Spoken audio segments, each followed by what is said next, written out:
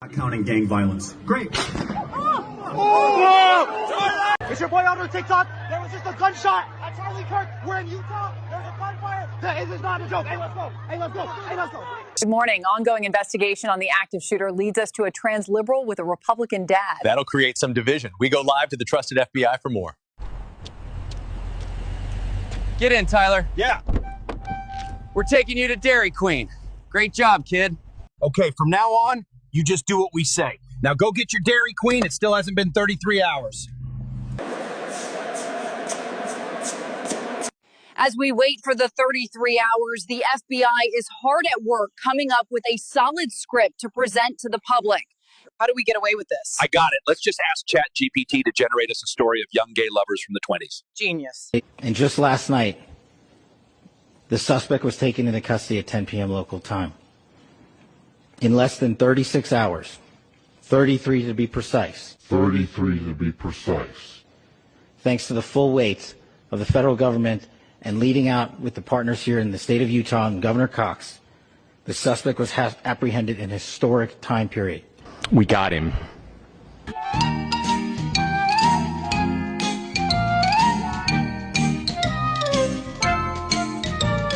One of these things is not like the others. One of these things just... Before I let you go, I want you to address one thing, and it's just the absurdity of it, some of the internet rumors that somehow Israel is behind the Charlie Kirk murder. And, I don't believe it for 1 second, but I want you to, make a statement. It's so absurd. That's insane. That's insane. Israel also changes the orbit of the moon. Israel pushes the sun. I mean, the whole thing is, it's not only insane, I think it's so absurd, so stupid, and so ridiculous. You can't believe that people are saying that. They just found the perpetrator. They'll get to the bottom of this. But they go, they have no limits. When you hate Jews, when you hate the Jewish state, you're willing to say anything and promote all these absurd rumors. Let me tell you something. You're going to get caught. You heard the governor of Utah. You heard him tell you that they have capital punishment. And you need to be put to death. And they need to find this guy who killed this young man, who assassinated Charlie Kirk in front of 3,000 college students. And I'm not kidding. This is an attack on our republic. People say this needs to end now. This needs to end now. Well, the only way to end it is to make an example. And enough is enough with life terms. Enough is enough with all the rest of it. This guy needs to pay the price, and the whole country needs to see it. So I think he left a big legacy. Obviously, it's going to shatter the family, but this is a big wound for this nation because a Republican government cannot endure if we cannot have situations where it's safe to disagree, where you can actually go and give a different perspective. But we've seen people get shut down on college campuses. We've seen violence, not approaching this level, on college campuses. And then this event, I think, really gets to the heart of whether Republican government can long survive. So I'm very angry at what happened today. Obviously, they got to catch this guy, and we need a very quick death penalty prosecution. I don't want to see this take forever and a day. We need justice for this. The Feast of Trumpets has begun. A red heifer, pure of all imperfections, was sacrificed on Temple Mount. Shana Tova. Why are you doing this? You've started the rapture. I've got to stop those androids somehow. The idea of pre-tribulation rapture is younger than the United States. That's not even real theology. Well, I've already started the apocalypse. All that's left is destroy the Al-Aqsa Mosque, blame it on Palestinians, and then rebuild King Solomon's temple. I might as well finish. Whoa, Vegeta, check me out. I'm being raptured. Kakarot, get down from there. Everyone knows you can fly.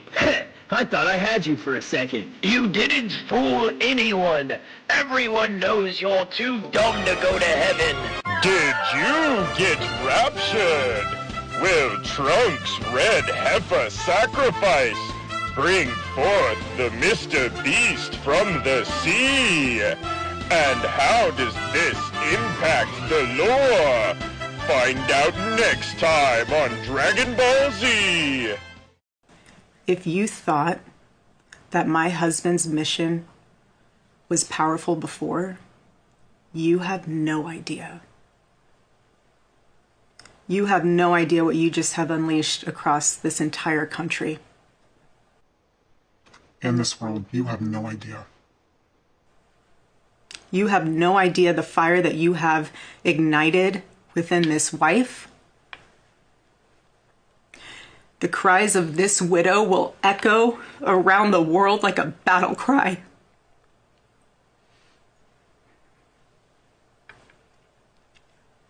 To everyone listening tonight across America, the movement my husband built will not die. It won't. I refuse to let that happen.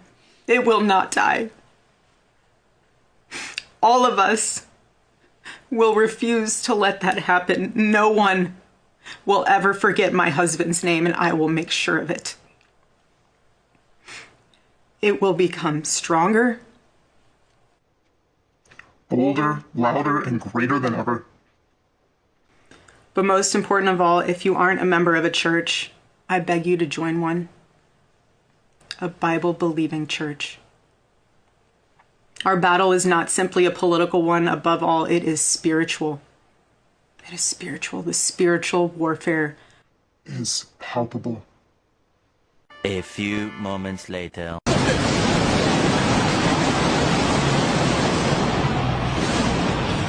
Are you a cardinal? No, I'm a bishop.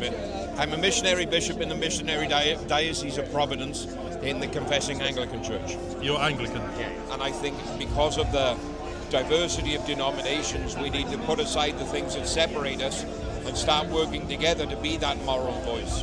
So would you say that this movement has an ecumenical tone to it? Yeah, because it draws believers from every different denomination and those of no denomination. And right now we need that unity. I don't believe in Christian nationalism. Do you believe the gospel is by grace through faith? Do you think that there's a conflict between the Protestant and Catholic view on that? You still a renewed interest in the Christian faith at this time? Yes, I do feel it is on the rise. Christianity is coming back, and it needs to for our country's future. We need to bring it back to Christianity, definitely. Do you think that that's just in a cultural way, or do you think there's like real interest in the faith, like the gospel itself? Cultural way, I feel. Yeah. Okay, so you think more cultural than an actual dedicated faith in Christ? No, both, yeah. New data is showing that church attendance amongst 18 to 24-year-olds has jumped 16%, in fact, since Trump returned to office. So they're calling this, a quiet revival. Supporters are saying that, Trump isn't just fighting for politics, he's leading a spiritual renewal. And I think we see with Charlie Kirk as well and Turning Point USA and all the young kids. But what's your take, Michelle, on this? And do you find this in your life? Are you seeing younger kids going back to church? I love it. I think it's great. This is such great news. I've seen it for a while. I used to live in Miami, Florida. And if you know anything about Miami, very flashy culture, a bit soulless at times, right? It's very materialistic, superficial and whatnot. I belong to a church down there called VU Church. And it was a phenomenal church because it appealed to a younger generation. So much so that I think when I left, they had about 4 or 5 different locations, packed out, by the way. So much so that you had to go upstairs and watch from above if you didn't get there in time. And it was all younger kids. And a lot of people in the Miami area, there's so much to do there. We're looking for a sense of purpose and community and a greater good. And that's ultimately what religion leads you to, going back to a life of God. A lot of people realizing that the alternate way of life is empty and soulless and leads a lot of people into a dark spiral. Shout out to VU Church, by the way. If you're in Miami, check it out. It's amazing.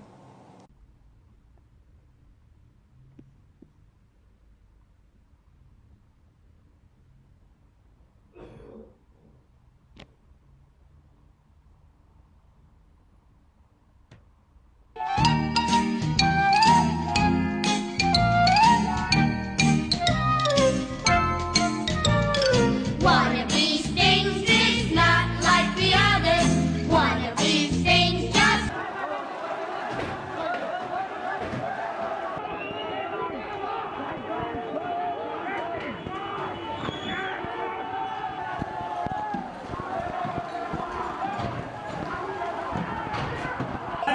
government is complicit in genocide.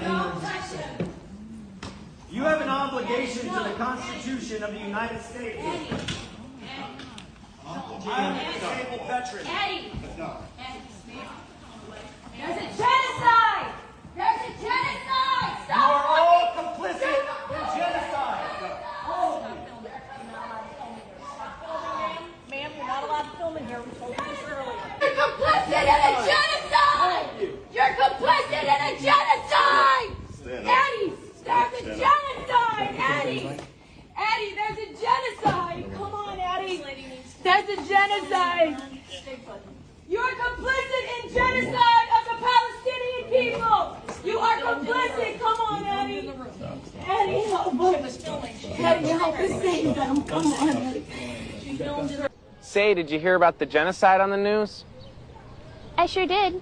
Once you've broken the ice, introduce yourself and start chatting. I'm Melvin. Polly. Do you like coming to this park? I sure do. Me too. Cool. If the conversation feels stiff, ditch the small talk and bring in some playful humor. To Kill a Mockingbird, huh? Is that book about dinosaurs? It's actually a book about creepy guys on park benches. Relax, I'm just messing with you. Oh. Teasing is a good sign. Wow. You're funny. I guess I'm the funniest one on this bench. But just don't go too far with it. Like this. More like the dumbest. This is taking our country to a new level. We're leading the world. We're leading China, but we're leading the world by a lot. And we're leading it because of the people around the table. And all I can do is implement.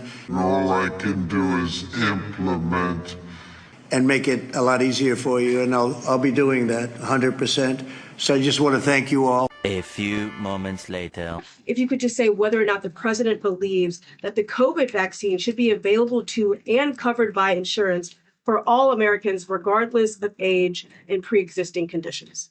What I will tell you is that the FDA recently revoked the emergency use authorizations for 3 COVID vaccinations while simultaneously greenlighting 4 new COVID-19 vaccines with 2025 and 2026 formulas. I'm announcing today that my administration will lead an international effort to enforce biological weapons convention, which is going to be meeting with the top leaders of the world by pioneering an AI verification system that everyone can trust.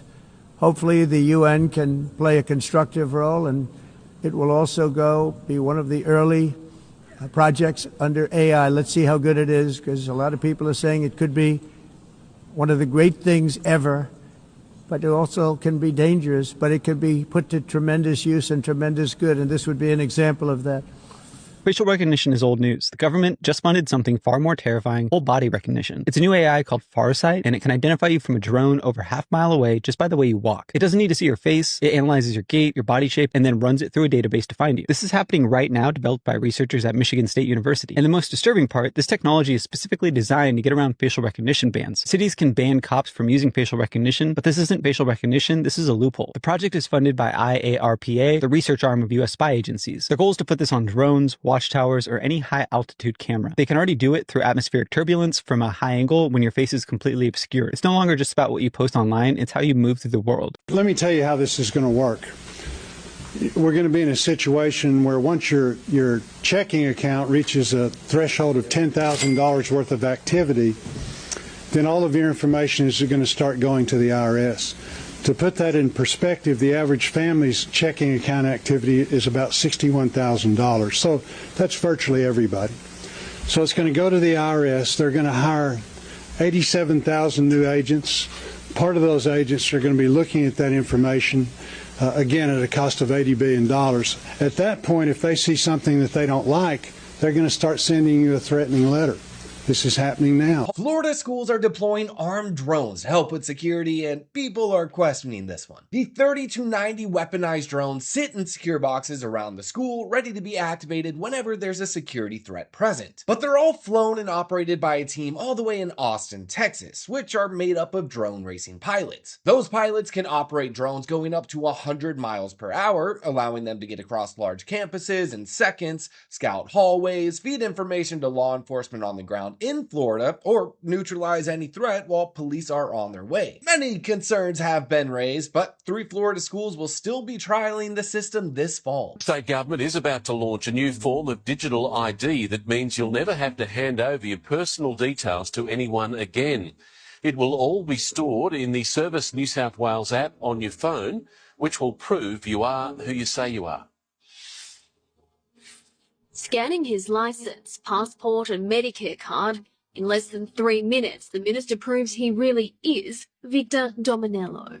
This is unquestionably the Holy Grail. This is your first look at the state's new digital ID. This is a huge step forward in giving back people control over their data, control over their identity. Personal credentials will be stored on your device. No IDs need to be handed over. And that means keeping your address and birth date to yourself.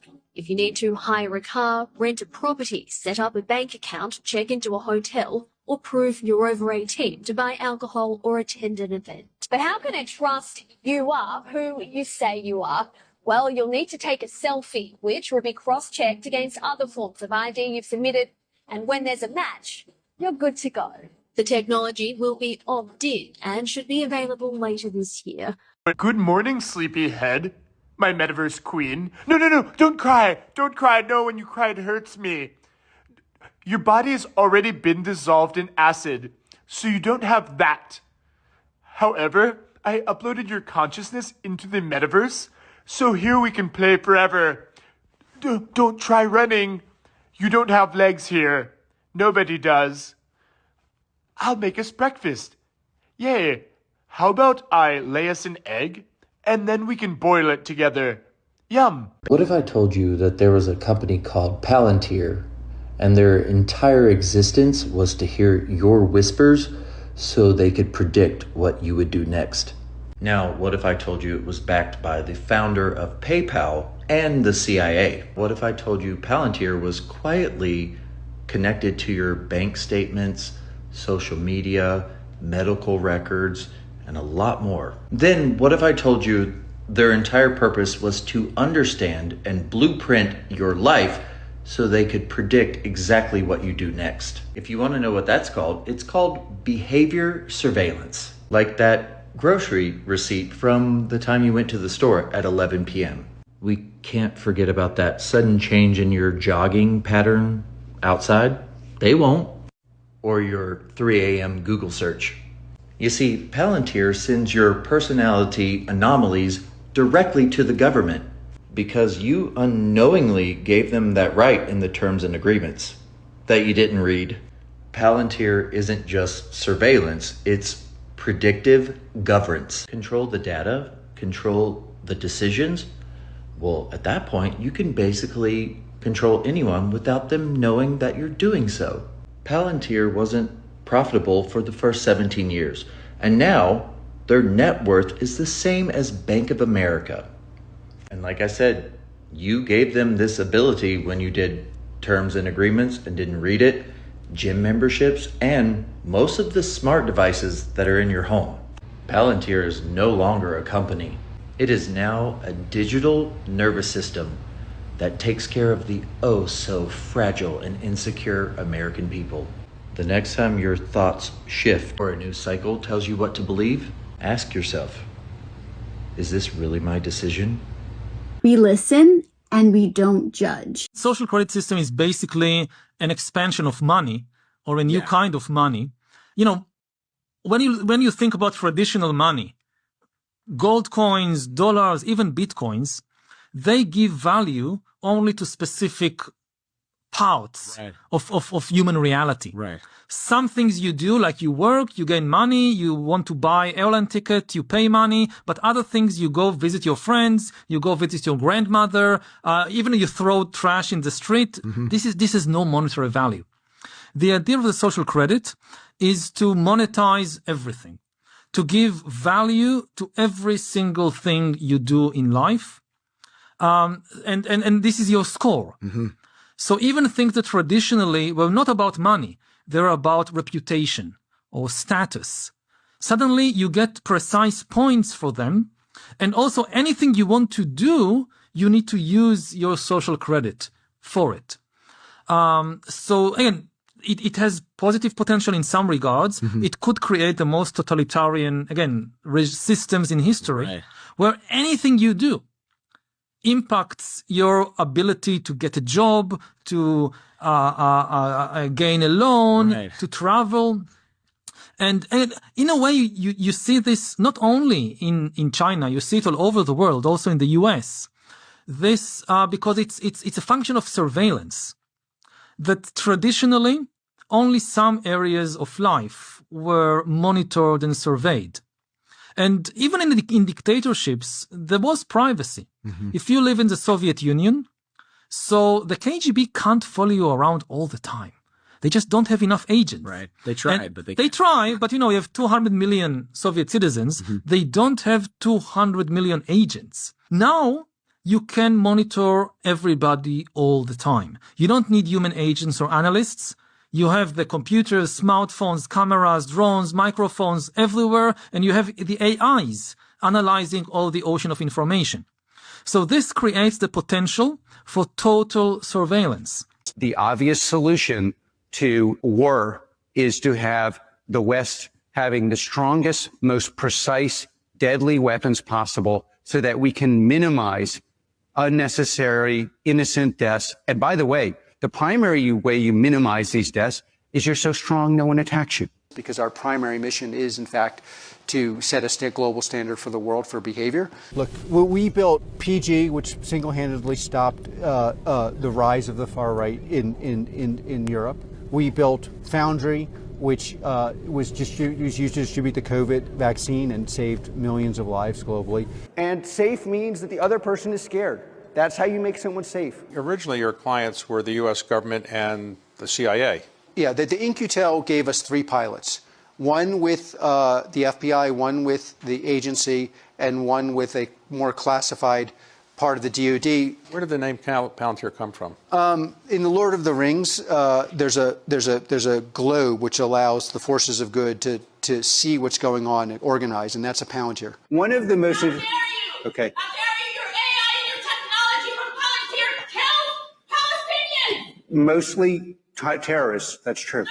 Palantir is here to disrupt and make the institutions we partner with the very best in the world, and when it's necessary, to scare enemies and on occasion kill them. There is basically no conflict in the world where Palantir is not the first call.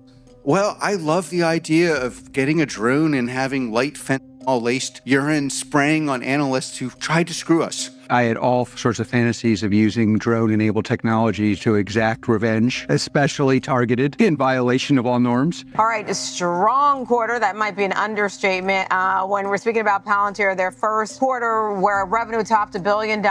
In the end, the rights you give up will be used against you.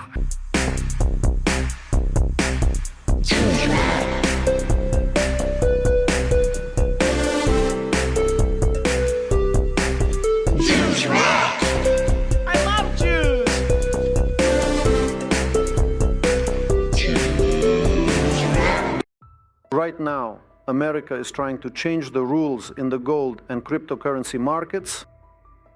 Remember how much debt they have, $35 trillion. Essentially, these are 2 alternative segments to the global currency market. Washington's actions in this direction clearly demonstrate one of America's main objectives. They are very eager to solve the problem of declining trust in the dollar. The U.S., just as it did in the 1930s and 1970s, will solve its financial problems at the expense of the entire world, driving everyone where? Into the cryptocurrency cloud. Over time, when part of the U.S. national debt is placed in stablecoins, the U.S. will devalue that debt. Once again, in simple terms, right now they have a $35 trillion currency debt. They move it into crypto, into the cloud, devalue it, and start from scratch. This is for those who really love dealing with crypto.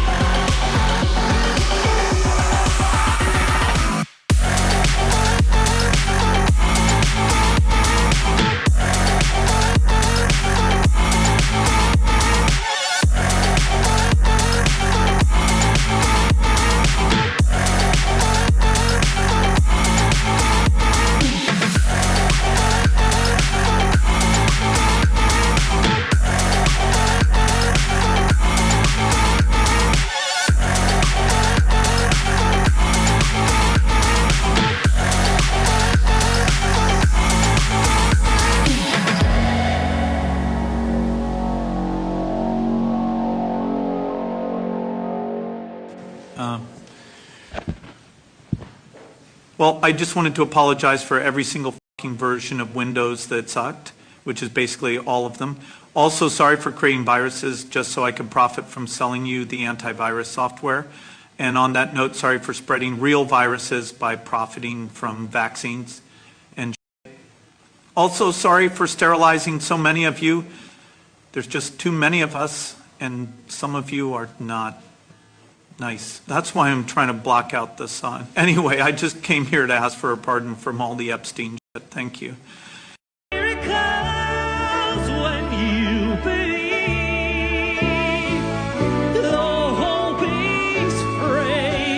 The Bible says it plain as day, Tucker. The USA must obey Israel. The Bible says that, really. God spoke unto Abraham. He said, obey Netanyahu and obey AIPAC, and America will be blessed with endless war. Wait. You're saying the Bible mentions AIPAC, your single biggest donor, by name? Yes. Where? What verse, Ted? I've been pretending to be a Christian for a lot longer than you, and I've never heard that. Jesus said to the Fallopians, do not question Ted Cruz, for even though he looks like a sausage salesman, he talks like a televangelist, and he should be believed. It seems to me like you're misrepresenting the Bible on purpose to convince American Christians to go to war with Iran on behalf of a country that sends you backdoor bribes and owns your candy ass. Am I wrong? George W. 319 says, shut up, Tucker. Oh my gosh, I think I just felt one of my balls drop. A stamp of approval by the Beverly Hills Unified School District Board of Education, passing a resolution meant to combat anti-Semitism in the community and drawing strong reaction from the public and board members. This is a time right now that Jews are being killed and slaughtered on the street and threats are happening. So enough. The resolution would, among other things, recognize May as Jewish Heritage Month, display the Israeli flag at each school and facility, call for education and awareness around Jewish history and culture, and designate October 7th, 2023 as an annual day of remembrance. Supporters say the measure is needed amid rising anti-Semitism to make Jewish students feel safe and supported. I believe this vote is for the Jewish people, for anti-Semitism, and why there needs to be education and training. This should be a no-brainer for a school district that represents one of the only Jewish majority communities outside of Israel. But opponents argue that displaying the Israeli flag in a public school setting blurs the line between supporting Jewish people and endorsing the Israeli government, particularly during the war in Gaza, adding that other ethnic and religious groups exist in the school district as well. Does any flag of a foreign nation belong on a public school facility here in Beverly Hills? Of course not. Moreover, some organizations and local parents warn the resolution is not designed to protect all students. Instead, it could alienate certain kids, exclude other persecuted communities, and even fuel more anti-Semitism. Those of us who are not Jewish, we thank you for giving all of us a foundation of morality and decency and civilization upon which our own faith is built, for without yours, we don't have one. As I often tell my Jewish friends, you can be Jewish, you don't need me. But I cannot be who I am in my faith without the debt of obligation that I owe to you for having listened to God and been willing to be obedient to Him when He called you to this place as His people for His eternal, everlasting purpose. And I salute you and join you tonight in the celebration of this wonderful, magnificent, incredible reminder that God never has been finished with Israel, and He never will be. This is the eternal home that He has chosen. Coming soon to a theater near you.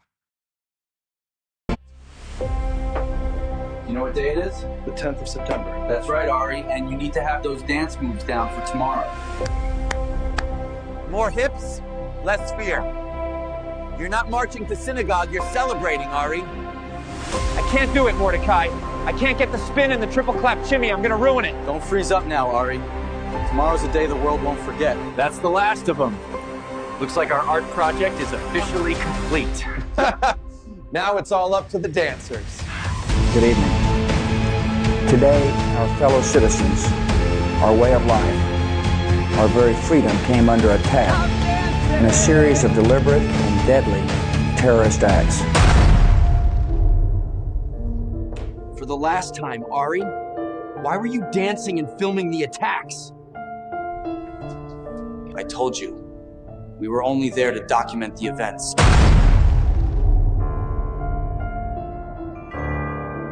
Meanwhile, I'm clapping. I'm praising. I feel like I just snorted cocaine or something. I'm so excited. And I never did that before, for the record. And he's not saying that what Epstein did is a hoax. It's a terrible, unspeakable evil. He believes that himself. When he first heard the rumor, he kicked him out of Mar-a-Lago. He was an FBI informant to try to take this stuff down. The president knows and has great sympathy for the women who have suffered these unspeakable harms. It's detestable to him. He and I have spoken about this as recently as 24 hours ago. I don't think in my whole life I've ever called the FBI. As we prepare to celebrate 2.5 centuries of freedom, I'm inviting America's great religious communities to pray for our nation and for our people. From the beginning, this has always been a country sustained and strengthened by prayer. So important. If we bring religion back stronger, you're going to see everything get better and better and better. You're going to see it get better and better. So as we chart our course toward the next 250 years, let us rededicate ourselves to one nation under God. Right? My sisters and brothers in Christ, blessings to you as we enter another glorious Minnesota autumn and experience again the excitement that comes with returning to our fall parish ministry and activities calendars. I always love the back-to-school events and parish fall festivals. I know that they are great community builders.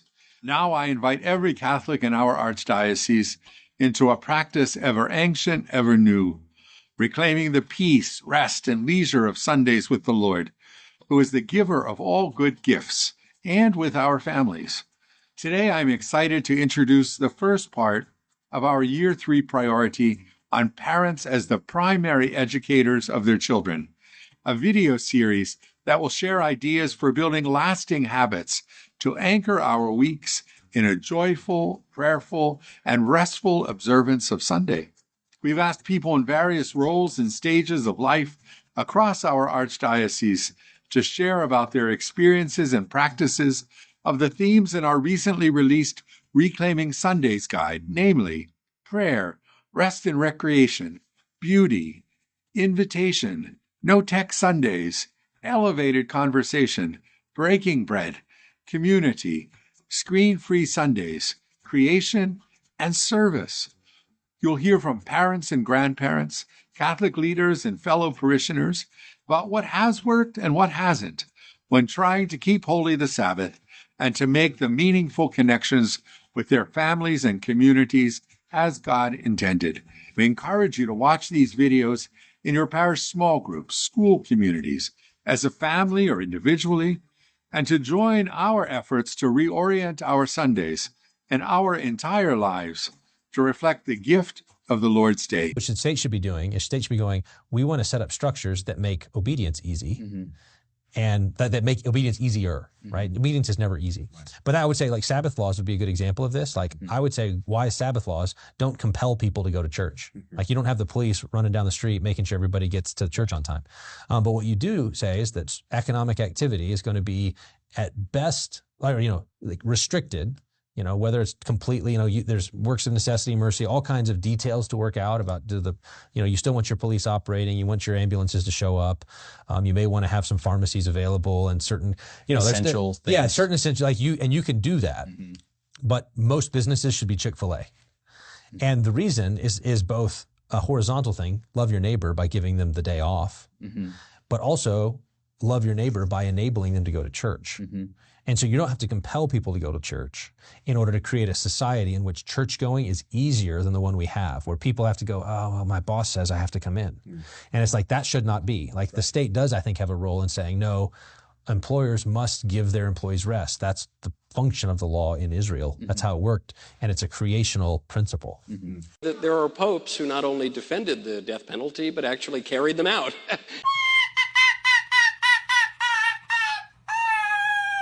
Including Blessed Pius IX, who carried out some 500 executions in the Papal States. So I don't think one could say it's intrinsically evil. I don't think we would call St. Paul a murderer.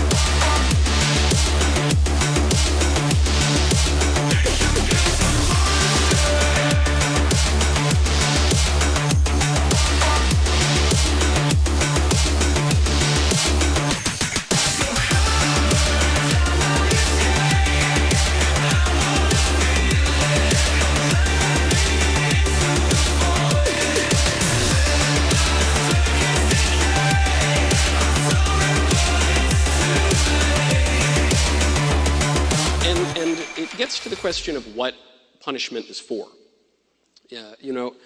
Punishment has three purposes. The first one is retribution. It's because you do something wrong. We don't put people in prison or on death row simply because they have some bad habits. We could all use a little rehabilitation, I'm sure. That's not the reason you go to jail. It's because you did something. So there's retribution for what you did. The second purpose is deterrence and obviously protecting the public. Maybe we loop that in. But then another purpose is rehabilitation. We want to correct these errors in people because it's actually cruel to the criminals to let them persist in their degradation. It's very harmful to their lives and ultimately to their souls. So we want to correct them. This is an argument that goes back to Plato, if not further back. There's a line from Dr. Johnson who says, "Depend upon it, sir, when a man knows he's to be hanged in a fortnight, it concentrates his mind wonderfully." that actually when a man is facing death, it can focus him. It can cause him to think more deeply on spiritual matters. It can actually help to rehabilitate his soul.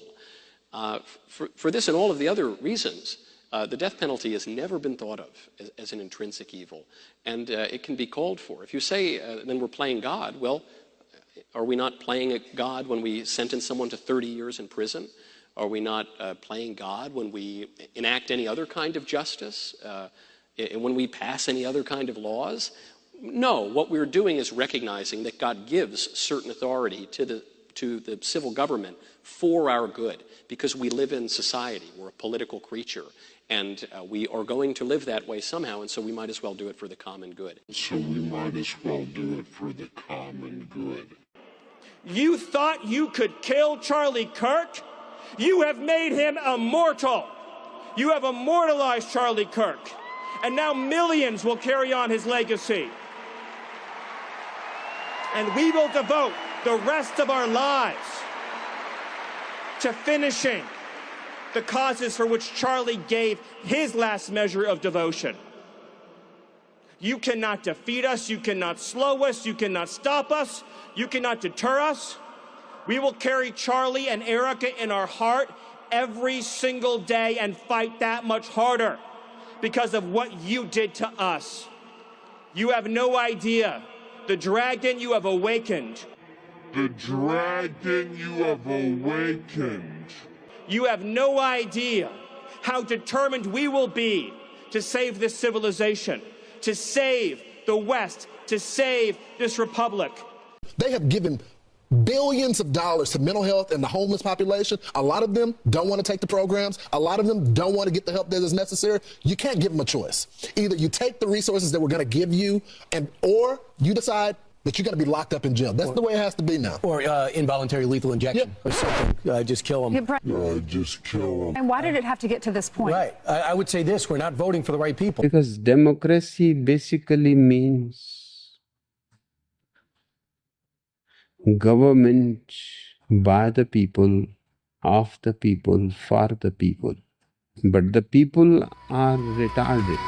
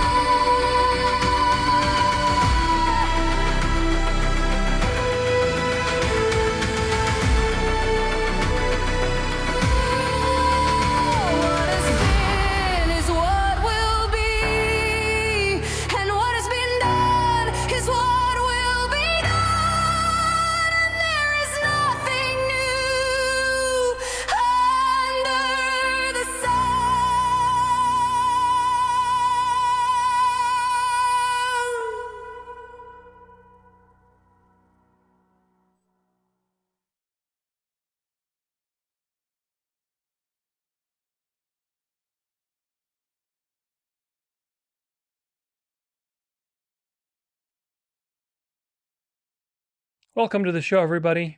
You're listening to the Dance of Life podcast, and I'm your host, Tudor Alexander. Welcome to another Venerable Day of the Sun.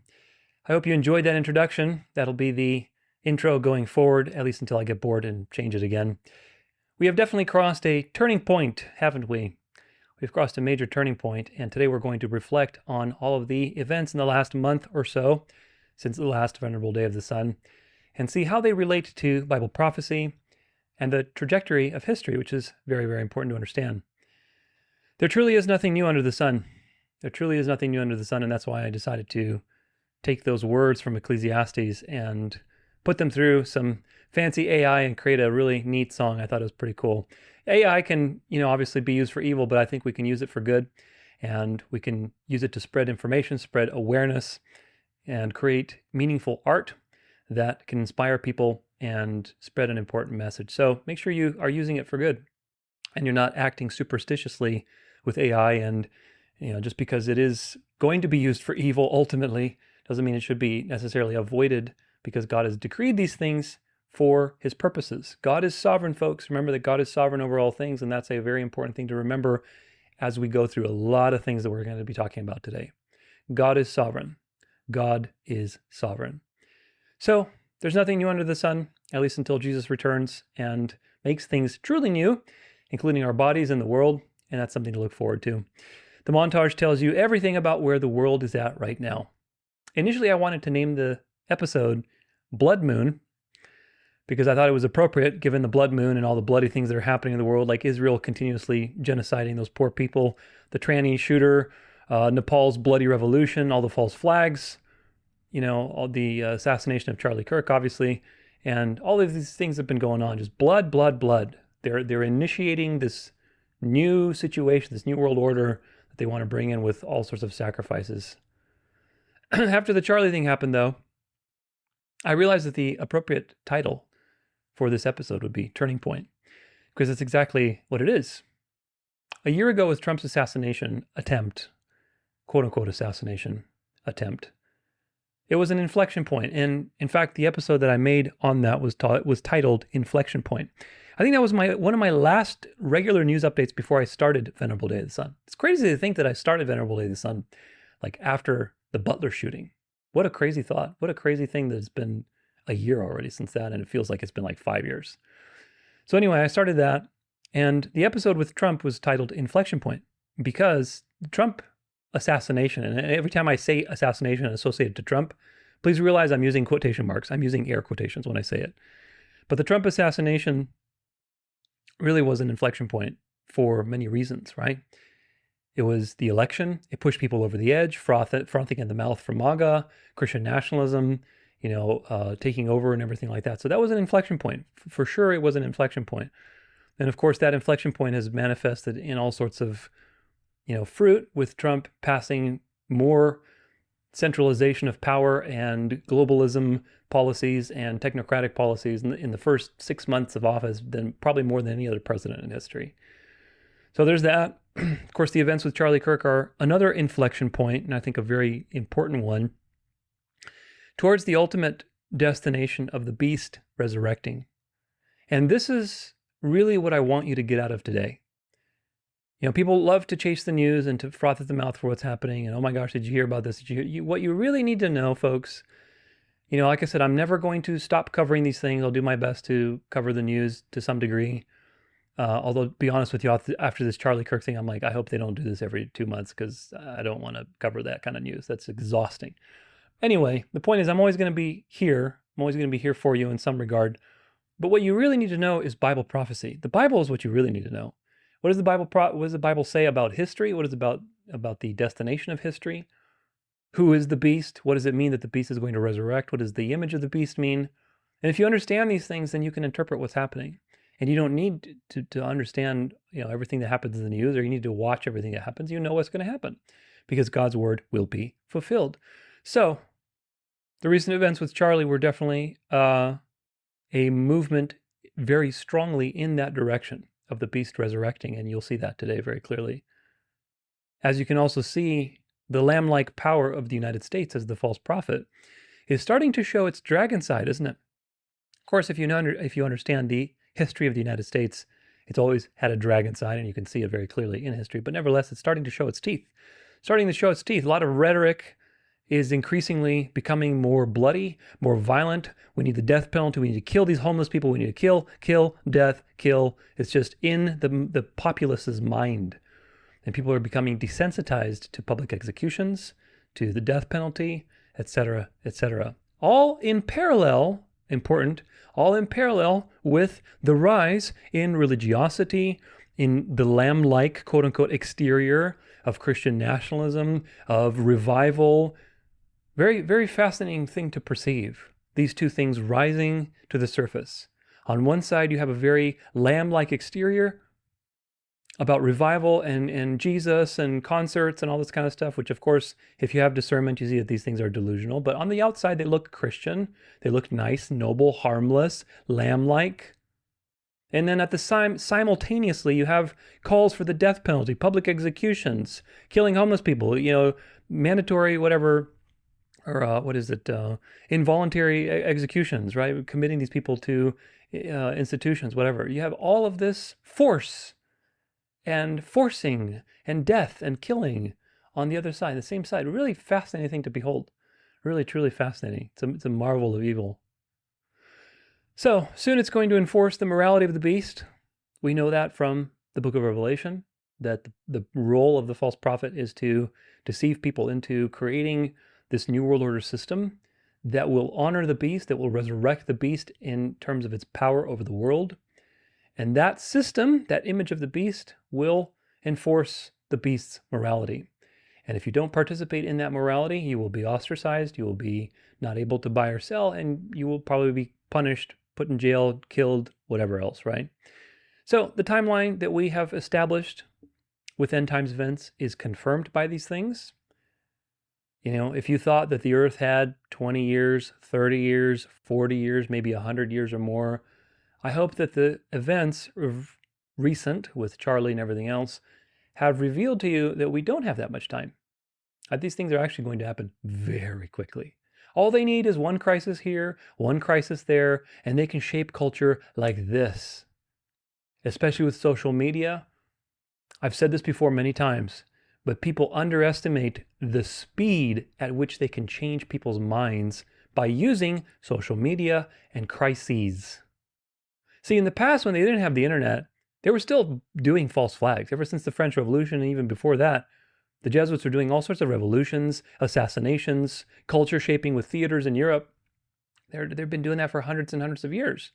But they didn't have social media, so, you know, news traveled very slowly, comparatively, right?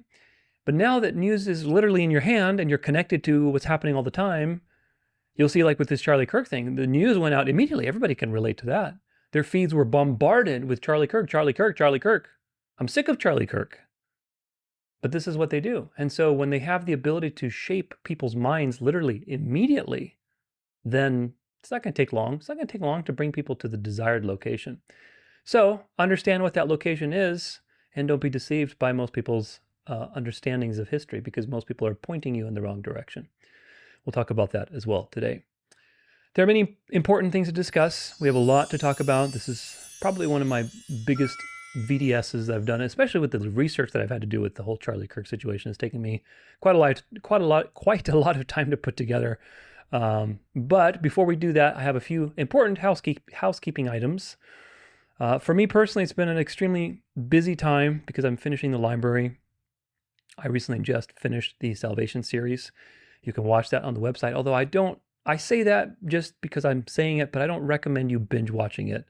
Please don't go through it like binge watching like you're watching Netflix. Please watch it and take notes.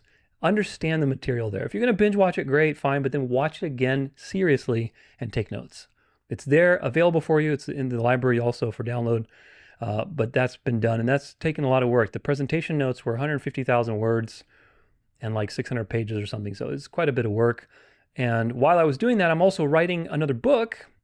Hopefully by the time actually you see this, actually no, let me think. It's going to be probably about a week or so after this is released. But anyway, probably if you're watching from the future, it's already out. My Berean Q&A, question and answers. Probably it's going to have, I'm guessing, I don't know yet, but probably like over 500 questions in there. Quiz questions, discussion Q&A, where people have asked me lots of questions. I've literally scoured YouTube, my emails, Substack chats, Messenger, YouTube comments, everything. I've took a lot of work to do that.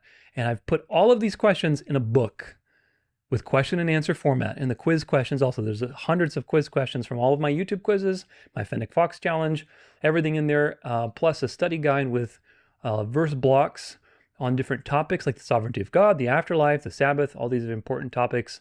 So that's in there. Look out for that. It's going to be a great book. But I was doing that, plus the Salvation series. I'm literally recording Monday, Wednesday, Friday, and then Tuesday, Thursday, I'm editing, scheduling, doing everything what I can in between, writing. I'm working nonstop every single day on top of trying to get groceries and whatever else I need to do. And then this Charlie Kirk thing happened. I'm like, you've got to be kidding me, man. You've got to be kidding me. I'm literally working like 12 hours a day already with all this nonsense going on in the world and trying to keep it straight. And the Charlie Kirk thing happened. So I was like, I thought VDS 20 would be nice and easy. And there you go. We're going to end the VDSs with a bang. So what do I mean by ending the VDSs? I'm not stopping to record VDS episodes. However, I will going forward, because the library is supposed to have just Venerable Day of the Sun 1 through 20. That was what my goal was. The first 20 episodes are part of the library. That's like, I don't know, almost 100 hours of content just in that.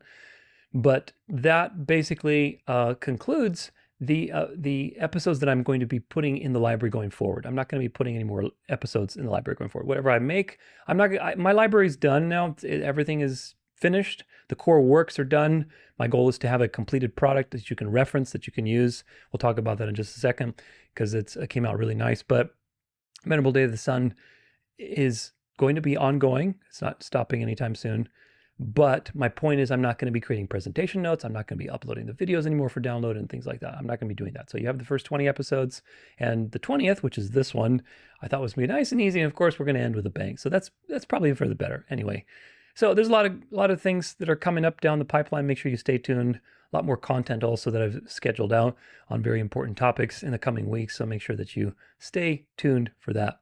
I'll make an official release post about all of these things, about the library, about the book.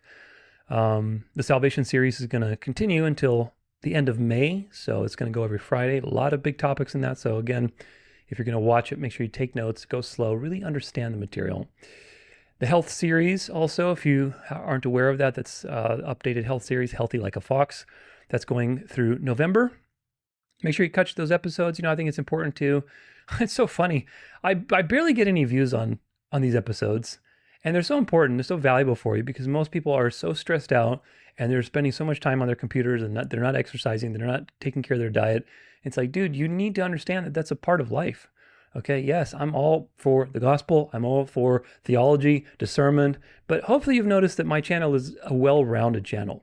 Okay, I don't just talk about the news and end time stuff. I have hundreds of hours of encouraging content so that you meditate on the true things and you're not, stressed out all the time. And I also don't have just only gospel stuff. I talk about discernment. I talk about secret societies. I talk about the Jesuits and Templars. And I also have health information to help you be healthy. So it's a one-stop shop, and ultimately so that you are keeping your body as healthy as possible, so you're not dependent on prescription drugs. You're not dependent on, on hospitals or doctors that don't know left from right. And that's important. But unfortunately, nobody watches my encouragement stuff. Nobody watches my health stuff. And in fact, I was checking my comments today with the health episodes, and so many haters, bro. So many haters. You got to eat raw meat, bro. Raw meat's the only food. Your thumbnail doesn't have any food pictures on. My thumbnail has butter, milk, salmon. What do you mean it doesn't have food on there? What is real food to you? God made all things good. Paul says that God made all things good, and we should enjoy everything with thanksgiving. And especially if it's prepared with love. Everybody has different genetics, obviously, and there's still the Genesis curse. First off, Adam and Eve were probably vegetarian, so there's that. We probably didn't eat meat until the covenant with Noah, but nevertheless, you didn't need to. You didn't need to eat meat. They had their sheep. They ate probably milk and dairy products, and they had various vegetables that they were eating. They were probably fine. Now, I'm not saying that that's the way to go, because we're at the end of the Genesis curse, so you need protein and everything like that. Things are very different. But health is not so simple, my friends. Health is not so simple. That's why you need guidance. That's why you need, I've done quite a lot of work. I've interviewed dozens of health professionals. I've written an 800-page nutrition book. I have a lot of experience. I'm a certified health coach. I'm a former professional athlete. Health was actually a very big part of my life. I haven't made a big deal about that on this channel because my goal was focused on theology and discernment, because those are very important topics. But this is also part of that. So I encourage you to check these out and to learn something. You don't have to buy any supplements from me, but just learn the truth and learn how to keep your body in good shape, because health is different for everybody. Genetics, location, various, allergies that you have, various preferences. There's so many things that factor into diet, exercise, nutrition, supplementation. Everybody's different. Everybody's different. There's no one size fits all for health. And if anyone is trying to reduce health to such a formula, they're wrong. Very simply, you're wrong. Raw meat can be good, but it also can be full of parasites and other problems. Why? Because you live in the Genesis curse. You think raw meat is like immune from all of the crap that comes with everything else? No. Look around you. Everything has been cursed. Food in the last 100 years is 75% less nutritious than it was. Why? Because of agricultural practices, pesticides, all kinds of problems. That also affects the animals. Hello, what do you think the animals are eating? You know, not everybody can live on like this fairy tale pasture land with their own farm and grow everything sustainably. Like that's not even possible these days. So yes, you should opt for quality. You should opt for whole foods. I have lots of strategies of that, like that in my book. But health is different for everybody. So please don't listen to people that are trying to reduce health to some one-size-fits-all formula, especially something as extreme as you got to eat only raw meat, bro, and organs. Yeah, those things could be good, but you have to be very careful, man. The Genesis curse is very real, and you can get into some real problems with that. So anyway, that's my platform. I'm off my, what is it? Not platform, pedestal. That's the word I'm looking for. I'm off my pedestal. All right.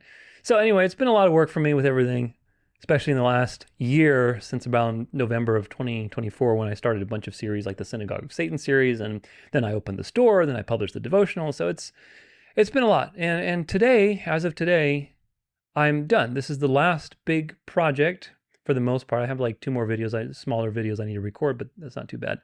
Venerable Day of the Sun 20 was my last big project, and then I'm going to be done. I have, you know, a nice break that I'm going to take and just take. I'm not going to be going away.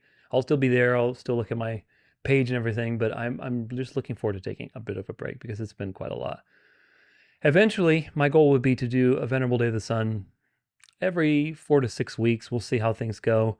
I'm also not really thrilled to go and chase every stupid thing that happens. These big types of psyops are important to discuss, so we'll see how things go. Like I said, I'm not going anywhere, but I also don't want to keep like running the rat race. I need to like just relax for a little bit. It's been quite a grind for the last 3 years. So going forward, again, I'm not going to be posting presentation notes. I'm not going to be posting my Venerable Day of the Sun videos in the library. Everything is done. There's over like 900 hours of content. In other videos, I've said 750 and 800. I counted it yesterday because I think I miscounted it. I'm like, oh my gosh, this is actually more than 900 hours of content. 900 hours of content. Never mind all the millions of words I've written through comments and questions and books and everything else in the last 3 years. It's been, I don't even, you know, by the grace of God, right? By the grace of God, really, by the grace of God, especially all the sleep troubles that I've had and all the crazy nonsense that's been going on in the world. So either way, the library is here. Here's what it looks like. It's a nice little red box. This is available now to you. It's got a branded back. It's got the Dance of Life logo on it. It's pretty cool, I think. And it's got a nice little velvet background with little straps for the USB. The USB is like the aluminum, very high quality 512 gigabyte USB. And all of that has my content on it. Over 900 hours of content, all my books, all my posters, like literally everything I've ever made. So you can have that ad-free, no sponsorship interruptions, no internet connection. I think that's pretty valuable. Professionally organized for you. Also, if you want to get the AI upgraded version, I basically took the time to transcribe all of these files, all of the video, all of the audio that I have. I transcribed it into Whisper and basically timestamps. And I'll make a post about it in the near future. But basically, anyway, if you know how AI works, AI understands various text files, and JSONs are specialized text files that can tell the AI what's in the information and how it's organized. So the goal is there's hundreds and hundreds and hundreds of files that I've transcribed from all, 900 hours of my content. And that's there as kind of like a blueprint that you can literally just drag and drop into an AI, and it can be trained on my material. So on my material, you can then basically have a glossary. You can have a little, Fennec Fox librarian, that's what I wanted to call it. And basically have it answer questions as I would answer them and give you references with timestamps or links and things of this nature. So you can look things up, you can ask it questions. I think it'd be super valuable. Right now, the technology at the time of this video, again, things change very quickly, but at the time of this video, technology is such that it's not financially feasible for me to provide that service for free, to where I can get an AI, like I think what's the name, like re something, I forget the name of the service I was looking into. It's a pretty popular service, but it was nice. You could just literally, you could train like a chatbot and you could have it as a landing page and everything else. And that's what I wanted to do, provide like a free, service where people could just go there and ask it questions or have it look up, various things and give you a timestamp reference. I think it's super cool. But the problem is that it's not financially feasible and I would have to like charge for it. I don't really want to do that. If I can do it for free, I would rather provide it for free. So I'm providing the files anyway. I'm creating the infrastructure for that future case, because I'm sure these things will become more and more affordable and accessible. Eventually, everybody, I think one of the next things is going to be people who are experts in a field or have a channel or have lots of content. I think the thing will be to create your own chatbot. I think that's definitely a future. And that's going to be something where you could download, your consciousness basically onto this thing. And then basically people can ask it questions and it can look things up. And I think it's super valuable, especially if it can translate into other languages. I think it's so valuable, so valuable. So ultimately, I think that is something that's going to be in the near future. If it becomes easy to do, I'll do one of my own and I'll have it as a free service. But until then, you can have the AI upgraded version with all the JSONs and just use that for however you want. Whether you want to train it on specific material, like only on the Salvation series, and then you want to ask something, have multiple chatbots, or you want to have one chatbot for everything, that will be there for you. So there's the AI upgraded version, and then there's the normal USB. Those are both available now. You can check them out in the store. Lots of great things in there. Anyway, once I settle things down and I'm a bit refreshed, and after a few months, we'll see once the new year starts with all the shenanigans, I would like to do regular Ask Me Anything sessions, like Q&A sessions that are live, and then just post them after that. We'll see how I do that. I've never done that before. I mean, I've never done on YouTube. Let me put that this way. I've done question and answer sessions, but I've never done it on YouTube. So that's something I need to look into to see how I would go about doing that. However, between that and Venerable Day of the Sun and all the other things that basically are there, like maybe doing interviews, guesting on other shows, I think there'll be plenty of work to do in the future. God will always have work for us to do. God always has a purpose for us, but I am grateful that this journey of creating, researching has kind of come to an end. I'm sure that's not going to end with the news, obviously, but the great bulk of that work is done. And I'm very grateful to God that He gave me the strength and energy to accomplish such a magnitude of work. It's a magnitude of work. I don't know too many people that in 3 years, actually less than 3 years to be quite honest with you, because it was, actually it is 3 years. It is 3 years because it's from 2022. Yeah, from about 2022 when I started my YouTube channel to now, it's fall of 2025. 3 years, about 3 years. Maybe a little bit extra change in 2021 before I lost my voice, like a couple months.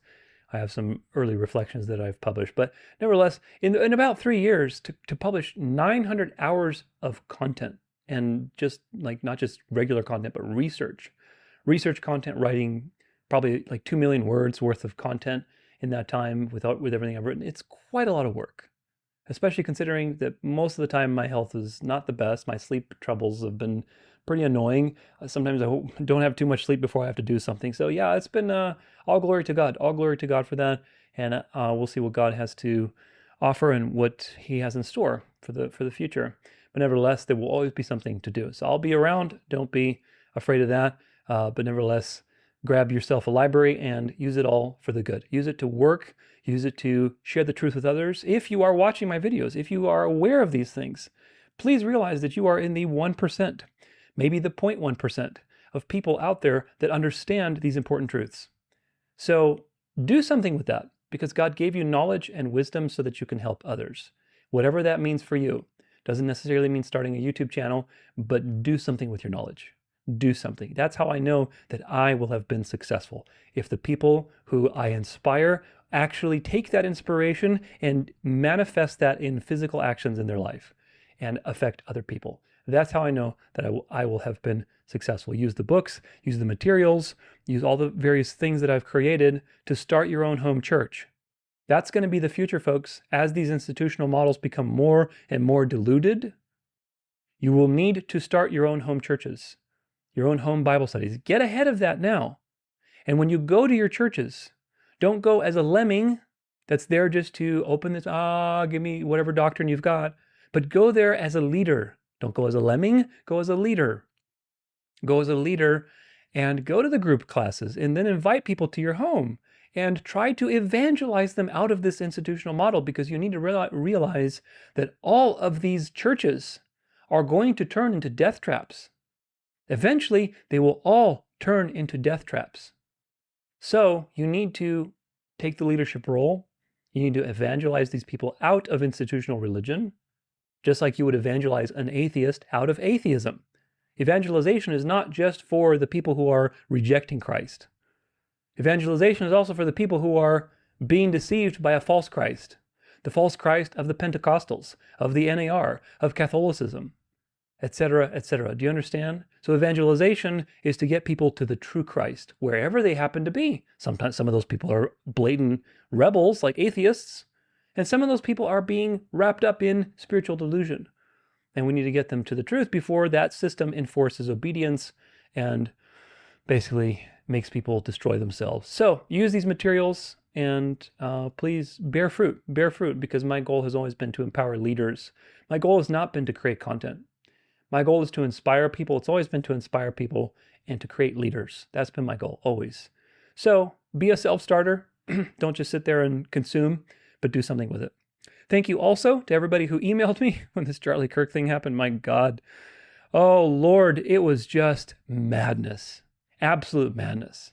Again, on top of everything else that I was doing, like the last thing I needed was to deal with all this stuff. But nevertheless, God was good.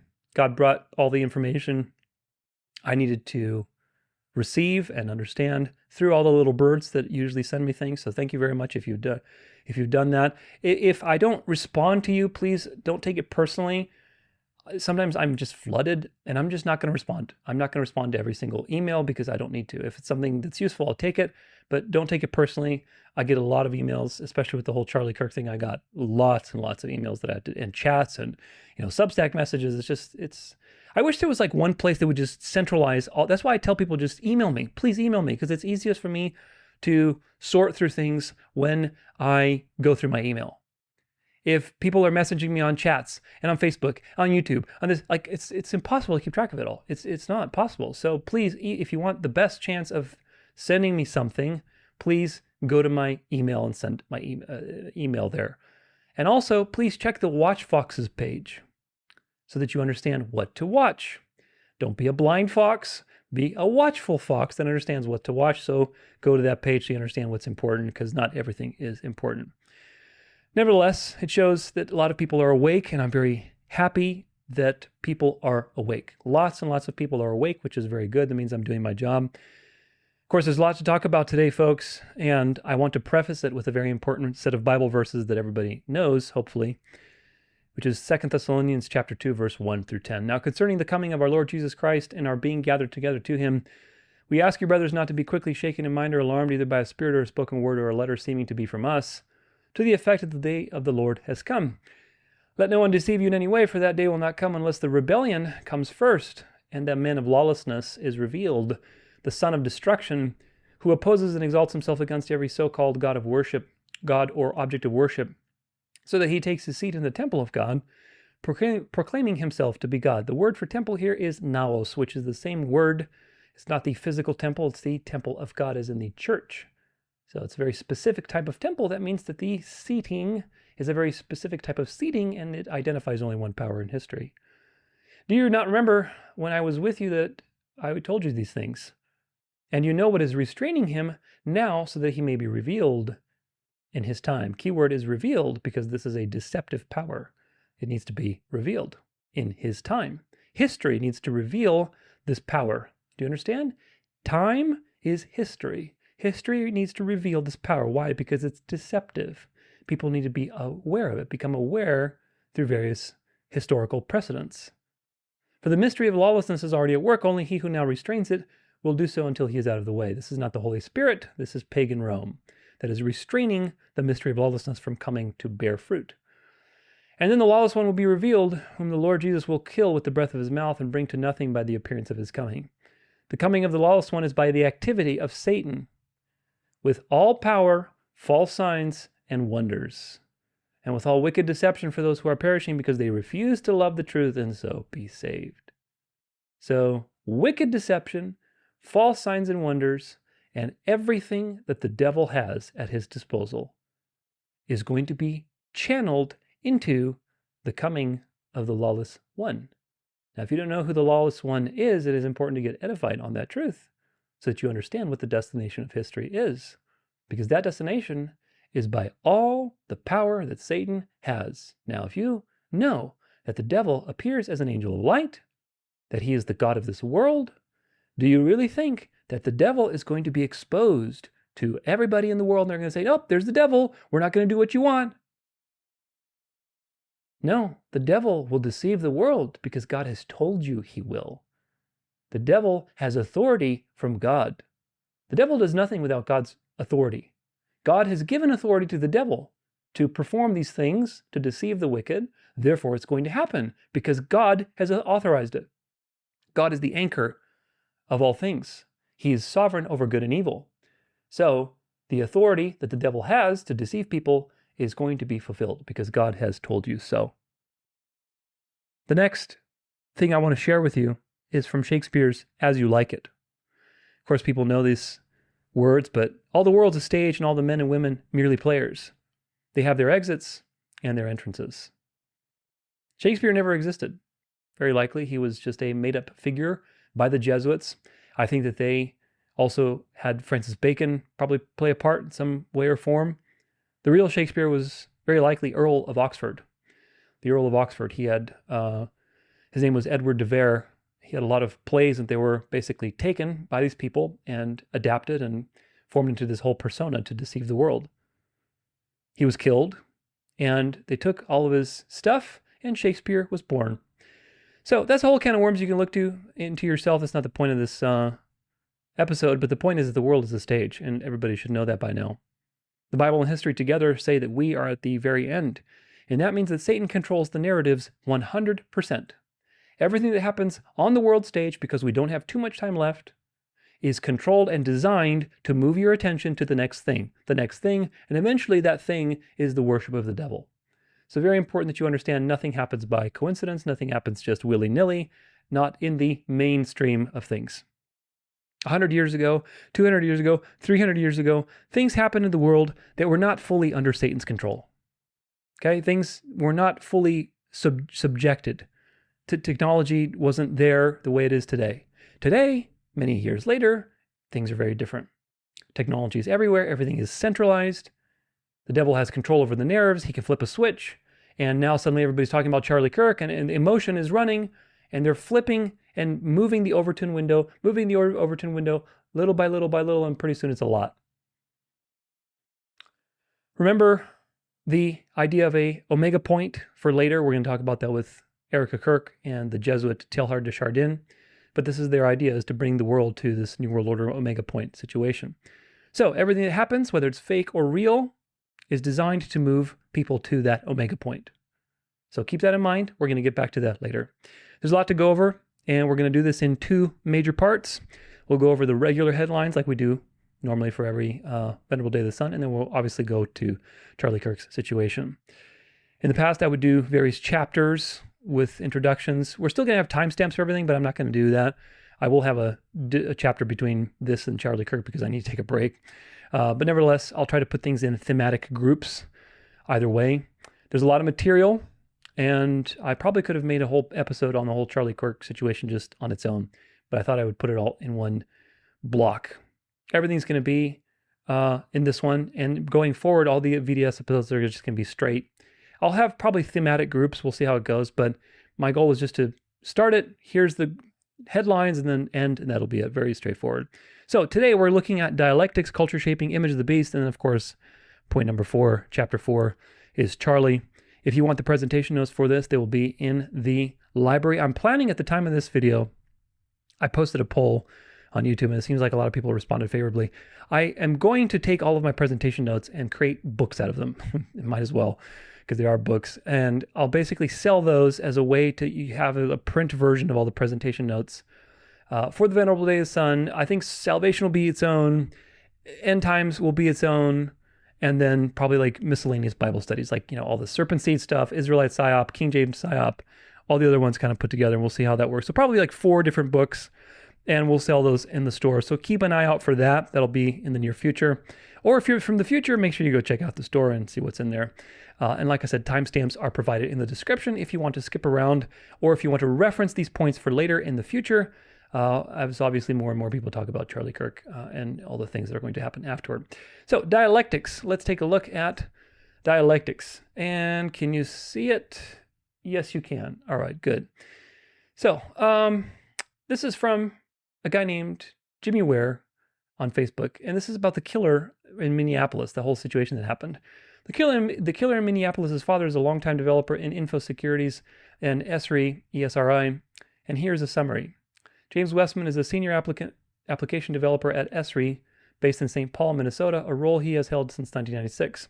He previously worked as a GIS specialist at Bay West LLC from 1991 to 1996. His educational background includes a Master of Science in Environmental Monitoring from the University of Wisconsin-Madison and a Bachelor of Science in Natural Resources. Yada yada. His professional skills encompass Python, Java, Microsoft SQL, and other stuff. Apparently, the FBI are currently searching his family home for a motive. ESRI is a global leader in geographic informational systems software. Beyond its role in commercial mapping and analytics, ESRI has long-standing contracts with U.S. intelligence and defense agencies, including the Central Intelligence Agency, the Department of Defense, and other places. The GSA schedules enterprise license agreement and direct task orders. ESRI provides advanced geospatial technology training and support to federal agencies. Its mapping and analytics platforms are used to support intelligence operations, defense strategy, disaster response, and large-scale data sharing initiatives.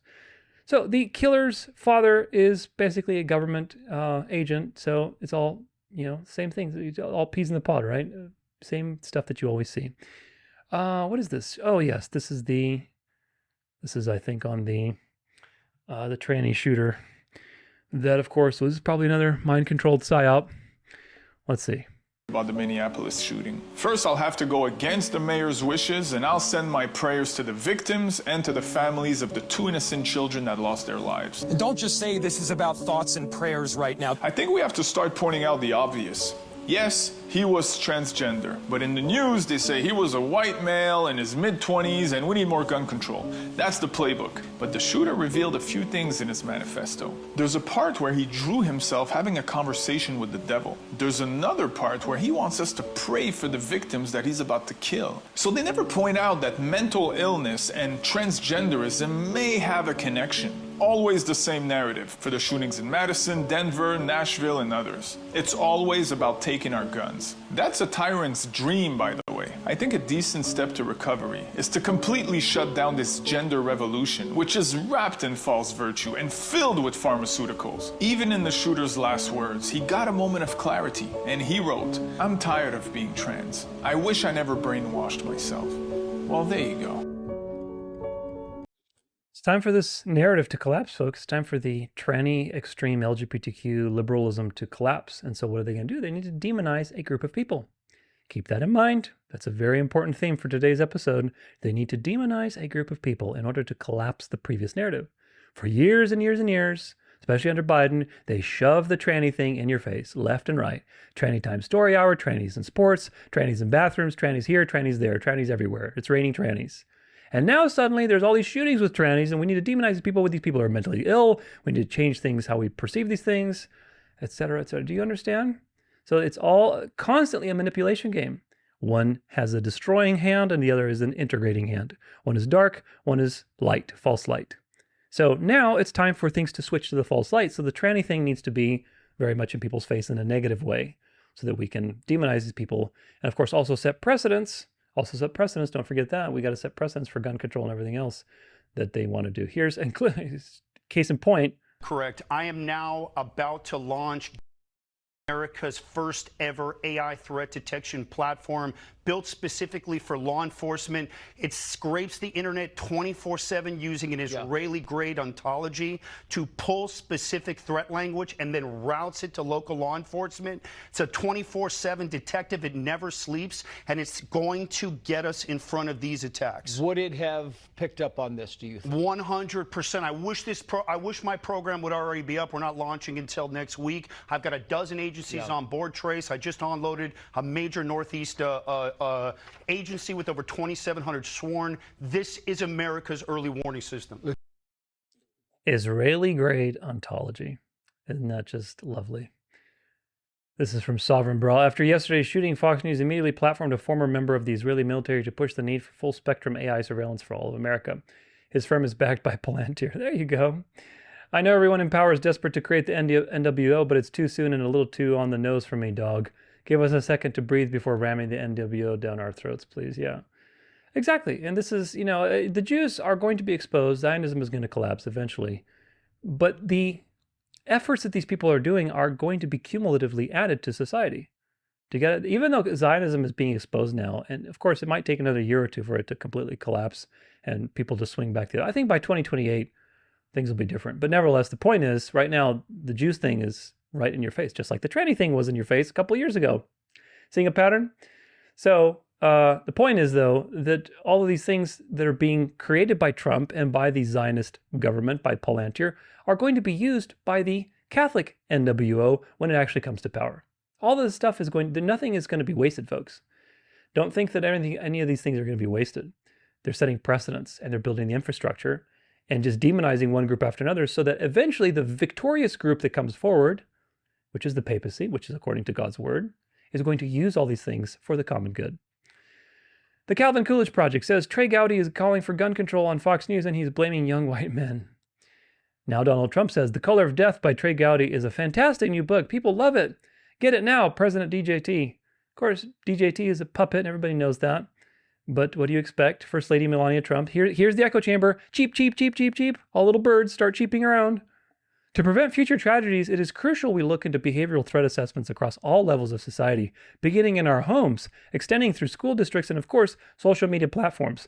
Being aware of these warning signs and acting quickly can save lives and make American communities safer. Safe, safe, safe. Be safe. Just trade everything you have, your privacy, your life. Just trade it for safety. You got to be safe. Of course, if these people weren't choreographing so many false flags and, MK Ultra shootings and whatever else, you probably would be safe. You probably would be safe for the most part, because all these violent situations are choreographed and they're incited by the devil. So this is the problem. And of course, these people who are in power are all for controlling the hell out of you. And people don't see it. People are still cheering on Trump. I just don't get it, man. I really do not understand how you can still read Trump's reactions to these things, see him going full hardcore with the technocratic system, obviously warming up to gun control, his wife basically supporting Palantir and all these technocratic overlords taking every control they can over your life. I don't see how you could read these things and react with like, oh yeah, Trump is coming to save us from the deep state. Or, oh yeah, Trump is really draining the swamp. The level of brainwashing is just insane. It's just insane to me. I understand maybe a couple of years ago, for sure. I don't blame you. But now, how much more evidence do you need? Kash Patel. As we continue to investigate yesterday's barbaric attack from Robert Westman, the male subject, our teams have gathered information and evidence demonstrating this was an act of domestic terrorism motivated by hate-filled ideology. Updates. Subject left multiple anti-Catholic, anti-religious references both in his manifesto and written on his firearms. Subject expressed hatred and violence towards Jewish people, writing Israel must fall, free Palestine, and using explicit language related to the Holocaust. Oh, isn't that just a coinkydink? He wrote an explicit call for violence against President Trump on a firearm magazine. The FBI investigation is still ongoing. We'll employ all of our counter-terror tools to ensure this is fully investigated and deterred. And as promised, we will continue to update when available. Oh boy, hopefully people are seeing through these things, all these choreographed shenanigans. Come on now. There we go. For some reason, this loads to the side. Congress has placed now we're talking about the Jews now. Congress has placed Wikimedia under federal investigation for including criticism of Israel in Wikipedia articles, requesting the information of individuals who contributed. Boy, that early life is just too good, isn't it? Yeah, I'm not going to read this letter. Let's see what's in here. Yeah, so Congress is, of course, this is, again, you got to take a step back, folks. Take a step back, okay? Take a step back to 2021, 2022, okay, with Biden and the whole clown show that was happening with Biden, and how they were shoving this gay thing in your face and LGBTQ plus pedophilia, bestiality in your face, whatever they want to do, just put it in your face. Tranny Time Story Hour in your face, trannies in sports in your face. Why? They were shoving it in your face so that you would demand a change. And when they fake assassinated Trump, it pushed people over the edge. That was the sealing of the deal with religious delusion as a response to all the traumatization of the left. Now, the right mainstream MAGA is traumatizing you. It's traumatizing you on purpose. It's saying Jew, like the Alex Jones meme, Jew, Jew, Jew, Jew, Jew in your face. Jew, Jew, Jew, Jew, Jew, Jew, Jew, Jew, Jew. Here's another Jewish thing. Look at all the Jews doing all these dirty things. Jew, Jew, Jew. They're putting the Jew thing in your face. Do you see it? It's so obvious now. Compare even to like 2 years ago. Look at all the Jewish stuff that's being forced into your face. Policies, rules, anti-Semitism laws, funding the IDF soldiers. I think there's an article on that in here. All kinds of shenanigans. Designed for what? To make you look at the carrot. Look at the carrot. Look where I want you to look so that you can start hating the Jews. So there's a justification for the collapse of Zionism and the collapse of Protestantism and going back to Catholicism and worldwide church revival, quote unquote revival, and converting the Jews and eventually hating the people who will rest as God asked you to rest and not bowing down to the papacy. That's what it's all about, folks. That's the bigger picture. But anyway, early life. That's no longer going to be a thing, unfortunately.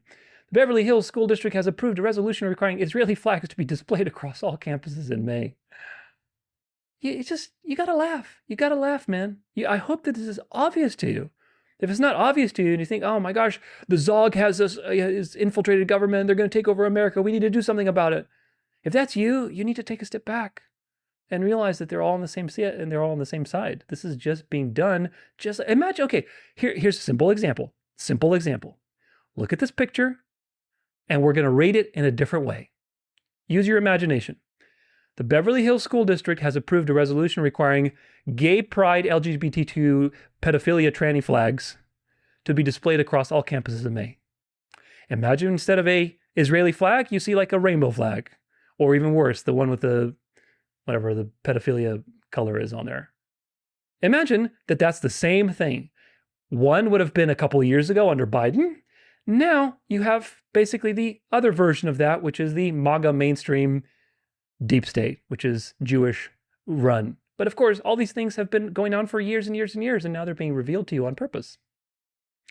Because it's time for that narrative to collapse, because they're the ones who created the narrative. Now they're collapsing the narrative, so they're shoving it in your face. Very, very obvious. Here's another one. To combat anti-Semitism, the Combat Anti-Semitism movement has launched Report It, a mobile app that lets users document anti-Semitic incidents in real time. I mean, you gotta be kidding me, man. You gotta be kidding me. And of course, people look at this, and what do? They react and they think, the deep state's coming to get us. The deep state's coming to get us. The Jews are killing off the white race. We need to do something. We need to rebel. We need to launch a crusade. This is exactly what they want you to do. Exactly what they want you to do. People walking into it like so easily. All right, here's another one. Really creating an AI database to take track of any anti-Israel content made on media. This is considered posts that you create, like, share, comment, save, favorite, or just watch for too long, or watch to too many, including sending it to your friends.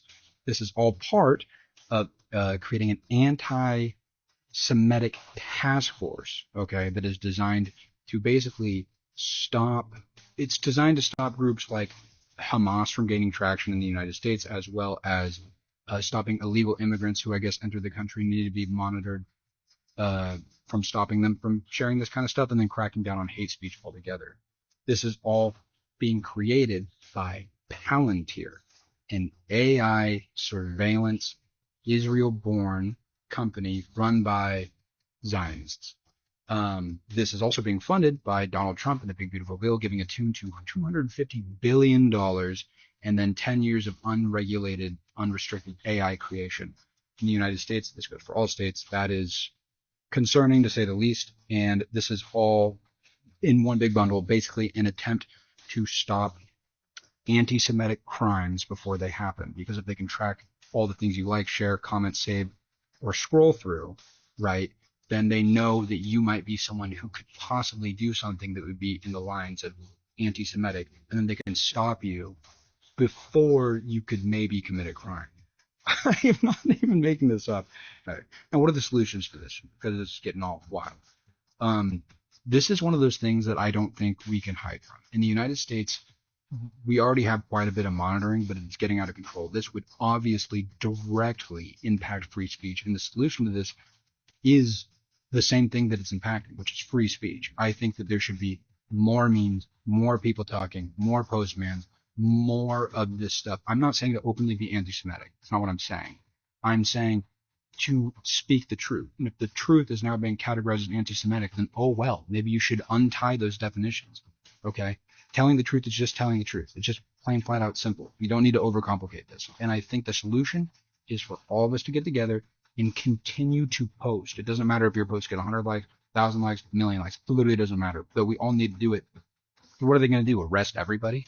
That's a genius plan. That's not going to work out. But this is going to be a very hardcore attack on freedom of speech. The U.S. government is... The solution, my friends, is not to get together and share memes and post posts. Because if you do not have the full context of human history, and importantly, even more importantly, how that relates to Bible prophecy, then posting memes and doing all of this action, how do you know it's going in the right direction? Because what they want right now is a mass awakening to the Jewish question. And that is happening. That's going to happen. Like I said, probably by 2028, we're going to be living in a very different landscape. Right now is the awakening. Just like you had the deep state awakening with the liberals for several years with Trump, that's been done. Now you have to awaken the right to the Jewish issue. You have to collapse Protestantism. You have to collapse Zionism, and you got to bring everybody into this mentality, this revival mentality. So you have to have all of human history to understand what's going on. Unfortunately, all of these people, yes, speak the truth, but how do you know what the truth is? The Bible is the only objective truth in the world. And the Bible is the lens by which you look at reality through, so you can understand what's left or right. If you don't have that lens, how can you understand what the truth is? How can you understand how speaking the truth? Yes, speak the truth. Nick Fuentes speaks the truth on this issue, but Nick Fuentes is also loyal to the Pope, and he will be very loyal to the Pope once this system comes into power.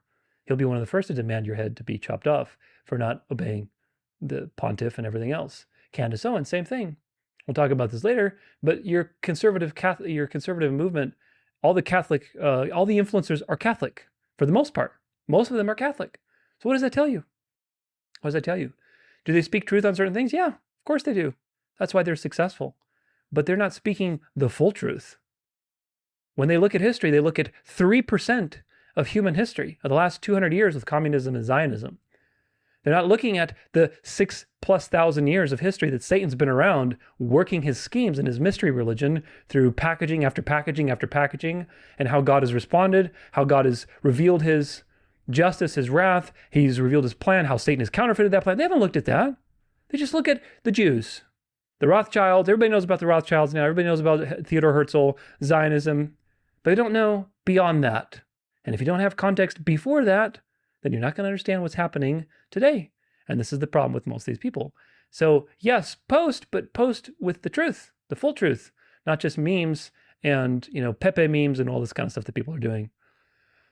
Breaking: any Republican who signs Representative Thomas Massey's discharge petition on the Epstein files will be seen as committing a hostile act against the Trump administration, per the White House official. The government will redact every Republican while leaving every Democrat and liberal name visible on the Epstein client list, says Acting Deputy Chief at Department of Justice Joseph, whatever his name is. So, of course, again, this is just theater. This is theater. Okay, this is theater. The Epstein stuff is never coming out. It was never going to come out, but it's designed to give you a little hint of tasting blood. Oh, there's controversy there. What's going on? Oh, Epstein was Mossad. Oh, wait, Mossad was hijacking our government. Sniff, sniff, sniff. That's what this is about. Besides, Massey's a Freemason. So how do you explain that? You explain that with two sides of the occult. And they're always in opposition with each other on the surface, but in fact, at the very top, they're actually working together. Tucker Carlson says, just another casual threat to murder Christians. I'd be interested to know who's associated with the Jewish Policy Center. I'd be even more revealing to know what Ted Cruz, Speaker Mike Johnson, and other self-described Christians in the Congress think of it. Maybe someone will ask them. Of course, this is replying to a quote from the Jewish Policy Center. It says, important to understand, if Gaza Christians believe Israel will not conduct its war in Gaza City, they are mistaken. They have implanted themselves in a battlefield. They are part of the battle. If they're looking for martyrdom, well, then, i.e., they'll get it. So this is a whole thing right now, especially at the time of this video with Gaza City, with those churches there. I mean, it's really, I feel really bad for these people because they're in the middle of this destruction and they will be martyred, which is horrible, just horrible. These genocides are just horrible. And of course, they're designed to wake the world up.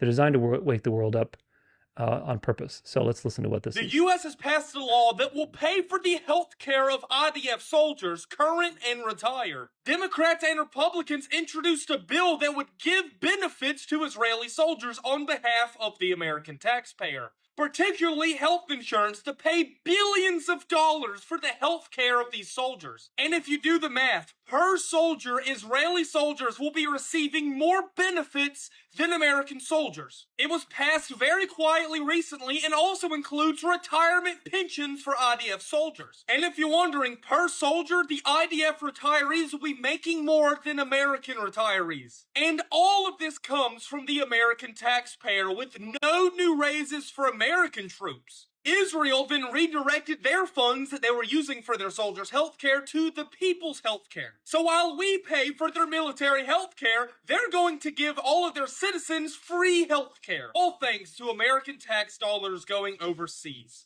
The U.S. Now, when you see this kind of stuff, I want you in your mind to think, tranny, tranny, tranny, tranny, tranny, tranny, tranny. Remember how ridiculous it was when they were platforming these dudes in women's sports and you're living in a clown show. That was a clown show. This is exactly what they're doing with the Jews. You think that the people who are making these decisions are free agents? No, they're all secret society members. They're all bought and paid for. They're all blackmailed with various naughty videos. So they do what they're told. And of course, right now, they got to do this. Israel has to be revealed. Israel has to be exposed because this has to collapse. It's time to move things forward. So just like they did with the trannies and the LGBTQ stuff and BLM, and they shoved that stuff in your face, they're shoving this stuff in your face. Look, we're giving the IDF soldiers even pensions. I mean, come on, it's so obvious. It is so obvious what they're doing. Here's Tucker Carlson just told Piers Morgan about Israel's foreknowledge of 9/11. This is all coming out. Imagine, like, even 2 years ago, before the Israel attacking, or I guess, well, yeah, Israel attacked itself, basically. Hamas attacked Israel. But before that happened, none of this stuff was even in the mainstream, not even. And in 2 years now, you've got people openly talking about 9/11. I mean, Tucker Carlson is a big deal, and he's basically pointing to what all of the conspiracy theorists, quote unquote, have known for many years. Israel. No, of course I didn't allege that, the Jews did it. I don't even know what that means. I think, in fact, saying things like that is a way to discredit real questions. Right. Like, we know, Benjamin Netanyahu on camera right after said this is a good thing because it brings the United States into a conflict that we've been involved in on an existential level for decades. He said that out loud. I'm not guessing, you can pull the tape. We know that a group of Israeli art students, who clearly were not art students, clearly some of them were aligned with Israeli intelligence, were arrested and held for quite some time in the United States before being released without charges. And we know that a group of them, again, I'm quoting an FBI document here, not the internet, filmed the attacks on 9/11, and I'm quoting, seemed to have foreknowledge of those attacks. Now, you were not allowed to follow up in any of this. Fox News did a series with Britt Hume and Carl Cameron, which many people have seen in a bootleg version on the internet, but they did it like within weeks, saying, what is this? There was an Israeli spy ring in the United States, and they clearly knew 9/11 was coming. This is Fox News. They pulled that under pressure. They pulled that off the internet. It's not searchable in any Fox News archive, but they aired it. I know the people who did it. Of course, I worked with them for years. They're real people. They're not crazy. In fact, they're pro-Israel, but they had a fact set before them, and they reported it, which is called journalism, and subsequent generations have been forbidden from noting what is now factually true. Those are factually true statements. Now, we tried to interview some of those people. One lives in the United States, in California, and made no headway whatsoever. And we knew as we did it, by the way, that we're going to be attacked as anti-Semites or something. It's real. This is coming out, folks. Again, consider the fact that in the last 2 years, how much has radically changed on this topic.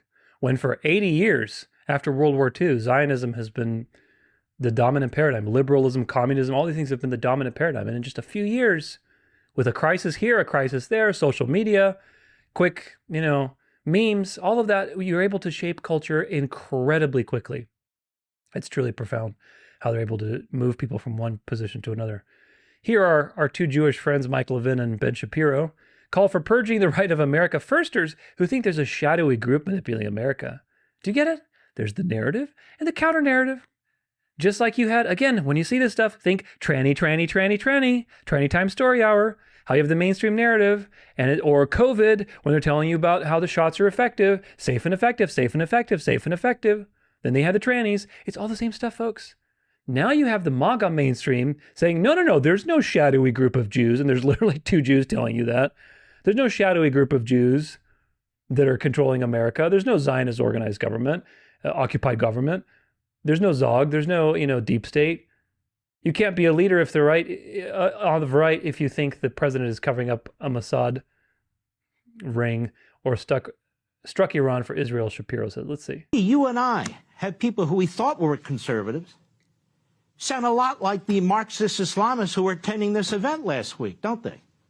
I think. Notice how, by the way, really quick, notice how they are lumping in the obvious dark, the liberals and the Islamists in the same category. This is an interesting tactic. It's exactly right. Unfortunately, there's a grievance culture that has become the dominant strain on the left that says that all people in the world who are poor, who have bad lives, that is the fault of the West, that is the fault of Israel, it's the fault of capitalism, it's the fault of the Jews, it's the fault of anyone except for themselves. They have no agency, and thus all the systems must be torn down from the rooftops all the way down to the ground. And you see that sort of mirrored on a weird horseshoe part of the right that is now arguing sort of the same thing, that the problems that people have are intractable, that there's a shadowy group that's manipulating all of this, that America actually was never great. America was wrong in World War II. America never landed on the moon. And these kind of two forces are now bizarrely joining hands in the middle. It's very strange. Do you think there's enough of an effort to push back? I find that conservative groups and conservative organizations that have these weekend events and these seminars, whether they're for young people or think tanks or that sort of thing, they sort of sprinkle these events with these kooks. They sprinkle these events with these American haters who claim to be American firsters and are fake MAGA and even stab the president in the back. Yeah, I mean, I think it's definitely an attempt by some of these organizations to, quote unquote, maintain the big tent. But the reality is that, as many have said, the problem with a big tent is that you may end up with many, many clowns inside. And the most fundamental thing is that just because you're saying somebody votes Republican, that does not mean that they ought to be the preacher at the front of the church. They're not the person who ought to be leading the movement if they are spending all day criticizing the president of the United States as covering up a Mossad rape ring or being a tool of the Israelis for hitting an Iranian nuclear facility, a thing he has said literally his entire career that he was going to do. And so it seems to me that if we are to hold anything in sort of reverence, it ought to be the fundamental tenets of the American Republic, which I believe to reside in conservatism. And if conservative organizations are simply going to give up the ghost on that in order to maintain a sort of pseudo-coalition, that is a gigantic moral and political mistake. Do you see it? Do you see the mainstream deep state, again, deep state 2.0, being run on you the same way they did with the liberals and the communist agenda? Now they're running the same thing, but with Israel. Hopefully you see it. The White House now openly admits that TikTok's algorithm will be retrained and secured under the new system. The updated platform will be financed by Jewish billionaires with strong financial and ideological connections to Israel and its military. User data will now be stored and filtered through companies that either support and fund the IDF units or are partnered with Israeli surveillance industries. Now, really quick before I play this video, folks, you need to understand, again, this is why the Bible is so important. If you understand that the destination of history is not Zionism, it's not. It's really not, folks. Again, it's just simple. Even if you didn't know anything about anything, if you didn't know anything about Bible prophecy, just consider the following information. If you knew that the devil is the god of this world, he's the master of deception, and he appears as an angel of light. You knew that part about the devil, but you weren't really sure about eschatology or all these end time stuff. You weren't sure about that.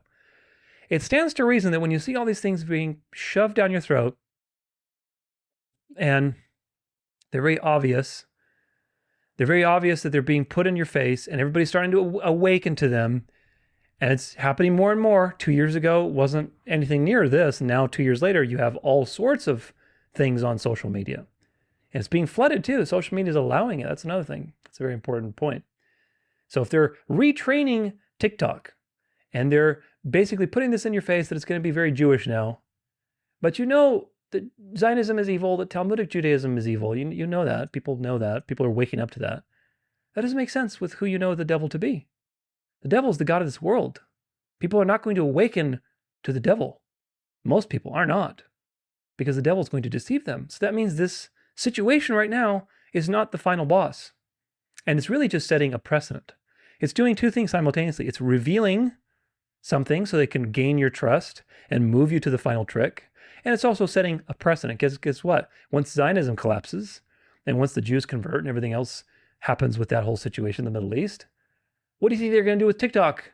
They're going to retrain it and use the algorithm to promote the papal morality, to promote the one world church morality that everybody's going to have. So is Instagram, just like with Charlie Kirk. You had all these things flooding the market with Charlie Kirk. So they can do whatever they want with this. They just hit a few buttons and then they tell the algorithm what to look for. Especially now with AI, it's even easier. So what do you think is going to happen once Zionism collapses? You think TikTok's going to be like a free platform? You think Instagram's going to be a free speech platform? No. They're just setting the precedent to eventually use all these technologies for the beast. So you need to remember that. Anyway, back to Catholic Caroline Levitt. Series and the algorithm, I know this is a question many of you have had, will be secured, retrained, and operated in the United States outside of ByteDance's control. And TikTok will remain globally interoperable, meaning TikTok users in the U.S. will be able to see videos posted by users in other countries and vice versa. While I don't have a number on the specific deal, we do expect that thanks to the president's leadership and the securement of this historic deal, businesses using TikTok will generate as much as $178 billion in economic activity within the U.S. over the next 4 years. So this is great news, not just for the millions of American youth who use TikTok. Their data will be safe and secure with this new deal. They'll continue to use this very fun app. But it's also great news for all of the small business owners who have really been able to make a living off of the use of TikTok as well. And if I could just get one more as it relates to China, on crop prices with farmer series. Yeah, this is exactly what they're going to do. Eventually, everything's going to be one giant Catholic echo chamber, folks. But people don't see that because they're so stuck on 3% of the world's history. That's what they're looking at, the last 200 plus years, whatever it's been, with communism and Zionism. That's all they know.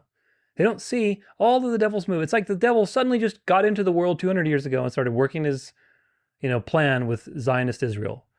They don't realize all of the things that happened before that. And if you do, then you see right through this kind of stuff. Let's see what's next. Come on, I thought I loaded you already. All right, well, it's loading. Oh, okay, we'll let that load. Anyway, Pope Leo the 14th urges Ukraine to ceasefire, says it's time to silence the guns. Now, do you understand why the Ukraine situation happened in the first place? Now you know. Dark to light. That's why it happened. Let's read a little bit. Pope Leo XIV has once again appealed for an end to Russia's war against Ukraine, urging all sides to halt hostilities and commit to dialogue. Dialogue is the favorite word of the papacy. It's a way to seduce you into a compromise Speaking at the conclusion of his Sunday prayer on August 31st, the pontiff dedicated his message to those affected by the recent large-scale Russian airstrikes in Ukraine. According to Vatican News, the Pope expressed his closeness to Ukrainians who continue to suffer from attacks, including strikes that hit Kiev and other cities in recent days. Unfortunately, the war in Ukraine continues to bring death and destruction. These days, too, airstrikes have struck various cities, including the capital Kiev, causing numerous casualties. I renew my closeness to the Ukrainian people and to all affected families, the Pope said.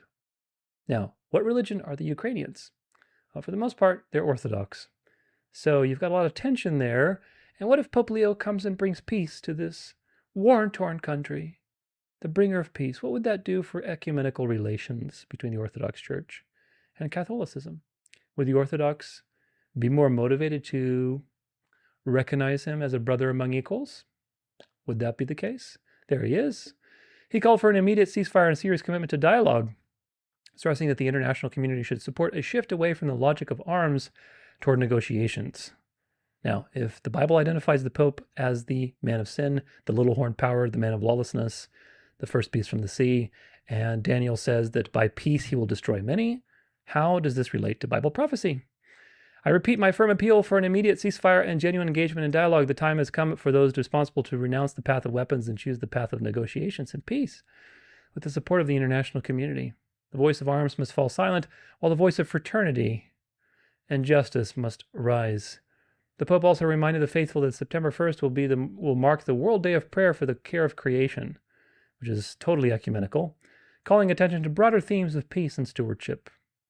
Earlier, Pope Leo XIV reaffirmed the Vatican's readiness to host negotiations between Ukraine and Russia, following his call with Italian Prime Minister Giorgia Meloni, little mini Mussolini.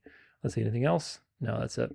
So why is the Pope involved in all these political situations? He's supposed to be administrating the gospel. He's supposed to be modeling Christ. He's supposed to be whatever, doing church stuff. And yet he's involved in so many political intrigues. Here's the other thing that was loading before, more Jew stuff. Israelis turned part of the... Okay. Remember what I said. When you see this stuff, now it should be very obvious. When you see this stuff, what do you got to think? What's the key word? Tranny, tranny, tranny, tranny, tranny. Okay. Israelis turned part of the historic Christian quarter into a gay nightclub and bar. You can't get more obvious than this, folks. What are they trying to do? What are they trying to do here? Of course, if you know that Israel's, self-fulfilling prophecy is that the world will turn against Israel, that's part of it.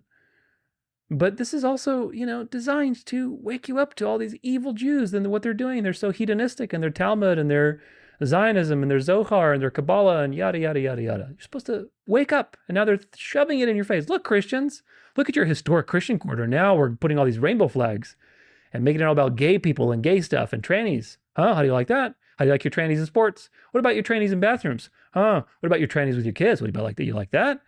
Do you get it? Do you get it? Hopefully you're getting it. Here's another one. The Vatican will host LGBTQ plus event next week, welcoming LGBTQ Catholics to a prayer vigil at Rome's Jesu Church, which is a Jesuit church. A home for all, starting from the borders, featuring an LGBTQ rainbow crucifix. So the Vatican is still pretty woke, which is an interesting thing because he's not as woke as Pope Francis. So he's a very duplicitous man, this Pope Leo XIV. It's a very, very interesting situation because he's doing some liberal things and he's doing some things that aren't in alignment with his previous. Of course, you can't get more liberal than Francis. Francis was the destroyer. He had to push things so far to the left so that now you're going to slowly start moving back to the right. So we'll see how that goes. But these are just dialectics that are putting the traditional people in a frenzy and frothing at the mouth. 3 investors who predicted every major crash just liquidated everything. Let's see. Ray Dalio, economic heart attack coming. Michael Berry, 98 million bet against NVIDIA. Jeremy Grantham, 50% market collapse. They're not warning about a recession. They're warning about a system failure. Yeah, of course, they have to because they have to reset the financial system. So something needs to happen pretty soon. Said that we were about 3 years away from the U.S. going broke. A lot has changed since then. The tariffs, Liberation Day, the markets, spasms from that, and Moody's downgraded the U.S. debt. They were the 3rd of the ratings agencies to do so. How close are we now, if not 3 years away? Well, it really depends on how we're going to deal with this. We are at a juncture right now. If we can soon, very soon, while the economy is still good, cut the deficit to 3% of GDP, which is possible. You only have to change a couple of things, change spending by 4%, change tax income by 4%. 3 months ago, Ray. Now, Ray is a billionaire, and you don't get to be a billionaire on the world stage unless you're compromised. That's a pretty important fact of life. So is he revealing the method, I wonder? Then you'll have a lower interest rate as a result. This is possible. It was done between 1991 and 1998, that balance. If everybody gives a little bit, if you don't do that, and we probably will not do that, it is like the plaque building in the heart. And so we are now then going to have not only more debt and more debt service encroaching on our spending, but it's also going to mean that we're going to have a supply-demand problem, and this is a heart attack, like an economic heart attack. I would guess it's about 3 years, still, give or take. Yeah, the basic picture has not changed. Then you'll have a... They have to crash the system, folks. First off, you got to remember that everything the devil does is based on lies. Okay, everything. There's no life in what the devil does.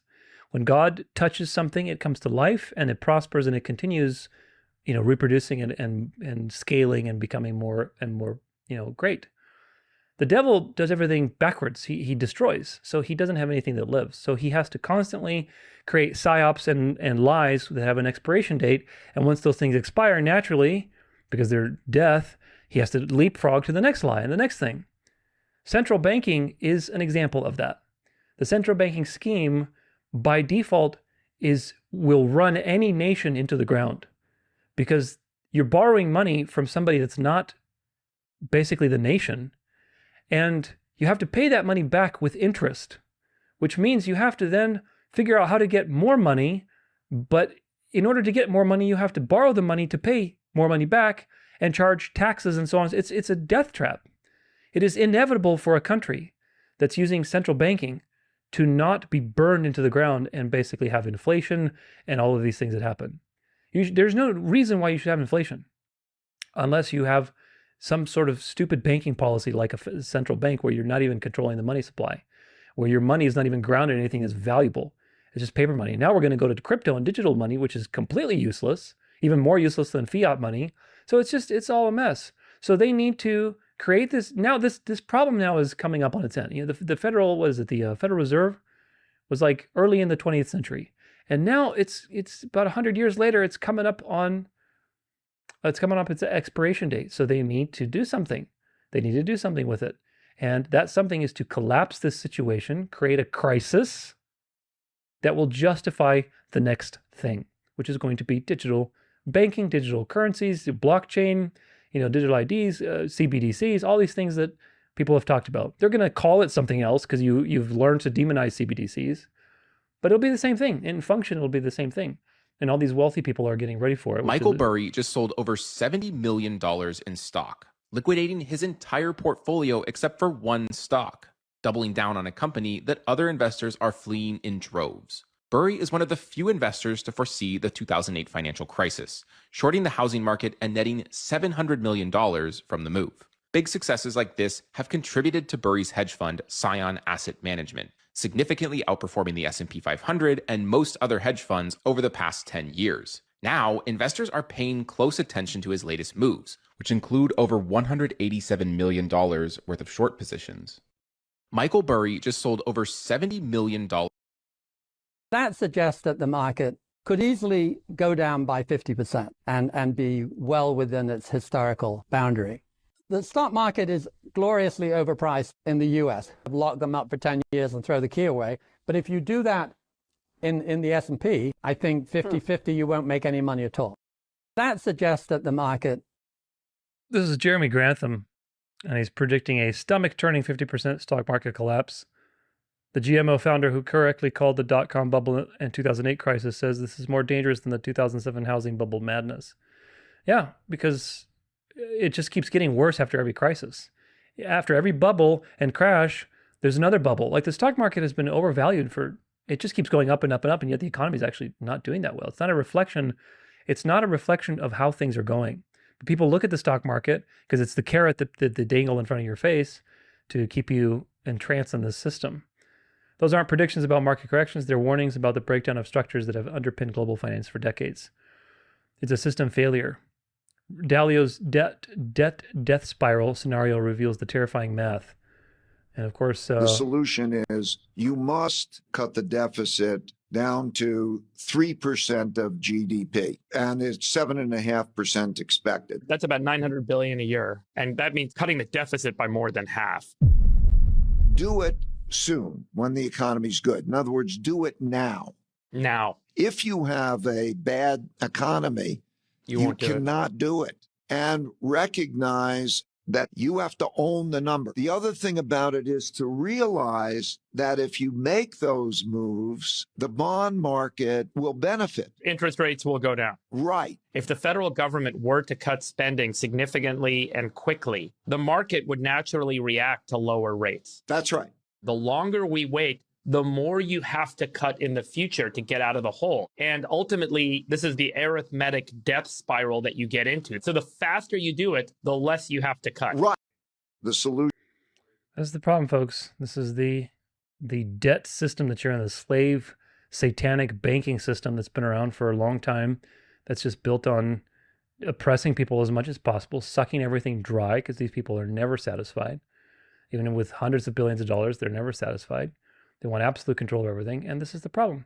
Beyond the put option contracts against the Chinese tech stocks, he also bet against a very high-flying stock in Nvidia, which on paper seems smart with the company at a PE ratio of 46, but man, I don't know if I could bet against that stock, seeing that both the impressive business performance over the past few years, like that's undeniable, they have done very, very well, but then you combine that with also the hype we've seen in the stock. I mean, he's brave, he is very brave. Beyond the put option. Yeah, these people always know something that we don't, and the point is that they need to crash this system, and they need to introduce the new thing, and the new thing is going to be digital, so that they can enforce no buy, no sell. That's the point. Here's another situation with Dialectics in Europe. This is, I think, in London? Many things that break my heart more than seeing the current state of Europe. We can't even go to the countries of our ancestors and see the beauty and experience what they experienced because really it doesn't even exist anymore. If you're wondering how in the world this happened and how everything got destroyed so quickly, it's because Europe is in the end stages of the Kalergi plan. The world is much easier to control if we don't exist. And this will soon be the state of America if we don't rise up for remigration. Thank God for the strong men and women that have started fighting back in these countries for their people, for their history, and for their children.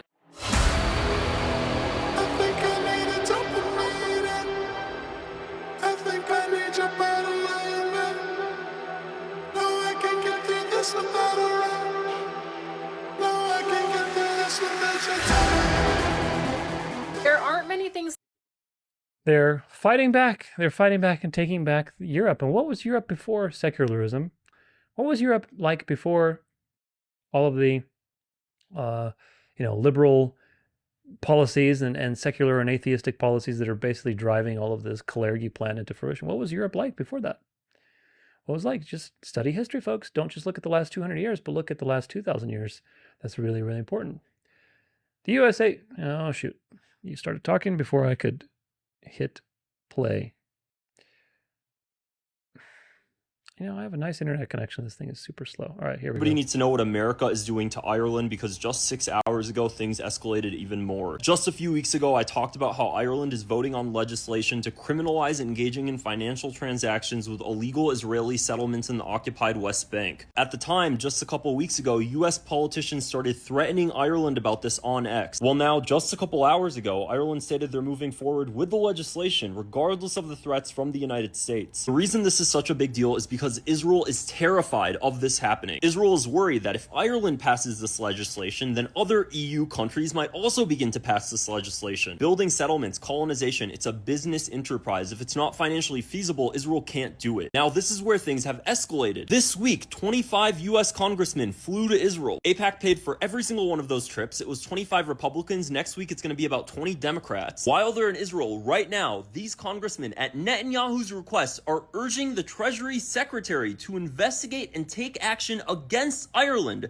for boycotting Israeli settlements. The US government wants to take action against Ireland, which is a US ally, because Ireland wants to end trade with Israeli settlements in the West Bank that are illegal by international law. People need to understand that regardless of how much the United States defends Israel, the EU does have the power to enforce a two-state solution because of the fact that the EU is Israel's #1 trading partner. If all of the EU banned trade with Israel to impose a two-state solution, Israel would eventually have to capitulate because it couldn't handle the financial sanctions against it. That's why they can't have Ireland start a domino effect that could cause other EU countries to do the same thing. Everybody needs to know. Remember, tranny, Jew. They're putting it in your face, folks. They're putting it in your face for a reason.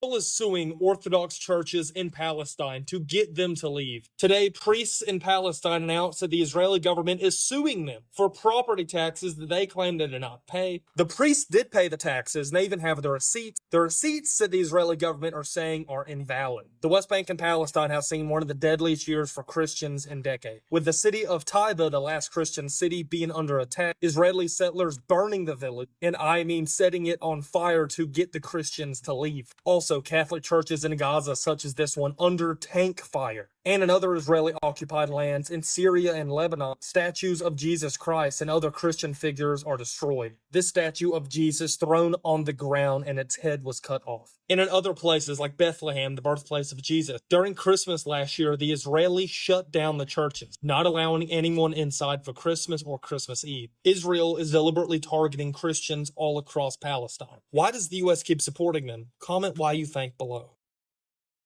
Jew, tranny. Do you see what they're doing?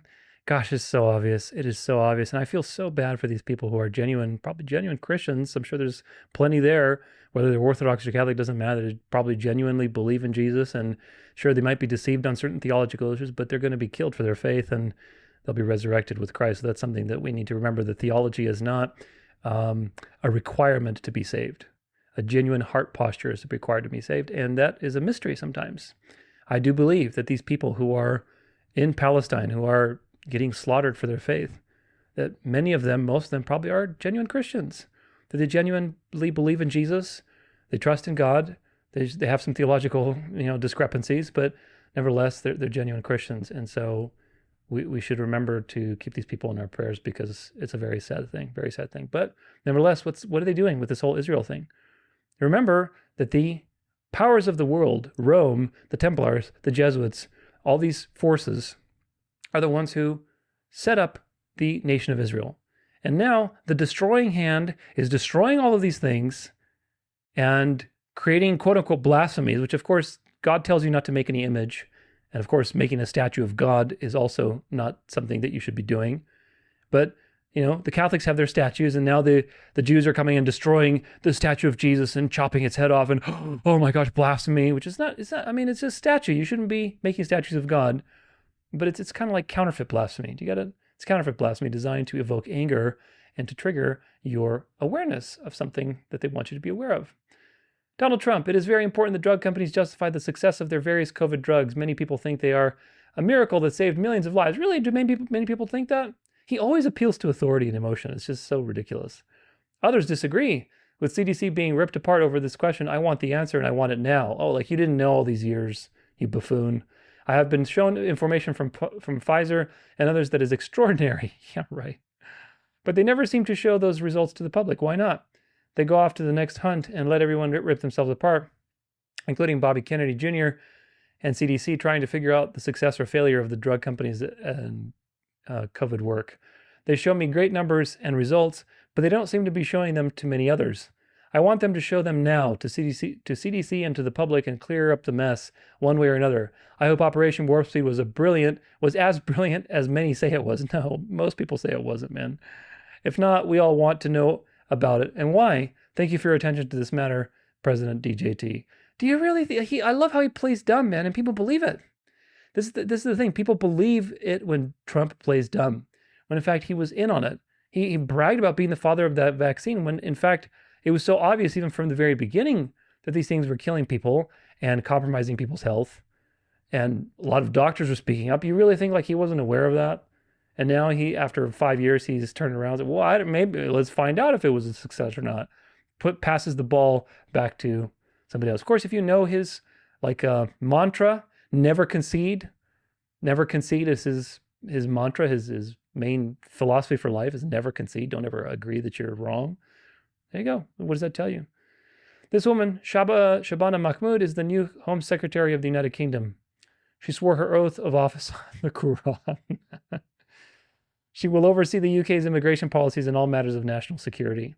In other words, the United Kingdom has officially become a Muslim nation. This is unbelievable. It's officially fallen.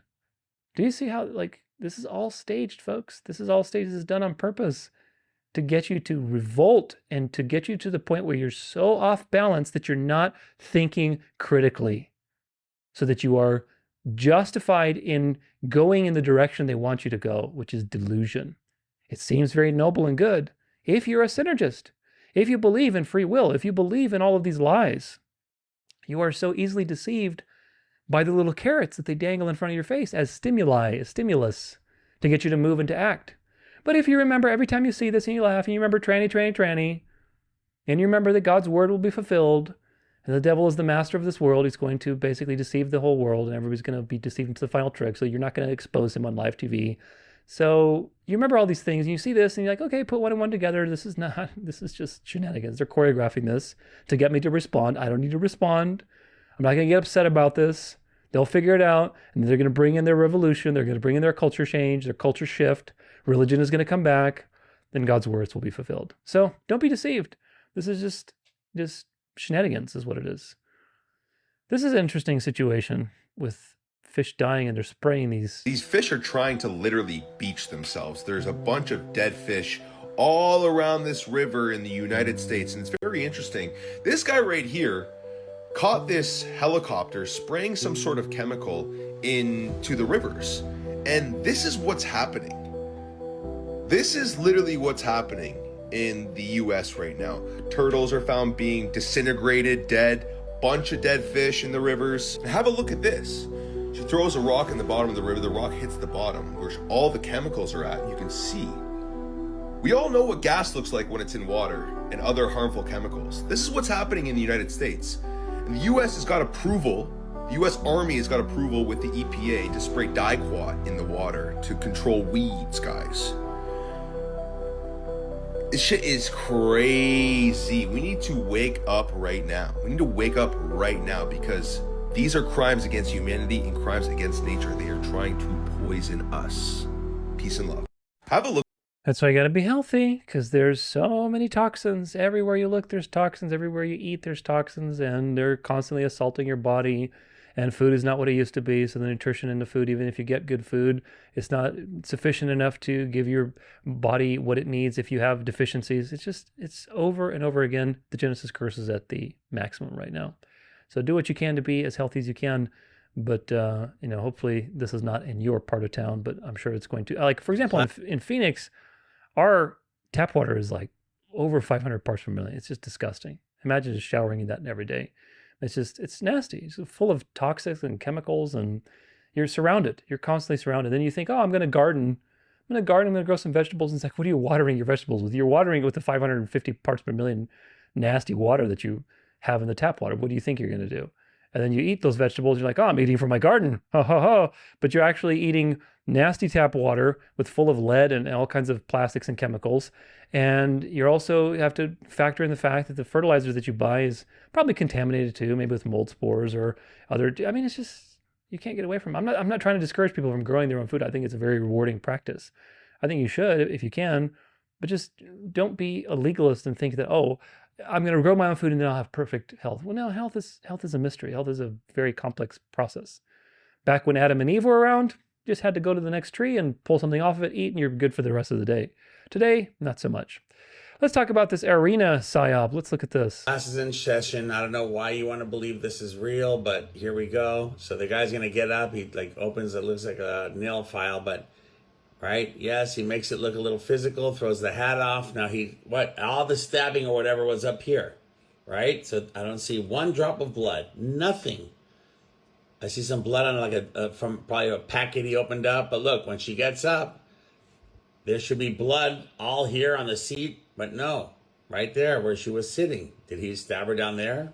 Was it that time of the month? It makes no sense. And look, she's strong enough to have her hand up here, which is amazing. Look, she's gripping onto the thing. Okay, so let's go to part 2. Let's open this up. Now watch how fake this is. Watch. She's falling down. She's falling. There's that blood again, right? Now look, her hand is still up there. Now she's going to reach for something here. Look, she's reaching for something. Look. And then her hand, oh, and then she squirts whatever the fuck that was. Blood doesn't work that way, right? Why did it stop squirting? Because it was in a packet. Guys, this is so fucking easy. And then the guy comes here with a cowboy hat on. I hope I didn't miss him already. There it is. Pentagram. There's your pentagram. Devil worship. What happened to all that? Look, the blood exploded out and it just stood there still.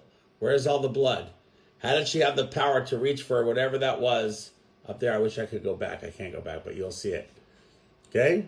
Guys, for those of you that want to believe it, Benny, hold this. For those of you guys who want to believe it, I don't know why you want to believe it. It's divide and conquer. It's the same old shit. If I thought this was really troubling, I wouldn't have my 7-year-old recording this. But he already knows that it's all what, Benny? Fake. All right. Bye. Yeah. You're living in one giant Jesuit theater, folks. I mean, look at this. This is the picture of her, this lady, which I don't even think it was the same girl, to be honest with you, but she's got this little monarch butterfly on there. This is all just the usual stuff always. If you look at the ear, we looked at this in the montage, but if you see the ear of the girl in the video and the ear of the supposed Irina, they're 2 different ears. You can't do that. You got to be consistent. So 2 different ears means 2 different persons. That means this wasn't Irina. And the picture that they're showing you as Irina is not the same girl. It's not the same girl. They always find lookalikes, but it's not the same person. Very, very important. Here's another thing where the actual Irina was supposedly a medic that was killed in the Ukraine war. And so this is a profile of her.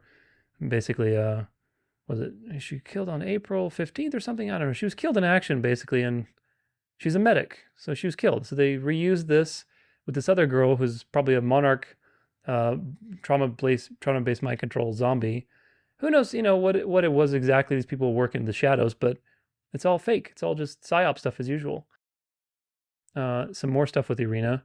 The suspect that killed her shows she was killed in Charlotte. Okay, Charlotte. Keep that word in mind. Charlotte. Charles. Charlotte. Charlotte is the female of the name Charles. Her suspect is De Carlos, which is Carlos is Charles in Spanish. So that's really interesting. Why is there that? Again, this is not the girl, man. They just found her social media profile and they're just repurposing it. But Charles, Charlotte, De Carlos, and if you look up Carlos, it says Carlos is a masculine name in Spanish, German, and English origins. A variant of the name Charles. This name means free man. Free man, as in Freemason. Free man, freedom. This is an important thing that's going to come back with Charles Kirk, Charlie Kirk, free man. He was wearing a freedom shirt. It's all by design, folks. One more. Dr. Shiva made a post about the flat earth situation, which is very interesting. To be considered for the first scientific, DM me to be considered for the first scientific panel with MIT scientists to collaboratively design one experiment that determines Earth geometry, i.e. flat or round.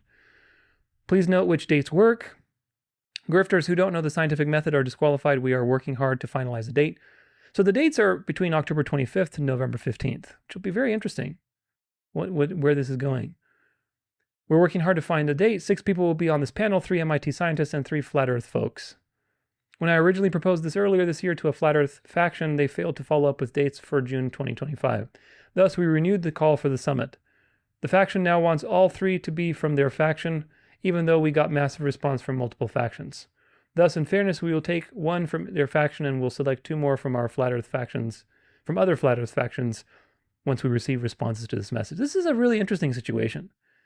Because if you remember, the last couple of years, they've really been on this psyop. I should say on trying to unravel the original psyop, which is the heliocentric psyop.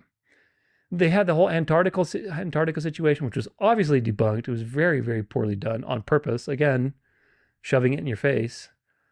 Then, you've got other things like Candace was talking about the flat Earth, or she wasn't talking about flat Earth. She was talking about the moon landing. I think she said that we never went to the moon, and she was starting to question that narrative. Now you've got Dr. Shiva trying to put the summit together to measure, the shape of the Earth, which of course there's already measurements, bro. There's a geodesic measurement in Brazil. They did a couple, 20 years ago or something, where they measured the distance between two buildings, 3,000 kilometers apart. And if the buildings were on a curve, essentially they would be pointing outward. Do you get it? And so the distance between the tops of the buildings would be different because they're pointing outward. But if they're on a flat surface, the distance, or the height, I should say, the height of the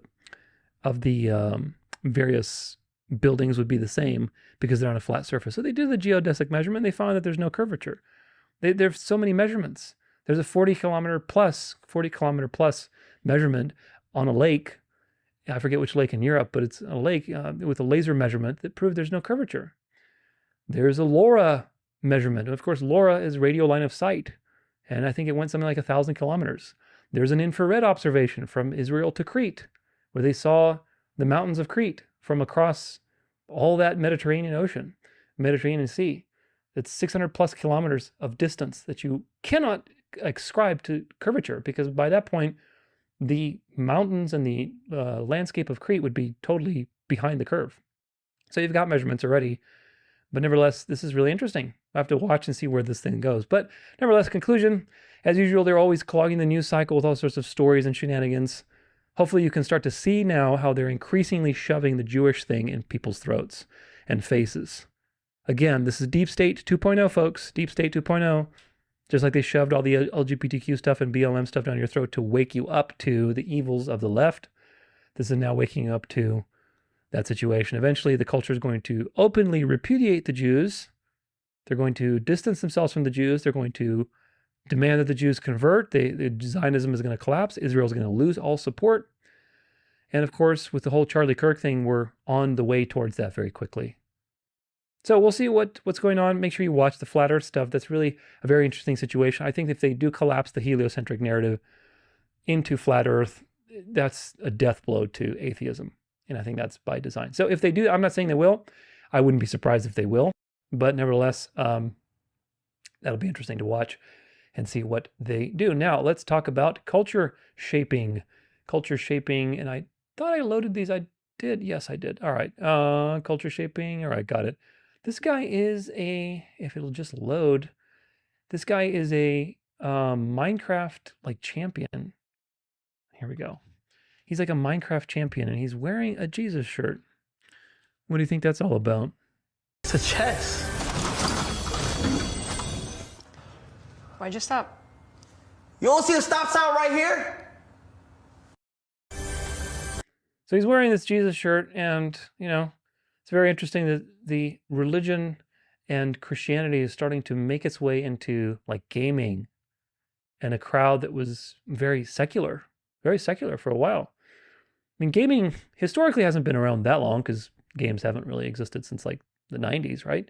Since the 90s game with Nintendo and everything came up. But still, relatively speaking, it's been secular. It's been a secular industry. And now you've got superstars like this guy starting to promote their faith. And I think he's Catholic, which is very important. Very important indeed. House of David actor Michael Iskander announces his conversion to Catholicism, begins new faith journey. So the House of David, which is another production that's going on, just like The Chosen, just like all these people, what do they have? They have Catholic superstars. So that once you watch the show and you're enamored by all that Jesuit theater and the biblical presentations, which aren't really that biblical because you don't really know what the biblical people actually looked like or what they did. These are always extrapolations at best. So you fall in love with these characters, with these living icons, these living statues of saints of the Old Testament and the New Testament. And you go follow them on social media. And then they post things about Catholicism. And oh my gosh, that's really interesting. He's a Catholic. I wonder what Catholicism is like. Oh, maybe I should go to a Catholic church. And that's how they get you, folks. It's culture shaping. All these people are cultural agents. And of course, they get their reward if they do the bidding of the beast and they convert.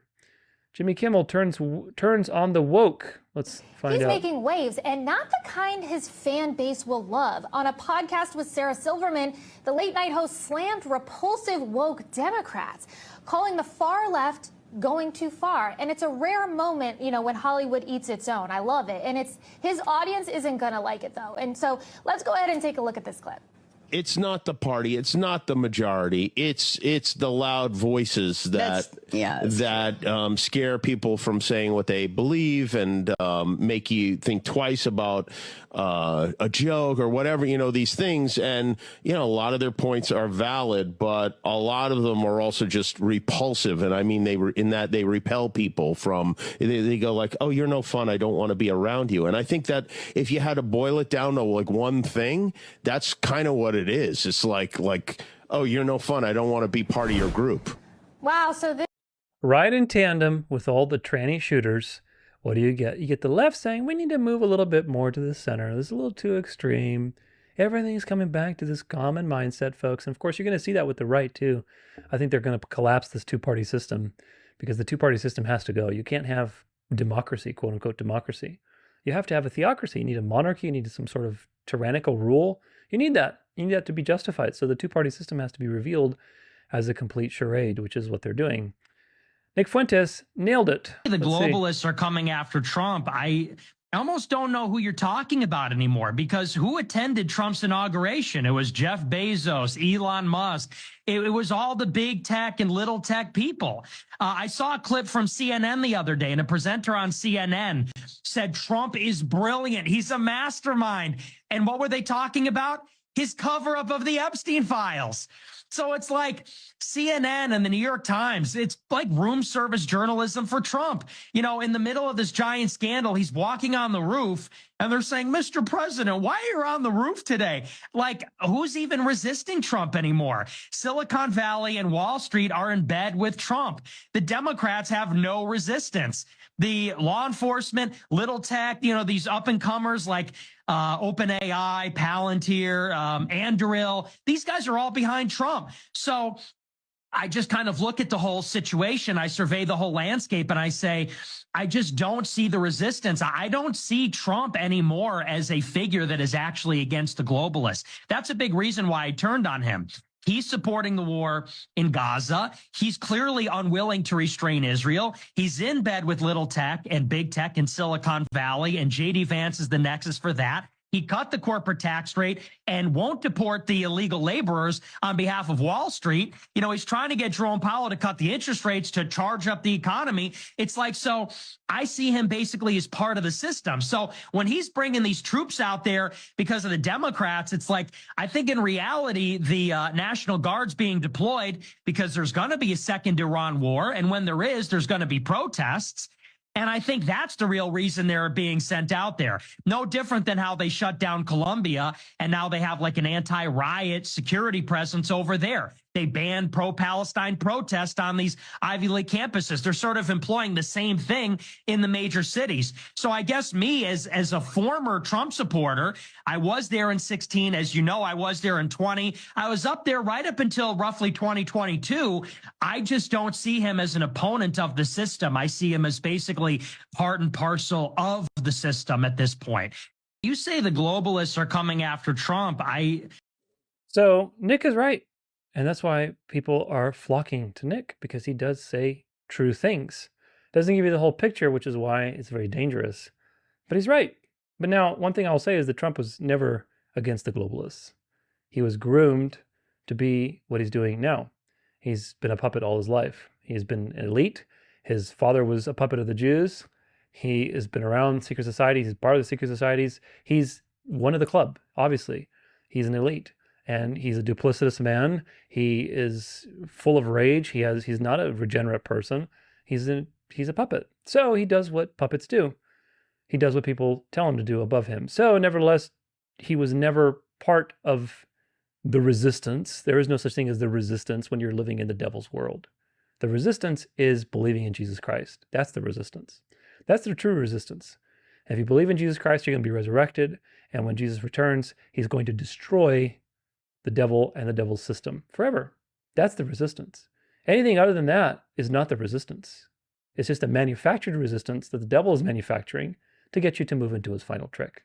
So this is the thing. Trump is always deep state, but now people are starting to recognize it. You get it? Starting to recognize, what does that mean for the two-party system? It means that both sides are corrupt.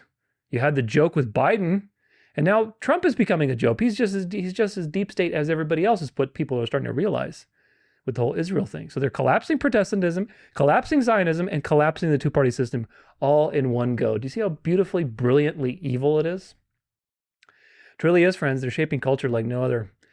Pharrell Williams, Andrea Bocelli, direct upcoming concert in Vatican City, a message of unity. Oh my goodness, let's get our tickets. The event will celebrate the closing of the Third World Meeting on Human Fraternity and stream live on September 13th. What are these people doing at the Vatican? Pharrell Williams and Andrea Bocelli are co-directing a concert set to take place in the heart of Vatican City. The landmark cultural and spiritual event will take place in St. Peter's Square and mark the closing of the Third World Meeting on Human Fraternity with support from the Vatican. So there's a world meeting. Now, if you've studied these things since about actually Leo the 13th, hint, hint, with Rerum Novarum and a lot of other things he was doing to begin the last phase of the New World Order.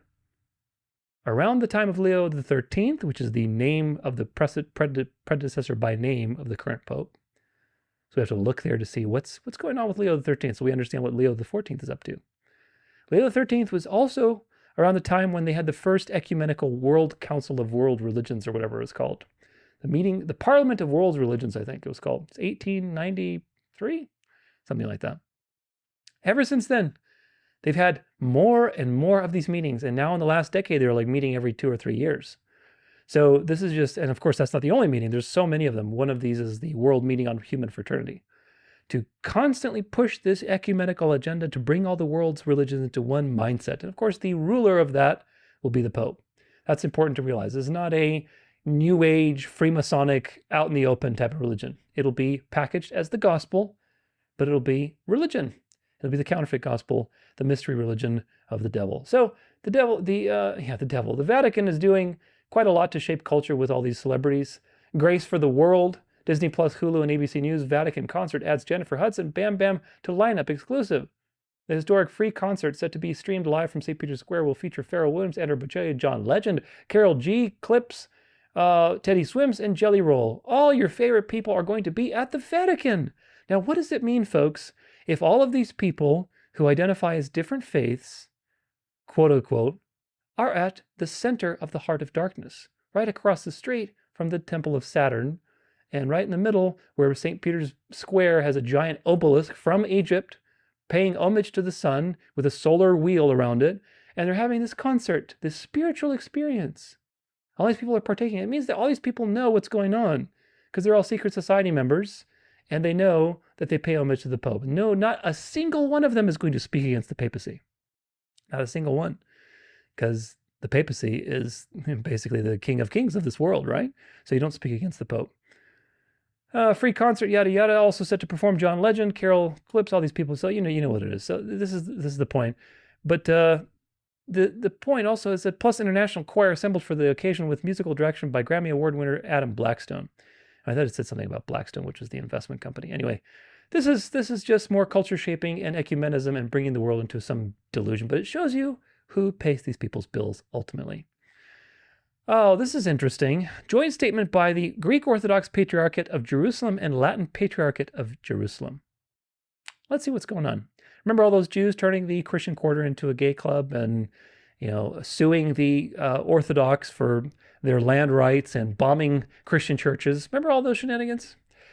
Joint statement. That's the result. In the path of righteousness there is life, and walking its path there is no death. A few weeks ago, Israeli government announced its decision to take control of Gaza City. In recent days, the media have repeatedly reported a massive military mobilization of preparations for an imminent offensive. The same reports indicate that the population of Gaza City, where hundreds of thousands of civilians live, and where our Christian community is located, it is to be evacuated and relocated to the south of the Strip. At the time of this statement, evacuation orders were already in place for several neighborhoods in Gaza City. Reports of heavy bombardment continue to be received. There is more destruction and death in the situation that was already dramatic before this operation. It seems that Israeli government's announcement that the gates of hell will be open is indeed taking on tragic forms. The experience of past campaigns in Gaza and declared intentions of the Israeli government with regard to the current operation, and the reports now reaching us from the ground show that the operation is not just a threat, but a reality that is already in the process of being implemented. So I'm not going to read this whole thing because it's kind of lengthy, but the point is that the Orthodox and the Catholics are basically coming together in solidarity against these evil actions, which they are evil, but it's even more evil that it's being used to glue people together into a common mindset under the beast. Just like the Ukraine-Russia war helps the Pope be the shining light of reason to broker peace, which of course is ecumenical also because the Orthodox now owe him something. Same thing how the Zionist arm of the devil is destroying all these things to unite the religious arm of the devil together against the dark. Do you see how all of this works together? This is all very ecumenical, and it tells you where the roots come from, because you look at the fruits, you know the roots. This is a comment on one of these posts. I think is it Why the Jews Are Not God's Chosen People? I think so. This is increasingly one of my favorite topics, learning how all the claims of Catholicism and Orthodoxy are false. Tudor, I just saw a video of Catholics and Orthodox in Gaza refusing to evacuate despite the incoming IDF operations. And the comments are filled with Catholics and Orthodox saying that the two churches need to unite and how they're both connected and how they're both the early church. It seemed to line up with the things that you say in your videos. Yeah, it does line up because that's the future. The darkness that's happening with Israel and the war in Russia-Ukraine, all of these conflicts that are obviously staged and choreographed, they're real conflicts, but they're staged and they're choreographed in order to move the agenda along because you need dark to light, order from chaos. This is how they do things. And so these things are natural ecumenical opportunities and false peace opportunities for the peace to come in and rescue everybody with sound reasoning. It's just a matter of time, folks. Just give it a couple years. Especially this year. Remember, you got to keep your eyes open. At the time of this video, we got another two months until the 1700th anniversary of the Council of Nicaea, which is going to be a huge ecumenical opportunity. Here's another ecumenical thing between the Eastern Orthodox and the Catholics. Jerusalem have come together and said, we're not leaving. The nuns, Mother Teresa's nuns, the missionaries of charity, the clergy, the Greek Orthodox, the Roman Catholic clergy, they're saying, we're not leaving. You've bombed our churches. People died. 2 Catholic women were shot in the courtyard by Israeli snipers. The Eastern Orthodox Church has been bombed. Dozens and dozens of people killed. And Israel says, time for y'all to get out. Christians, get out. And so the clergy and the nuns have said, we're not leaving. We're staying with our people, the people who are starving, who are wounded, who are displaced, whose homes have been destroyed. We represent Jesus Christ. Thank you very much, Israel. You think you're Israel. You think you're the 12 tribes of Israel. You think you're the fulfillment of what Moses constituted in Deuteronomy. We're the Israel. We're the chosen people. You know, St. Paul says that if you have Christ, the promises of Abraham apply to you, whether you're a man or a woman, a Jew or a Gentile. Those who belong to Christ receive the promises of Abraham. This is where Ted Cruz got it wrong. He said, well, I learned in Sunday school that if you bless Israel, you're blessed. If you curse Israel, you're cursed. Those promises in Genesis chapter 12, which he couldn't cite, Tucker Carlson had to cite them for him. St. Paul says that those covenantal blessings belong currently to those who are in Jesus Christ, who are elect and chosen in Jesus Christ, who is the elect and chosen one of God, the Son of God, the Messiah, the King of Kings, the King of the Jews, the Lord of Lords, fully God, fully man, present on the altars of the Catholic Church and the Orthodox Church. I'm really impressed by these patriarchs. We need to pray for those Christians, for those nuns, those brides of Christ, Orthodox and Catholic, for the bishops. Tanks could come in. This could be it. Crystal Williamson says, pray the Michael the Archangel prayer to protect the church in Gaza. I think we should do that right now. Let's do it. We're not going to do that. Anyway, do you see how there's right and almost right? He had very good theology regarding what it means to be elect, what it means to be the chosen people. That's true. Paul does say that.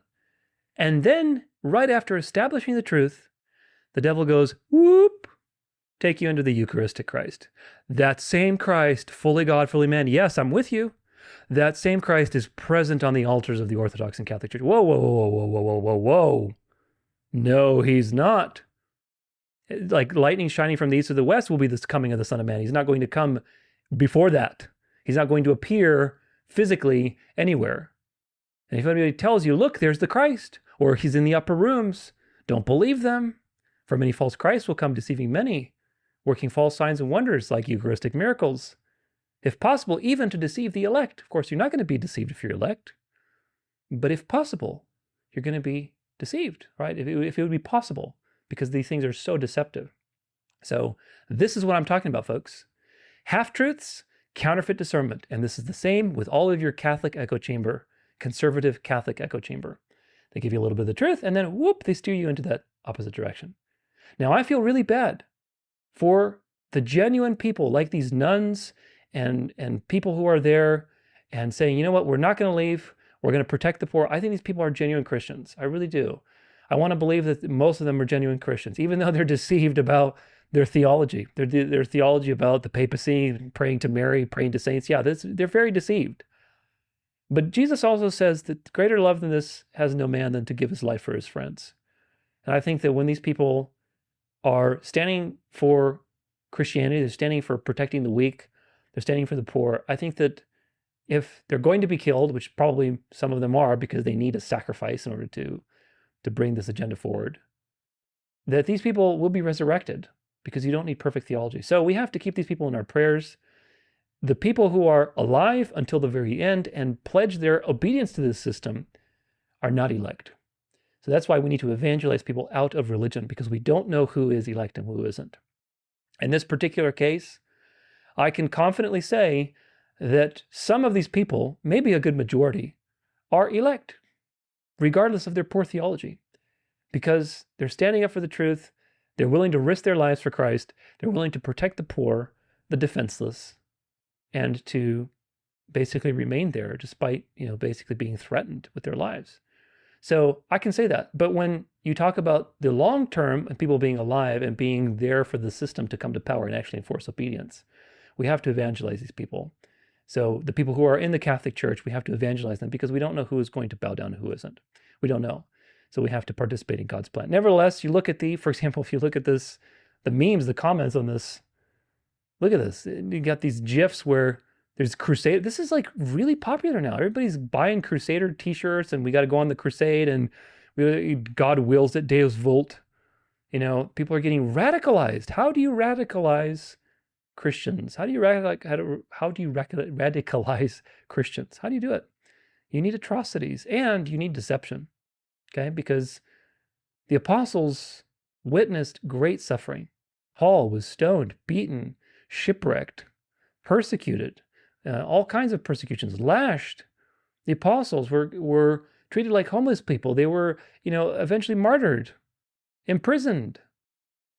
They were treated with great suffering, but yet they had a very different worldview than most Christians today. They weren't synergists, I can tell you that.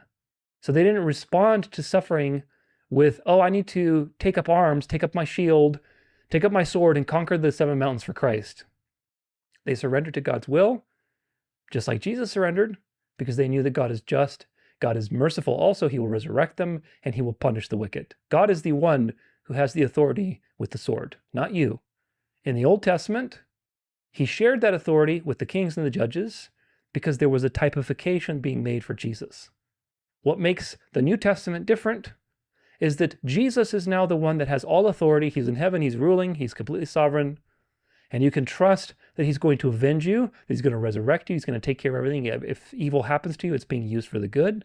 You can trust that he's sovereign. He's ruling right now. Christ is king. But unfortunately, the Catholics have weaponized that statement, Christ is king, with Pius X, and made it a rallying call for crusader mindset, for blind papism and Jesuitism and radicalization of the youth. And this is exactly what's happening, folks, because people are very deceived. They're deceived by religion. They're deceived by synergism and synergistic thinking. So watch my Salvation series so you get a full taste of what it means to be a monergist, to be, believing in the sovereignty of God, to have peace in that. How do you reconcile suffering and the problem of evil with a monergistic salvation, so that these things are not tripping you up. One of the main reasons why Catholicism is effective, why religion is effective, why these little crusader gifs and memes are effective is because most of the world is synergistic. They believe that the outcome relies on your cooperation with God. They aren't aware that God has predetermined all things for his glory. And that means that he's working all things for the good. And that no matter what happens, God is in control. And that there's nothing you can do to change the outcome because the outcome has already been predetermined for the best possible outcome. And that's good news. You can rest in that. But if you don't believe that, and you believe that unless you do something or else, that's how the devil gets you with these dialectics. Do you get it? He creates a crisis here, and now you're forced to respond. But believing that you need to respond in order to do something to change the outcome is the deception. Because God has already preordained what's going to happen. And he's already preordained the best possible way that things will go. Doesn't mean you shouldn't participate in God's plan, but it means there's a fine line, right? We participate in discovering God's will for our life every day. We evangelize other people out of these systems, out of the deceptions that they're in. Participate. Predestination, participation are not mutually exclusive. However, big however, there's also a difference when it comes to these dialectics and the situations that you're being presented with. The apostles responded to suffering by submitting to God's law and to God's sovereignty. I should say God's sovereignty, not God's law, but submitting to God's sovereignty. They submitted to God's power, to God's wisdom, and to God's discernment and plan. So they submitted. That's how they responded. They didn't respond by taking up armor and shields and weapons and military conflict and physical conflict. They didn't respond that way. Jesus didn't respond that way. He surrendered and submitted to God's plan for his life. And if we're being conformed to the image of Christ, then what basis biblically is there for crusades or taking up swords and fighting your enemy? Otherwise, what? Jesus is not going to be able to save you? Do you see how this is antichrist? Do you see how all of this false light and emotional rhetoric is actually blasphemous? Do you see how it basically denies that God is actually your savior and your protector? If you believe that you need to take up a sword and fight your enemy, you're basically saying that God is not the one that can bring justice to this situation. You don't trust that God will do that. You don't trust that God is going to resolve the issue. You don't trust that God is using this for the best good possible. And in your distrust, you are deceived and you enter the dialectic. You enter the ping pong game. And the devil is able to manipulate you by catering to your synergistic free will ideology. Of course, there's no such thing as free will. You can't choose free of the influence of evil unless God gives you the ability to do that. And if he does give you the ability to do that, you are not free of his influence. So you're never free of any influence. But the devil wants to convince you that you are, so that you don't notice his influence on your life. This is exactly what these people are succumbing to. So don't pray to St. Michael. Pray to Jesus instead. New Jersey's massive American Dream Mall sued for selling clothes on a Sunday. Would you get a look at that? August 27th. On any given Sunday, the massive American Dream Mall in New Jersey allows visitors to hit an indoor ski slope, surf an active artificial wave, ride roller coasters, or shop for a new outfit at dozens of big-name retail stores. One of those things is a problem, argues a new lawsuit against the massive entertainment retail complex in Rutherford. And it isn't the thrill seekers. American Dream, the suit from officials in nearby Paramus contends, is running afoul of a county law that has long prohibited the sale of non-essential items such as clothing, appliances, and furniture on Sundays. Such blue laws date back to centuries in New Jersey and were originally rooted in religion.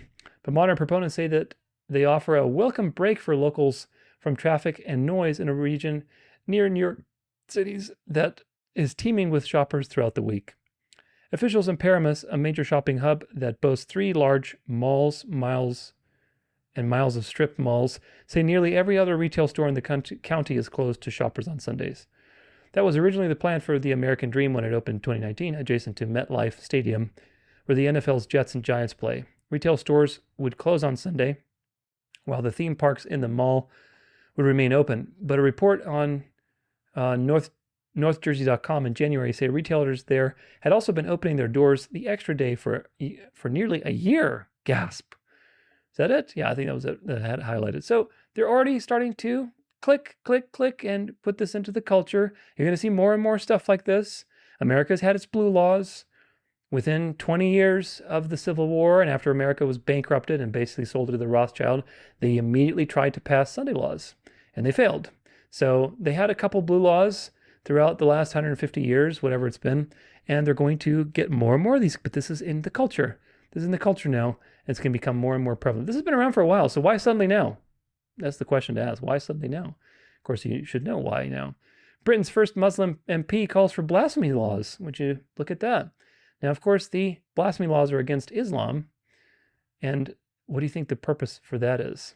Time will come that there will be a law in place all over the world that there can be no disrespect to our beloved Holy Prophet Hazrat Muhammad Mustafa sallallahu alaihi wasallam. And lastly, I want to say, as Brother Imam Qasim has said, that we love our beloved Prophet more than our parents, than our daughters, than our sisters, than our sons. So there is no way. The message is loud and clear from the people in Glasgow, Scotland, and 1.5 billion Muslims all over the world, that any disrespect to our beloved Prophet and any burning of Holy Quran will be unacceptable, intolerable, and the Muslims will not tolerate this. And inshallah, I am sure that we'll be able to pass the law with United Nations and with European Union that in future, if anybody commits, and inshallah.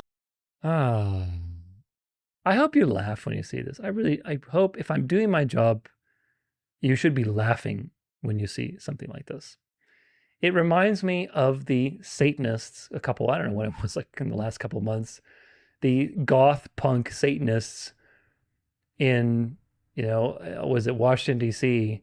or somewhere protesting like the Eucharist, and they're going to do this, ritual to defile the Eucharist, and the Catholic guy jumps and rescues the Eucharist, and this whole drama, and oh my gosh, it's just such a clown show. Satan is using two of his hands to play a little puppet game for you and say, oh, look at this puppet, look at that puppet, look at here, look at there. And of course, you know that Islam is satanic. Everybody knows that. It's so obvious. But not that many people realize that Catholicism is satanic, that it's a deception, that it's the seed of the devil, that's the fifth empire on earth and continuation of the pagan empires from Babylon. They don't realize that. So one of these two powers is deceptive and one of them is obvious. Now, if you understood history and you understand the trajectory of history, what's going to happen? If the Bible warns you the devil's going to deceive the world, and you've got one satanic agency that's very obvious and evil coming to get you, and then another satanic agency that's not obvious, but it's around the whole world and it's benefiting from all of these things, what do you get when you add 1 + 1? 1 + 1 is 2. So Islam is going to collapse. The Muslims will convert, and it's going to be a great asset for the church when they do, because they're very fanatical. So when you're deluded, it's easy to be deluded in a different direction. Do you get it? They don't have the truth. They don't have the truth. Okay, if you have the truth, if you're a born-again Christian and you have discernment, you're not going to be deceived, because it's not possible for you to be deceived, because the Holy Spirit is not going to let you be deceived. But if you're a wicked reprobate and you're deceived, who cares? The devil will go like this with you. Move you here, move you there, move you there. You move from one deception to another, because every deception is an imbalance. Do you get it? Every deception is an imbalance into some direction. So if you're imbalanced this direction, if you're imbalanced very dark, very easy to go to the light. That's why people are like, how is Israel ever going to have a conversion? They're all atheist, liberal, Zionists, whatever. Like they're, very off. They're not even religious, right? They hate religion. Well, yeah, exactly. That's my point. That'll be easy. It'll be easy for them to swing from one extreme to another, because they're very hardcore left, very liberal. That's the perfect ripe picking grounds for a revival. For a revival in a counterfeit, apostate religious system, from one extreme to another. Do you get it? This is exactly what they do things. They use extremes to create movement. Bounce it off of this wall, it goes that way. Bounce it off that wall, it goes this way. So this is what they do with movement. So Islam is very extreme. They're pushing the Islam thing in your face, especially in Europe. They're doing it here in the United States too. Again, tranny, tranny, tranny, tranny, tranny, tranny, Jew, Jew, Jew. When something is this obvious, folks, it's being done on purpose. They're giving these people a platform.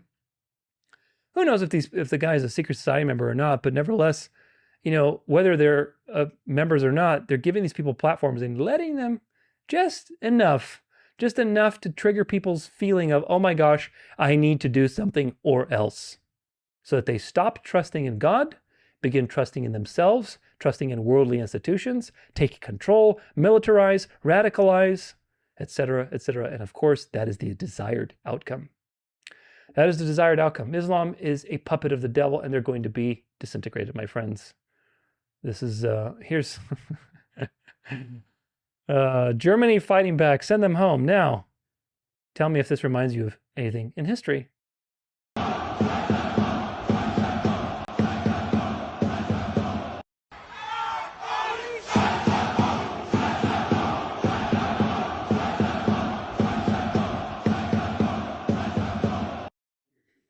Boy, we've come a long way. We've come a long way in 80 years, haven't we? We've come back to where they were 80 years ago. And this is just the beginning. Very interesting that they had all those AfD people from the really hardcore right party assassinated, which is also interesting. So that'll push people over the edge in Germany.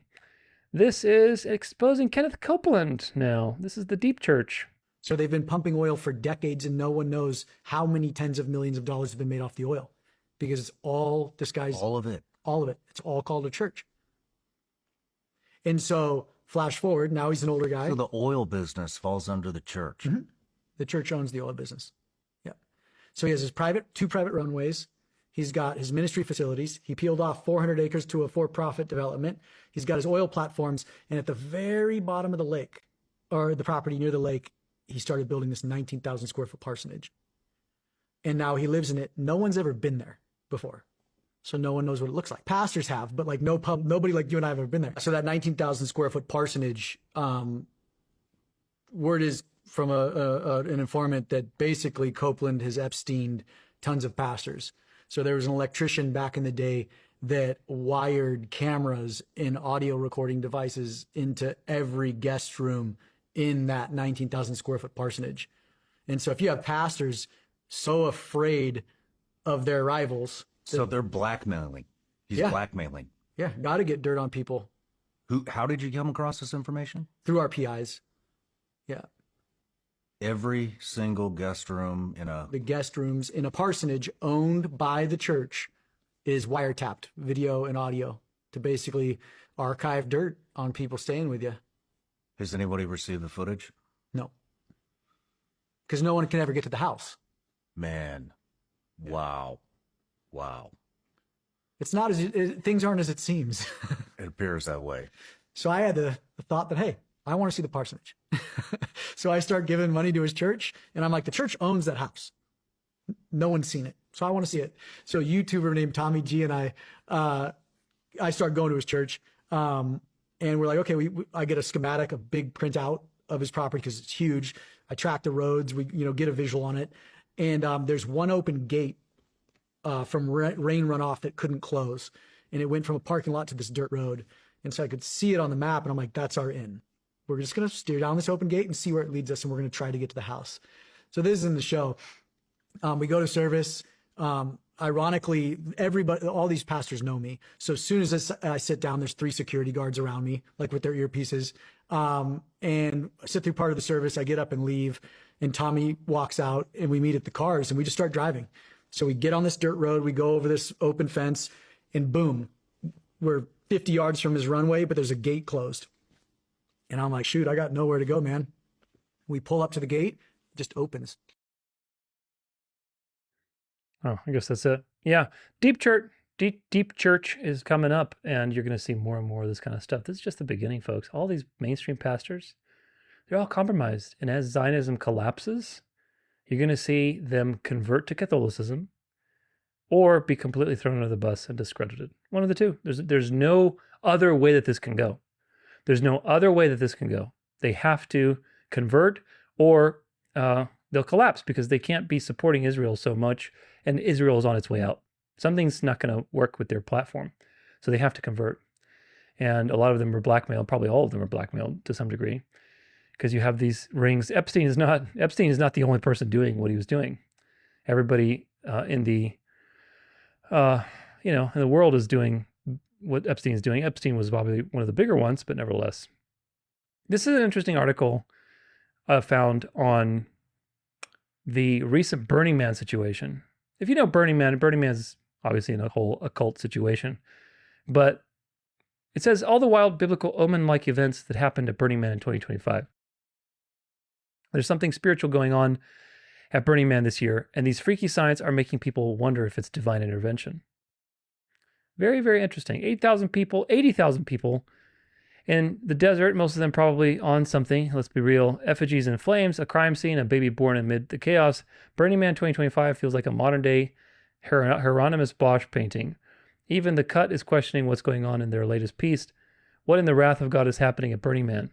Meanwhile, Nicole Shanahan, RFK Jr.'s ex-wife and former spouse of Google co-founder Sergey Brin, called the festival demonic this last week. So now we're entering a religious paradigm. We're starting to use the words demonic, wrath of God, religion, religious themes. Very interesting, don't you think? Burning Man's going to go Christian pretty soon. So what exactly went down in the Black Rock City? The orgy dome collapses in the wind. A spiritual birth, a surprise birth in an RV. What else? A homicide investigation in Black Rock City. And a lot of things, guns and drugs on the Esplanade. Of course, what do you get, when you get a satanic situation, whether that felt biblical? Very interesting. I think they had storms and all kinds of stuff. So yes, these things are happening more and more. Again, if you know that the destination of history is a Christian, quote unquote Christian New World Order scheme, you have to read everything through that lens. Burning Man is not in alignment with that. You can't have Burning Man if you have a conservative Christian nationalist New World Order. You can't have that. So there has to be some crisis involved, some signs and wonders, and this is going to become a Christian thing. Either it's going to be abolished, and that will lead to awakening, and all these people basically convert to religion, or it's going to transmogrify. It's going to transform into a religious situation. You're going to have signs and wonders, maybe Eucharistic miracles. It's going to be a whole thing. Very interesting. Very interesting to watch what's going to happen with that. Every year it's getting more and more, interesting in that regard. Because I know they had some other issues last year, I believe, with like storms, and people were starting to question it. It's very interesting how it's coming up to the population's awareness. Breaking news, citizens of Turkey, Syria, Bangladesh, Afghanistan, and India and Pakistan are banned from entering nightclubs in Japan. People are fighting back. The nations are fighting back against this Muslim wave. This is Homeland Security says, pray without ceasing. Why is the Department of Homeland Security telling you to pray without ceasing? Why are they telling you to do something religious and moral? They should be talking about things related to Homeland Security, not about prayer. It's not their responsibility. Church and state need to be separated. Department of State, our nation is founded on the recognition that moral virtue and a steadfast faith in God are necessary preconditions of freedom. Yet under the Biden administration, U.S. foreign policy belittled Christianity and weaponized the government against faith. That era has ended. Under POTUS's leadership, the State Department will eradicate practices that devalue and demean the Christian faith. Now, what do we mean by that? What do we mean by Christian? What do we mean by that, folks? Do we mean the gospel, or do we mean like this lukewarm, visible church kind of reality, which of course is just Catholicism, ultimately? The Founding Fathers were against this kind of stuff for a reason, because eventually you're going to have the infiltration of papism, Jesuitism, Catholicism, which is what they were afraid of, and they're going to take over the government and make it a theocracy, which is what Europe struggled with for hundreds and hundreds of years. That's what the Founding Fathers were trying to get away from. And they knew that their religious tolerance and religious liberty that they wanted to provide for people would be abused by the Catholic system to put in their agents in there, because they tolerate Catholics. You don't have a policy against Catholicism.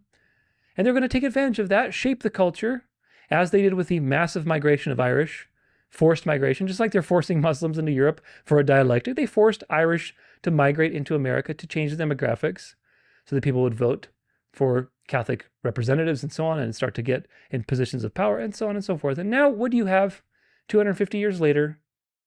The most Catholic cabinet there is, the most Catholic Supreme Court there is. What do you have? You have the Catholics' most population that's ever been, etc., etc. So founding fathers knew what would happen, and 250 years later, that's what happened. Now, this is another video. Gosh, it's super cringe, but we have to watch it. This is a Protestant, okay? Buddy Brown, 1.24 million subscribers. He's a Protestant, good old conservative MAGA guy, you can tell. Got his arms folded, he's got a nice truck and ranch hat. And he's got a meme of this Crusader stuff, a bloody shield, solar cross. It's time. It's time. Let's see what it's time for.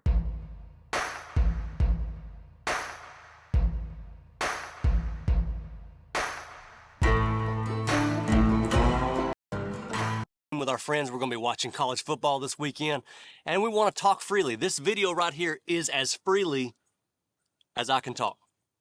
I saw a comment just a few weeks ago that said, buddy, we really appreciate you so much because you never hold anything back in your videos. And I just want to tell her, you have absolutely no idea how much I hold back when I'm actually doing these. You know, that being said, there is a growing call. It started across social media, then it went into schools. Now it's made its way into private conversations, members of the church, in a very, very non-joking fashion, that it's time to bring back the Crusades.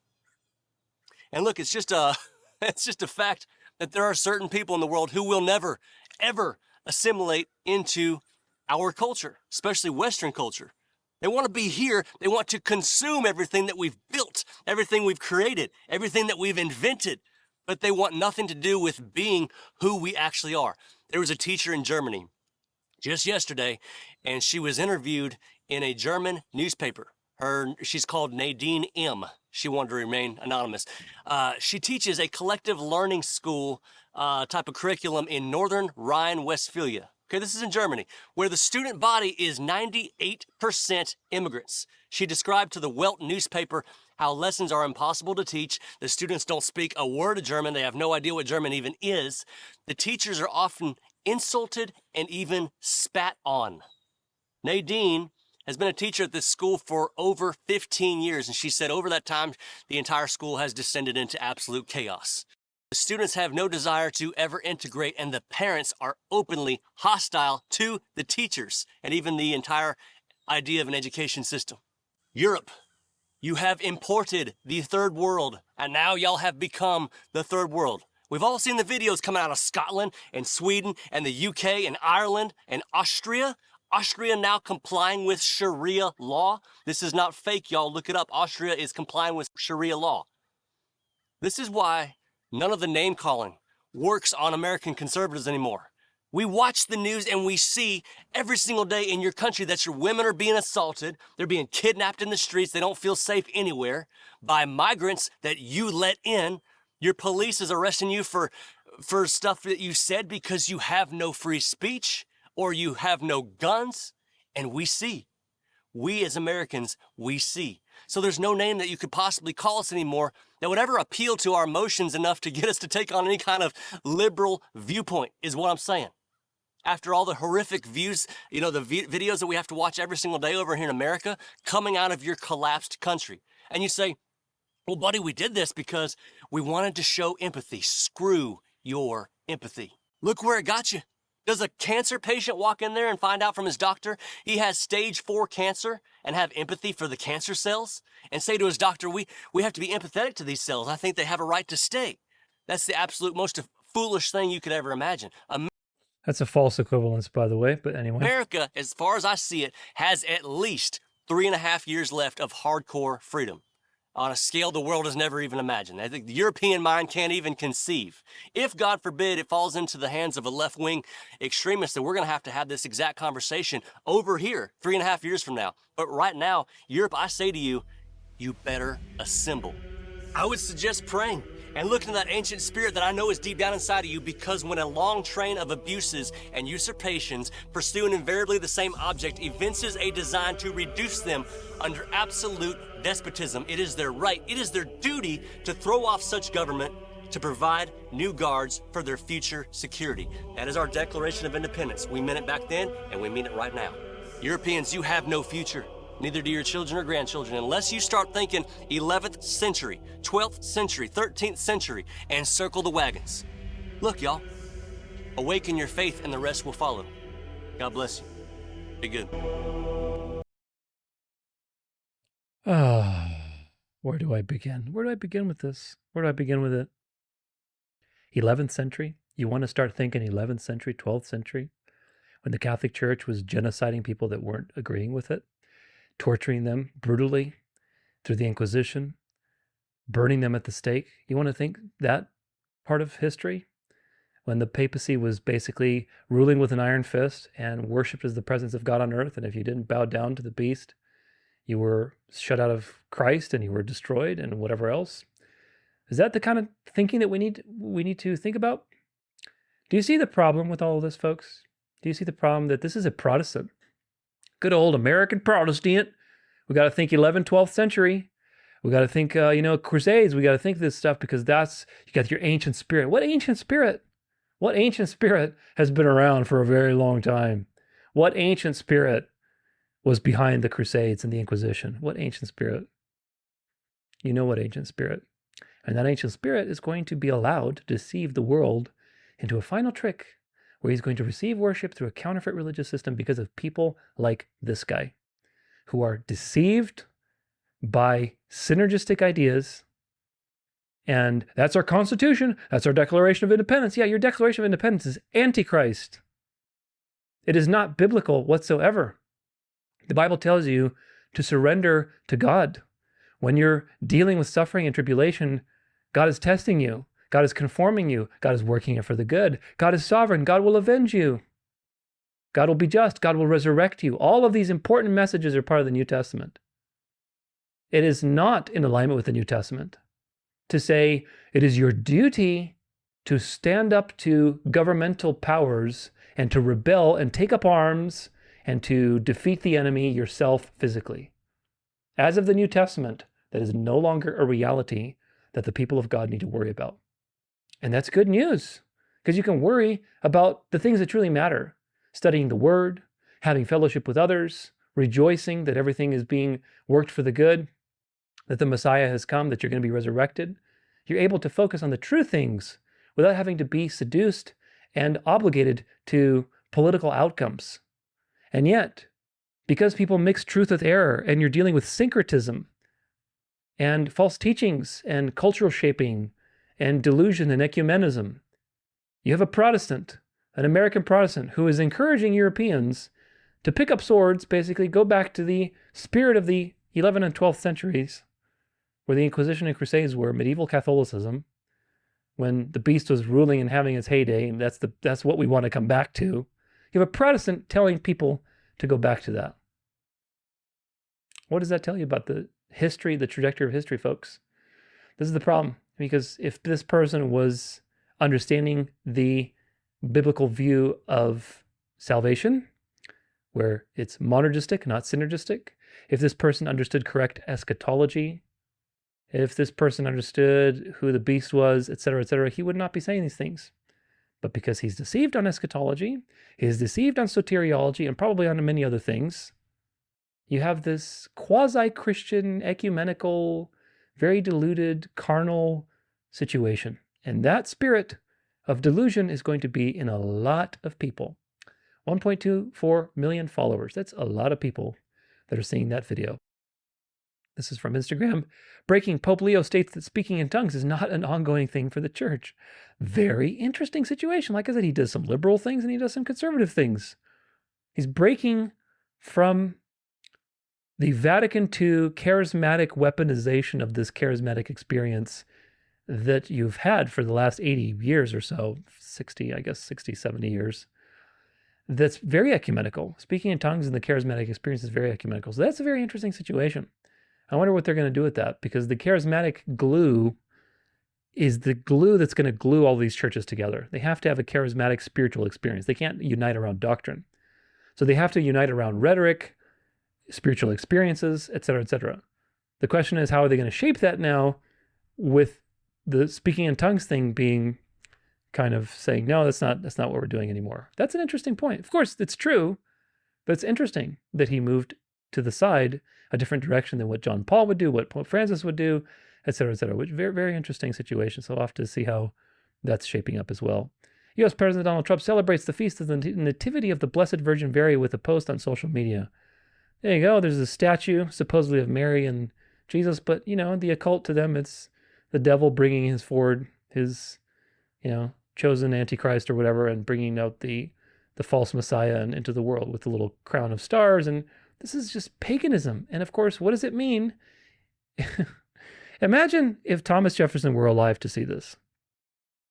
Imagine if Thomas Jefferson were alive to see like a tweet from Trump hailing the Virgin Mary and, basically proclaiming Mary on a Catholic feast day. Imagine what Thomas Jefferson or John Adams or Abraham Lincoln or all these people who were assassinated, Buchanan, Monroe, all these people who were assassinated by the Jesuits, they would think when they would see something like this. Imagine.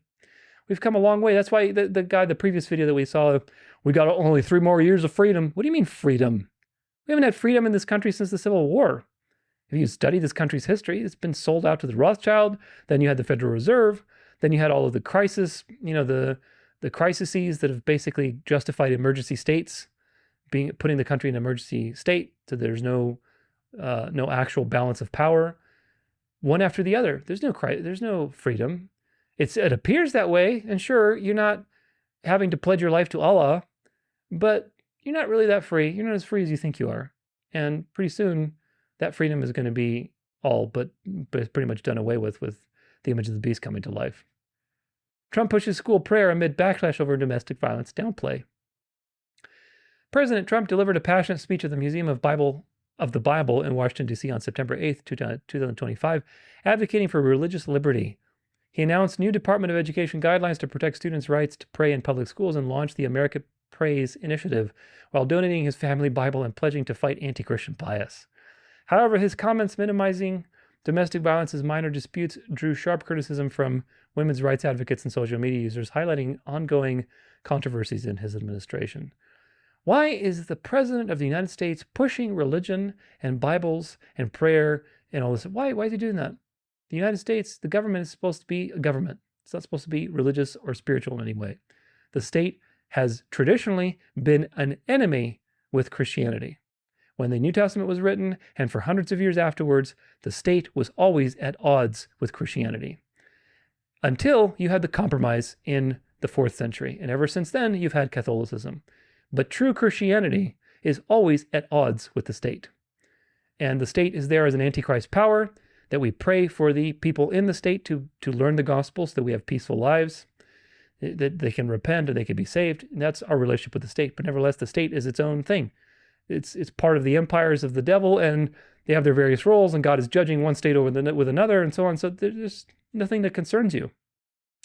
It's nothing to be concerned about. But yet, people today think that the state needs to be religious. Otherwise, the big bad atheistic state, the king of the South, is going to get us. Oy vey, right? Oy vey. Fox News, Catholic News, says Trump to call on Americans to pray for nation as 250th birthday approaches, one nation under God. Which God are we talking about, folks? Are we talking about the Eucharistic Christ that's in the Eucharist? Are we talking about the Judeo-Christian God? Are we talking about the synergistic God that needs your cooperation to save you? Which God are we talking about? Or are we talking about Yahweh, the tripersonal being that's manifest through Jesus Christ and who saves you for his namesake, who monergistically saves you, who is completely sovereign over evil and predestines all things for his glory? Are we talking about that God? I don't think we are. That's the problem. September 8th, President Donald Trump will announce the launch of America Prays at the Museum of Bible, yada, yada. We read this part. The inspiring program calls on Americans to dedicate time every week to pray for the country and to underscore faith as central to the nation's founding and future. Why is a program by the government telling you to dedicate time every week to pray? Pretty soon, you're going to have to dedicate time to rest when they tell you to rest. Do you see where this is going, folks? Precedent after precedent. The devil doesn't just turn the water on to boiling right away. You got to heat up slowly, so the frog just melts in there. President Trump has revived one of America's most prominent and powerful founding principles. We are one nation under God. Well, the founding fathers were not Christians, and they didn't intend on this being a Christian nation. White House spokeswoman Taylor Rogers told Fox News Digital, as we approach the 250th anniversary of the greatest country of the world, President Trump invites Americans to pray for our nation and for our people. America is stronger with the power of prayer. The initiative also suggests people join with at least 10 others each week to pray. Now, it's a good thing to pray. I think it's a good thing to pray for the welfare of your neighborhood, of your country, of other people in your, I don't think there's anything wrong with that. But this is a religious delusion, and you're being invited to participate in the situation on the basis that the king of the South is coming to get you. Communism is going to come and get you. Islam is coming to get you. So you need to respond by doing this thing that we tell you to do. And people go, okay, we need to do it, otherwise Islam's going to get us. And so they're running the little rat wheel that eventually leads to the beast. And this is the problem. France, Marine Le Pen. France will take all necessary steps. Radical mosques will be closed. Hate preachers will be expelled. Salafism and the Muslim Brotherhood will be liquidated. Boy, is that interesting.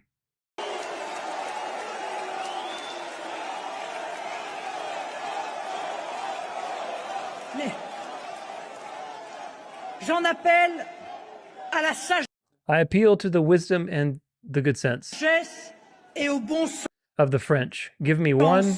Des Français. Qu'on me donne Give me one reason, only one, to keep on our territory. une raison, une seule, pour garder sur notre territoire Foreigners who collaborate des étrangers qui collaborent avec une idéologie with totalitarian ideology that wants the death of the French. totalitaire qui veut la mort des Français.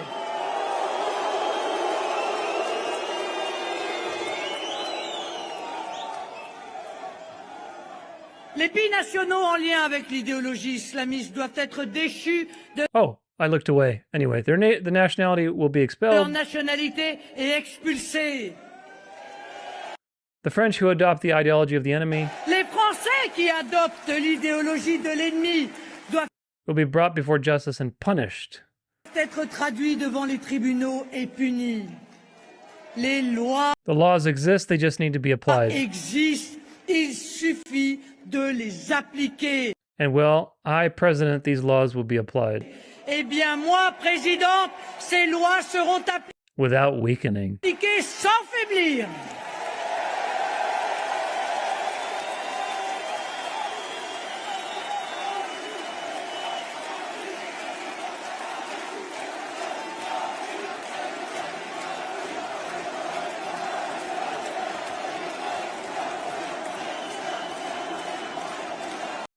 In just a couple of years, with a couple of forced dialectics, you now have the radicalization of France, which was the bedrock, the birthplace of atheism. Do you understand how biblically significant this is? That's why I say you can't look at 3% of the Earth's history, folks. You got to look at all of history.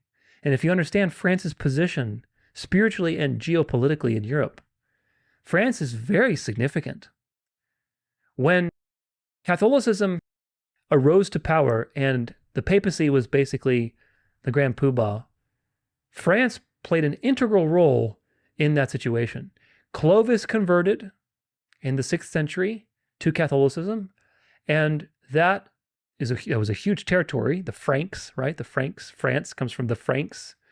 That was a huge territory, and Clovis converted to Catholicism in the 500s.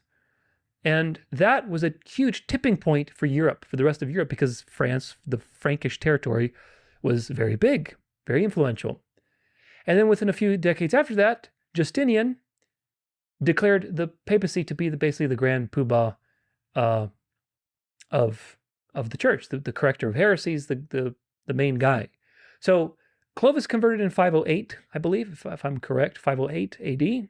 And then in 538, the Justinian's decree was basically for the papacy, and the papacy officially became basically the head of the church. And ever since then, it ruled with an iron fist until 1798.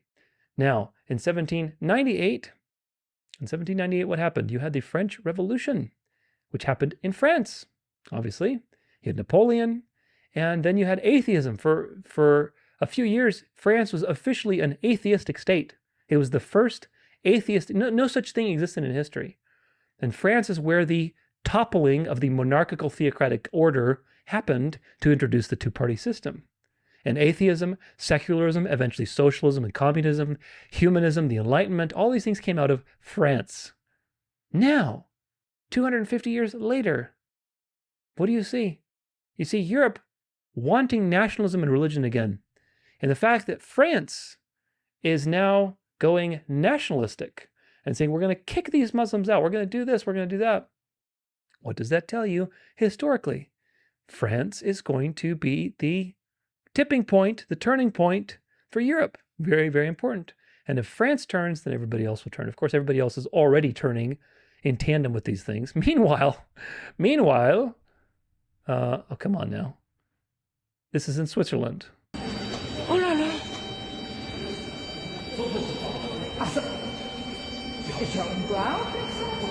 Voilà, ông cha đến này, cha đến này.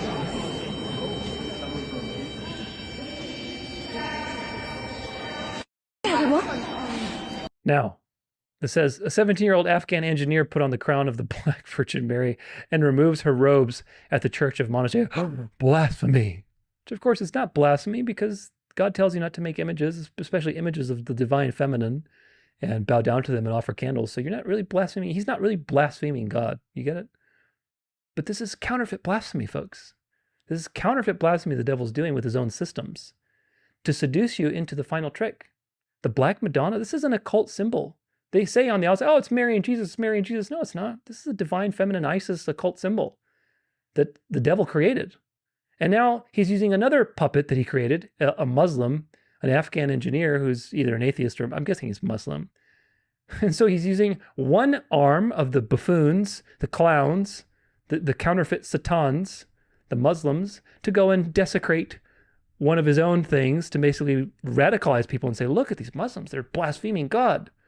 They're not blaspheming God. This is an idol. This is just paganism versus paganism.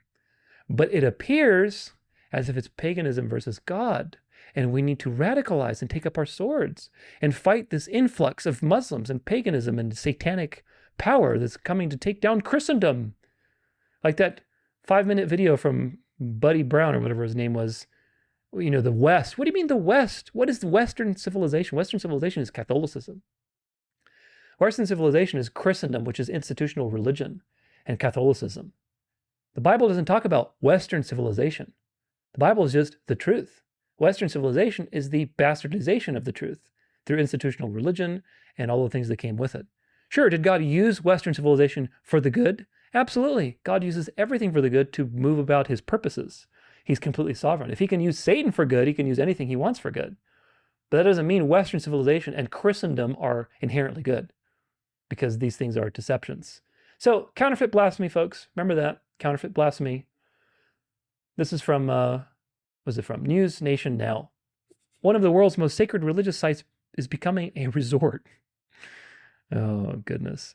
Egypt is building a luxury resort at one of the most sacred religious sites in the world, Mount Sinai. Now, really quick pause. This is not actually Mount Sinai. Very important to understand that. They tell you it is, but it's not. The plan, known as the Great Transfiguration Project, it's an interesting title, was initiated by Egypt in 2021. The government is promoting it as Egypt's gift to the entire world and all nations, according to the BBC report recently. The location is sacred to 3 prominent Abrahamic religions, Christianity, Islam, and Judaism, and is designated as a UNESCO World Heritage Site. According to religious tradition, the area is where Moses was given the 10 Commandments by God and is also home to the 6th century St. Catherine Monastery. This is not where Moses was given the 10 Commandments, but that's the tradition. Luxury hotels, villas, and shopping bazaars are already under construction, drawing heavy international criticism and concerns about displacement of communities indigenous to the region. But what better way to celebrate the 10 Commandments by creating commercial enterprises and resorts that you can go spend your money at? Just so blasphemous. But it's, again, it's counterfeit blasphemy because it's not, actually the Mount Sinai. Catholic Church canonizes its first gamer saint, and one of his favorite games was Halo. Isn't that funny? Again, they're coming for the gamers, the kids that grew up in an atheistic. Gamer culture is so toxic, folks. Gamer culture is so toxic. It's dark, right? These kids that grew up with iPads and they're just so devoid of social skills. They're so angry. They're just so stressed out. They're just total nerds. And of course, now there's a perfect opportunity. What did I say? If there's an imbalance, it's easy to go to the other imbalance. Perfect opportunity for religious quote-unquote revival is within the gamer community. So what do you start seeing? Well, you start seeing that Minecraft guy with his Jesus shirt on. He's a Catholic. You start seeing the canonization of the first gamer saint. What do you think they're doing? The snake is coming for the kids, folks. He always wants the young generation. Nick Fuentes, radicalizing the youth. Charlie Kirk, radicalizing the youth. They're coming for the youth because they need the youth to be part of their, shift in demographics. So anyway, I'm not going to read this, but Occultus, you probably know about him. Just so weird. Like, I think they have a picture of him in his little casket thing where people come and worship him or something. No, they don't. Anyway, you've probably seen pictures of him in his casket, just there, like mummified. It's just like, ugh, so weird. So weird. Now you can pray. Now you can pray to Carlo Occultus, and you can pray to help him, to have him help you with your video game. Historic moment in Halifax. The entire Protestant church in England converted to Orthodoxy. Historic moment. Certainly historic in some sense. The city of Halifax in England, a historic moment occurred. The entire evangelical Protestant community decided to convert to Orthodoxy. The newly formed Orthodox community of St. Hilda celebrated its first Orthodox liturgy on August 17th, which marked a turning point. Interesting they used that word. In their joint spiritual journey. This decision was not made overnight. As early as the beginning of the year, the church community, led by Pastor Douglas Clark and Assistant Pastor Viviers Ferreira, started on the path of getting to know Orthodox teaching and tradition. Most of the members officially entered the catechumen program, and the interest in converting to Orthodoxy spread to believers from other parts of Halifax and the surrounding area. So this is going to set a precedent, folks. This is not the first time that this is happening. It's not the first time that this will happen. This is setting a precedent. And if you are a true Protestant, you're protesting the teachings of the Catholic Church, and you have a love for the truth, you would never go back to Orthodoxy. You would never go back to Catholicism.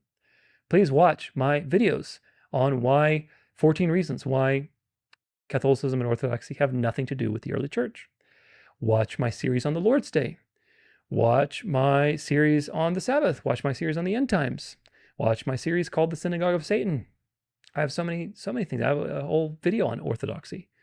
There's so many things wrong with these churches, especially Catholicism. Obviously, Orthodoxy is a harlot daughter that's going to be integrated. And so all these people are going one way or another, whether they're going to Catholicism or Orthodoxy, they're going to be integrated in the end, folks, because Satan controls the institutions of this world. Satan controls the external. Do you get it? Of course, God is sovereign, but we're talking primary and secondary causes. Satan controls the external. He controls the outside. He wants to get to the inside. He wants to get there. He wants to get to the heart so he can destroy you. Of course, he can't get to the heart of the elect, but he can deceive people. He can seduce them. He can threaten them. So that's how he gets to the heart. So he controls the external world through institutions, through technology, so that he can get at the heart and deceive you and cause you to apostatize. So whether you go to Orthodoxy or to Catholicism, or you're in the NAR, you're a Pentecostal, it doesn't matter. All these institutions are going to be bridged together, and everybody will bow to this system eventually. So you have to understand that everybody's destination is in the same direction. This is again from News Nation Now. Stephen Colbert's Journey of Faith. Even the liberals are Catholic.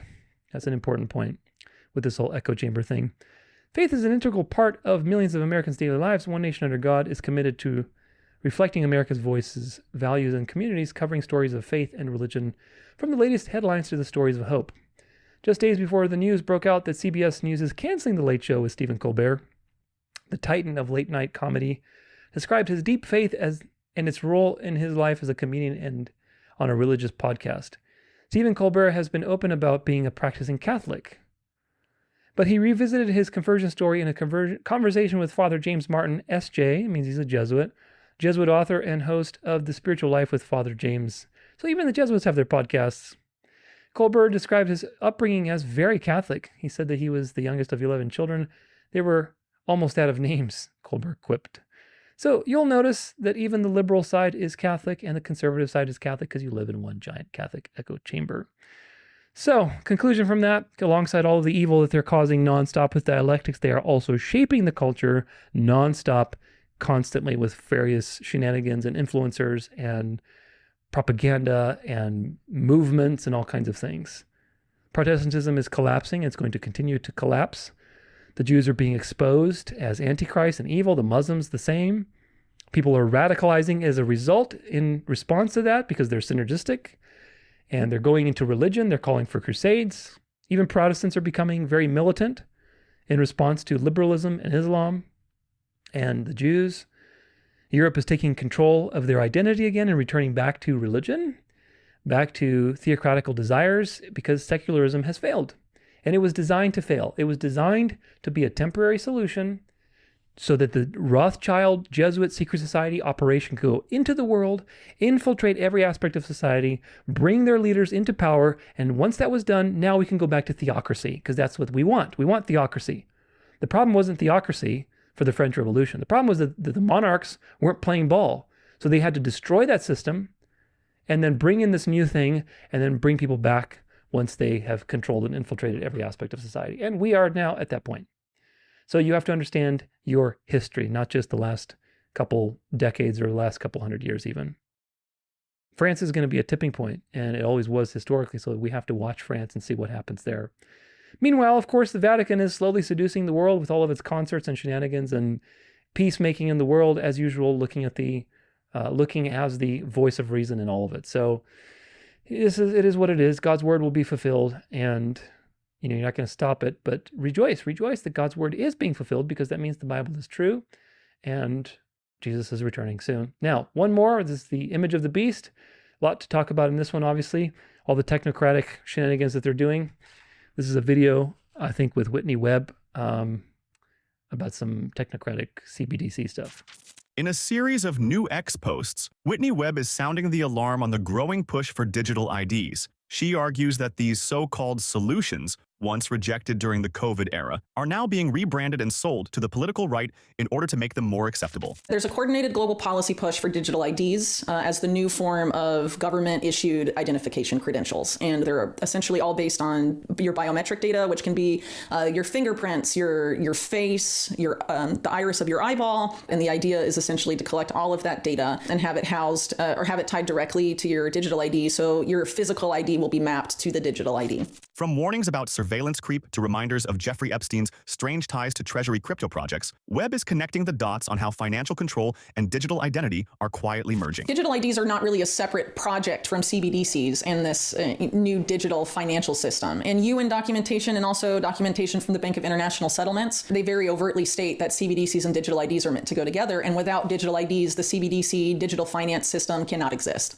One of the reasons it can't exist without that is because of the KYC functionality built into this digital financial system. They have the know your customer protocols. They have to know who you are. And so they want to have your wallet tied to a digital ID and have that digital ID be mapped to your physical ID through the biometric data collection. In her first post, Whitney Webb writes, "Myself and Mark Goodwin and a few others tried to warn people in January 2024 that a lot of the policies hated by COVID-era dissidents were being repackaged and resold by the right instead of the left to minimize resistance and to make them more palatable." She's responding to growing reports that the U.S. Treasury is now considering mandatory digital identity tools for decentralized finance. That means developers and platforms could be forced to integrate smart contracts that automatically verify user identity before transactions are approved. In a second post, Webb points followers back to her 2023 investigation, co-written with Iane Davis, titled Enforcing Digital Identity. That report warned that the UN's Sustainable Development Goals were being used as a Trojan horse, building a global digital ID system under the banner of inclusivity and justice, but in reality designed to tighten surveillance and control. So there's different efforts to make digital IDs either as NFTs, non-fungible tokens. There's also the efforts of Sam Altman of OpenAI and his WorldCoin project,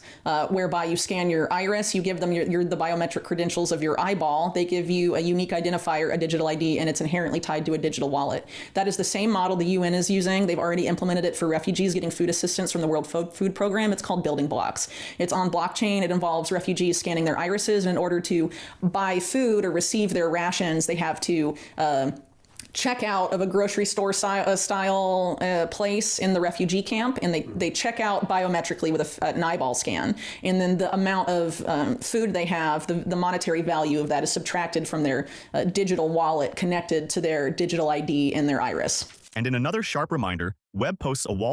Do you notice, really quick pause, do you notice how they always guinea pig the people that they can get away with? The refugees, the immigrants, the homeless people, always people they can get away with. Of course, they cause these problems so then they can experiment on them with their various things before they bring them to the mainstream of the populace. Wall Street Journal screenshot linking Jeffrey Epstein to the Treasury Department. She writes, "Well, I can think of at least one person who would have loved this digital ID stablecoin policy from the Treasury Department." The article highlighted Epstein's claimed involvement in U.S. government crypto and anti-hacking efforts, raising uncomfortable questions about how financial tech policy can intersect with intelligence networks. So ID 2020, the UN and other stakeholders in this particular sphere often argue that the reason this is necessary is because of what they call the identity gap. And the identity gap is the claim that the lack of digital ID is preventing people, mainly the world's poor, from accessing essential services, whether it's banking, whether it's education, whether it's healthcare. They claim the only way for these people to be able to access these services is to onboard them to these identity schemes. For decades, America's healthcare networks have been overdue for a high-tech upgrade, and that's what we're doing. The existing systems are often slow, costly, and incompatible with one another. But with today's announcement, we take a major step to bring healthcare into the digital age, something that is absolutely vital. You got to do it. Whitney Webb is warning that digital IDs are more than just a tech upgrade. They are the backbone of a financial surveillance system with global ambitions. If you want to dig deeper into her reporting, check out her full unlimited Hangout piece. Yeah, it's coming, folks. What does this mean in terms of Bible prophecy? Well, the Bible warned you that there'd be coming a day where you wouldn't buy or wouldn't be able to buy or sell. So that's only possible with a digital reality where you have digital coins, digital identity, digital blockchain thing. Everything is controlled by somebody else. You got it physical, you can control it, right? You got gold or money tucked away, cash. It's on your person. It's in your safe. It's in your house. You have control over that situation. Digital is just a way for someone else to control what you have, to make you feel like you have it, but in fact, it's somebody else that actually has control over it. It's a centralized way. It's a way to centralize everything to the beast. Let's see. This is Steve Bannon talking to someone. Green New Deal's forgotten. Climate change is forgotten. You got to build power generators everywhere. You got to give over federal land for data centers everywhere. We got to burn more coal, more oil for these data centers because our method of AI, we understand that if this is not a psyop, which I don't think it totally is, we've had our Sputnik moment. And guess what? The oligarchs that we created, who were all progressive Democrats, absolutely fucking face planted. Now, here's the point. In techno-feudalism, you're just a digital serf. You're valued as a human being, as someone built and made in the image and likeness of God and endowed with the life spirit of the Holy Spirit. Is not, they don't consider that. Everything's digital to them. They are, at the end of the day, transhumanist. And what is transhumanist? Transhumanist is somebody who sees Homo sapien here and Homo sapien plus, right? Plus on the other side, what they call the singularity. And that's why they're all rushing, whether it's artificial intelligence, regenerative robotics, quantum computing, advanced chip design, CRISPR, biotech, all of it to come to this point of which the oligarchs are going to lead that revolution. And why are they going to do it? Number one, when you get to know them and see where they're spending the money, it's because they want eternal life. You know why? Because they're complete atheistic 11-year-old boys that are kind of science fiction, Dungeons and Dragons guys. And we've turned the nation over to that. And yes, I'm going to fight it every fucking step of the way. This is taking us back a millennium to feudalism. This is what their business model is based upon that. And the progressive left made a deal with these guys. They're all lefties. Even Andreessen, they're all super progressive liberals. They're all techno-feudalists. They don't give a flying fuck about the human being. And I don't care if you're black, white, Hispanic, Chinese, they don't care. And they have to be stopped. If we don't stop it, and we don't stop it now, it's going to destroy not just this country, it's going to destroy the world. And you've seen this artificial intelligence. We have no controls over this. We've allowed these monopolies to exist. They're not, they don't think of the sovereign, they're American as an idea. America's not an idea. It's not. Right. It's a country with a border and a group of citizens that's the greatest resource we've ever had.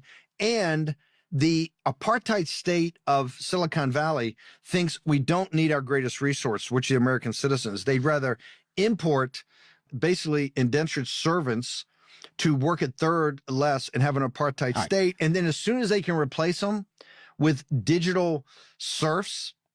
All right, let's bring it. So that's good. Now, this is an example of giving you counterfeit discernment. Half-truth. The points that Steve Bannon is making are legitimate. They're legitimate. However, who is giving you the points? Steve Bannon admitted to doing the Jesuit exercises. He's a radical traditional Catholic. He is loyal to the papacy. probably a Jesuit trained, that's for sure. So he's telling you about the singularity and how it's evil, and yet the Jesuits are the ones who developed the Omega Point theory and who've basically were created to bring the world into submission to the Omega Point, which is the Pope, to be one country or one world under one man. That's their Omega Point. That's the New World Order. That's what they were created for. And he does the Jesuit spiritual exercises, which are designed to submit you to the Jesuit general. So how does that work? How does that work? How does it work that he's talking about the evils of the left because they're trying to bring you into this feudalistic society, when in fact he's loyal to the Pope, and the only society that works with papism is feudalism, when the kings of the earth will give their power to the beast. That's the only society that works. That's the only society that the beast wants to be on top. And you've got a feudalistic society. You've got the slaves. You've got the, lesser Elohim, the nobles, the gods, and then you've got the God of gods, right? That's the society that the papacy wants. And Steve Bannon is loyal to the Pope, and he wants a radical traditional government. So how does that work? A lot of very interesting duplicity and hypocrisy there, because the destination that Steve Bannon wants to go is the same destination as the liberals want to go. Yet he's pointing out to you important truths.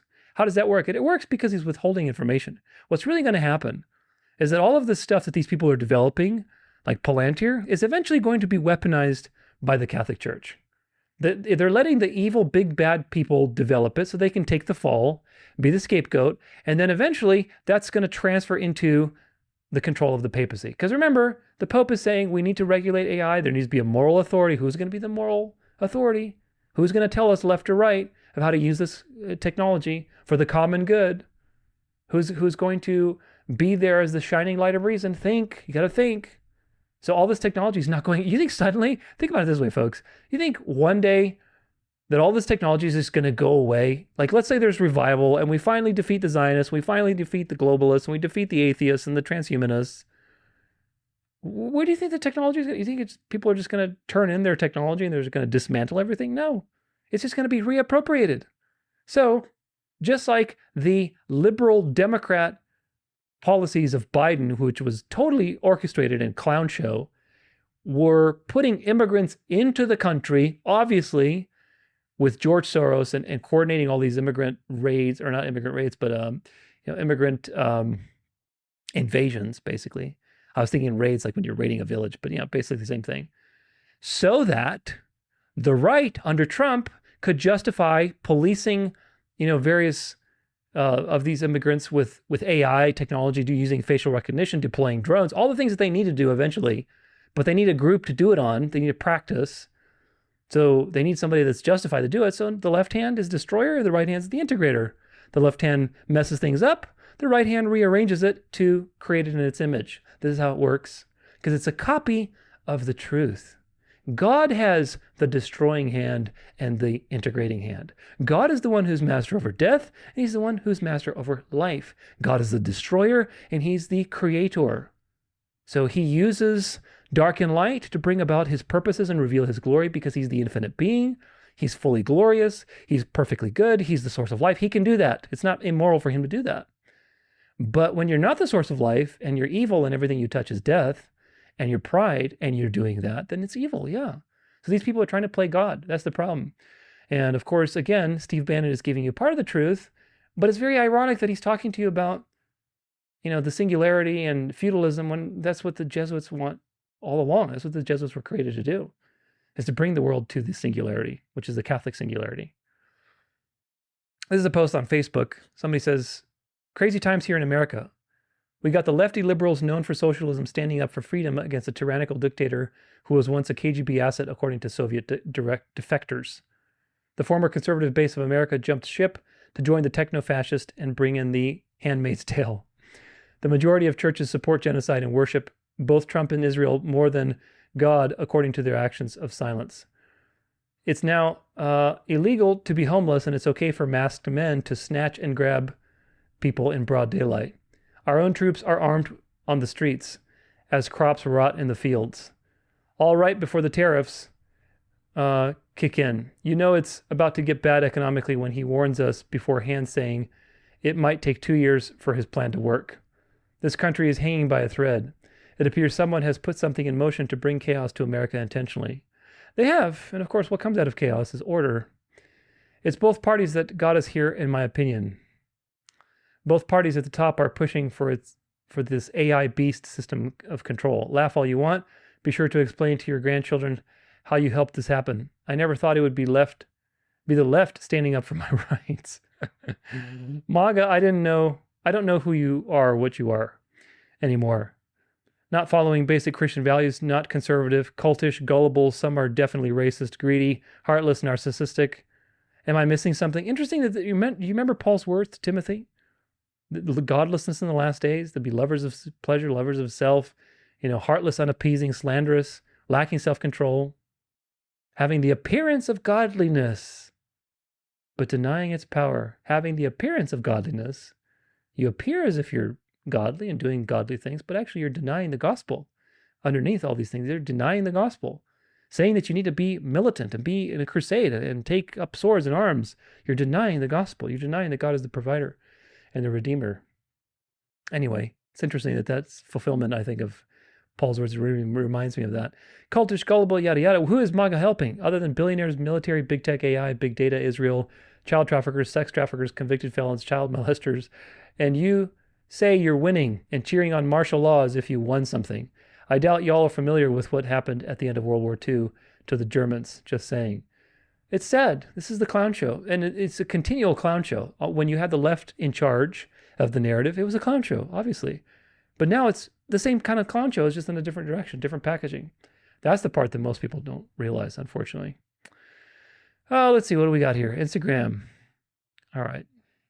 Microsoft says jobs will be a thing of the past. I think that's what it says. Come on now. Suppose it doesn't display right for some stupid reason. Refresh. There we go. Bill Gates just revealed which jobs AI is coming for first, and your job just might be on this list. Just the other day, Microsoft released a list of jobs most and least likely to be replaced by AI. So let's take a look at those jobs that are most likely gone because of AI. Now, I've also done a video for the World Economic Forum's most likely to be replaced AI jobs, so make sure you go back and watch that one. Before we get into this list, if you like content like this and you want more, make sure you like and follow. The first two jobs most likely to be replaced by AI are going to be interpreters and translators. We already have AI translators like Google Translate, ChatGPT, Microsoft Bing, and even Amazon Translate. So as this technology advances, interpreters and translators pretty much is going to be a thing of the past, at least the human version. The next job is going to be historians. With companies like Grok, ChatGPT, and Gemini, people can get answers to the questions they have within seconds, so the need for historians really isn't going to be there in the future. Next is going to be flight attendants. Companies like Pepper are already developing AI robots that are service-based, and the goal is to have them replace flight attendants. So as this starts to gain success, more and more companies are going to start popping up, and flight attendants are pretty much going to be gone. Again, at least the human version. The next job we have is sales representatives.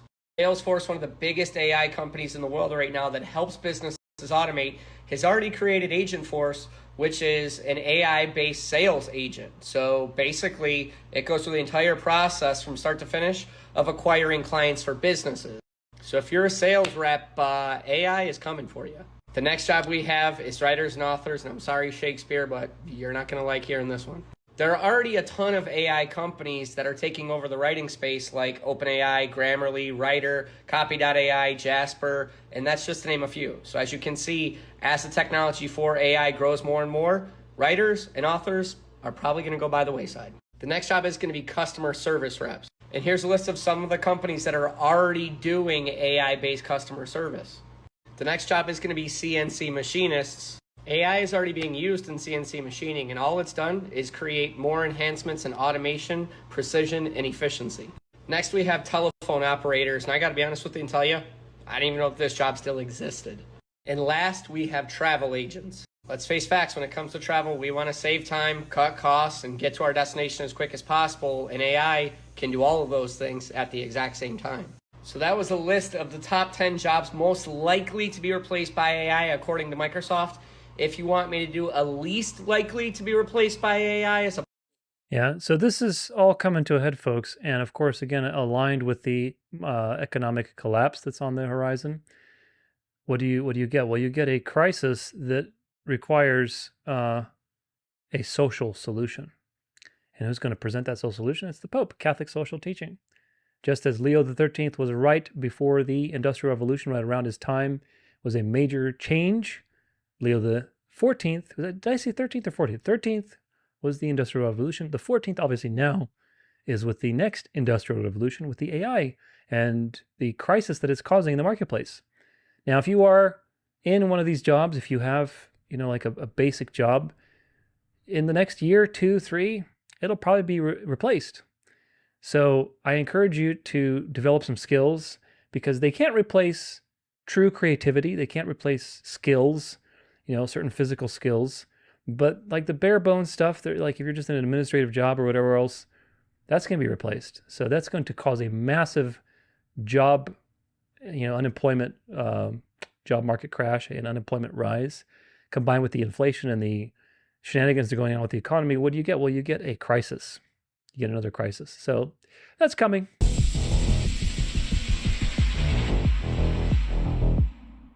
While many people rightly say that money is already digital, when world leaders say digital money today, it means cryptocurrency, which is now part of a worldwide scheme to monitor your actions and control your money. This new form of currency will require you to have a unique digital wallet, which is essentially a digital ID. Last spring, European Central Bank President Christine Lagarde said that the ECB will be ready to launch the digital euro by this October. According to the Atlantic Council, 137 countries and currency unions are preparing for a crypto digital currency. 3 countries have already launched theirs: the Bahamas, Jamaica, and Nigeria. CBDCs in the advanced stages are the digital euro, China's digital yuan, India's e-rupee, the United Kingdom's digital pound, Brazil's digital real, and Russia's digital ruble. Hong Kong is preparing to launch a stablecoin. Japan's Financial Services Agency is preparing to launch a Japanese yen stablecoin this fall. And President Trump, who has been pushing stablecoin development, has repeatedly announced that the USA will lead the world in AI and crypto. His family is heavily invested and stand to make billions when the world goes crypto. The Trump family even have their own stablecoin, the USD1 stablecoin from World Liberty Financial. Trump's puppet masters likely have another stablecoin in mind to be the digital dollar, but a puppet can still dream. The only difference between a CBDC, central bank digital currency, and a stablecoin is name only. Both will be programmed according to the nation's financial policies. Both are capable of operating a carbon tax and a social credit score. The only difference is one will be managed by a central bank and the other by a private corporation.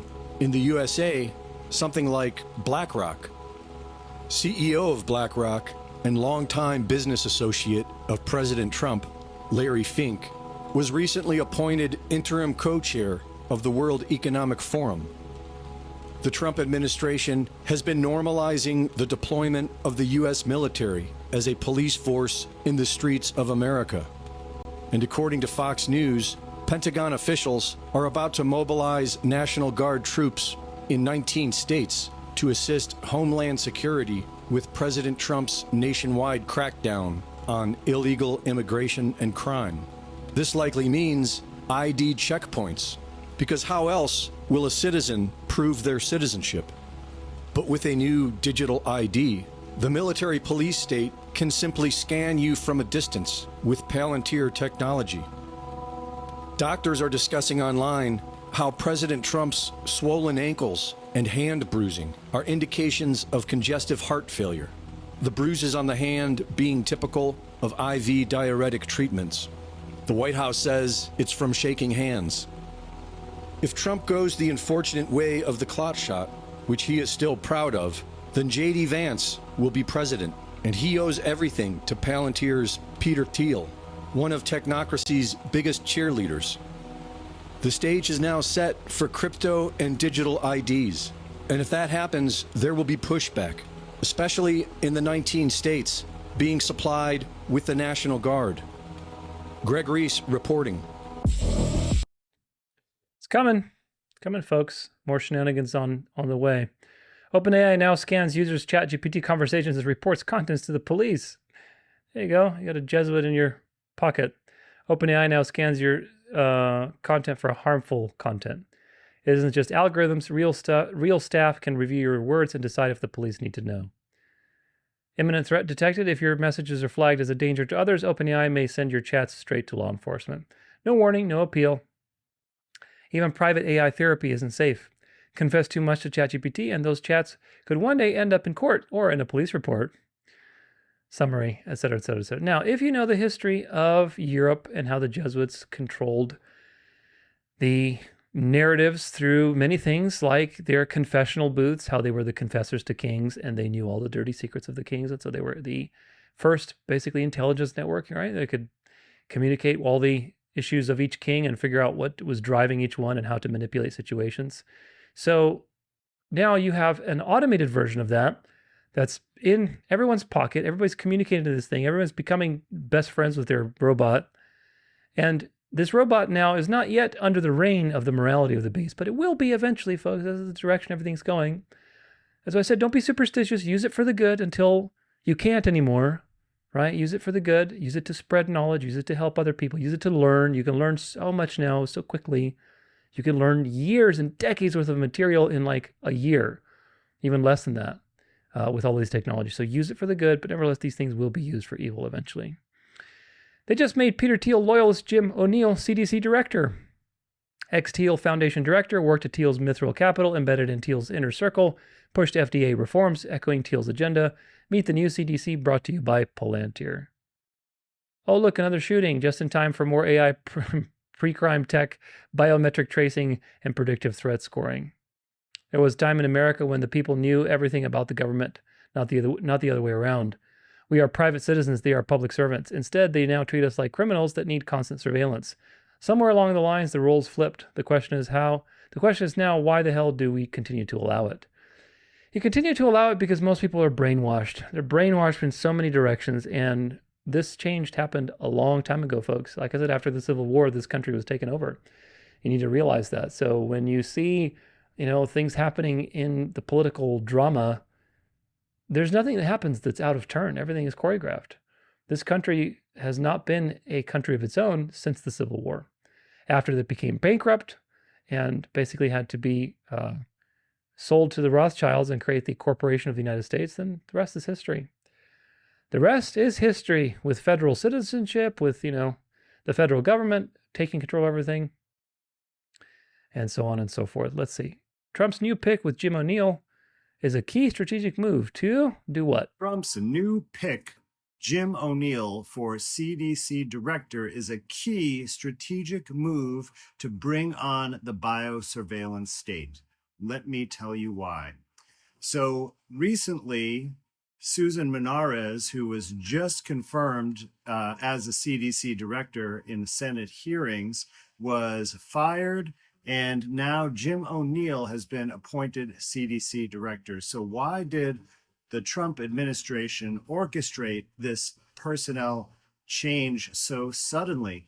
Well, first of all, if we look at Jim O'Neill, he does not come from a science background, a medical background, or a health background.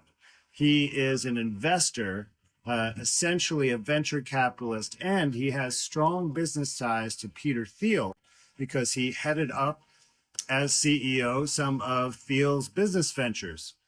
And as we know, Peter Thiel is the principal of Palantir, which is a big part of the surveillance state and was recently awarded major contracts with the government under the Trump administration.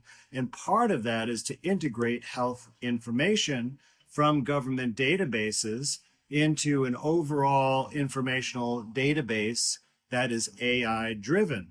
Now, if we combine this with RFK's incentive about wearable devices and now bringing in a CDC director with all these ties to the surveillance state and the AI industry and the military industrial complex, who has nothing to do with the mission of the CDC, I think we can clearly see how all this comes together. And we've seen through many other actions that Trump has done, through his policy efforts, that biosurveillance and the surveillance state in general is a major initiative, and this new appointment furthers that end game. Yeah, it does, because that's their goal, and they're going to be successful at it because God has empowered them to be successful. ICE is rolling out its iris tech called Morris, capable of identifying individuals in seconds from virtually anywhere. Scanning 265 eye points, it's more accurate than fingerprints, and it links instantly to arrest and immigration databases. Is this the death of privacy as we know it? So they're practicing on all the immigrants, of course, all the illegal immigrants. And what are they going to do with that technology? They're going to scale it and use it on you eventually, and going to enforce the beast morality. Come on, clicker. This doesn't really say anything. There's a lot, yeah, the little graphic of the eye, yeah. So it's coming to a neighborhood near you. The was it movie with, what's his name? Tom Cruise, was it? Minority Report? That was just predictive programming. Questions are answered. Why did the NSA publish a blueprint in 1996 for a cryptographic mint over a decade before Bitcoin came out? Why were the earliest blockchain patents that we can find filed by David Schwartz in 1988, the CTO of Ripple? Why did Bitcoin launch conveniently after 2008 GFC, which was engineered by the central banks of Wall Street? Why can't Bitcoin handle global payments at scale if that was why it was built? Why do early Bitcoin developers have direct ties to Ripple? Some of the creators of the XRP ledger actually had been early engineers that worked on Bitcoin. Why are we okay with the fact that Satoshi has the largest individual holding of Bitcoin and no one knows who he or the group of people are? Why are we okay? I think you can figure out who he is. With Michael Saylor becoming the high priest of Bitcoin when he has been embroiled in fraudulent activities in the past. Why do they keep saying that it's decentralized when more than 50% of the entire supply is owned by whales, institutions, and governments? And why is Bitcoin propped up by Tether, a stablecoin that's never fully been audited and even says in its white paper that they can abscond with funds? And why is the mainstream media suddenly pushing Bitcoin on the populace when they trashed it for years? Why has the SEC gone after every major crypto except Bitcoin? I'm not saying I have all the answers, but these questions haven't been answered sufficiently for me to own any Bitcoin. All part of the New World Order, folks. And they've been planning this for many, many years, many little events that they've had over time to bring it now to the surface. When 13 employees walk away from Palantir and say this, we should listen. Palantir is increasingly complicit, normalizing authoritarianism under the guise of a revolution led by oligarchs. We must resist this trend. Broligarchs promise revolution but deliver chains. So former Palantir workers condemn companies to work with Trump administration. Yeah, some people are waking up. Seems Palantir's global surveillance architecture, its client list now includes UK, Germany, France, Denmark, Norway, Switzerland, Israel, Ukraine, Japan, South Korea, Australia, Canada, and even NATO. It's not a tech company, it's an operating system for empire. Which empire is that? The Bible tells you. The image of the beast. That's what it is.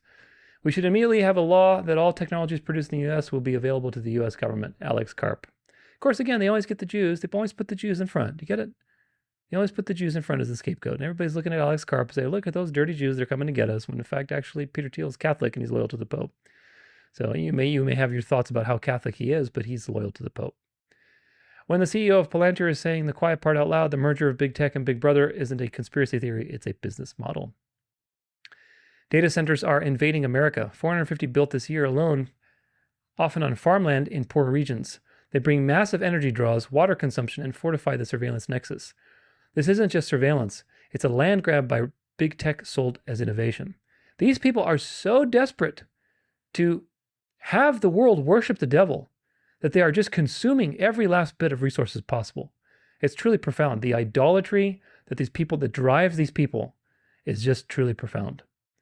5 ways data centers are dystopia in real life. They're the backbone of surveillance, drain water in drought zones, burn 1% to 2% of global electricity, built on farmland in poor areas, controlled by mega corporations, etc., etc. You okay with trading farms for surveillance so billionaires can mine your data? Most people are, it seems. Let me get this straight. Trump now has the power to wield Palantir, tracking my every move, logging every text, merging health, tax, and social security data into an AI model to predict my behavior. Not Epstein's clients, not deep state criminals, me. How does this make any sense? There's a meme here of Jeffrey Epstein holding a sign that says, my clients are still free to abuse children with zero fear of consequences. That's right. Well, they'll have consequences with God. Don't worry. God is going to give them an extremely painful death. But, as far as the time being, they're going to go free. Imagine a cop on your corner logging every car, face, and bumper sticker that passes. Now imagine an army doing it every city 24/7. That's the surveillance grid Flock is building. 88,000 Flock cameras are now watching us across the United States. Flock turned 1984 into a business model. Trust us for it's your safety. Peter Thiel and Alex Carpenter's like a swarm. The Eye of Sauron behind the, the Capitol building and so on. So yeah, these are funny things, but they're also sad that this is the truth. Come on, internet. My internet is lagging because I have like literally dozens and dozens of tabs open for this episode. I probably should have not opened the Charlie one since we have a separate segment for that. Oh, come on. All right, let's try another one. Let's see. Mini Mussolini. Here we go. The future of dating is... Oh, that's not Mini Mussolini. It's Bumble founder. She looks like... She looks like the Mini Mussolini. The future of dating is having your AI date other people's AI and recommending the best matches for you to meet. There you go. Dating is over, folks. Not like you ever had anything with these apps, but... With AI is to help create more healthy and equitable relationships. And that also starts with yourself. How can we actually teach you how to date? How can we help you show up in a better way? So give me an example. Okay, so for example, you could in the near future be talking to your AI dating concierge and you could share your insecurities. I just came out of a breakup. I have commitment issues. And it could help you train yourself into a better way of thinking about yourself. And then it could give you productive tips for communicating with other people. If you want to get really out there, there is a world where your dating concierge could go and date for you with other dating concierge. No, truly. And then you don't have to talk to 600 people. It will go scan all of San Francisco for you and say, these are the 3 people you really ought to meet. Our focus with AI. What about just reading the Bible and getting a biblical worldview of sexuality, of your own identity being made in the image of God, of relationships, of your purpose on this life? What about doing that? Instead of having a mediator for you that's a robot and doing all these things, people are becoming increasingly more and more comfortable with AI being their mediator. And eventually all of these AIs, whether it's a Bumble AI or Tinder AI or whether it's your ChatGPT talking, they're all going to be integrated into one system. So wherever you do, whatever you talk to, whatever thoughts you share are going to be logged and constantly building your social profile so that they know exactly what you're doing and thinking all the time. Because again, remember, the devil doesn't have access to the heart. Only God can supernaturally change the heart. He can give you a new heart. He can give you new desires. That's a supernatural work of God, creating something from nothing. The devil can't do that. The devil wants to get at the heart. So he wants to control as much as he can in the external environment. He's been given authority to do so. So he can get at you. He can get at you. A little AI robot here, a little AI robot there, a little tracking device here, a little tracking app over there. It knows exactly all your moves, and slowly building the coils around you to know exactly what you're doing every single time. Let's go back to this other one and see if it's loaded. Here we go. AI database. You're talking? No, this thing is always, it's supposed to stop it. And it used to stop it, but now every time I load Instagram up, I have to click right away because otherwise it just starts talking. American citizens, today the Palantir AI database on you is in effect. Starting today, every American citizen has a file on you for the government created by an AI company, Palantir. Everything about you is compiled in a digital file, most notably your social media. Every post that you have ever liked, commented, saved, shared, reposted is now in the database. That's if you created an account using your phone number, or any verifiable account like Facebook, which includes Instagram. This Palantir AI law now says you can face deportation and prison time over stuff that the government has the full authority to tell us what it is in the time. meaning we don't know it's illegal now. We don't know what commenting on is illegal. By the way, Palantir was created and operated by Israelis. So just take a guess what could land you in jail. The scary thing, this law is set up that you have zero constitutional rights over it, as it's for the safety of America. Make sure to follow me for the newest update. Do you think this is going to go away when Zionism collapses? Because it will. Zionism will collapse. Don't worry. It's going to happen, folks. But do you think this is going to go away? Or are they just building the infrastructure now, then blaming the Jews, the scapegoat, and then that's going to be reappropriated by the final power? So, very important. UK free speech crackdown sees up to 30 people a day arrested for petty offenses such as retweets and cartoons. Again, they're shoving this in your face. Shoving this in your face. For what? For what reason?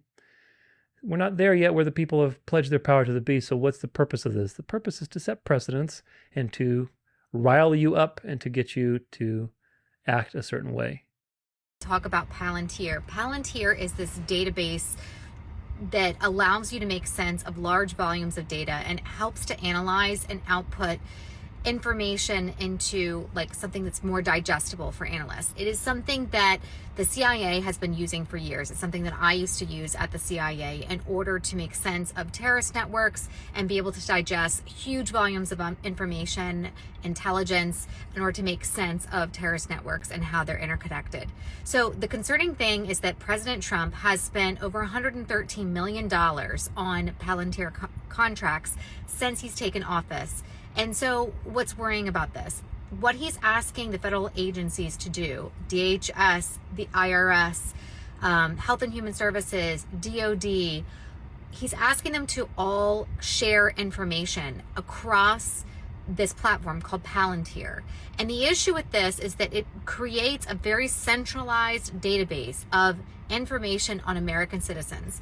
Information like your bank accounts, your student debt, your medical claims, your disability status. This is really worrisome to me in particular because I feel like it provides a database that can be easily hacked by the Chinese, the Russian, whatever enemies we have, and that information could be used on U.S. citizens to either, force them into giving up information that might help to further their efforts, or it could be used by a political figure like Trump or someone else to get them to get individuals, American citizens, to do what they want them to do because they have all of this personalized, centralized information on American citizens. So again, Palantir has huge government contracts like across DOD, DHS, IRS, CDC. I know that's a big alphabet soup to swallow, but think about all the information that they have on you. Think about all of that being centralized into one database that's easily accessible by the federal government and by potentially our enemies. That information could be hacked. So I think this whole Palantir thing is really worrisome, and I wanted to just give a few cents on why I think it's so worrisome, especially for U.S. citizens in particular. I use the database on a frequent basis while at the CIA, and I cannot say enough that this is very worrisome, that they would compile information from all these different government agencies on American citizens. What is your take on this? My take is that God's word will be fulfilled. What's yours? Let's see. Your electricity bill is going to skyrocket. Why? Because of all these AI data centers. Private equity firms BlackRock and Blackstone are both in the process of acquiring their first electric utility companies. BlackRock is buying one based out of Minnesota for a little over $6 billion, and they provide services to right around 100,000 people. Blackstone is buying a utility company in New Mexico for just over $11 billion. And why is private equity starting to get into electricity companies? Well, let me share a little insight with you. PSEG, which is an electric company out of New Jersey, just reported its first quarters of 2025 to be up 47% over last year. They claim that 90% of this energy usage is from AI and data centers. Let that sink in, people. Your energy bills are going to go through the roof. So private equity firms, So the AI data centers are pulling massive amounts of energy. So BlackRock So the energy companies are profiting, obviously, because there's lots of product being used. There's a guaranteed demand. So BlackRock and Blackstone are going to buy these energy companies so they can profit. And of course, they also are invested in the AI. So they're both invested on both sides. And what do you get? Well, what you get is you're screwed. That's what you get. And add to that the financial situation, add to that the AI displacing jobs. It's a crisis that demands a social situation. And the only solution is going to be the Catholic social solution, Catholic social teaching, where we need to help the people and have a moderate situation to the extremes of capitalism and socialism and atheism and all these different isms that are there as designed by the beast to bring you back to the beast. This is that Andrew Kaufman, MD guy again. RFK Jr. just removed over 600 people from the CDC. But before you celebrate, understand what's really happening. This isn't a cleansing of corruption. It's the beginning of a shift in control. These positions will not be filled with people of integrity and transparency. They will be replaced with algorithms, AI models, and technology designed to surveil and dictate your health. The CDC isn't shrinking. It's evolving into something far more dangerous, a machine-driven system where human judgment is erased and compliance is automated. Don't mistake this as progress. This is the next phase of control. And this is happening all around the world, folks. The model that's happening in the United States, remember, the Bible tells you that the United States is the false prophet that deceives people into thinking that what they're doing is a good idea, to build this image of the beast. So the world builds this image along with the United States, so that it happens in the United States first. And that's why everybody's copycatting the MAGA, Doge, AI model and going digital currencies. Everything is happening the same in all countries. Your tab crashed. My tabs are crashing because I have so many of them. This has never happened to me. I have so many tabs on this episode. Let's listen to Nick Fuentes. Pray for Nick Fuentes because he just blew the lid on the entire operation. Let's see. Peter Thiel, the FBI informant and CIA contractor, Elon Musk, the defense contractor and PayPal mafia member with Peter Thiel, close confidant of David Sachs, and J.D. Vance, who brokered the David Sachs fundraiser with Silicon Valley and Trump, mentored by Peter Thiel, mentored by David Frum, who worked for Bill Kristol with Tucker Carlson. Thiel, Musk, and Tucker lobbied Trump to pick Vance, and they said, if you don't, the CIA will kill you. Who's the CIA? Who does the CIA, NSA, FBI, DHS, who do they all contract with? Palantir, founded by Peter Thiel and Alex Karp and Joe Lonsdale, Israel First Jews that after October 7th flew their board to Israel and provided them with facial recognition technology to murder Palestinians. J.D. Vance, who upon becoming the VP nominee in his first interview said, we're going to bomb Iran, who went to the Quincy Institute and said, we need a pro-Israel spin on America first. Tucker, who interviewed Vance 46 times on his show, Vance hired his son. Vance's Rockbridge Network was the spawning point of 1789 Capital, founded by Rebecca Mercer and Claire Monster Chris Buskirk, which gave Tucker $15 million. Rebecca Mercer funded Steve Bannon at Breitbart that spawned Milo Yiannopoulos' career. And Rebecca Mercer hand-selected George Farmer, Candace Owens' husband, to run Parler in 2021. This is why they want me dead. Who's the Fed? Who's the Fed here? Because I brought all the receipts. And it's true. They're all peas in a pod, but you're missing the bigger picture. That Freemasonry and Jesuitism and the Vatican, the Knights Templar, the Papal Families, and Zionism, all of these things are related, folks. Which is what you're not going to hear from somebody like Nick Fuentes, who's a diehard Catholic, or Candace Owens. They're going to expose to you all the evils of the Jews and Zionism, maybe even Freemasonry, but they're not going to connect the dots for you to make you see that there's a worldwide system that's all connected. And the Bible tells you that out of that system, with its many tentacles, the Satan gave his throne and power and great authority to the beast. So you have to identify who the beast is, because you have to know where the heart of darkness is. And the scriptures and history very clearly testify against the papacy and its Jesuits and its Templars and its various Catholic orders to do its bidding. We'll talk about that today later when we look at Charlie Kirk's situation. But this is the point. You're getting controlled revelation, but of course, it's also setting a precedent because these things are becoming very mainstream. Did not get them. So now they're figuring out how they can get them into us So this is the vaccines. without our consent, which is exactly by doing this. Now more than ever, you need to have a protocol that you are following to get this out of your body and your family's body. We don't have a choice anymore. For everyone that called us crazy, I need you to listen up because you need to hear about what they're doing now. Canada just advanced a trial to vaccinate people using aerosol spraying. This is happening out of McMaster University in Hamilton, Ontario, and they have now launched phase 2 of this clinical trial. This is why I have been detoxing my family from spike proteins and from mRNA, even though we did not get the jab, because of crap like this. They weren't as successful as they wanted to be when they first rolled out the COVID jabs. Yeah. So you have to, that's why I said you got to be as healthy as possible. We don't put our trust in this dying body, but at the same time, you don't want to be negligent. That's the dance of life. You don't want to be negligent with your health. You don't want to be negligent with just your routine, because they're constantly assaulting you with various things. With more than 80,000 AI-powered cameras across the U.S., Flock Safety has become one of cops' go-to surveillance tools. Now CEO Garrett Langley has police tech giant Axon and Chinese drone maker DJI in his sights. There you go. Flock, Palantir, just different names for the same thing. It's all going to be one giant technocratic image with drones and surveillance and all sorts of... MAGA and America First and mass deportations. In reality, he was the regime candidate. He was the candidate of Wall Street and Silicon Valley, of Israeli intelligence, of the Jewish oligarchs, of the World Jewish Congress. And ultimately, he is sort of an inconvenience. He is a vessel. He is a booster rocket. The payload is Vance. Vance was an artificial creation of Peter Thiel, of Elon Musk, of David Sachs, of the CIA, the American Enterprise Institute, of Netflix and CNN in 2028 or before.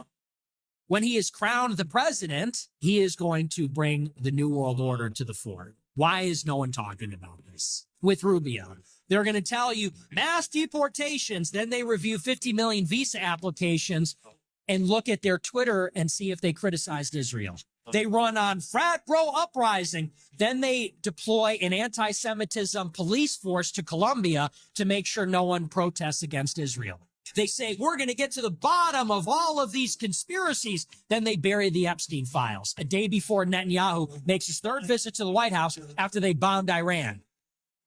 They bring in Doge to cut the deficit, fail miserably.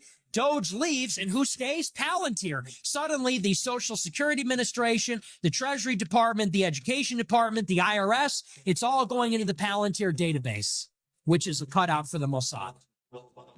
Are you getting it yet? They're invading Gaza. They're getting ready for another war with Iran. They're disarming Hezbollah in Lebanon. The president of Syria is an Israeli spy.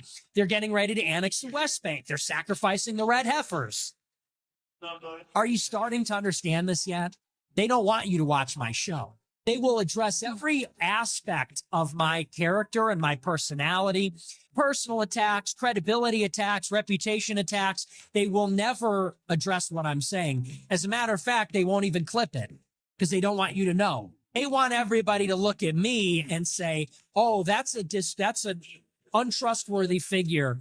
Oh, he's effeminate. Oh, well, he's not white. Oh, well, he's a hypocrite. Well, he's a jokester. Because I'm the only one that is and this information, it's all out there. You don't need to trust me. You don't need to like me. The information's out there. Look it up. This is what's happening. And there is such a concerted effort to obfuscate this, to bury this under 50 feet of bullshit Vance memes, to bury it under 50 feet of astroturfed, inorganic, unfunny, cat turd memes. Do you notice how the Jews are everybody's getting like their worldview being pulled into this little box that the Jews are basically the source of the world's problems? Do you notice how Palantir and all this technological stuff is being blamed on the Mossad and on the Jews? Do you notice how Trump is now being pegged as a deep state and how the real conservatives, the real MAGA needs to rebel against, conservative mainstream deep state MAGA? Do you notice how they're doing this stuff again and again, just like they did with the liberals? Nick Fuentes makes good points. He really does. But he also excludes information that's very important because his worldview or whether he's controlled up or not, who knows? I mean, I have very good reason to believe he is controlled to some degree. I don't think he's a Fed necessarily, but with knowing how we know the world stage is, and knowing how we know that people are blackmailed, and knowing that Nick Fuentes has had two rumors that I know of homosexual blackmailing. And there was that issue with that French guy who gave him like $200,000 in Bitcoin or something. Just really shady stuff, which on top of the fact that he's very popular, seems to me that, okay, and you're Catholic, okay, that's strike three. Seems to me that you are controlled. So nevertheless, regardless, the point is that Nick Fuentes is giving you lots of truth, but he's also leading you towards a particular conclusion, which is that all of the evil in the world is because of the Jews. But if all the world comes to this awareness, and the Bible says that the world will be deceived, what does that mean? What does that mean, guys? What does that mean, people who listen to Nick Fuentes? What does it mean? You don't think critically with the Bible as your lens. Because if you use the Bible as your lens, you would realize that this is a controlled awakening. And they're giving you very important truths, but nevertheless truths that are controlled to move you in a particular direction. So don't be deceived, be wise instead. Stanford researchers develop a brain implant capable of decoding inner speech in real time, bringing society closer to the era of brain transparency. So there we go. Now the devil can get as close as he possibly can to your innards to know what you're thinking and doing so he can deceive you into the final trick. Let's see. Seems like the tabs are speeding up finally, thank goodness. POV, your weather app starts charging you for $9.99 to see if a tornado is coming. Your weather app charged you $9.99 to let you know that a tornado was coming. You think I'm joking? Let me tell you what's happening right now. Since 1870, that's 155 years, the National Weather Service has given us free weather forecasts. You know, those warnings that literally save lives. Well, Trump's administration wants to privatize it. Not because of waste or fraud, but because billionaires want to make money off of the weather. Remember the Texas floods on July 4th that killed about 132 people so far? Well, while families were literally drowning, Trump's Commerce Secretary, Howard Lutnick, this guy, he was selling shares in a company that, wait for it, makes money off of natural disaster imaging. Literally, his company, Cantor Fitzgerald, has tens of millions of dollars invested in disaster tech. Convenient timing, right? Here's the sick part. They want to cut the National Weather Service's budget by 27% and make you pay for data that used to be free. In fact, the guy Trump picked to run weather services, this guy Neil Andrew Jacobs, he literally used to work for a private weather company. He thinks we should, and I quote, rely more heavily on private companies for weather forecasts. But wait, there's more. They already fired 12% of the National Weather Service's staff through Doge cuts. So fewer people to warn you about disasters right before the disasters start making billionaires money. This is happening right as climate change is making extreme weather events worse and more frequent. They're literally setting us up to pay premium prices on survival information during the most dangerous time in human history. So when the next hurricane hits and your weather app says, subscribe for $19.99 to see evacuation routes, remember this moment and remember exactly which politicians got you there. And share this before they paywall the weather. Because apparently now even knowing if you're gonna die is a luxury service. Imagine. So they're the ones who create the weather problems and then they sell you the solution, which is the weather app that you pay for. What a ridiculous world we live in, folks. What a crazy, crazy, stupid world we live in. This is the human heart is desperately wicked. Jeremiah 17:9. Okay. You'll notice those random cameras with solar panels everywhere. Yeah, hopefully you've noticed these.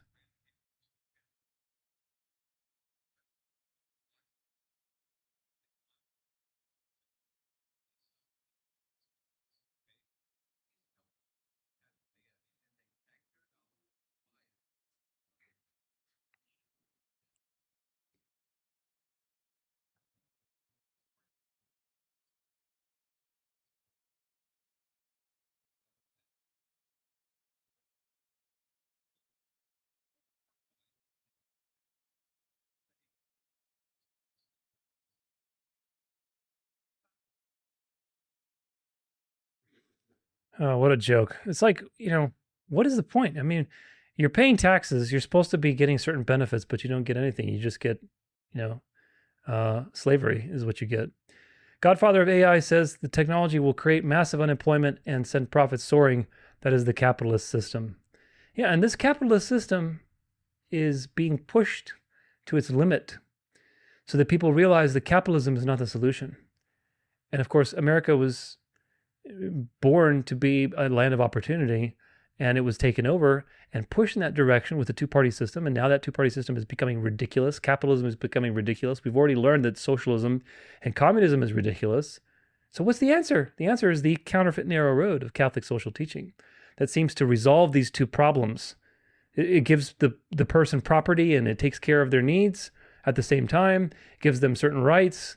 There's some free market there, but ultimately it's all under the authority of a theocracy, under the authority of the Pope. That's the solution to all of the world's problems. Breaking, you can now, this is hilarious. You can now send an AI to argue with customer support for you. It speaks like you, listens like a lawyer, and never gets tired. Here's how to do it on your phone, your iPhone, for free. This is hilarious.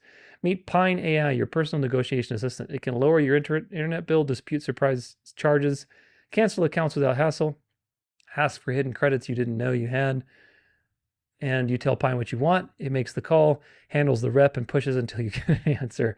No stress, no emotions, no results. Why it's so powerful. Unlike you, Pine never gets tired. It doesn't get flustered. It doesn't miss details and never accepts no. It negotiates like a lawyer with infinite patience. That's hilarious. No more awkward conversations. Pine keeps reps on script, tracks every single word, and gives you a full summary report when it's done. You stay in control without touching the phone. A real impact. Internet bill down 35%. Subscriptions refunds approved. Overdraft fees reversed. Accounts canceled instantly. AI isn't just answering emails anymore, it's fighting your battles. The days of wasting 45 minutes on hold are over. Tell Pine what to say and it handles everything. AI isn't just smart now, it's assertive.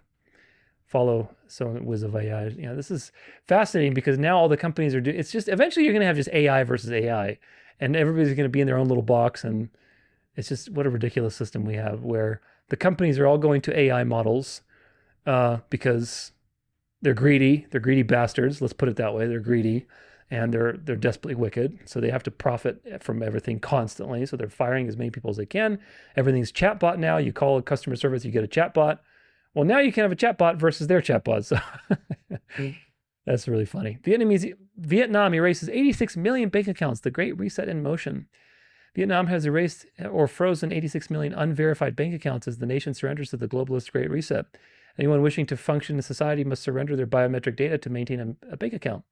The State Bank of Vietnam claims that the measure was a system cleanup aimed at preventing fraud. In actuality, the measure is one step closer toward a national ID system that enables the government to control its citizens' every move. This is a data cleansing revolution, said Phan Nan Tuan, director of the Payment Department. While the total number of bank accounts remains 200 million by September 2025, once the legal framework is complete, all accounts without biometric data will be closed to prevent scams and fraud. After 7 years of promoting non-cash payments, we are moving toward real efficiency. Vietnam recently implemented a national digital ID system called VNeID that requires both citizens and foreign residents to surrender to the matrix and permit the government to store their personal information in a centralized database. Fingerprints, facial biometric data, photographs, passports, nationality, criminal records, and even medical records will be stored in the government database. Participation is not optional. Project 6, launched in January 2022, hailed as a technological revolution to digitize the country. Project 6's full name is Project on the Development Data of Application on Population Identified as Electronic Authentication. Oh, hold on, I got to read that again. Project on Developing Data Applications on Population Identification and Electronic Authentication to serve national digital transformation in the 2022-2025 period, Vision 2030, which aligns entirely with the World Economic Forum's plan for the Great Reset. The concept has been sold to the people as a convenience measure, but in truth, the aim is centralized, unrestrained control over the entire population. Everything from banking to renting an apartment is linked to the digital ID. One wrong move and the government can completely erase someone from the system. One glitch in the power grid and the nation will come to a standstill. The Vietnamese government has the power to halt a person's life instantaneously. Link in bio for more. Of course, they're doing what China's doing. They're doing what the UK is doing. They're doing what America's going to do. Everybody's in lockstep with each other, folks. And America will lead the way in this regard, especially with the spiritual system that is attached to this. Because everybody's doing, China's doing these things, but China's atheistic. And China needs to have a revival, and it will have a revival because people are primed for a revival. There's so much tension with the communist system. So they're going to have a revival. And of course, in that regard, America is going to lead the way in the spiritual delusion, which is the image of the beast is not just technocracy. This is an important point. The image of the beast is not just technocratic. It is a religio-technocratic system. You see, everybody's doing the technocratic stuff. America is bridging the technocracy with the religious paradigm. And of course, right now, it's not completely done. You have a lot of conflicts that need to be resolved, like with Palantir being, with Alex Karp and the various Jewish people that are put in front, obviously, like, what's his name? Sam Altman, Larry Ellis, Alex Karp, they put the Jews in front all the time, the scapegoats. And of course, people point that out, but they don't realize the bigger picture of how all of these things work. Nevertheless, it's coming to a theater near you, and it's coming quick. Beijing, China, a young man collapses at a day laborer job market because he hasn't eaten in days. But Chinese ambulance car doesn't want to save him because he doesn't have money. If you're blacklisted by social credit system, you are immediately cut off from banking and digital wallet. So you can't find a proper job. The only option left for you is to do day labor jobs paid in cash. But the day labor jobs are very unstable. Many blacklisted people are becoming homeless and are starving.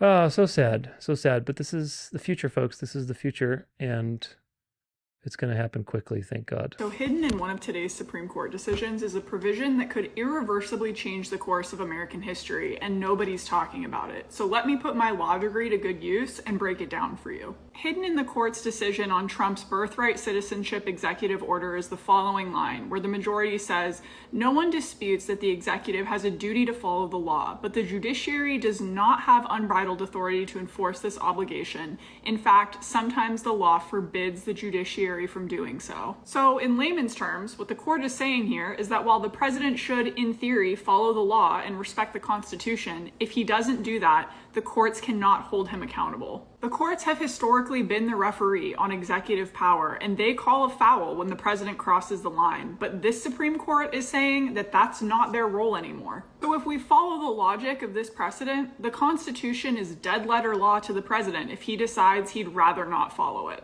This was the cherry on top of the court this term laying the groundwork of a de facto presidential dictatorship, where the president is immune from the law, cannot be held accountable by the courts, and now at this point, the Constitution is more of a guiding principle than an actual binding document. The mainstream media and legal scholars are playing this down because this is so counter to everything we've ever been taught about the American government and the principles of law, it's difficult to wrap your mind around. There's a reason the court waited to release this as one of their last decisions, and it's because they know that it's controversial to give the president carte blanche to do whatever he wants and to disempower any other court from stopping him. Democracy is fragile, more fragile in this country than a lot of us realize, and I hope it's not too late before everybody starts paying attention and calling out these abuses of power. Okay, so well, democracy is coming to an end, folks, because if you understand the reason democracy came into being, it's artificially created. It was created by the Jesuits through the French Revolution, through secularism, through atheism, designed to give you the illusion through a two-party dialectical system that you are, part of what's going on, that your vote matters, that you're gonna, for the people, we the people, like that, I forget his name, but in the montage. Because democracy basically means government by the people, of the people, for the people. But the people are retarded. That's what it is. People don't, people are manipulated. They're very easy, and they know that. They know it's easy to manipulate people. So democracy was an invented paradigm designed to give you the feeling that you're free, that you're ruling. You're the people. We are the people. We're ruling. When in fact, they're actually ruling you through secret societies. And you're not paying attention because it's not obvious, right? Like a monarchy that's in your face, totalitarian, is obviously evil, and you want to rebel against that. But if you feel like you're voting and you're kind of moving things along, and you have representatives, but they're all actually just puppets, it feels like you're not under a tyranny or a tyrannical system. And that's the point. Until they've shaped culture enough to where everybody's going to bow down and everybody's in their place, and now we can go back to monarchy again, which is what you're happening to see here right now. Democracy is gone. It's on its way out. It was gone after the Civil War, but nevertheless, it's on its way out, just like Protestantism. It's officially game over when animate fully open source is definitely a SOTA model. The fidelity of the image is like nothing I have seen so far. The Relight LoRa does a phenomenal job, as well as with enhancing environmental lighting integration. What's missing? Now, pay attention to this. Sign and wonder of technology. This man is talking, and there's an AI app making him look like Taylor Swift. And it is extremely convincing. Friends, listen, what you're seeing right now is crazy. We are crossing a line in human history where the boundary between reality and fiction is vanishing. And this is not a Hollywood billion-dollar high-production studio. This is open source. This is from your computer, a click of a button, and most people will not be able to even tell the difference now. So be safe out there, question what you see, verify what you believe, and follow who wants to stay ahead of the curve. That is crazy. That is crazy. And of course, again, you always have to think, what does this mean in terms of Bible prophecy and eschatology and history? What does it mean? What does it mean? If we're moving towards a system that needs to enforce no buy, no sell, and it needs to be digital, it needs to have, various things like a digital ID, a blockchain situation, KYC, it needs to have these things. How does this play its part into the future? It plays its part into the future by creating chaos in the marketplace. You don't know who's talking and what's going on. Imagine if they have this right now, what the government has, and what's going to be in publicly available situations in a year from now, in 2 years from now. It's going to create a dialectic, a disaster of identification. And I've said this many times, but the part of AI is to create a reason for them to usher in this identification system where they know exactly who's logging onto the internet, because the internet is what you need it for everything. And so now we can basically identify you when you log into the internet, so we know exactly what you're doing. Therefore, we can revoke your privileges and revoke your access to society as a result. So this is part of that. When Trump passed his Genius Act that prevented, was it the Genius Act? I think it was Genius Act that prevented any regulation against AI for like 10 years. That's by design, because they want this technology to go out into the marketplace and create chaos and havoc, so that then the morality of the beast can come and rescue it and, align it properly, quote unquote, for the common good. And meanwhile, you're going to have all the precedents set through Palantir and all this digital ID stuff until then. So anyway, this is all part of that, and the Bible is being fulfilled before our eyes.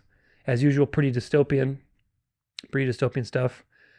Not too much to talk about with this stuff anymore. If you've seen these things and you've seen them, honestly, people think that, we might have more than 10 years or 15 years. I don't think that's the case. I really don't. I think we have 6 to 10 years. 2031 to 2034 for me are the big watch years. So if you're alive until then, those are really big watch years, and we'll see what happens. But nevertheless, they will achieve this image of the beast soon. And remember, the image of the beast is not just technocratic. Most of the people are seeing the technocratic stuff, which is the obvious evil stuff. They're not seeing the other side of it, which is the lamb-like exterior, which is the quote-unquote Christian, the quote-unquote revival, part of it, the spiritual part of it, that is fused with this authoritarian, medieval Catholic type of technocratic situation coming to the surface.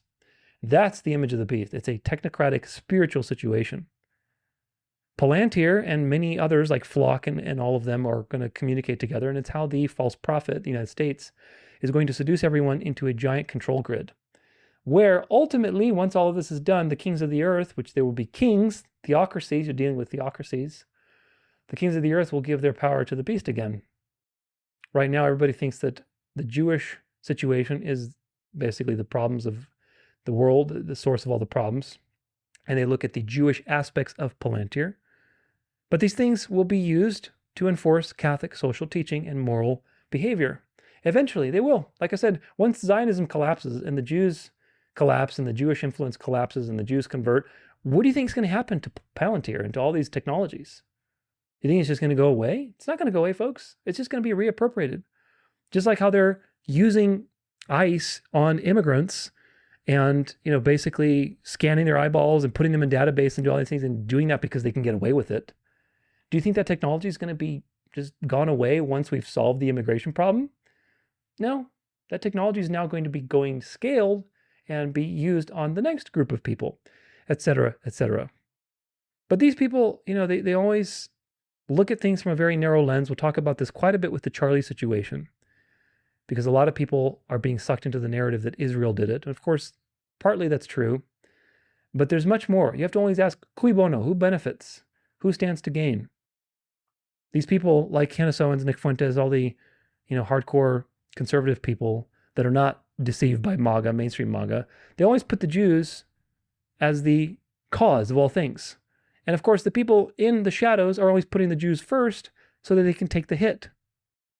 The Jews in power are fine to take the hit because they're getting rewarded with wealth and influence. They don't care. They're all secret society members.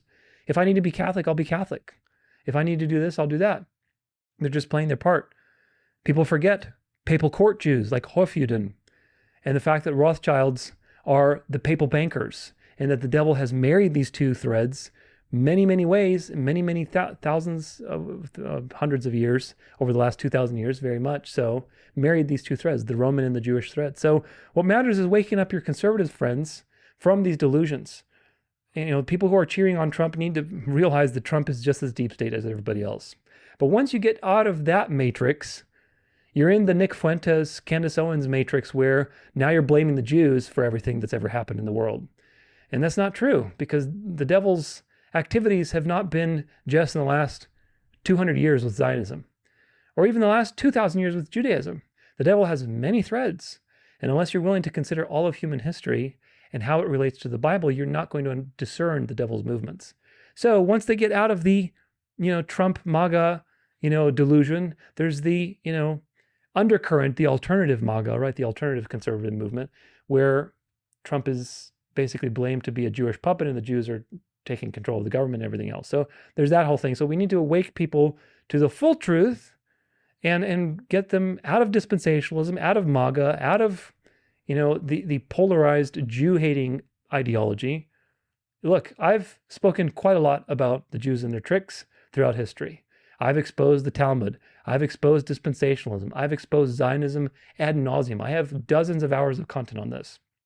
I actually don't agree. I don't disagree with Candace Owens or Nick Fuentes on these issues. I really don't. But you got to remember the big picture. Candace Owens and Nick Fuentes are Catholic, and they're going to lead you right back to the papacy and the Pope. So it's very important to have a broader view of history, and a broader view includes other things than just the Jews. And that's the problem, that the people who are being radicalized against the Jews are being radicalized towards religion and the Crusades and glorifying things that are very antichrist by default, and seeing the glory of this old system, the ancient spirit. What ancient spirit? There's only an eternal spirit, the self-existent spirit of God, and there's an ancient spirit. There's an ancient spirit that's very old, it's been around for thousands of years, working shenanigans in the world. Yeah, there's the ancient spirit. So which spirit do you align with?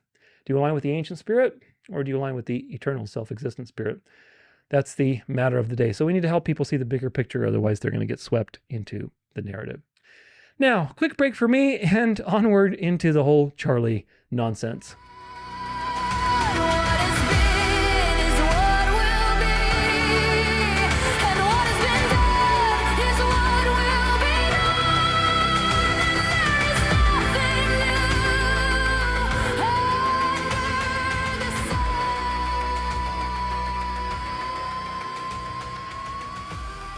Welcome to the main event, right? The main course. Charlie, what are we going to do with you, Charlie? Charlie Kirk's assassination obviously happened on September 10th, and ever since then, the world has entered a turning point. So today we have to really get perspective, from a biblical perspective, from a historical perspective, on what is actually happening. Because most people are deceived one way or another on this event, so hopefully that won't be you. There's a lot of material, and there's so much that I probably could have made an entire standalone VDS episode on just this singular event, which is insane. It's insane. So thank you to everybody who emailed me, who's watching carefully and emailing me. I'm happy to see that so many people are awake and paying attention. I think it's a great thing. And I'm happy to see that you're participating and taking a lead in all these things. It certainly makes my job easier to some extent. I don't have to go hunt for these things.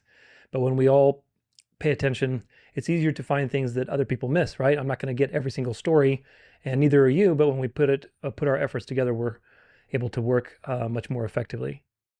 If I don't get back to you again, it doesn't mean anything. Don't take it personally. I just have so much stuff going on that I just simply don't have time to address everybody. When this thing happened, I made a post of my initial thoughts. But in general, I like to wait with these types of situations because I want to see what the fruits are. I want to see what the fruits are, which direction they're taking it, so that I understand the roots. Of course, again, with the Bible and history in both of your hands, you know the direction of history, and it gives you a very black and white, very clear way to interpret these shenanigans. But nevertheless, I like to wait. I like to wait to see, because there's so much going on, especially with AI, with fakery, with psyops, with people doing analyses of various kinds. There are a million perspectives, and it's better to wait and consider all of them and make a decision than commit too early with your thoughts. So I think with this particular situation, the amount of misinformation and theories and videos and perspectives and analyses and breakdowns I've entertained has just been totally crazy. It's really been exhausting, to be quite honest with you. I went from thinking that he got killed to not, he didn't get killed, and now it's an AI psyop, to now it's a whole hologram. Well, wait a minute, that's not true. This is true. It's just so many perspectives that you have to entertain. Of course, each one of them requires debunking and explanation, because when you're dealing with grainy footage, there's so many theories and interpretations that it seems very convincing unless you have context. So hopefully today we'll make sense of all of these things. It's certainly been a lot of information, and it's certainly more than I have wanted to entertain on a regular basis. So hopefully they calm down for a few months at least.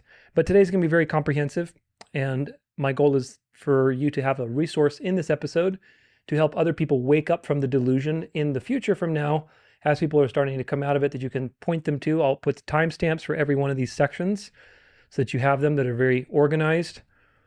Now, there may be more information that comes out after the time of this video. I'm recording September 24th, so there may be more things that come out. Certainly, this is just the beginning of this event. But nevertheless, I hope today is going to be very enlightening. And either way, I don't really care. I'm done with this situation personally. I never want to hear about Charlie Kirk's assassination again. They could come out tomorrow and say, you know what, we admit that it's a hologram. Great. I don't care anymore. Just leave me alone. I'm done with it. So anyway, my point is to make it as comprehensive as possible so that you have a resource regardless of what comes out. Because it doesn't matter, folks. At the end of the day, it doesn't matter. It really doesn't. What matters is understanding, how does this align with Bible prophecy? The Bible is the truth. The Bible is the only truth. So therefore, the news, the truthers, all this stuff, this is just shenanigans. At the end of the day, how does this align to what God said? That's what matters. That's what should be on your mind all the time. Not what secret society did it or who's involved or whatever else. Was it the Jews? Was it the Masons? Was it the Jesuits? Who cares? We're going to look at all that today.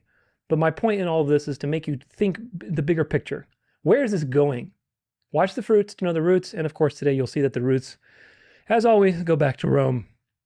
This event, personally for me, came at a pretty unfortunate time. Not like unfortunate, like I was grieving or anything, but it was just unfavorable time with all the stuff that I was doing. So I was extremely busy. It was at the end of a very long streak of recording, and it was just very stressful, to be quite honest with you. So I'm ready to be done with it. I'm ready to move on. So please don't send me more stuff about this, regardless of what they come out with. I just don't care about it anymore. Nevertheless, I didn't want to be first to this story either, because you just want to see how they're going to weaponize it. There's a lot of things that developed even within just the last week, right? That I'm literally, even today, this very day, people are sending me stuff and I'm putting it into this episode. So of course, these things develop very quickly. I think that today is going to be comprehensive enough to where you're going to have, a good idea of how to explain this. And going forward, you'll be able to see where this is going historically and Bible prophecy-wise. But nevertheless, many people thought it was fake. Many people are getting emotionally riled up over the situation because their best friend on TV died. Of course, there's so many narratives also with this that makes it a typical psyop, satanic delusion. If you look at just the survey of the marketplace, the liberals believe the mainstream narrative that some liberal guy shot him. MAGA normies believe the mainstream narrative of their side, that basically the liberals did it and they're frothing at the mouth to chain the liberals up.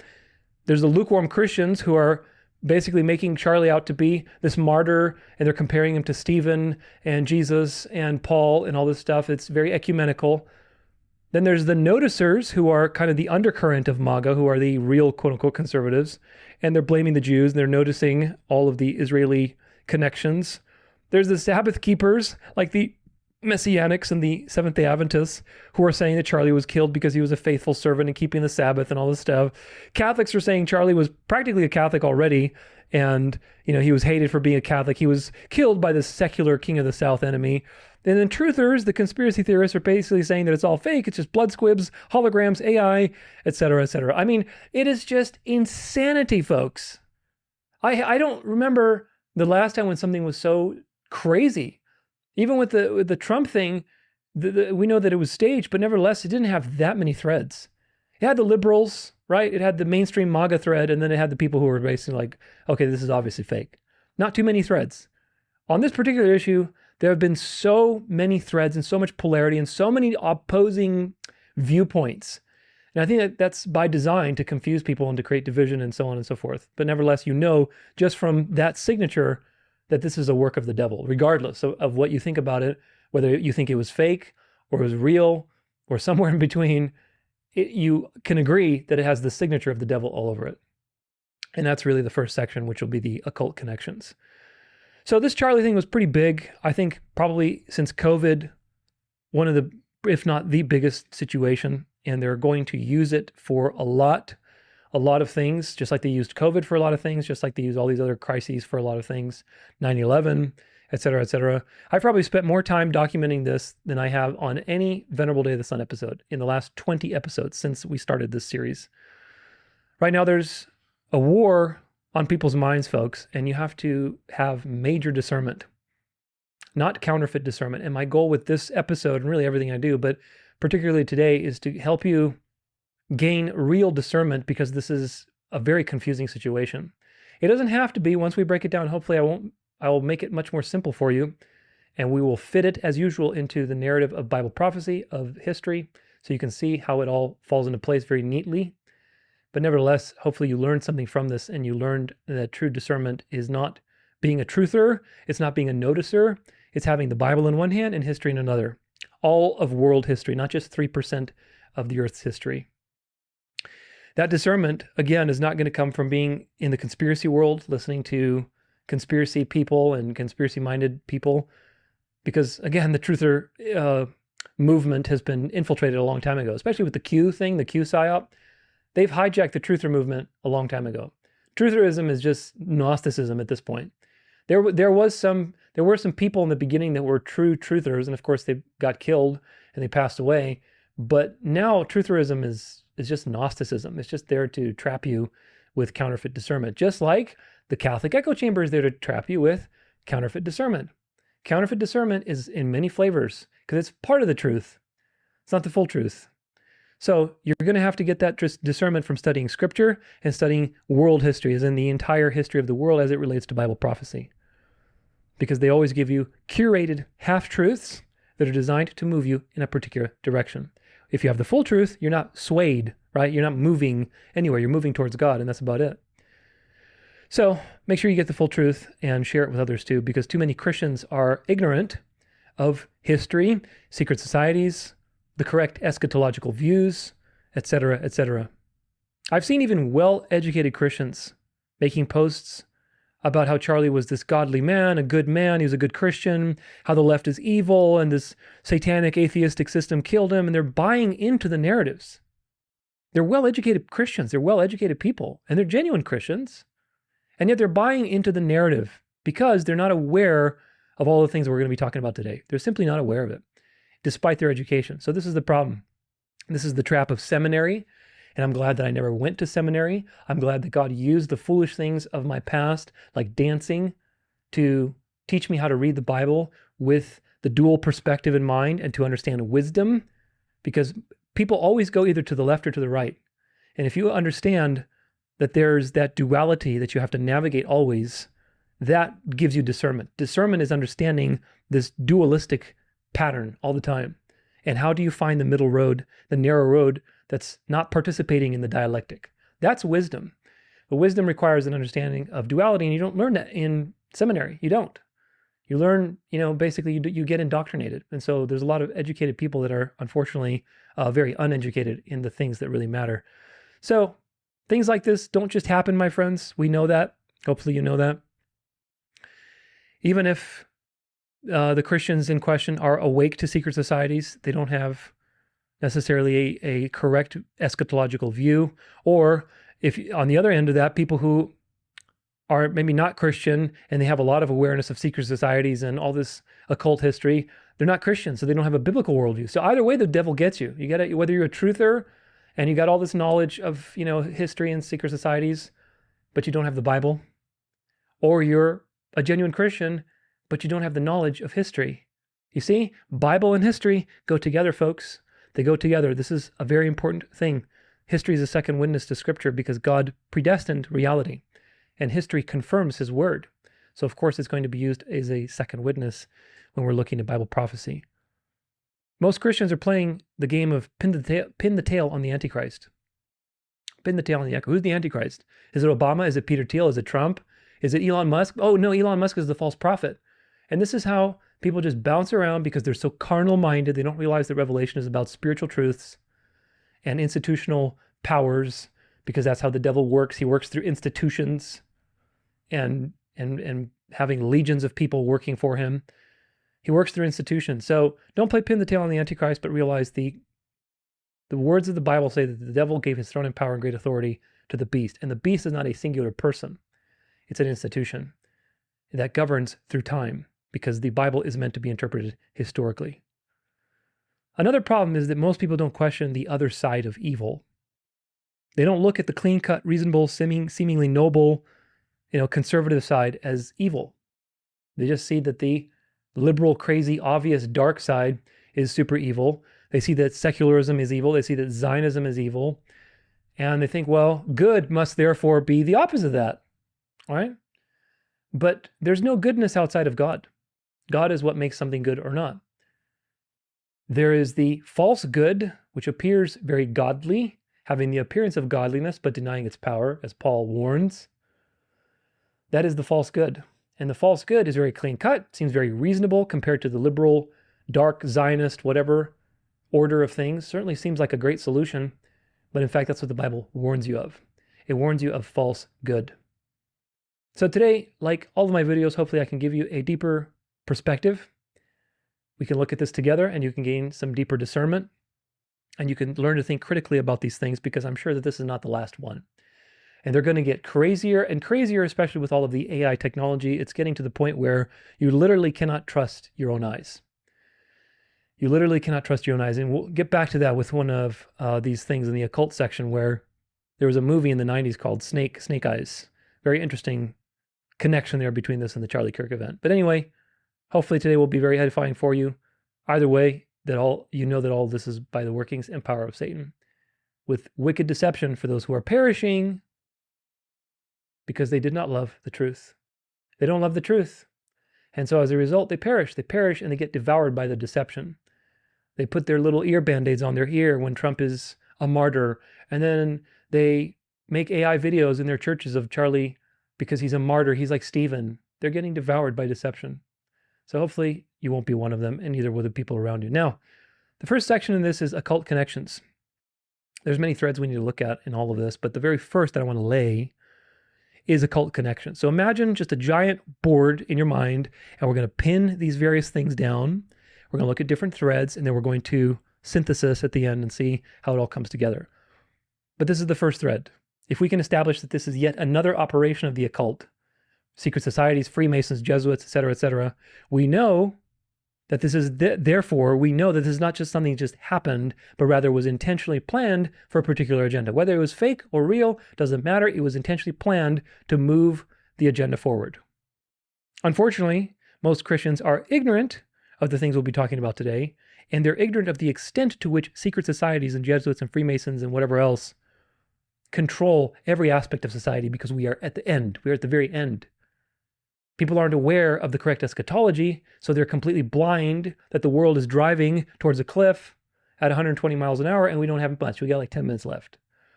So this is the problem. Even the people who are educated on these things, they have poor theology.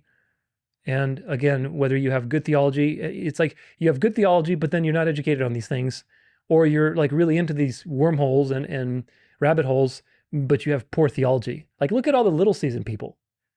When I made my Little Season video, I think comparatively to the amount of views that it got, I don't know what it's at now, maybe like over 10,000 or something, but compared to the amount of views that it got on average, it got like double the comments because people were so infuriated that their self-invented idea of this Little Season nonsense that's going around is getting refuted. And it's easy to refute. It's so I could refute it with my eyes closed. It's not even that difficult. Little Season nonsense is easy to refute if you simply have good hermeneutics and you understand that Revelation is dealing with recapitulation constantly. It's not a chronology. It's not a linear situation. You're looking at different visions, and some of those visions go back in time and they put another layer on it. If you understand that, then Little Season just goes poof. But people love that stuff. People love Tartaria. They love hyperpreterism, where the idea that Jesus came and he had his literal 1,000-year kingdom. How do you know it's literal? What if it's not? Then your entire theory falls apart. So this is the problem. Wherever you go, somebody's got some sort of error. If you go to the truthers, they know a lot about secret societies, but then there's no theology to ground their belief system. If you go to the conservatives who are actually speaking the truth, like Candace Owens and Nick Fuentes, they're going to lead you to the Catholic Church. So you have to be very discerning. You have to have big ears, right? Big fennec fox ears so that you're not led astray. So a lot to look at. This is the first layer, but of course you've probably seen all these things. This is his shirt with the 33. If you look at backwards, it's freedom backwards. You have 2 3s, 33. So that's probably some occult signaling. Freedom in gematria is 66. And of course, 66 by 2 is 33 and 33. All of these are occult numerologies. He had 3 hats at the front, 47, 47, 47. That's 11 if you add up the numbers. And of course, 3 times 11 is 33, as usual.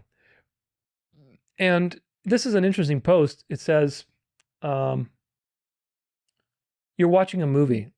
And there's a post from Charlie Kirk from like 11 years ago.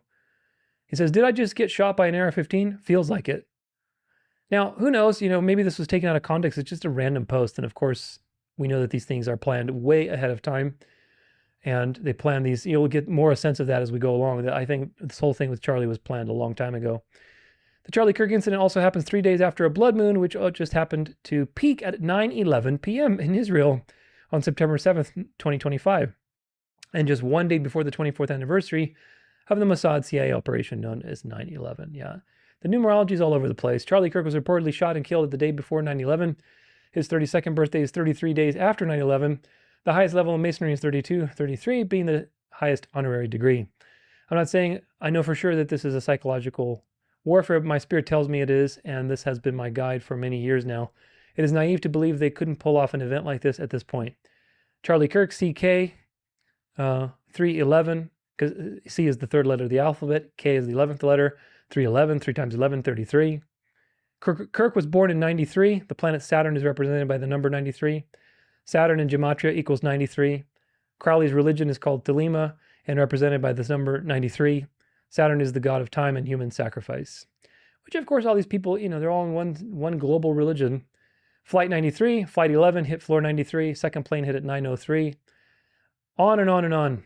Crowley's specific numbers are on that day. Kirk is one of the most divisive MAGA propagandists out there. Of course, this is going to lead to much more chaos and division while they continue to build the Orwellian surveillance infrastructure. Yeah, definitely. Turning Point is currently following 1993 with 3.4 million followers. I've got the screenshot. Kirk was born in 1993. He was shot 34 days before his birthday. And of course, if you do the math according to Israel, that's 33 days because they're however many hours ahead. This is from, get out of here. This is from Amazon. Of course, people are dug this up, which to me is just, it's so obvious. I mean, are you really that stupid to publish it a day early? But anyway, The Shooting of Charlie Kirk, a comprehensive account of Utah Valley University attack. And this book by Anastasia J. Casey, who I couldn't really find that much information on, was published like a day before. It was published a day before, which is very fishy. But to me, it's so obvious that they want you to find this that it's just like they give you a little breadcrumb to follow. Confirm this. I went and looked it up and confirmed it. I saw this last night, and I wanted to wait and check. And a whole bunch of corporate publications, a full day before Charlie was shot, articles saying Charlie Kirk was shot and killed. But just the headline. Yeah. So you'll see some more from Alex Jones because he's obviously in on it to some degree. But here he is, our friendly Charlie Kirk flashing the 666 sign with his Trump-Pence banner. And there's a more numerology. Let's see. Tyler James Robinson, born April 16, 2003, was recognized as his parents he was recognized by his parents from released images of the alleged shooter. So from September 18th, 1947, when the CIA was formed, to Wednesday, April 16th, 2003, when Tyler James Robinson was born, you have 666 months. What are the odds, man? So weird. Charlie Kirk's funeral to be held at Farm Field on September 21st. Okay, so from his birth, October 14th, 1983, to his funeral is 1,666 weeks. From his birth to his funeral is 666 days. From the first airing of his show on July 7th, 2019, to the day when he got killed, you have 6 years, 66 days. 6 years, 66 days. So again, what are the odds? These people work with calendars, with astrologers, with magicians. They do occult things. They plan things in advance. Everything is according to these particular alignments. He also described Kirk as a good athlete, an Eagle Scout, a fan of Rush Limbaugh, who grew up in it. So Trump brings Rush Limbaugh into this whole funeral thing recently. And Rush Limbaugh died February 17th, 2021. From that date to when Charlie Kirk was killed, you have 1,666 days. Just these weird numerological coincidences. You have Turning Point USA, if you do a reverse fold reduction in gematria, is 88, the number 88. From June 14th, when Trump's birthday was, to Charlie Kirk's assassination, September 10th, that's 88 days. Turning Point USA is 88, and Trump is 88. So there's a lot of numerological connections. Now, look, I don't place my faith in these things. I really don't. But we know that they are very religious when it comes to these things. So I don't encourage you to go and say, okay, what does the gematria say? What is this? Who cares? It really doesn't matter. What does the Word of God say? That's what really matters. You shouldn't be worrying about gematria numbers. However, when you're documenting these things and you see pattern after pattern after pattern after pattern, it's very obvious what's going on. Here's a picture. This is from their Instagram somewhere. I don't know if she took this down now, but it's a picture of their hands. Like, it's like typical, like mother, father, baby hand type of situation. But the baby's doing like a little 666 sign. Like, what the hell is wrong with you? Why would you do that? Why would you have your kid doing that? That's not an accident. That's a very intentional photograph. And, what's going on? That's just really weird. I've never seen anything like this. That's just really, really weird. Here's another weird picture of this. Of course, by the way, you never see their children, which is also very suspect. But, I understand you want privacy. But anyway, it's just a little weird. So you have these shoes on her daughter with these, with the little eye, which, again, this is not incriminating evidence in and of itself, right? But when you're adding this to the overall landscape of today, and we have a lot to talk about, believe me, we have a lot to talk about. It's just weird, just like, okay, I'm going to put a pin in that. It's weird. There's another pin. There's Charlie with his little hand sign. We know what this hand sign is about.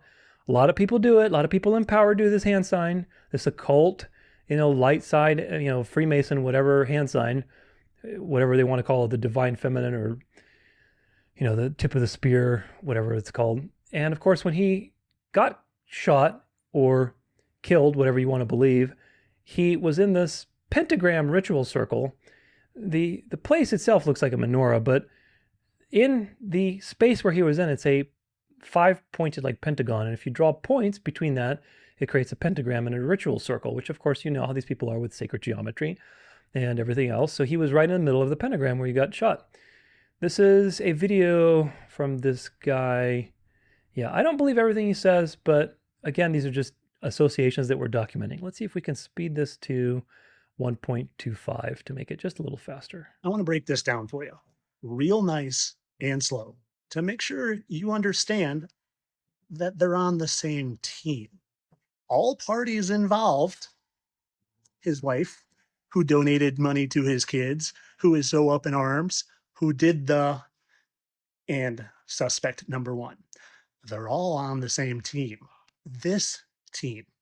And like I said, I'm going to continue to break it down for you real nice and slow, because this team is also this team, the Freemasons. And they love that number. They love it. They rub it in your face. And I'm going to show you them doing it over and over and over again. And in my opinion, it's also why they like this, because it's 6, 6, 6, and 33. It's doubly in your face. What a shocker that the suspect got captured 33 hours after in the very first page Yahoo article just happened to make sure they put 3,000 people were there. And there have been documented 300 cases, 3 and 3. Now, you might not be able to see through bad acting like I can, but I want to point a few things out to you. And it's a strange way to spell Erica. Something stands out to me. The moment I heard her say baby, I said, she's going to say it 3 times. And listen. Charlie, I promise I will never let your legacy die, baby. I won't. I promise I'll make Turning Point USA the biggest thing that this nation has ever seen. I promise. Charlie, I love you. I love you, baby. 3. Rest in the arms of our Lord. That's how you hold 3. Baby, baby, baby. You know what those B's look like to me? Kind of look like 6s. Oh, and you know who she makes sure to thank very clearly? And I want to thank the Turning Point USA board, the COO, Justin Strife, and my husband's chief of staff, the amazing Mikey McCoy. You make sure you thank Mikey McCoy. They do this. They use BBB for 666 and MM for 33. They're mocking you, and I'm trying to help. Again, you want to see bad crisis actors? Let's watch their staged back and forth. Oh, he just happens to be the first one in line. You go to countries, or you go to countries, to campuses, campuses, and agitate people for like this exact scenario. I sit here and ask questions. You're the agitator, not me. Prove me wrong. He accidentally says countries and then campuses, which is C, the third letter of the alphabet. 3, 3. Wow. Come on, people. I'm making this so easy, and I'm trying to just spell it out for you from the goodness of my heart. You're being lied to on a massive scale.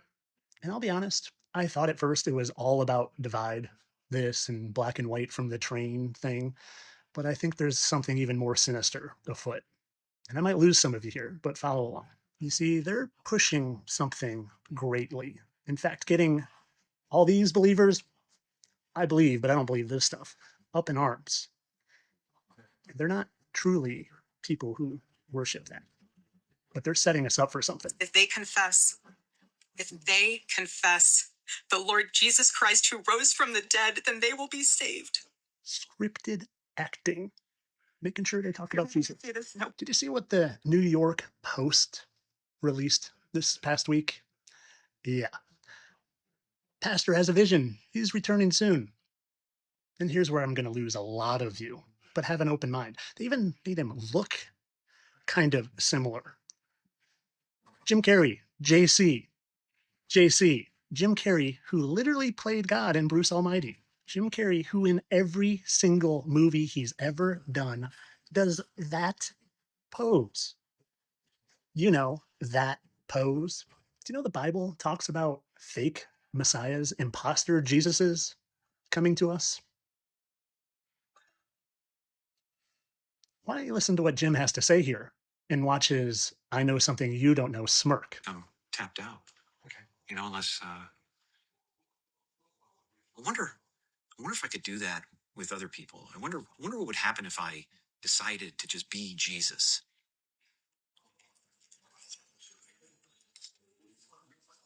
I want to leave you with one last final thought. Like I always say, they tell us. Now listen to her. Nobody is ever too young to get involved with saving this beautiful country. This country my husband loved and still loves. Oh, still does. Like he's still here. I know my husband is still here. Oh, I know my husband is still here. Okay, one final thing. His wife posted this just a few days before. It's kind of strange how they're all in black. And then she brings up a certain day and date. I wouldn't be surprised if his services are on that date. And if they are, I want you to come back to this video and put in the comments how right I was about it all. Because she's telling you about a lot of things. Still here. Still loves this country. Cryptic video with them all in black.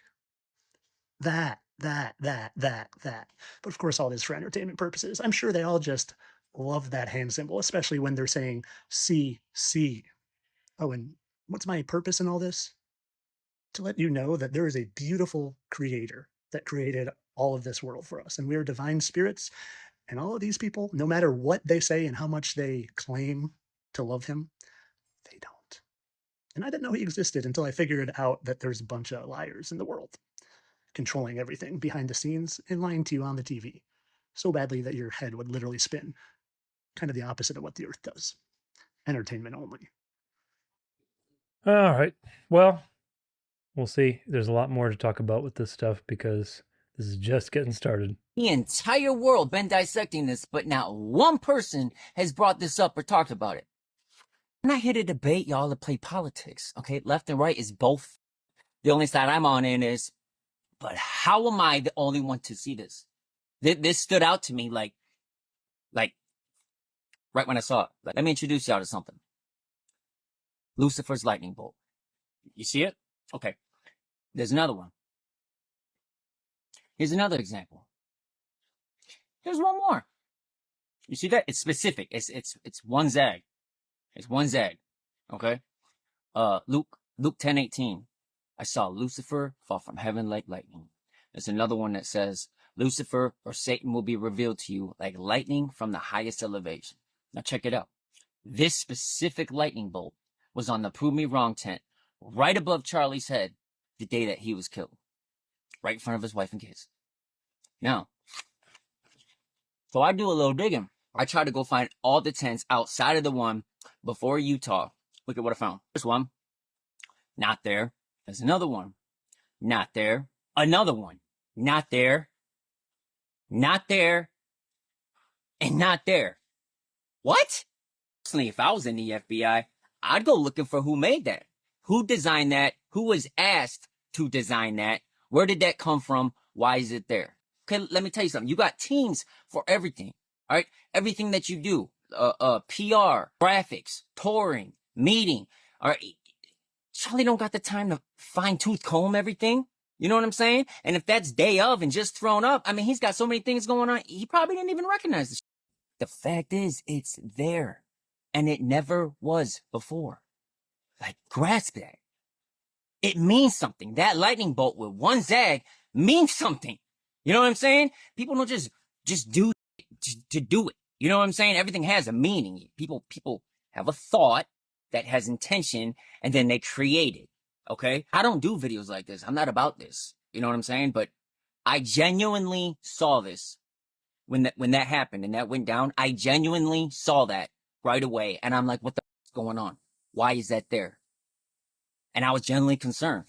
So I did some digging, found what I found, and I can't find one anywhere else. And if that's the first time that Luciferian lightning bolt appeared on a Prove Me Wrong tent and that happened, what are we talking about, yo? What is there to say? Like, what? Damn, man. Regardless of what anybody's saying with their mouth, nobody deserves to be taken out like that. In front of their wife and kids and the whole country on a stage. Come on, man. That's so sad.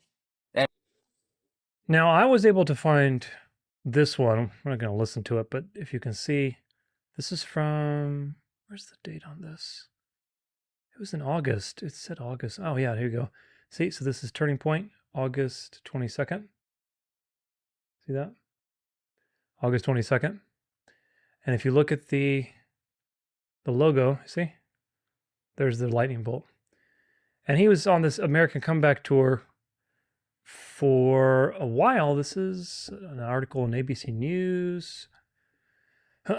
Where are you? Where are you? Where are you?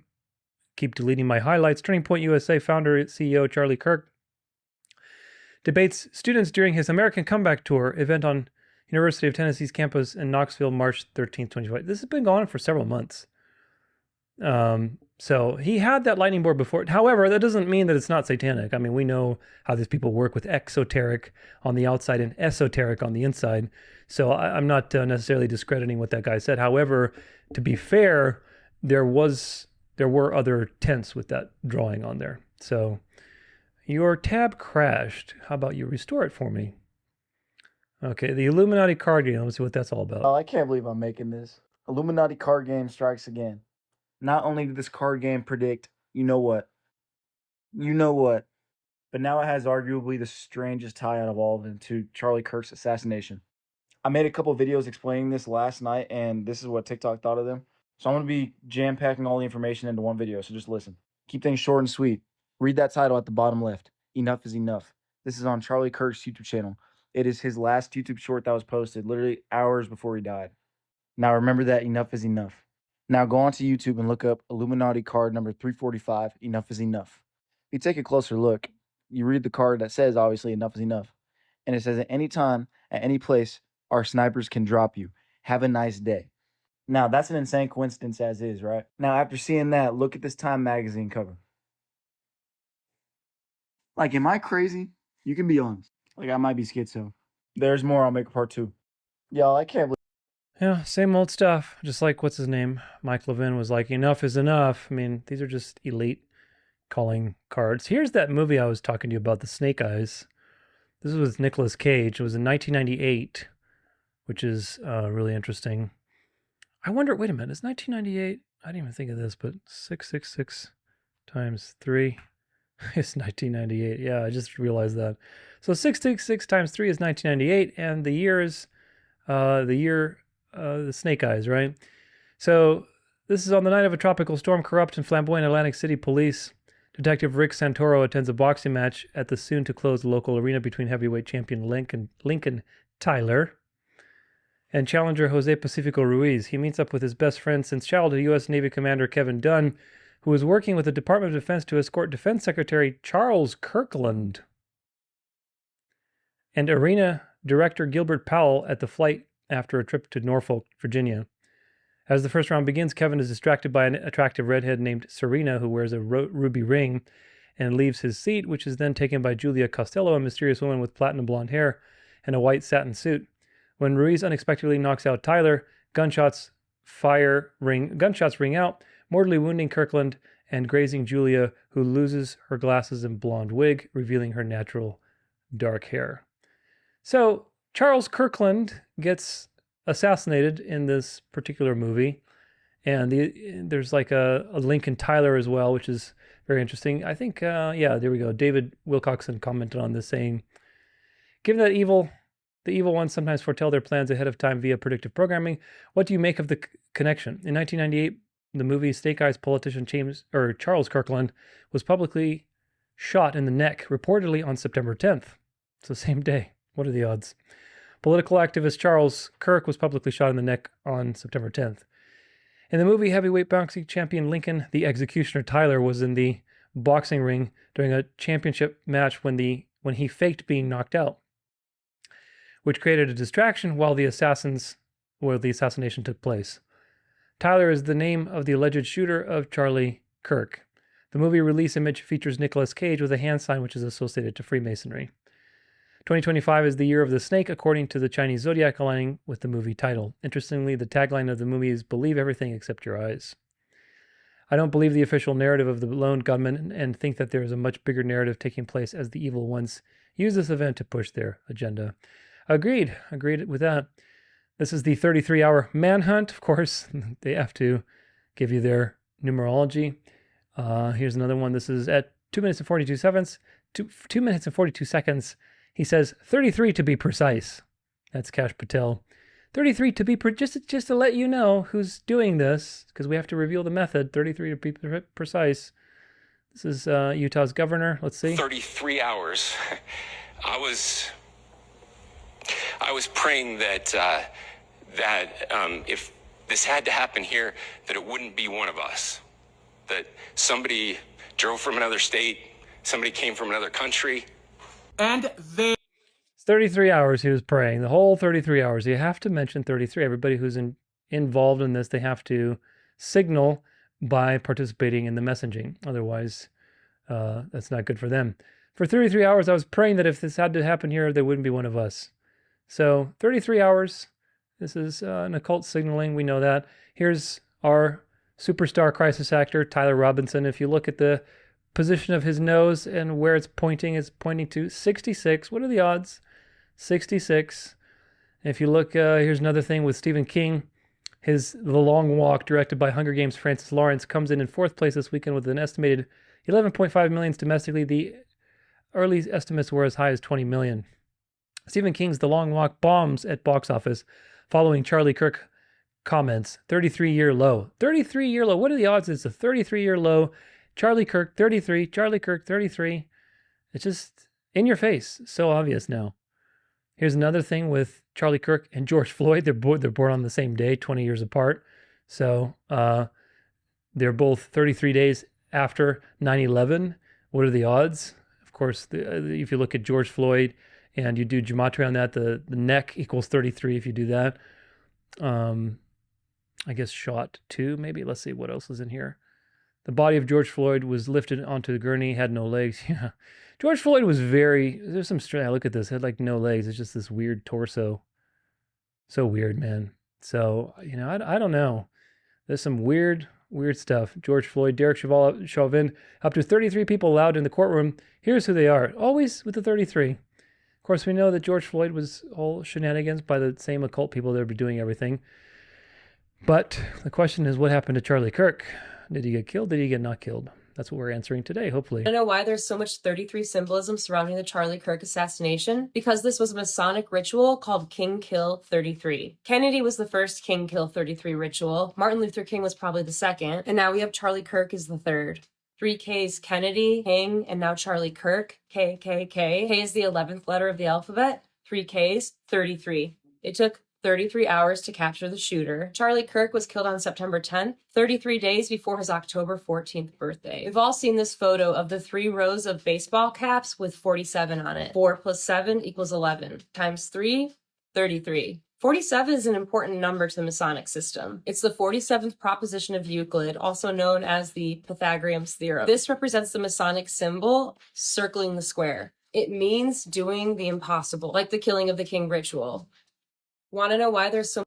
And of course, you have to remember when you dig deep into these things, folks, that there's nothing that the devil does that's original.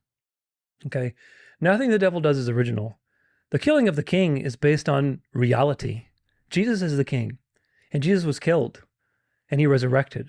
And the hero's journey and all the things that these people do is based on the truth.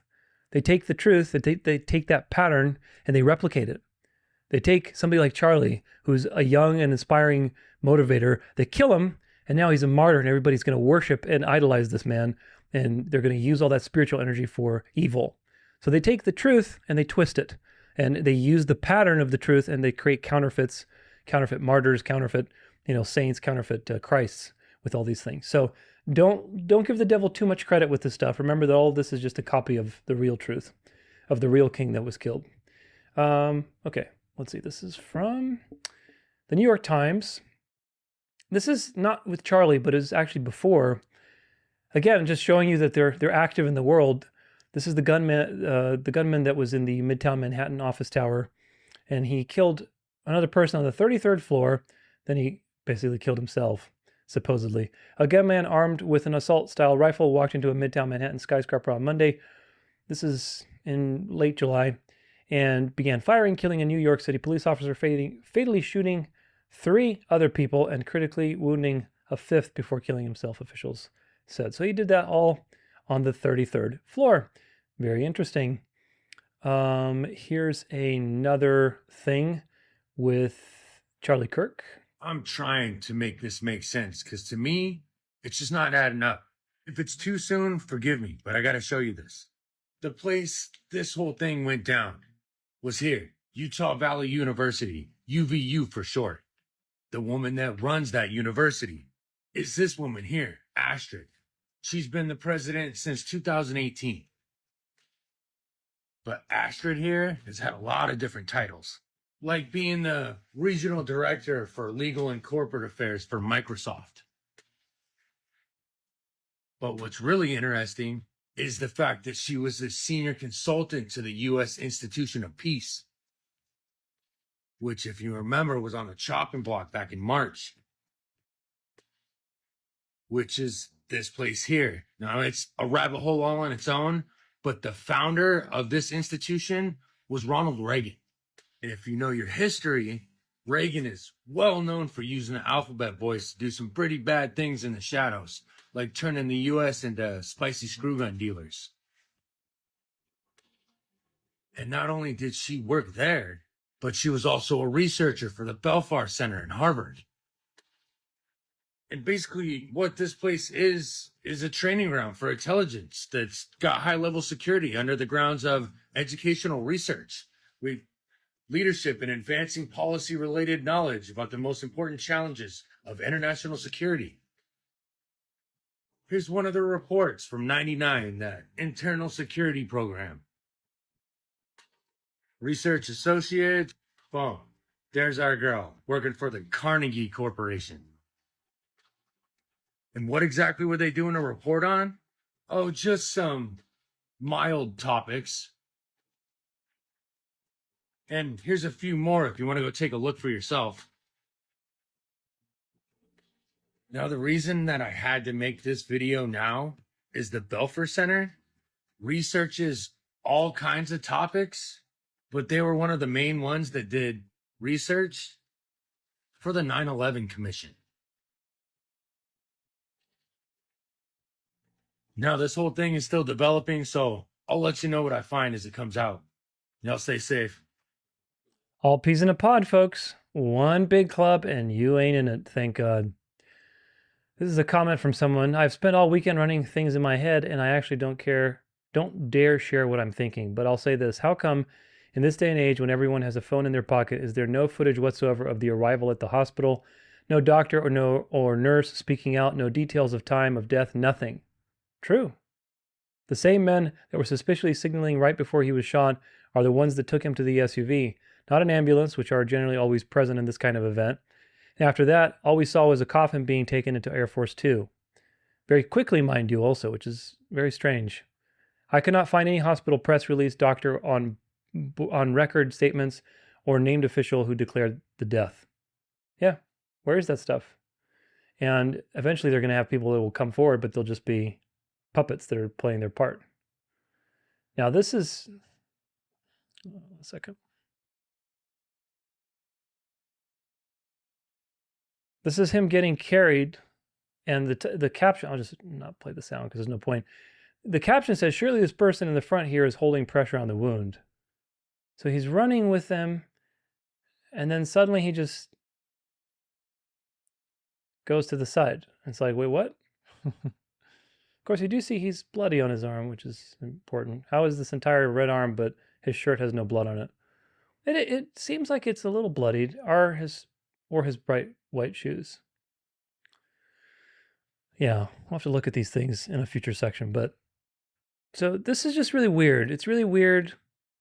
It doesn't prove that he got shot or that he faked it. It's just really weird. It's not according to protocol. It's not according to protocol. So this is just really strange. Where was I going to look? What timestamp for this? This is 13 minutes to 16 minutes.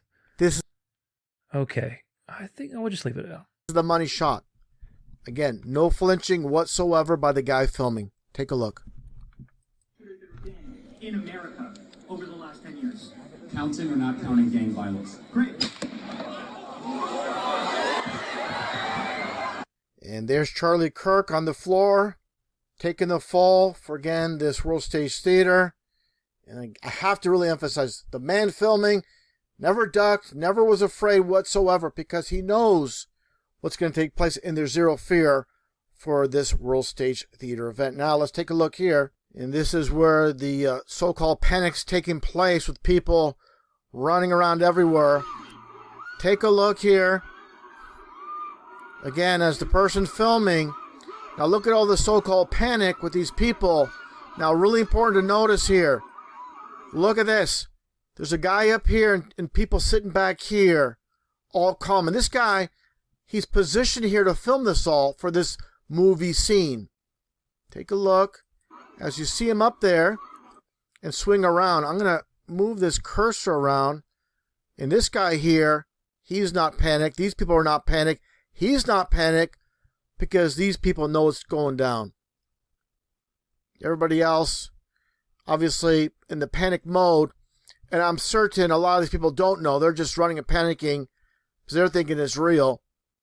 But the people, again, this guy filming, go back here momentarily to the guy filming here. Get to the right spot. And let's move this forward a bit. The position of this guy right here. Looks like he has one hand in his pocket while he's filming this World Stage Theater once again. There he is. And again, these people hunched over. They're part of the production. And a bunch of panicky people. And they're just there to get the shot for the millions upon millions of people that believe this is all real. Let's move this around here. Just a little bit. And this woman here, looks like she's waving around a hat. Signaling someone. Actually, I'll play that a little bit. She's waving the hat there to get back to her.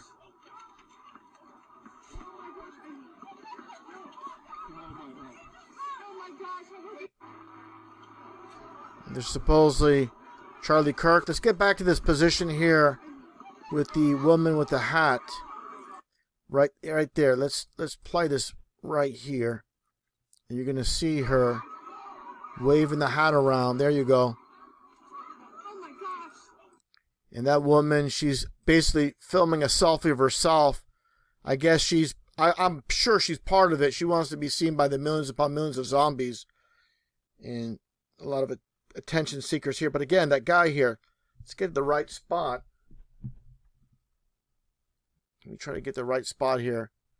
And here he is, just casually, filming. There's these two people here. Looks like they're on their cell phone. They're not in panic mode. This guy here, these people are part of the production. I have no doubt whatsoever about it.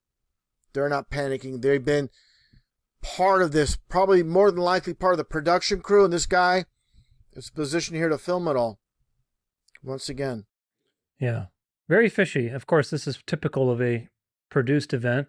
But again, doesn't automatically say that he faked it or that he was killed. It just means that this is an operation. Charlie Kirk's public memorial service date, location, possible attendees is on what? September 21st. Now, September 21st is a very interesting day because that also happens to be a partial eclipse, partial solar eclipse on September 21st. This is from timeanddate.com. It tells you what it is. So what are the odds, folks? What are the odds that they aligned all these things to go with the stars and they're very peculiar about their dates and their numbers? You know how these people go. They're very religious. They don't have the gospel. They don't have grace. They have religion. So they have to be very peculiar about all their details. Charlie Kirk's memorial is going to be held tomorrow in Glendale, Arizona, when the partial solar eclipse passes over, symbolically closing the ritual loop, which started with the blood moon eclipse and now is ending with tomorrow's solar eclipse. Glendale sits right next to Phoenix, Arizona. You know, Phoenix, like the phoenix bird that mythologically rises from the ashes and is reborn. A Luciferian belief. The Masons worship Lucifer. Lucifer was the fallen angel that fell to this world and became Satan. And this is all happening on the 33rd degree parallel. You can't make this stuff up, but hey, the Masons can. Charlie Kirk. Yeah, supposedly Scottsdale was where they had that Q operation bases at, so there's that. I wouldn't be surprised. How many coincidences before it becomes mathematically impossible? All the signs clearly show this was a staged event. Erica Kirk leaves us another clue with her last Instagram post from 5 days ago. She leaves the date September 16th. On September 16th, on Q is take us to buckle up. Maybe now people are going to start paying more attention to Q and take on these words. Buckle up. The world is changing. The world is watching. So these are the Qers, the Q PSYOP people. Let's see what they have to say. How many coincidences before it becomes mathematically impossible? We are watching a movie. This is another example to show you this Charlie Kirk shooting is all being staged. This all comes back to the Q posts, what we've been talking about for a very long time, and the world is going to awaken to Q. So let's go back and show you another proof. On the day of the shooting, Erica Kirk put out a post about 3 hours before it all took place, and it was Psalms 46:1. If you type in 461 on the Q post, it says, "What makes a movie good? Great actors." There's one. 2 days before the shooting, the El Salvadorian president put out a post on his X with just 3 words: "Buckle up, buttercups." On the exact day of the shooting, there's a Q post which says, "Buckle up, buttercups, it's about to get bumpy."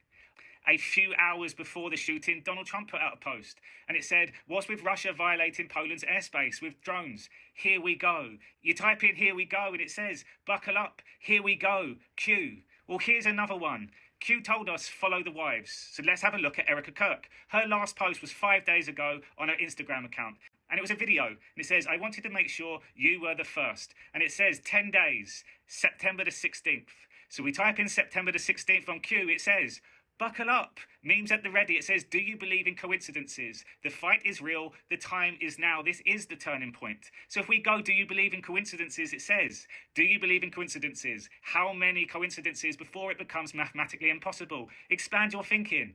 How many coincidences before it is mathematically impossible? The world is watching. The world is changing. Where we go one, we go all. What are the odds of that? Mathematically impossible. Coincidence? The truth is right in front of you. And Q keeps telling us how many coincidences before it becomes mathematically. Look how excited this guy is over a complete and total delusion of the devil. Impossible. Wait until you learn who has been talking to you here. It says, "Set the stage" from Trump. Do you believe? Buckle up. And this is where it takes us to. Panic in DC. And it says, "People actually believe those responsible for the attempted coup, the coup attempt of a duly elected sitting US president, will go unpunished. End of our constitutional republic. No equal justice under law. No accountability. Escape unscathed. Buckle up." And that's what's about to come. Panic in DC. All the signs are there. It was a staged shooting. It brings us back to the Q post, and it's showing us, be prepared, because it's all about to come out in one go. So again, how many coincidences before it becomes mathematically impossible? Because they did not love the truth, God sends them a strong delusion by way of false signs and wonders of Satan and all of his power, so they can be destroyed. Instead of looking at the Bible and seeing what the Bible has to tell you, rather than trying to see coincidences and follow the trail of occult popcorn and, hints and sniff around, you should be reading the Bible and trying to understand it better and relating it to history. Because this is just occult garbage. But of course, what does it tell you, folks? What does it tell you? It tells you that the occult is in on it as all things. This doesn't just happen. This is an occult operation. That's what it tells you. If you've got, when they say, wait till you hear what, who's been talking to you here. I read a recent thing that the Q 4chan thing was like Israeli Mossad. So yeah, wait till people learn that. That'll be something. Why is he tampering with the evidence? Yeah, why is this guy doing that? You can see here, this dude, very fishy. He goes up and basically takes the camera down. This is an active crime scene. Charlie Kirk got hit, is what the security details just said. And he puts the SD card, I think, too. Let's see, does he do that? Yeah, he takes the SD card out. So, yeah, very, very sketch. Super sketch. Here's also another super sketch thing. They're putting pavers down over the place where this was to, basically make it a safe space or whatever their excuse is. But of course, there's no investigation. Where's the bullet? Where's forensic investigation? Nothing. And nobody's saying anything, which is so typical of a psyop. This is from somebody who worked in the funeral industry. The timeline of Charlie Kirk's death seems all way off. I've been in the funeral business, for over 20 years. The government posted pictures of Kirk's casket being loaded into Air Force 2 less than 24 hours after he was shot. You're telling me that in less than 24 hours, they did their forensics, found a funeral home to process him, cleaned up his body, embalmed his body with major vascular damage, repaired the neck wound, dried him up, dressed him, and casketed him. This is assuming that they didn't get a death certificate or file with the health department and waived all transit paperwork. It's also interesting that in the video Kirk's wife is posting, you can't see his face or any of the repaired damage to his neck. That's true. His hands are placed to the side, which is very uncommon. It's almost always hand over hand when laying in repose. And the color of his hands looks artificial and unnatural for a young, healthy person like he was. They look too even and yellow. Something tells me something seems very off about how fast all of this happened. Yeah, it's either a fake or he was killed and that was all, everybody was in on it. This is from the UVU Department of Events, Special Event Medical Guidelines. And if you look, can I zoom in? Can I do this? There we go. So this is a spreadsheet, and this spreadsheet tells you what is required for the size of your event, okay? If you have a concert, music festival, street fair, athletic sporting event, whatever, like what's the type? What's the event size? And then based on the event size, what kind of like medical response do you need and emergency services? Do you need CPR, basic first aid stations, mobile first aid stations, ALS first aid stations, ambulance, and so on, right? Obviously, the bigger the event is, you're going to need more of these situations. So for an ambulance, you need to have, if you have an event, this is a, I believe, like a convention or, you know, festival, music, street fair. I think it would qualify for one of these two. But basically, if you look for the street fair type of event, if you have like 3,000 to 5,000 people, you need to have an ambulance there. Athletic sporting event, you have 3,000 to 5,000 people, you have an ambulance there.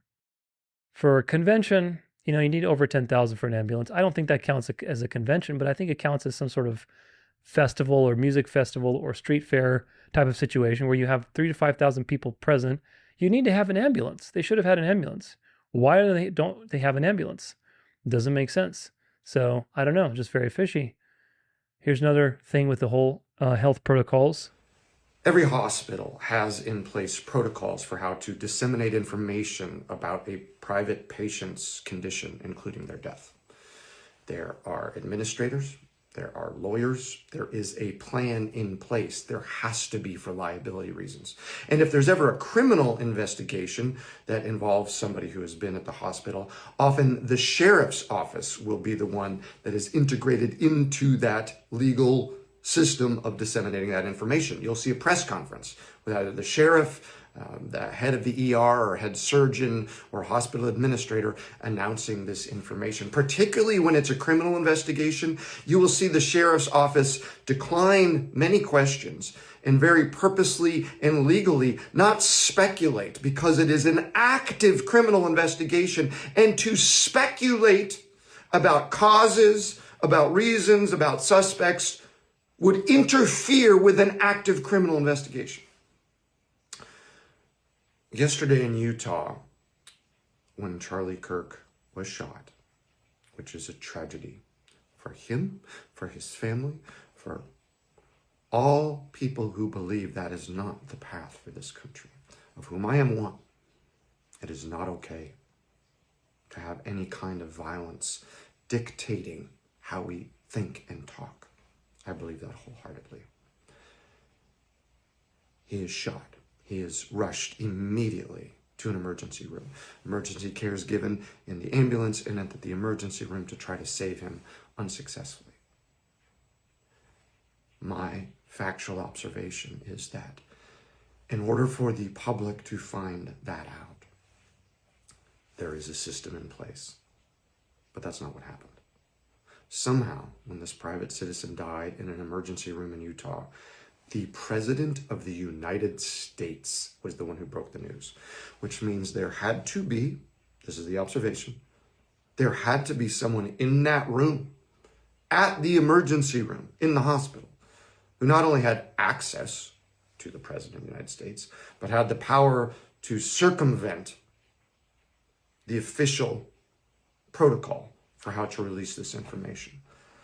I don't know why that happened, but it is incredibly odd. I'm going to share a... It's odd because it's a psyop. That's why it's odd. Fox News, Man of Steel, Charlie Kirk's body stopped a bullet that would typically just go through everything, and it was an absolute miracle nobody else was killed, his surgeon told TPUSA. Now, if you believe that, I have some great beachfront property to sell you here in Phoenix. You can get it right next to the Charlie Kirk Memorial and be part of the action. Of course, if you look at this more, there's people like this, what's his name? Andrew Colvett, however you pronounce it, on Saturday said Charlie Kirk's surgeon called it an absolute miracle that the bullet was killed. No, thank you, leave me alone.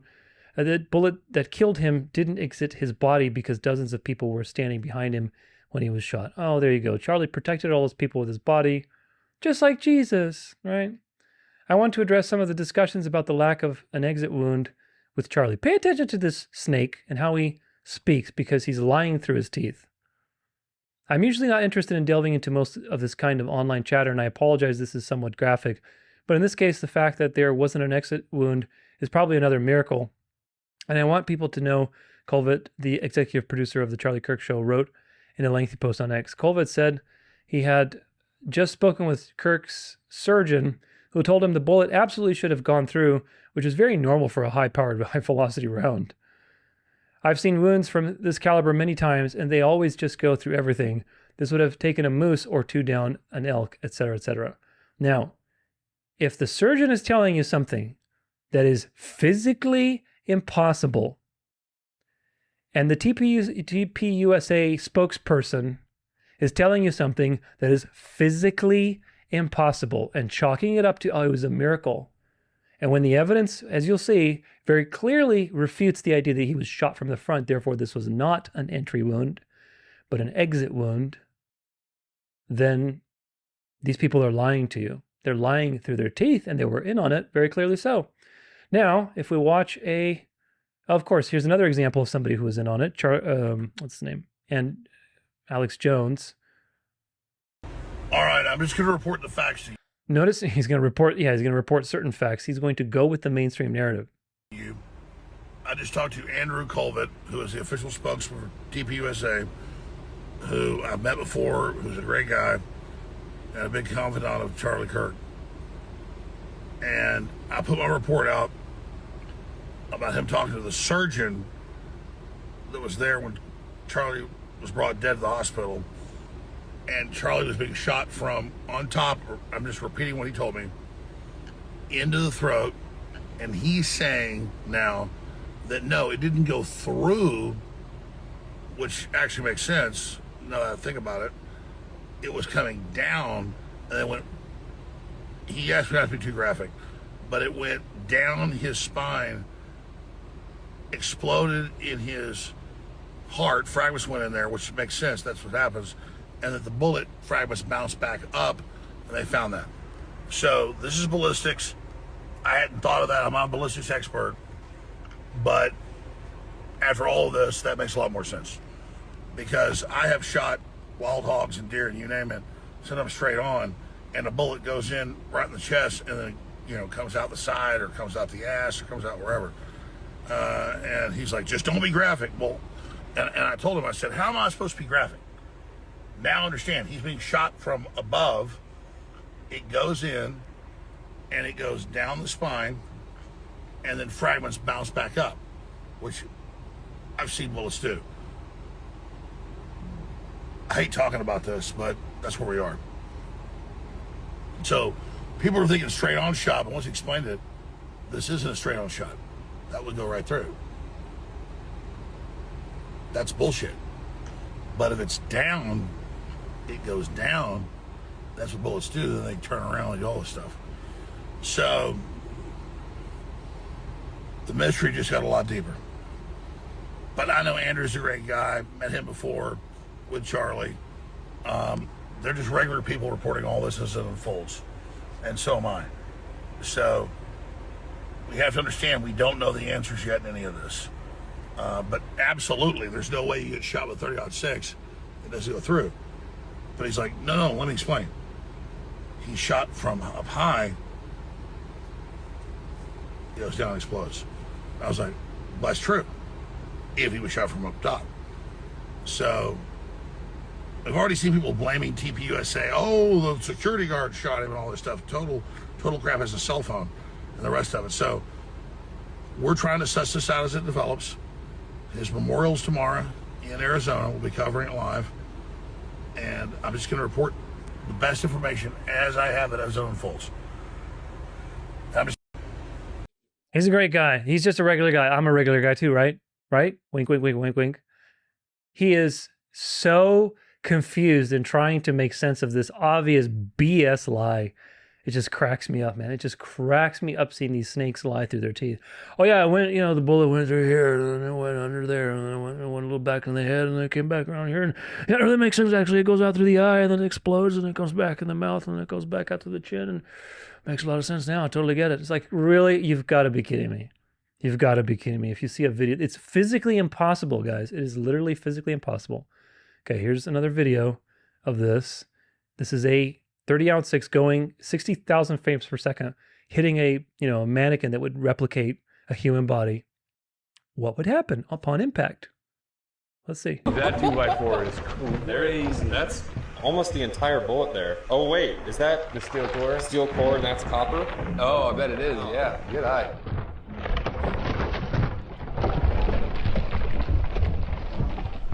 I want you to pay attention to the cavitation, the space that it creates at the high, it's going like 3,000 feet per second or whatever it's going, with the amount of velocity that it has, what the impact crater, the velocity that it displaces once it makes contact.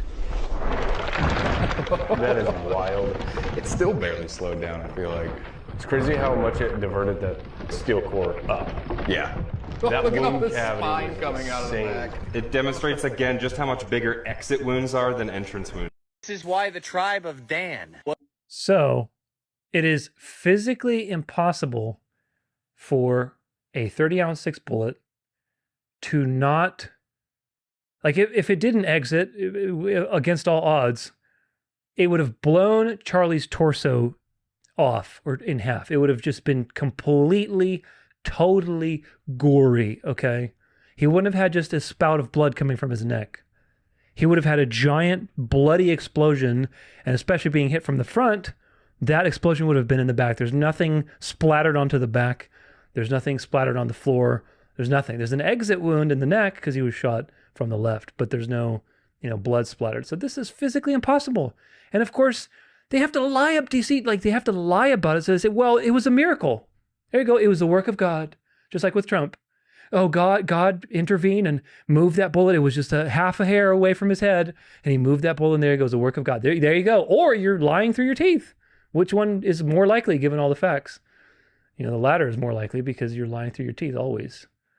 This one is from Jay Slay, and it's the guy removing the camera. Grabbed the SD cards out of the camera afterwards, and there's all these conspiracy theories. Oh yeah, this is the Andrew Colvett again. You'll notice that he is constantly, you'll see him playing a lot of narratives. Really, really interesting. Keep this in mind, okay? He argued that the bullet was a miracle, which is physically impossible, which means the surgeon, quote unquote surgeon, was in on it as well.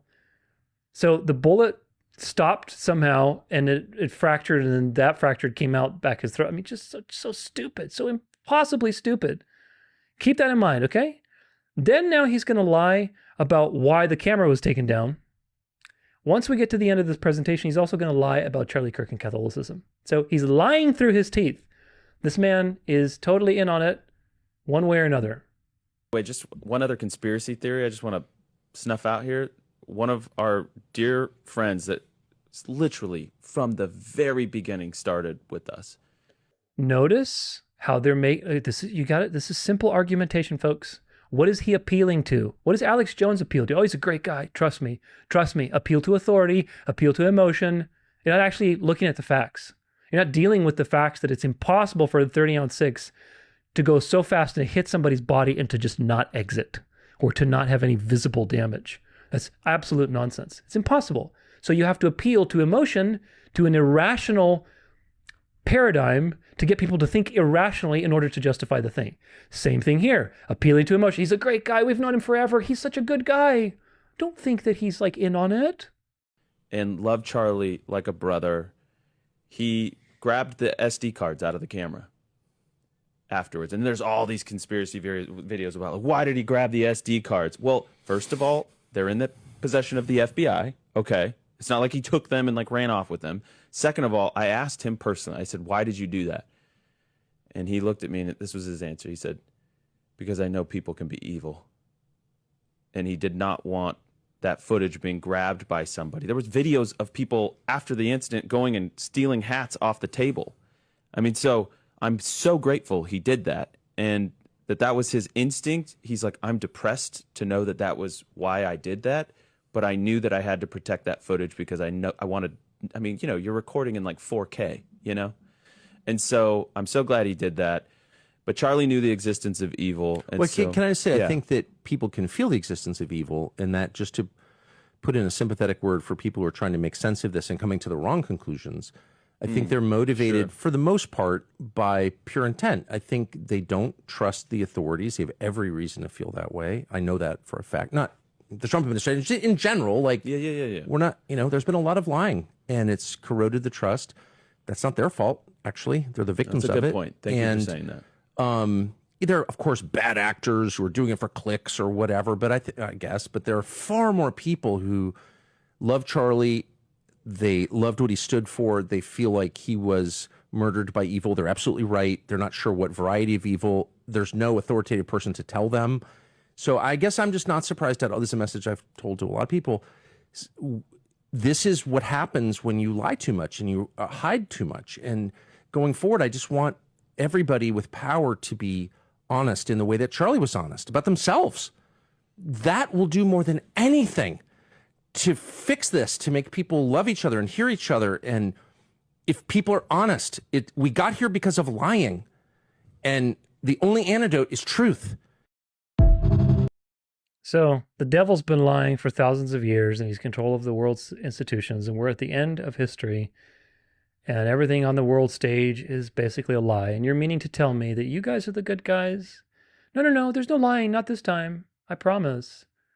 You could have, the guy, if he really cared about people being evil, you could have stood guard, called the cops, waited for the police to come, watched the crime scene, and protected. If anybody tried to go in there and take the camera, you'd be like, hey, what are you doing? You're not allowed to do that. Get out of here. You know, this is how they use emotion and false equivalences to get you to think and in the way that they want you to think. Oh, people were stealing hats. Therefore, people would have stolen the camera. Not true. Not true at all, especially if you had somebody watching the situation and guarding it. And if you watch the guy taking the camera down, he's not like panicky. He's not like, oh man, let me help Charlie Kirk. He's like really scheming. He's like looking around. He's calling. He's like, okay, calling, taking it. He's very laissez-faire about it, as if it was okay. The operation's over. Time to put this away. So don't lie through your teeth, Andrew Colvett, because you're not very good at it to begin with. Keep it in mind. Keep it in mind. Keep his testimony in mind, because there's one more thing with Charlie Kirk and Catholicism where he tries to downplay Charlie Kirk's involvement with the Catholic Church. Oh, you're not speaking because you're muted. Let's see. Right. This is again from Symbolism Syndrome. Anyone else think Donald Trump's reaction to friend Charlie Kirk's assassination was a little unsympathetic? Condolences on the loss of your friend Charlie Kirk. May I ask, sir, personally, how are you holding up over the last day and a half, sir? I think very good. And by the way, right there, you see all the trucks? They've just started construction of the new ballroom for the White House. It makes perfect sense. I believe that Charlie Kirk's assassination was a king kill ritual. The killing of the king comes from an old pagan ritual, a substitute king ritual, to safeguard the king from evil omens. These omens were generally thought to arise around astrological events like eclipses. We had a total lunar eclipse September 7th. Blood moon eclipse. The substitute king ritual believed that the evil omens for the king would be then placed upon the scapegoat of the substitute king, also known as the Masonic ritual King Kill 33. This is also what FBI Director Kash Patel said to my friend Charlie Kirk. Rest now, brother. We have the watch, and I'll see you in Valhalla. because he's a pagan. Valhalla in Norse mythology is located in Asgard, presided over by the god Odin, the Hall of Slain Warriors. I think it's pretty obvious that our government is run by a bunch of satanic, pagan. Anyone else think Donald Trump's... Oh, goodness. There's so much of this, isn't there? Oh, and then this video. This video is the announcement that Trump made immediately, which is, of course, very fishy. But it's AI. Okay, I think the sound is not going to work for us because the music is probably going to get clicked. But look at his hand. it's like, it's weird. It glitches out.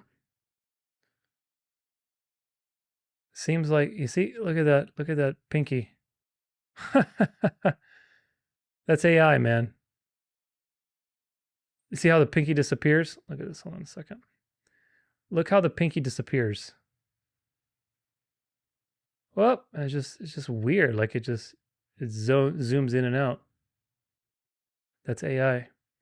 So that's an AI video that was released, which is also like doubly weird. It's weird that the president would announce his death and not be an official, prerogative to go around the official way of doing things. On top of that, it's an AI video announcement, which is so weird, just so weird. More weirdness comes from the fact that these crisis actors, like the interview that they had, the woman who was being interviewed with her two quote unquote daughters or relatives or whatever they were, is the same woman that's basically part of the club. The whole interview, as we know it, was scripted. Tiffany gave off the impression she was just a spectator at the event, but it turns out she was heavily involved with Charlie and even her daughter sang the national anthem at one of his events. She has appeared on many news channels, giving off the same awful acting with a pathetic attempt at looking sad.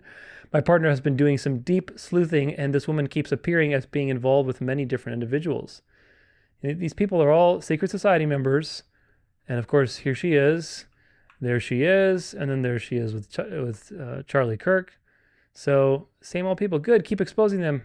Let's see, this person says, it's wild, everyone the mainstream media is interviewing all have some strange connection to someone who is of interest on Candace's timeline. I don't think it's all a coincidence. Yeah, because it's a psyop. What kid says 15 yards away and uses the word artery? Yeah, it's true. Like the words, it's just like the writing that they had for the roof shooter, the journal, quote unquote, that they found where he's writing in like police language, which is just so obvious. I'm 30 and probably wouldn't have even said those words myself, never mind a child. Exactly. I work in healthcare and I still wouldn't use it in normal talk. I thought the same thing. Yeah. So anyway, that was that for that one. There's another one, I believe. These stupid Facebook Messenger things. They're always, if I open a tab and there's somebody that messaged me the whole entire time I open it, it's now here. This is another crisis actor that was. I was maybe 10 or 15 feet away when it happened.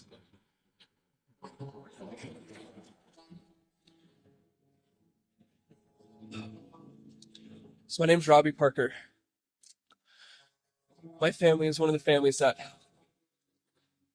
lost a child yesterday in the Sandy Hook Elementary School shootings here in Connecticut. I've been contacted by so many people and agencies wanting to know how we're doing, and I just thought that this might be the best way to share those feelings with everybody. First of all, I'd really like to offer our deepest condolences to all the families who were directly affected by Doing okay. And then I was putting my the horrific tragedy to bed. And we want everybody to know that our hearts and our prayers go out. About love. This includes the family It shows the story. My daughter Emily, Thinking about Charlie's little girls, his wife. be one of the first ones to be standing and give support. He was such a powerful human being. 31 years type of old. person with Things that he accomplished. Not because of any parenting that my wife and I could have done. We got some candles here, and I couldn't go candle to this at this Never moment. given to her.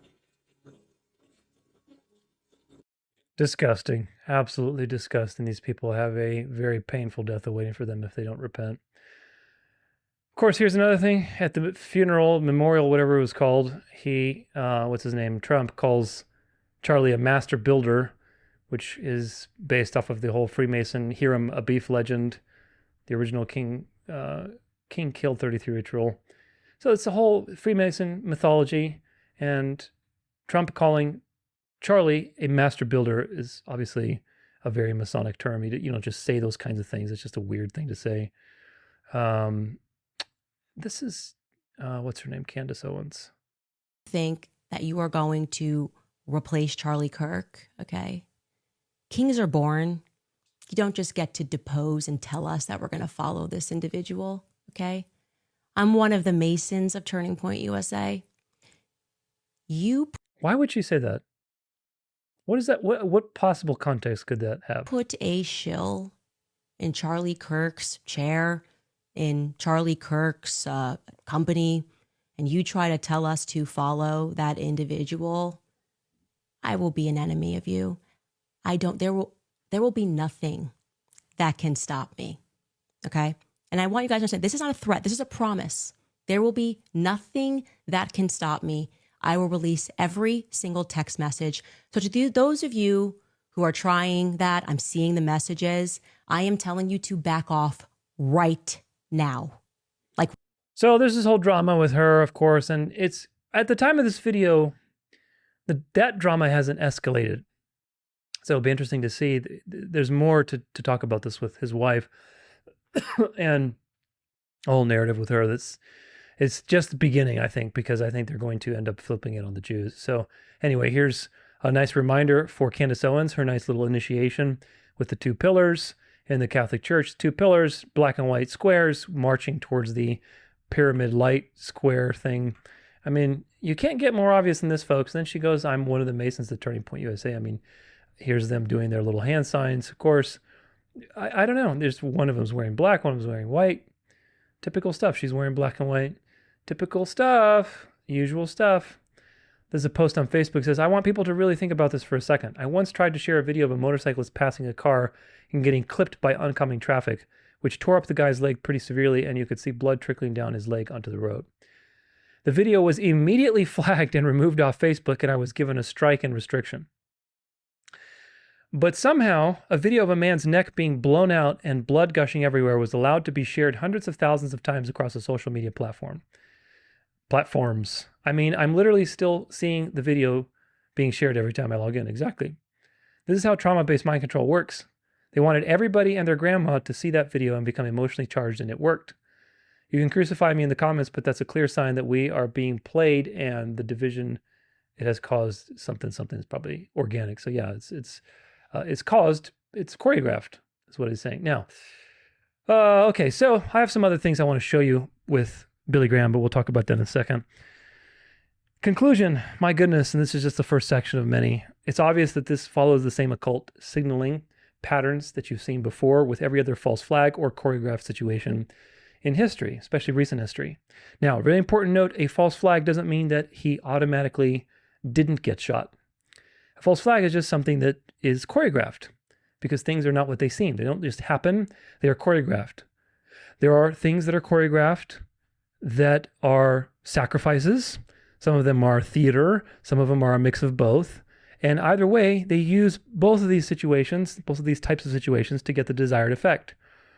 And we know that they do rituals that are in alignment with various stellar alignments and numerologies and things for their purposes and their religion to be able to move their plan along.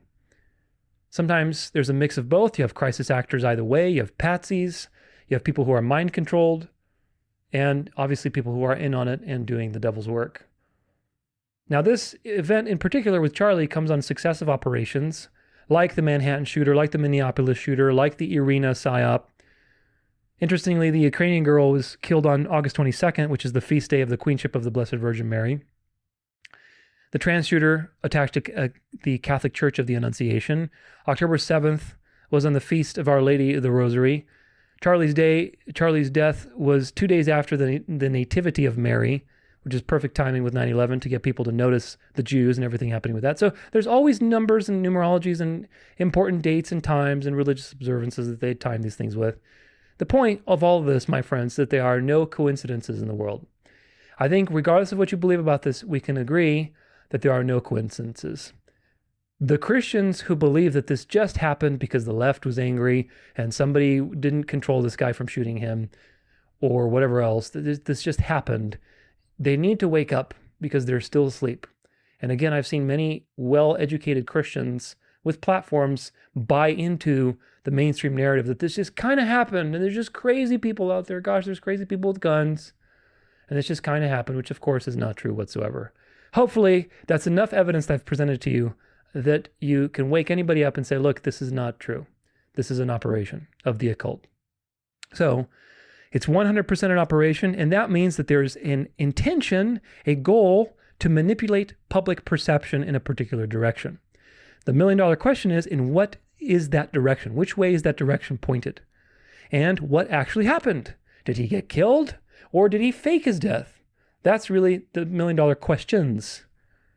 One of those questions we can answer for sure, and the other we can answer for the most part today and still leave some room for a little bit of speculation, of course. People say that these occult indicators proved that Charlie faked his death. Look at all the occult stuff, Freemasonry, it proves that he faked his death. That's not true. It's not true at all because it just proves that it's an operation. It doesn't prove that he faked his death, and we'll talk about that today. It proves that many people were in on it. Certainly, it proves that it was planned ahead of time. It proves that the occult is involved, but it doesn't prove automatically, just because there's occult signaling, that he faked his death. That's an important point. Many people are crying over Charlie Kirk and claim that he was a true Christian. And this part just astounds me, folks. It just astounds me how many Christians are duped by worldly figures and influencers and TV personas, and they're completely ignorant. Charlie Kirk was making, on paper, probably much more, but on paper he was making $500,000 a year in a salary. He received hundreds of millions per year in donations through his organization from lots of very corrupt people with agendas. He had a $6 million house in Paradise Valley. He was riding Air Force Two. His TPUSA organization was basically rivaling the RNC in influence and shaping culture. He also has all of the typical Freemasonic and occult associations, fancy hand signs, occult numerology wherever he goes, his name, his birthday, the various alignments of things that we've looked at, very typical of basically groomed people who are part of the club. So how do you know that Charlie Kirk was a true Christian? How do you know? Billy Graham had some of the best speeches on the gospel, at least in the last 100 years. Some of the best. You can acknowledge that part, at least on the surface value. Yet he was a Freemason, and he was an ecumenical puppet of the papacy. And I'll prove it to you today. I'll give you hopefully enough evidence. Here's a picture of Billy Graham with Harry Truman, 33rd degree Freemason. Look at their hand sign. You don't do these kind of weird hand signs where Harry Truman is giving him his hand and then you've got this thumb over the top of the knuckle and everything. You don't do this kind of handshake. This is just weird. This is I'm acknowledging you and you're acknowledging me and we're both in the club. Har, har, har. We know that Harry Truman was a Freemason. This is the most worshipful brother Harry Harris Truman from the Grand Lodge of Ohio, serving as 33rd president, 33, of the United States. Harry S. Truman is well known for launching the Marshall Plan, leading the Cold War through the Truman Doctrine in NATO, and for intervening in the Korean War. He also lived his life dedicated to the craft, ultimately becoming the second president to also serve as Grand Master. Read on to learn more about his life in Masonry and beyond. So Harry Truman was a puppet of the devil, very dedicated to the devil, 33rd degree, and he's shaking hands with Billy Graham, and they're doing the Masonic handshake. This is a thing that's very hard to find. This is from Genesee Lodge number 174, it's an old website that they had. It's a print of that website, of this lodge's, free and accepted Masons. If you go there today, this has been edited. But if you look through this directory, this is a list of free and accepted Masons, famous Freemasons. And if you go down to G, let's go to G, and let's see, there you go, Graham. And just so you don't think it's just some random Billy Graham, it says Reverend Billy Graham, Reverend Billy Graham, religion. Now there's only one Reverend Billy Graham religion, and that's Billy Graham. The Billy Graham that everybody knows was all about the gospel and Jesus and all this stuff, when in fact he's actually a Freemason, a very high-level worker of lawlessness who was doing the devil's work to bring the world's religions into one mentality. Here's a picture of Billy Graham on the cover of Time, and what do you notice? He's got little devil horns. Of course, this is all by design. They could have had him in 1,000,001 positions. He could have been praying. He could have been smaller. They made him smaller, right? They could have made this image smaller on the cover so that his head wasn't around the M and giving the impression that he's got devil horns. If you've got any discernment, look, I've designed so many things in my life, okay? I've designed hundreds, probably thousands of things in my life. Thumbnails, Photoshop stuff, all kinds of stuff, okay? Covers of things, presentations. I've designed millions of things, millions of ideas probably have been in my mind. I've designed so much stuff. If you're a designer and you're looking at this and you're like, okay, I've got a religious figure, I'm putting them on the cover. Oh crap, the size that I've put his body on here makes it look like he's got devil horns. I don't want to do that because he's a Christian. That's totally weird. Unless you intended to do that. Unless you're intending to do that and you've got a little message for all your occult friends and little snakes that are in the grass slithering around, and they see that and they go, oh, and they know they're in on it because he's a snake too. So this is all by design, folks. It's all by design for him to have devil horns like this. And this is not just a coincidence. You have to think. Time magazine has a ton of antichrist signaling and predictive programming in their magazine. So what does it mean that they put Billy Graham on here? And the intent of this design was to show that Billy Graham is praying, but in fact, he's actually got devil horns. That's the synagogue of Satan, my friends. It's not just the Jews. The synagogue of Satan are people who say, Lord, Lord, but in fact, they were never known by the Lord. Very, very important. One more picture. Here's Billy Graham with the Pope. Of course, he was very, very ecumenical, very, very good words to say about the man of sin, the man of lawlessness. Here he is doing the double handshake, with one of them being a Freemason handshake. Of course, the papacy is the seat of these things, and the Jesuit general, they control the Freemasons, they control the Knights Templar, they control everything. The Pope is the man of lawlessness. It is the vessel of Satan on earth. And so there's Billy Graham. He gets his reward. What is a Protestant? What is a Protestant doing? Shaking hands. Never mind if you just ignore the Freemasonic handshake. Let's just say shaking hands and being friendly and talking good about the Pope. What is a Protestant doing that? If you understand anything about history in the last 500 years with the Counter-Reformation, what is a Protestant doing that? What does the Protestant have to do meeting with the Pope and smiling and talking good things about the Pope and giving them nice little handshakes? What does that mean? When 500 years ago, the Protestants said that the Pope was the man of sin, was the vessel of the devil on earth to receive worship. What does that mean? Well, I don't know. You tell me what it means. Again, how do you know? How do you judge? How do you judge Charlie Kirk? By what standard are you judging the situation? By his eloquent, passionate speeches when Charlie Kirk was talking about the gospel and Jesus? That doesn't tell you. That doesn't tell you anything.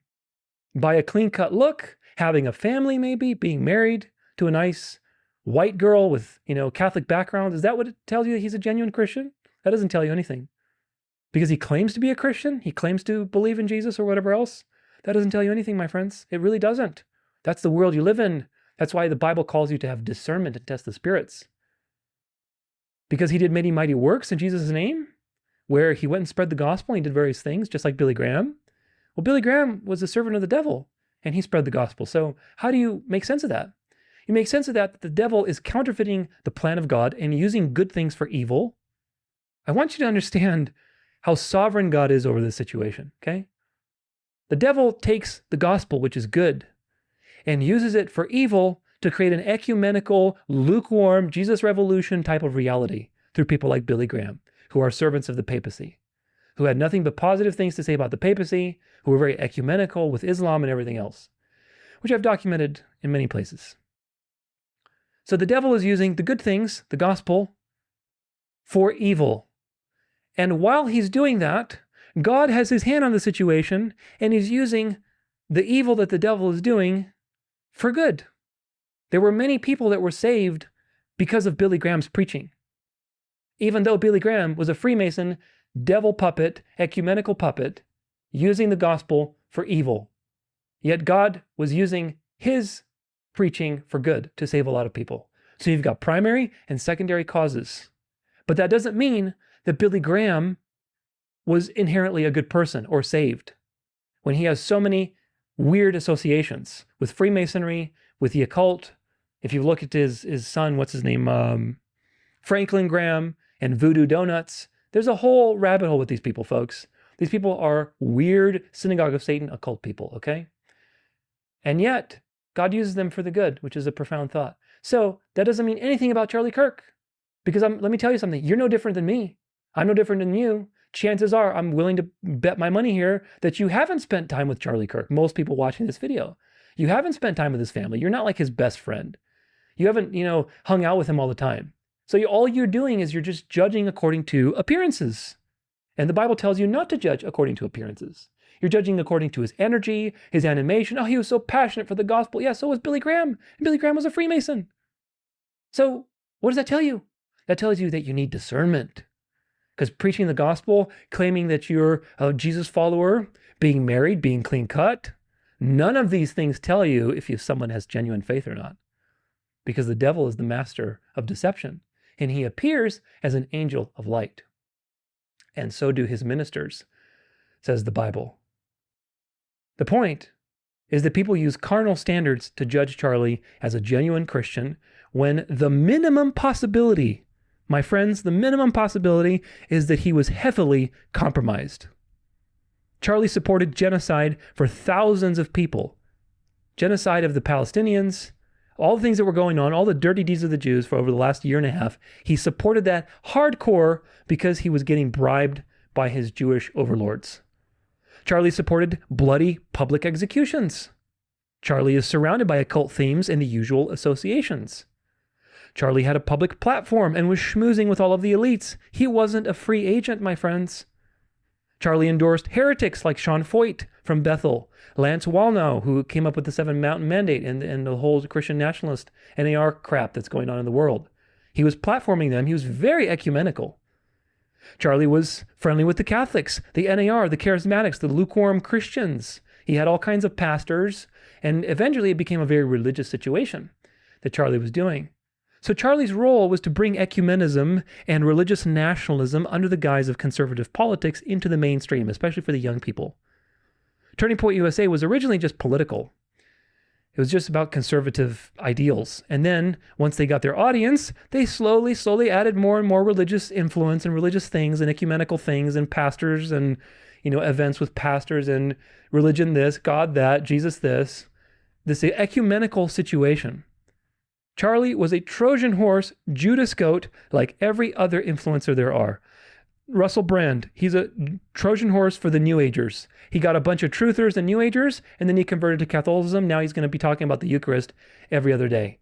Candace Owens, she got the blacks and the anti-Jew crowd, and now she's, basically moving people towards the Catholic Church. Nick Fuentes, again, does a great job with some of this stuff, but where is he leading these poor young white men that are disillusioned with all of the woke crap that they grew up with? He's leading them straight to the Catholic Church and traditionalism and the Eucharist and the Eucharistic Christ and the papacy and theocracy.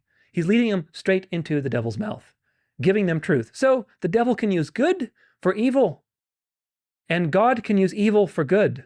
And if you understand this primary and secondary cause situation, you understand that things are not always as they seem, right? When evil happens in our life, they are not always as they seem because God is using it for the good. You may not know the purpose, but God is using it for the good. When a hero, oh my gosh, a national hero gets shot on live television, things are not always as they seem because these things are being operated by the devil. So you don't know Charlie personally. You haven't lived with him. You're not his childhood friend. All you know is the TV persona, which is an actor. He's an actor. He had a part to play. He wouldn't go outside that part, and he does what he's told. Remember Operation Mockingbird and all of the CIA, FBI, occultist, Freemason, secret society people in the news. They're either married to one or they're one themselves. And of course, by today, the entire media is controlled. Most people think that they did away with that with the liberal media. Like, oh yeah, we've done away with the liberal media. Nobody believes the liberal media. Operation whatever. All you've done is just crossed over from one echo chamber to another. Don't you get it? The liberal media was centralized and it was very obvious. And everybody knew that Operation Mockingbird. But now Operation Mockingbird has evolved because people are getting aware of the fact that the liberal media was centralized and coordinated. Like that clip that was very famous with, a threat to our democracy, the whole COVID thing. A threat to our democracy. Well, yeah, that's the same thing now, except the difference is that it seems like it's decentralized. But as you'll soon see, it's not. It's all centralized to the beast. It's just a different flavor. You've got influencers, but they're all playing ball for the beast. So all you've done is just move to another side. That hasn't changed, folks. That hasn't changed. It's still Operation Mockingbird. It's just much more evolved with social media. Remember that this country has been owned by Rome since after the Civil War, at least. Since after the Civil War, at least. So there's nobody on the world stage that is not compromised. And that includes Charlie Kirk. Now, let's talk about the roof shooter, because that's the next stop on this narrative train. Got to get my headphones so we can listen to this. Obviously, the Main Street explanation of things is the roof shooter was the one who killed Charlie Kirk and shot at him or whatever. And that's just not true. And so one thing that's another clue on top of everything we looked at previously that this is a psyop is that you have two narratives always. And both narratives are actually designed for you to be deceived. There's the mainstream narrative, and then there's the counter narrative, which is designed to make you like sniff out and the desired outcome, basically.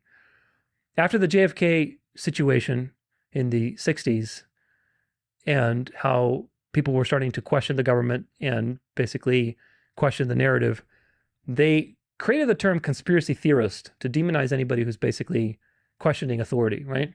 And that's still happening today, which is interesting. But nevertheless, eventually with the internet, they couldn't stop the people from waking up. They couldn't stop it. So they had to infiltrate. They had to seduce. They had to pollute. And that's exactly what they've done. They've created a counterfeit narrative and counterfeit truth situation to control the truth because they can't control everything. It's a lot like the Reformation. Again, if you understand history and not just the last 200 years, you really have a bigger perspective.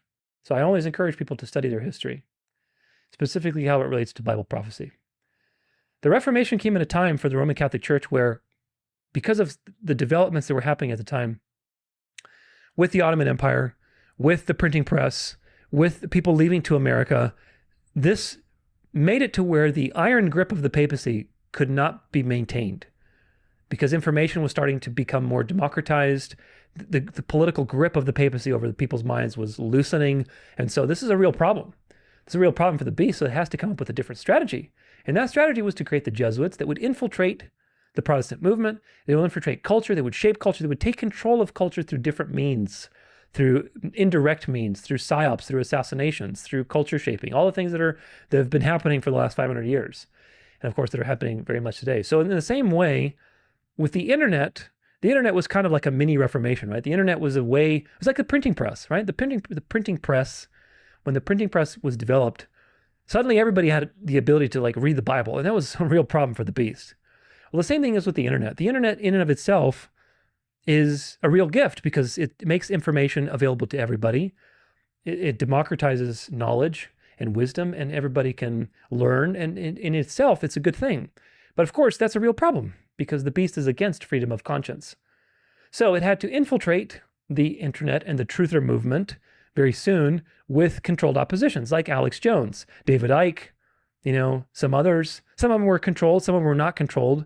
But eventually all of these people, these influencers, formed the truther movement, which basically now is like the gatekeepers to actual truth with all sorts of psyops and deceptions that where people are hardcore conspiracy theorists or hardcore Gnostics or whatever else. It's just amazing to me. It's so sad because there's so many channels that have like, let's say, a lot of knowledge on secret societies. And that's why, again, you got to have both, folks, because the Christians that don't know their history, they go and find these channels and they get so, oh my gosh, like so red-pilled with all these knowledge about the secret societies that run the world.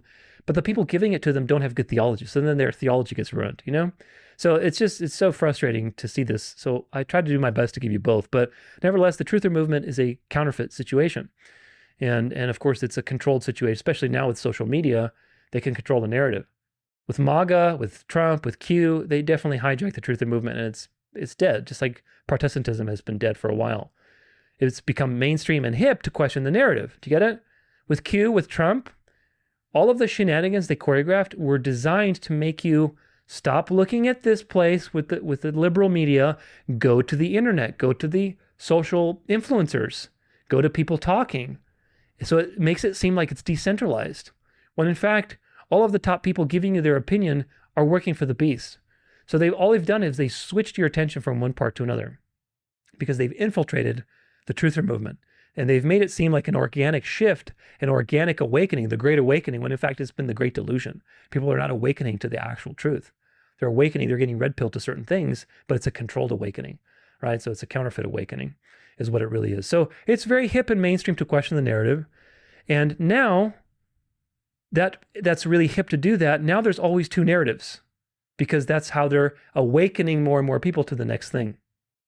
All the major conservative pundits are Catholic with a few exceptions, and we'll look at that later.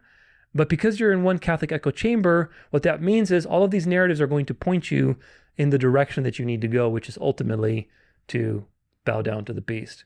course, there's a couple steps that they need to do to get people there, and you'll learn about that today.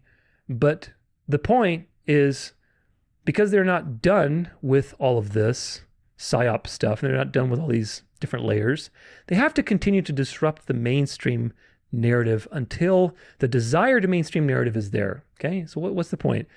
Right now, MAGA has become the mainstream. It displaced the liberal order, right? It burst through the ground and displaced the liberal order, especially after the Butler incident and religious situation that happened after that and radicalizing people. It displaced the order of things, okay? It displaced the order of things. So MAGA is now the mainstream, but MAGA is not the final mainstream. The MAGA currently is very pro-Jewish and it's very infiltrated with Judaizing ideas. They need to strip Christianity of Judaizing ideas, thanks to Protestantism. And that's going to happen by collapsing Zionism, exposing its wickedness, collapsing Protestantism, exposing its faults. They've been doing that already with all the deep church stuff, and it's going to get more and more, and all these dispensationalist pastors are going to be completely discredited. And then once all that happens, then you can get the desired conservative mainstream, which is hardcore conservative. People like Nick Fuentes are going to become the mainstream. And when that happens, then they will have no more people to expose other than the true people of God and start persecuting the true people of God. So they need to get to that point. And that means that until they get to that point, all of these situations that happen, there's always two narratives. There's the narrative that's obviously stupid and designed for you to be like, no way, that can't be it. What's the counter narrative? Let me look over here, and all the influencers talking about. And of course, the counter narrative is designed to be the thing that you believe. But neither of them are true. The mainstream narrative, let me explain to you how this works because it's so obvious. And when you understand this simple formula, you can apply it to future psyops, okay? The mainstream narrative is an obvious lie. There's nothing true about the mainstream narrative. It's just BS, like total obvious BS. The alternative narrative is a half-truth. So by comparison, if you've got a full lie and a half-truth, by putting these two things together and superimposed on each other, it makes the half-truth look like the full truth. Does that make sense? The half-truth looks like the full truth because it's being compared to an obvious, blatant lie that is so blatantly obvious. And this is how they get you. Without the context of history and the Bible, you don't have the way to discern between these two things and say, no, I don't want to be part of this dialectic. I want to go in the narrow road. What is the narrow road? And that narrow road is the actual full truth of Scripture and history. So every one of these psyops, there's always two narratives, and they're designed to move you into the desired direction. With Trump, the mainstream was that the liberal, deep state was trying to get him, and or I should say the liberal patsy was trying to get him, but the alternative narrative was that the deep state was trying to kill Trump, and he's, they tried, but they failed. That was the alternative narrative that they wanted people to believe because it wasn't just in time for the RNC, just in time for the election, just in time to push people over the edge to vote Trump in and to get, of course, they would have rigged the votes anyway, but they needed a cultural phenomenon. Now with the Charlie thing, you see two narratives again with this rooftop shooter. And he's some liberal patsy, some liberal tranny, whatever is going on. He was dating a tranny. And then you've got the counter narrative where the conservatives who are seeing through Trump's Judaizing connections and seeing that Israel has his paws all over it. So they're going to blame the Jews. So again, you've got two narratives. And as a result, nobody sees the greater picture and where this is going, which of course, all roads lead to Rome. That's what we want to look at today. In order to do that, we need to examine all of these things and how, they're half-truths. As usual, the full truth is neither of these situations because the full truth is balanced. Psyops always give you an imbalanced narrative, one way or another way, to push you in a particular direction. The truth itself is very balanced, very, without an agenda other than to glorify God and to give you the truth and to give you peace. The full truth gives you peace, and it's also glorifying to God. These narratives do not give you peace. They aren't glorifying to God. They're just lies. They're just imbalanced perspectives to get you to act in a particular way. So, with all of that, we can see that the game they played with this roof shooter is the same game that they played in the previous situation. Only, of course, this is maximized because there's much more shenanigans going on.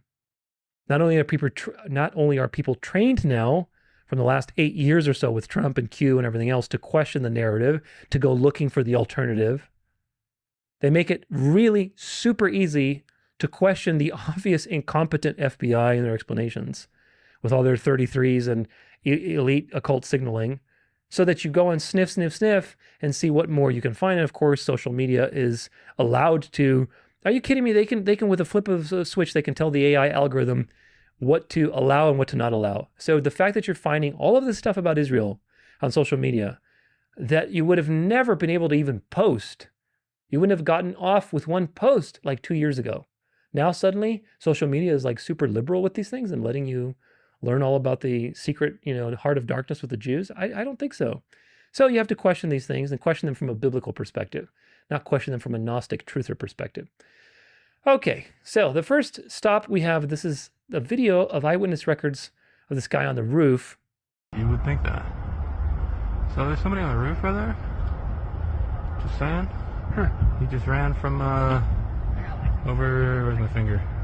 Well, from over there, ran in, and now he's right there. Right up. Yeah. You think he'd already be in place? You would think that.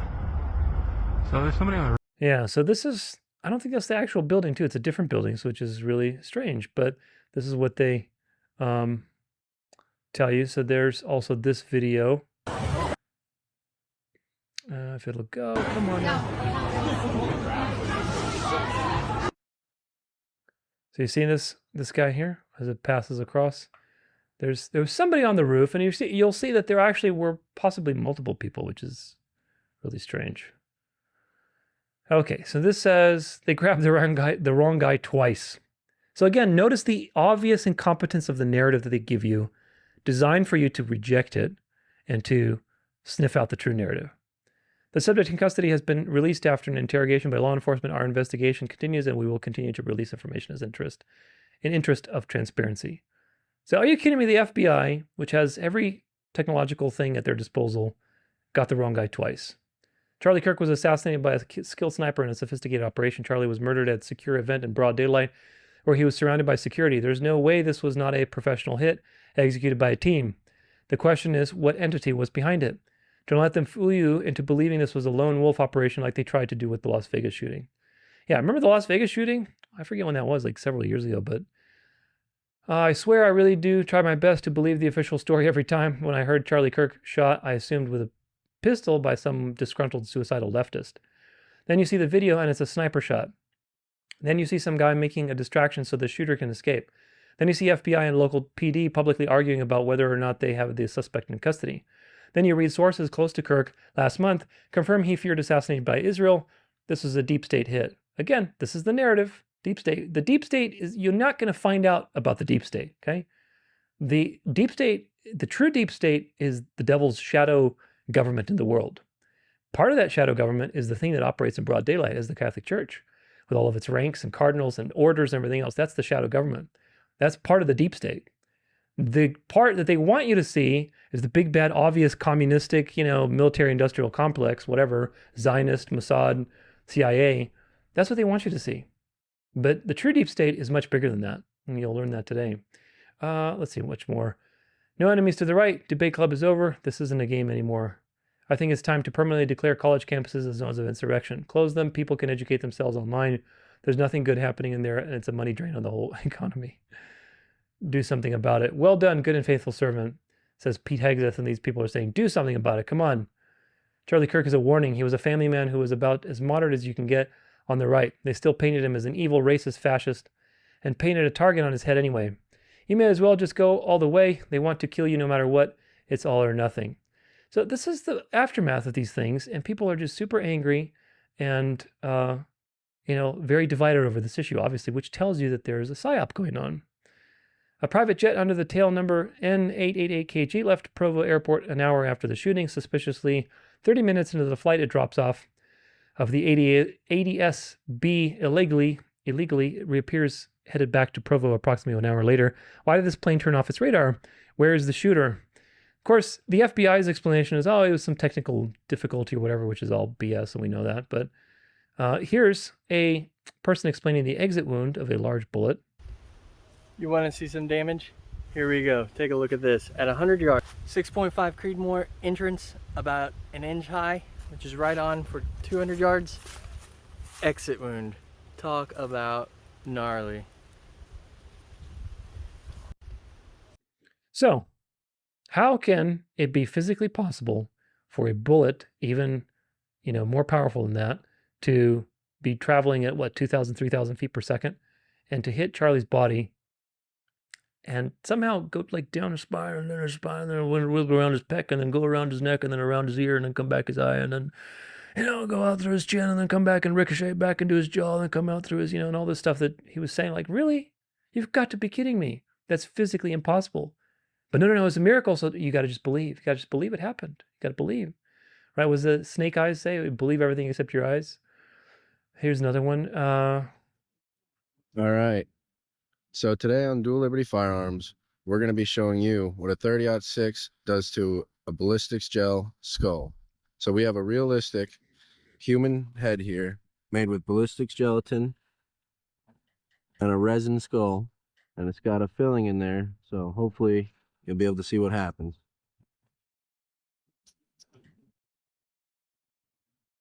Let's see what happens. Is a miracle going to happen, I wonder?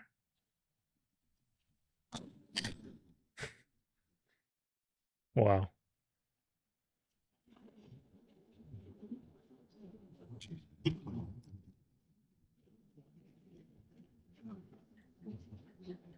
All right, so now we're going to throw it in about a 10% slow-mo for you. This is going to look super cool. Now, what happened was when the 30-06 projectile hit the head, I had predicted it would go through the front side and just blow a big hole in the back side. But what actually happened was the large projectile of the 30-06 went through the skull and impacted all the liquid blood that I had on the inside. Now that had created a shockwave inside of the head that had literally blown the head to pieces. There was not much left to it when it was all said and done, So I do have to say that all in all, 30-06 versus a human head, amazing result. Yeah, not physically possible. It is not physically possible for the bullet to not create that much damage because it's traveling at an incredible speed. It's got incredible power. The energy has to go somewhere, okay? To say that it was a miracle is just, you're appealing to emotion and religion and all kinds of things. And it's not substantiated. All right, let's see here. FBI releases video of shooter fleeing. As I noted in an earlier post, it strikes me as odd that the shooter would flee from his rooftop sniper perch with his rifle. This seems especially strange given that he purportedly later ditched the weapon in a wooded area wrapped in a towel with 3 unspent cartridges in the magazine, engraved with the wording expressing transgender and anti-fascist ideology. Now comes the news that the FBI has released a video of a figure clad in black running diagonally across the roof of the Losi Center towards the parking lot, carrying what appears to be a rifle case with a shoulder strap. He then jumps off the roof while holding the case and appears to injure one of his legs upon impact on the ground. He then runs toward a busy road, still toting what appears to be the rifle case, and runs into the road and seems to gesture as though he is trying to hail a driver in a passing car.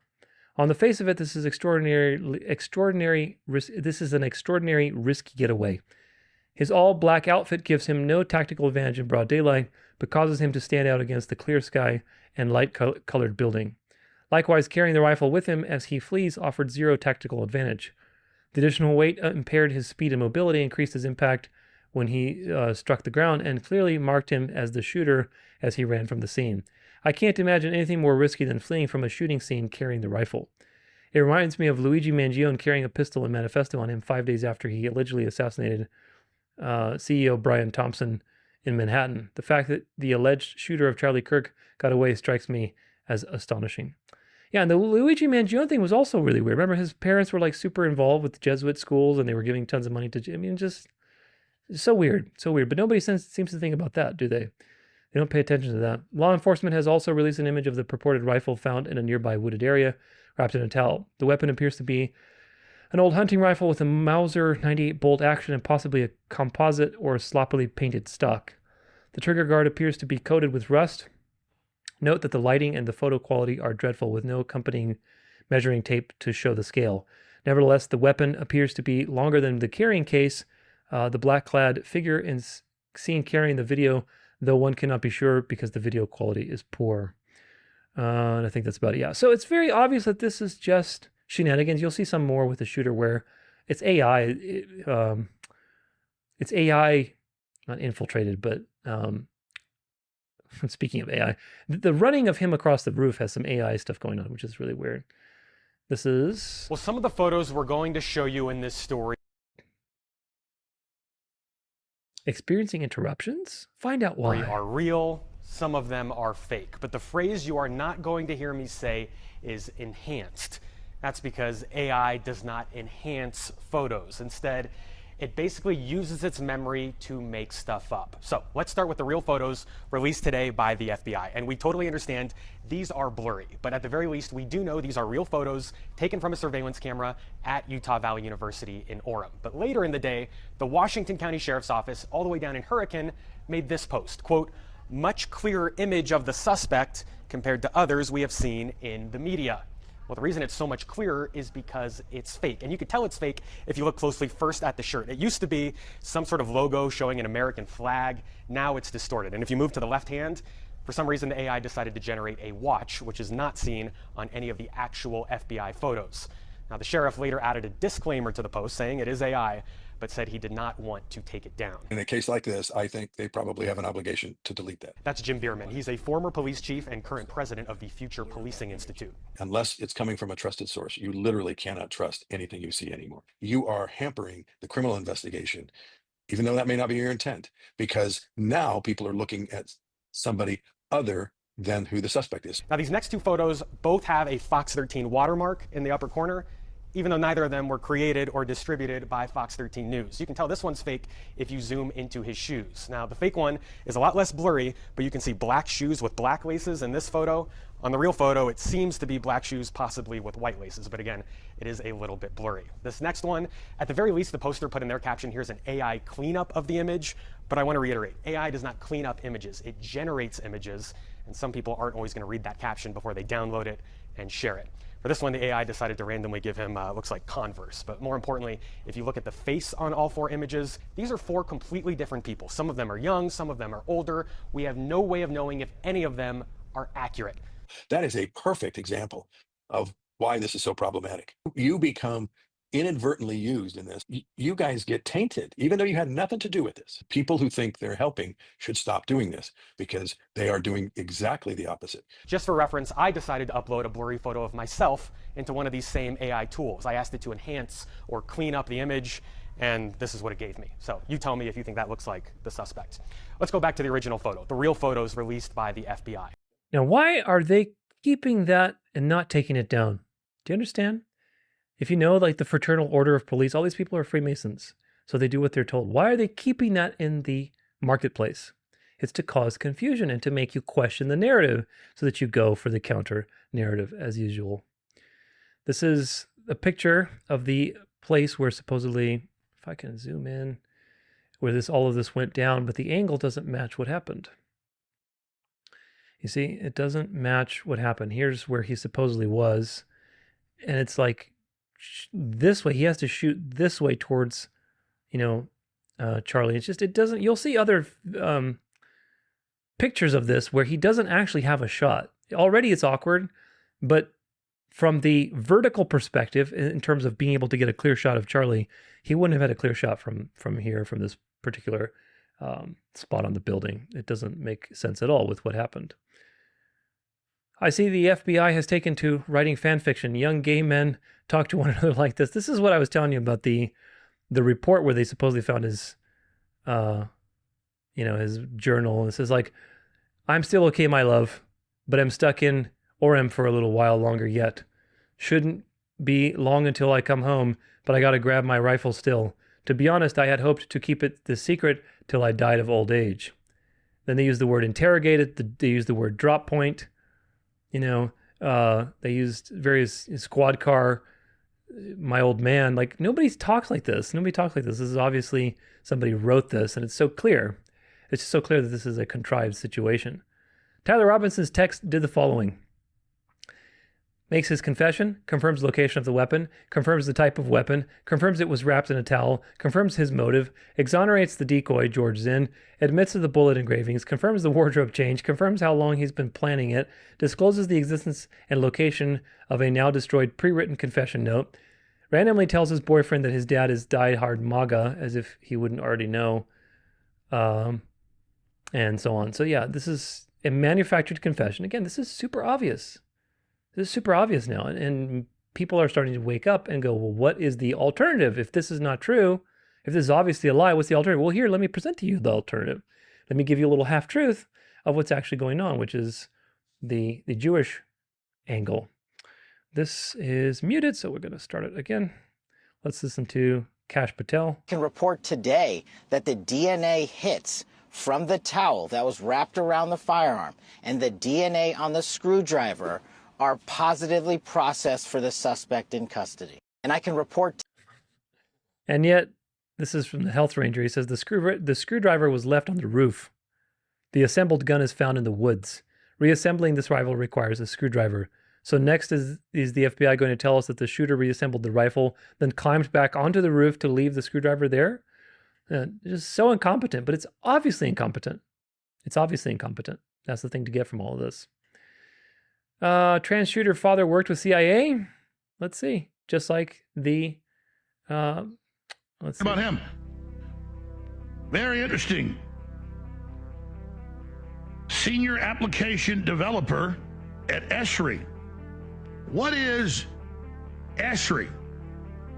Well, ESRI is the leading original geospatial satellite ground mapping GPS coordinate system for the Pentagon, Google, and everything else. He's been working there since 96, 29 years, 7 months. And in a whole bunch of other very interesting places. The GIS for Defense and Intelligence. Here's the company, the hands-down leader in all of it. ESRI is a global leader in geographic information systems, GIS software, and has various contracts with the U.S. government agencies, including the Central Intelligence Agency and the Department of Defense through GSA, schedules, enterprises, license agreements. Right, James Westman, So it's all peas in a pod. I think we read about this, but is this a trans shooter like the guy from Minneapolis? Or is this related to, I forget if this is related to the rooftop shooter. Anyway, either way, it's all peas in a pod, regardless. This is from Real Life Talk on Facebook. Vantage Point released. This is what I was talking about. And it blows their story apart. The video angle of the shot that killed Charlie Kirk is out. And let's be real, there is no way Tyler Robinson could have seen Charlie from that vantage point. So you look at this vantage point. Here it is on the left side of that building at the top floor. And there's just no way. You don't have a shot. You don't have a shot. It just doesn't work vertically. The angle's weird. And it doesn't really work vertically. He got shot. You'll see in just a bit that he got shot from another side. He got shot from the right. So the vantage point doesn't work. Here's the thing I was talking about with the, this person says, I keep posting, but I don't see anyone else commenting about this anomaly. Kirk was shot a few minutes after high noon, and these long shadows cast are not compatible with noontime shadows. The back of the building, the shooter is climbing down, casts a late day shadow.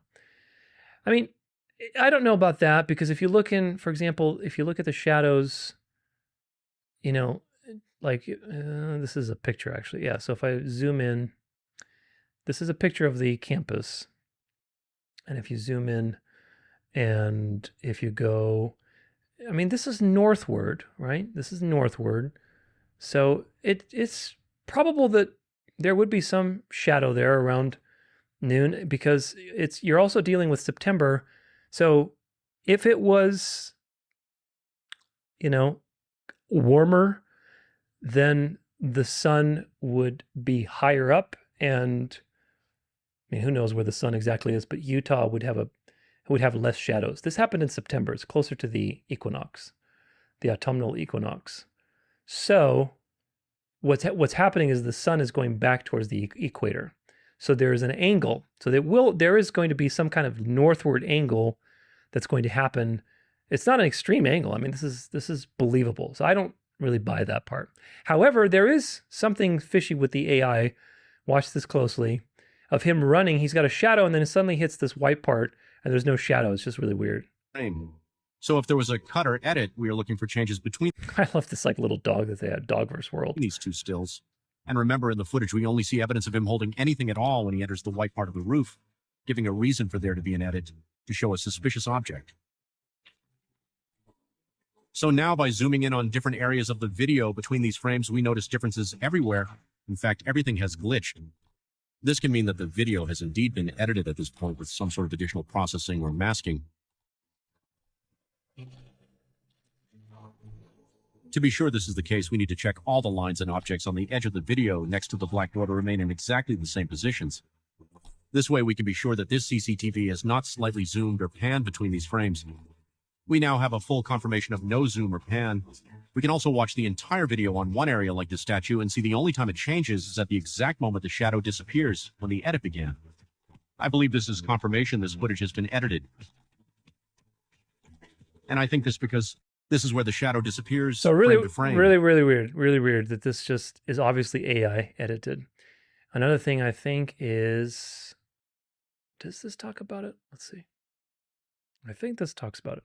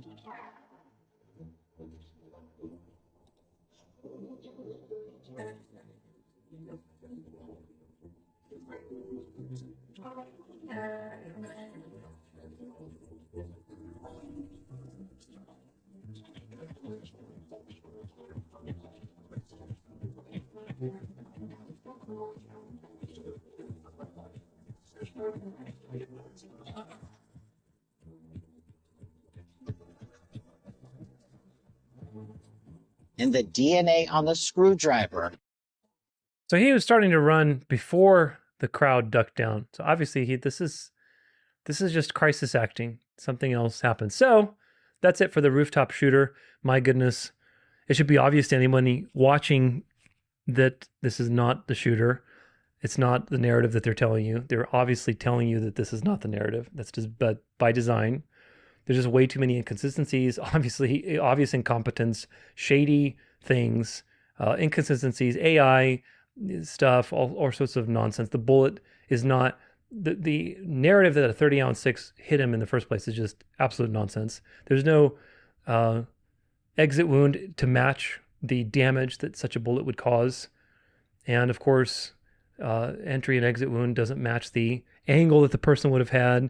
The shooter was videotaped, the quote-unquote shooter was videotaped running from the direction before people ducked down and shot. So you're dealing with some really obvious shenanigans. You will see later that he wasn't wearing any bulletproof vest either. So Charlie was not wearing a bulletproof vest, meaning he was not shot in the front. And if he was shot in the neck, there's no way that, again, going through his spine, like he's not going to go and just do like a U-turn and go into your spine and down and then ricochet and go back up. And you're like, just such absurd nonsense. It's really, truly absurd. And it reveals to you who's in on it. Because if Alex Jones believes that and he's pitching that, then Alex Jones is controlled opposition. Of course, there's other evidence for that, but nevertheless, the point is that these things that the ballistics experts are talking about, where, oh, it jumped off his bulletproof vest, and there's so many videos about this. I'm like, dude, he wasn't wearing a bulletproof vest. I'll show that to you today. I'll prove it to you that he wasn't wearing a bulletproof vest. So that means that you would have seen massive gore if he got shot with a 30-ounce 6. It would be remotely possible if he was actually wearing a vest for a bullet to ricochet and then somehow nick his neck or something. But the wound on his neck does not match a direct wound from a 30-ounce 6. Even a nick, it just wouldn't happen that way. There'd be a remote, tiny possibility that if he got shot in there, it might ricochet. Even so, that kind of bullet is made to pierce through a lot of stuff. So I don't think it would have stopped it. And you would have seen it. He's a scrawny guy. You would have seen him wear, like a 1/2-inch titanium vest or whatever it is. So if you want to argue that the bullet ricocheted off of the railing in front of him or something other than that, the odds of that happening are even more unlikely. It's just not likely at all. And there was no shot that the guy could have had from the purported place that they are claiming. The wound is actually on his left side. Coming out, it's an exit wound because the bullet entered on the other side of his neck and it exited on his left. Now, of course, a lot of people say, well, what about the shirt movement? What about the shirt movement? How it goes, like this. It does this little shirt movement. And of course, there are explanations. A bullet has thrust, especially if it's going super fast, obviously. And it pulls things forward as it pulls, things across. For example, if there's some curtains or some fabric and you shot that fabric, it would pull the curtains with it. It would pull it with the bullet because the bullet has power and it displaces, and that displacement also pulls things along with it. Charlie recoiled in a fetal position when he got shot because his nervous system contracted in response. He got shot and he did this. He recoiled. That's what you would normally do in that situation. However, he also moves to the left, and there's an exit wound on his left, which indicates very strongly through the principles of physics that he got shot in the right. The bullet went through him because it was much smaller, and the wound is not an entry wound, but it's an exit wound, and it fluttered his shirt. Probably threw off some wiring or something, who knows? I don't know if he had wiring, but the fluttering in the shirt is not a concern to me because he wasn't wearing a bulletproof vest and there's no ricochet. The shirt movement is just, to me, the bullet displacing the air, moving past his body, and, whatever. Again, some people say it was microphone, but he was wearing a lapel microphone. Maybe that's part of it. Maybe the lapel microphone getting thrown off from the force of the jolting also caused the shirt to basically move. But anyway, the point is that if he were hit in the front, you would see massive bloody gore all over his chest. There would be a massive cavity. There would be splatter on the back where let me put it this way. If he got shot with a 30-06 in either direction, was what I'm trying to say, the exit wound would show massive bloody gore, whether it's on the back, being shot from the front, or being shot from, the back somehow exiting the front. It would be just really, really bad. But that didn't happen. So that's why he didn't get shot from the front. He got shot from the back, and it was a very small bullet, or a smaller bullet, I should say. So it's obviously not true that the roof shooter is the main shooter or even involved with the shooting. So the question is, what was his role? What was his role? Did he shoot a blank? Was he just there as a patsy? Was he mind controlled? Was he bribed? Was he threatened? I don't think he shot anything, to be honest with you. It's just like with Trump, where they had the whole thing they presented as like, there was a shot and then that shot at Trump and he ducked, and you thought that somebody actually shot at Trump, but nobody shot at Trump. If you look at the video, the sniper above Trump, you see, they cropped the video at first, and the video that went viral was cropped, and you couldn't see the fact that behind Trump on a building adjacent to where the supposed patsy shooter was, there was a sniper who shot, and that shooting sound is what sound was on the camera that they promoted as, oh, that was the shot from the sniper. But there was no shot from the sniper being shot off. So the same thing with this. I don't think he shot anything. I don't think this guy did anything. I think he was just there as a patsy and, doing whatever he had to do. I don't think he shot Kirk. I think he was just a crisis actor. Maybe he was trauma mind controlled, right? With MK Ultra. Who knows? The sound and the video evidence we'll look at for the shooter on the right side is very clear that it wasn't Tyler Robinson. It was somebody on the right side. It was a professional hit. It wasn't some just wacko with a rifle. The surface level reason is to create more divisions between the left and the right. That's the surface level reason. Again, I want you to understand that there's two narratives that they always give you, and both of them are lies. One of them is a full lie that's designed to be obviously evil, to move you towards the desired lie, which is the half-truth. So on the surface, the point here is to divide the liberals and conservatives and, to pit against each other and whatever else. And because the liberals are the ones who took out Charlie Kirk, which is not true. The alternative narrative is that Israel did this and they're just manipulating everybody. And so, we need to team up against Israel and not be divided with one another. That's the alternative narrative, and we'll get to that in just a second. But as you will soon see, people realize more and more that this is an inside job, obviously. And where are they going? They're going to all the people who are talking about Israel and going to basically wake up to that whole situation. So this is designed to cause initial tension between liberals and conservatives, but ultimately to lead to a synthesis between liberals and conservatives over the issue of Israel, because they need to synthesize the U.S., bring it back to a common mindset, get rid of Protestantism, get rid of Zionism, dispensationalism, bring in Catholic social teaching. This is just part of that many-stepped process that they're working by the power of the devil. And this is an important part. So they need to get to synthesis. And of course, synthesis involves pitting both sides against the Jews. So with that in mind, the next part of our adventure is with the Jews. Obviously, the second narrative, the undercurrent, the alternative is that the Jews killed Charlie Kirk. Everyone is citing all of these clips of him supposedly breaking rank and questioning Israel in the last 6 months or whatever. And it's really funny because before his death, people were starting to accuse Charlie Kirk of being deep state and being controlled opposition, not having the balls basically to call Israel out, even despite his gradual pivoting at the time. And now, because he's been immortalized as a martyr, everybody's like, oh, look, he was always questioning Israel in his heart. And this is just being played by so many people. The last 2 years since October 7th, at least a good year and a half out of that, have been very bad for Charlie Kirk and his platform, because he's been a staunch supporter of Israel.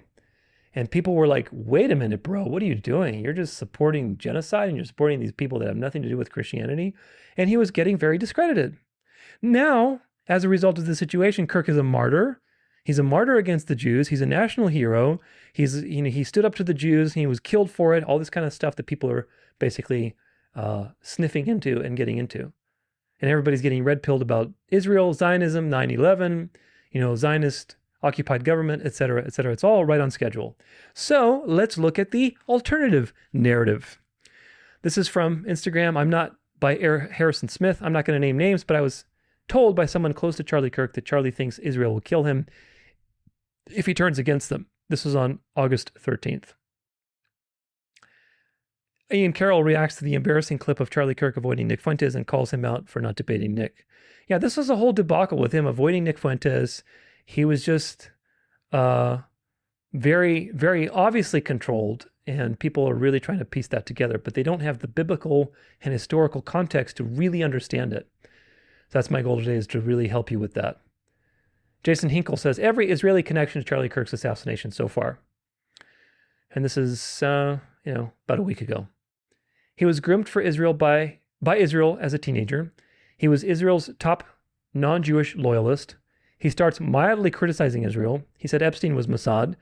He said no Iran war on behalf of Israel. He lobbied Trump against the Iran war. Trump barked back at him over Iran. He said Israel had full control over Trump. He referred to Netanyahu as a bully. He feared Israel would kill him. Harrison Smith posts about Kirk's fear. Netanyahu requests Charlie visit Israel. Netanyahu offers TPUSA huge funding.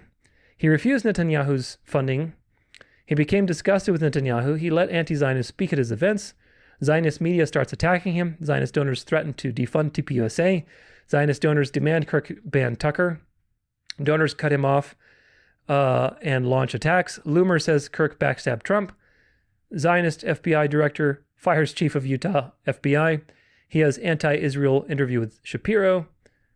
Shapiro attacks Kirk on Mark Levin. He says he has combative meeting with Israel rabbi. Before 9/10, unusual people visited the shooter. The visitors had out-of-state license plates. The visitors did not give off a good vibe. Charlie shot in the jugular from 200 yards away. Unidentified man runs in the crowd with pistol. Police arrested Patsy, claiming to be the shooter. Patsy yells, "Shoot me," during the arrest. 9/11 propaganda video surfaces of the Patsy. What's his name, George Zinn. Actual shooter flees without a trace. Netanyahu tweets within minutes. Israeli media first to confirm Charlie's death. Private jet takes off 12 minutes away. Private jet disables location monitoring. Jet is owned by Shabbat Lubavitch donor. Netanyahu posts about Charlie's Israel trip. FBI says foreign intel assisting investigation. FBI claims that they have photos of shooter. FBI claims shooter more tactical gear. that he assembled the assembled gun found in the wooded area. No photos exist of the shooter with a gun. No photos exist of the shooter in tactical gear. Zionists go on social media, blitz about Kirk. Netanyahu goes on social media, blitz about Kirk. Netanyahu says Islamists are behind the shooting, of course. And Zionists go on social media to try to find this point that where Netanyahu says Israel didn't kill Charlie Kirk. Netanyahu reads Kirk's pro-Israel letter. Candace says the letter was faked. Candace calls on Netanyahu to publish the letter. Tucker says Charlie was at war with Israel. Cernovich says Kirk was at war with donors. Gray Zone drops article with Trump's insider. Insider confirms Kirk's war with Israel. Insider confirms Trump's fearful of Israel. Insider confirms Mossad spying on Trump. Trump insiders don't buy official FBI story. Trump insider says outside forces killed Kirk. But I'm sure it was just a random liberal kid. Yeah. So obvious that it's not the main narrative. And of course, what's the alternative? Well, the alternative is this. And the alternative itself is not the full truth. That's the important thing to remember. That regardless of what happens, it's not the full truth. And hopefully I can give you that full truth today. Now, this is a post. Okay, I'm not going to listen to the music, but in the military, we call this the fog of war. Kirk was assassinated. America is losing its mind. On both sides, fear, anger, unrest. America was coming together to condemn its true enemy. Now, a man who supported the enemy was made a martyr. This is their strategy. Divide and conquer, create chaos, and leverage it. Charlie would have been sacrificed by the very people he supported. But they wanted you to think it's your neighbor who's your enemy. The Jews want you to be fighting against each other, liberals and conservatives. You need to wake up and join together against this common enemy. Synthesis. It's time for the synthesis, folks. Right in time with abolishing the two-party system, theocracy, Catholic social teaching, etc., etc. A Trump insider and longtime friend of Charlie Kirk tells the Gray Zone how the assassinated conservative leader's turning point on Israeli influence provoked a private backlash from Netanyahu's allies that left him angry and afraid. The source said anxiety spread within the Trump administration after an apparent Israeli spying operation was uncovered. Charlie Kirk rejected an offer earlier this year from Israeli Prime Minister Netanyahu to arrange a massive new infusion of Zionist money into his Turning Point USA organization, America's largest conservative youth association, according to a longtime friend of slain commentators speaking on the condition of anonymity. The source told the Gray Zone that the late pro-Trump influencer believed Netanyahu was trying to cow him into silence as he began to publicly question Israel's overwhelming influence in Washington and demanded more space to criticize it. Now, important before we go on, that you understand that the people who are the noticers, because they don't have context, and of course, if you're Charlie or Candace Owens or Nick Fuentes, you have an agenda for the Catholic Church, but most people who are noticers are not aware of the entire context here, okay? And they're going to make it seem like Charlie organically kind of just figured out the Jews are so evil and he turned his back on them organically. Whereas there's another thread, and that's the Catholic thread, and that will make everything make sense. But people don't have that thread, so they think that, oh, he was starting to figure it out, and they killed him. That's what they think. Next slide. In the weeks leading up to September 10th assassination, Kirk had come to loathe the Israeli leader, regarding him as a bully. The source said Kirk was disgusted by what he witnessed inside the Trump administration, where Netanyahu sought to personally dictate the president's personal decisions and weaponize Israeli assets like billionaire donor Miriam Adelson to keep the White House firmly under its thumb. Following the confab, Kirk was bombarded with infuriating text messages and phone calls from Netanyahu's wealthy allies in the U.S., including many who had funded TPUSA. According to his longtime friend, the Zionist donors treated Kirk with outright contempt, essentially ordering him to fall back in line. He was being told what you're not allowed to do. He was being told what you're not allowed to do, and it was driving him crazy, this person recalls. The conservative youth leader was not only alienated by the hostile nature of the interactions, but frightened by the backlash. The friend's account dovetails with those of the multiple right-wing commentators with access to Kirk. So everybody's saying that he was starting to turn, and as a result, he got killed. This is from Daily Mail. Beverly Hills security expert claims he warns Charlie Kirk of grave danger at a future college speaking event. And take note of the person's name. Charlie Kirk had discussed safety measures with a famed California security expert just 6 months before the assassination. The Daily Mail can reveal 6, of course, is one of their numbers they like. The 31-year-old conservative influencer was fatally shot in the neck. yada yada. Chris Herzog, there he is, owner of the Bodyguard Group of Beverly Hills, a firm that has worked with numerous celebrities and high-profile clients, spoke with the Turning Point USA founder during a rally at California State University on March 6th. 6 months, March 6th. He claimed he warned the MAGA leader that he would 100% be killed at one of his upcoming university speaking events unless he took drastic precautions. Although Herzog said Kirk promised to consider his safety recommendations, follow-up, the call never came, something that now haunts the security expert. Sadly, he never got back to me, and now my prediction of his murder became true, Herzog said on Daily Mail. Well, Herzog is a Jew, so that adds to the conspiracy. Following what Utah Governor Spencer Cox called a political assassination, haunting video footage emerged showing a figure lying flat on the rooftop just moments before Kirk was shot, then frantically fleeing as chaos erupted below. In the immediate aftermath, local police and security protocols came under intense scrutiny as witnesses report a complete lack of security measures at the event. There's our friend Chris Herzog, probably a Mossad agent, who knows, but nevertheless, this is all part of the show. There's another thing from Twitter. They would, if Charlie turned heel on Israel, they would have someone shoot him in an open-air event, and they would have some idiot groiper with a genetically anomalous issue there to be the patsy fall guy. Part of why you never make the deal with the devil in the first place. So the narrative is that he made the deal only with the Jews, and the Jews basically took him out because the Jews are the only evil thing in history that the devil's used. He doesn't have any other thing other than the Jews, right? And Jewish donors, they have a lot of explaining to do, a lot of decoupling to do, because Jewish donors have been the #1 funding mechanism of radical, open border, neoliberal, quasi-Marxist policies, cultural institutions, and nonprofits. This is a beast created by secular Jews. And now it's coming for Jews, and they're like, what on earth happened? And it's not just the colleges. It's the nonprofits, it's the movies, it's Hollywood, it's all of it. It's like time for you guys to wake up and say no more. Draw a line in the sand. I don't care if you hate me. 3 weeks prior, I'm not going to name names, yada, yada. So now everybody's digging up these clips of Charlie, talking, bad about the Jews and saying, look, he was starting to turn tail and he made a deal with the devil and they killed him and so on, which of course, there's a half-truth in there. Here's another one with Ben Shapiro. Interestingly, which is, okay, Charlie, we've pushed back against the media on COVID, on lockdowns. Pay attention to the music. On Ukraine, on the border, so maybe we should also ask a question. Is the media totally presenting the truth when it comes to Israel? Just a question, that maybe we shouldn't believe everything the media says, because I know I've been conditioned to ask a lot more critical questions over the last couple of years. So, Ben, some people would accuse Israel of wanting to ethnically cleanse.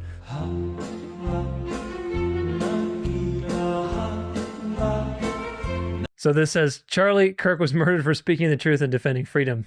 A lion-hearted friend of Israel. This is Benjamin Netanyahu. He fought the lies and stood tall for Judeo-Christian civilization. I spoke to him only 2 weeks ago and invited him to Israel. Sadly, that visit will not take place. We lost an incredible human being.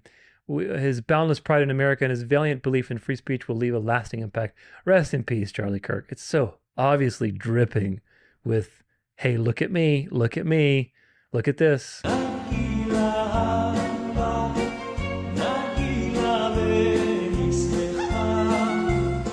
And one thing a friend sent to me, interesting. Oh, goodness gracious. All right. Let's see. This is from some random guy on Instagram. But anyway, I think he's reposting it.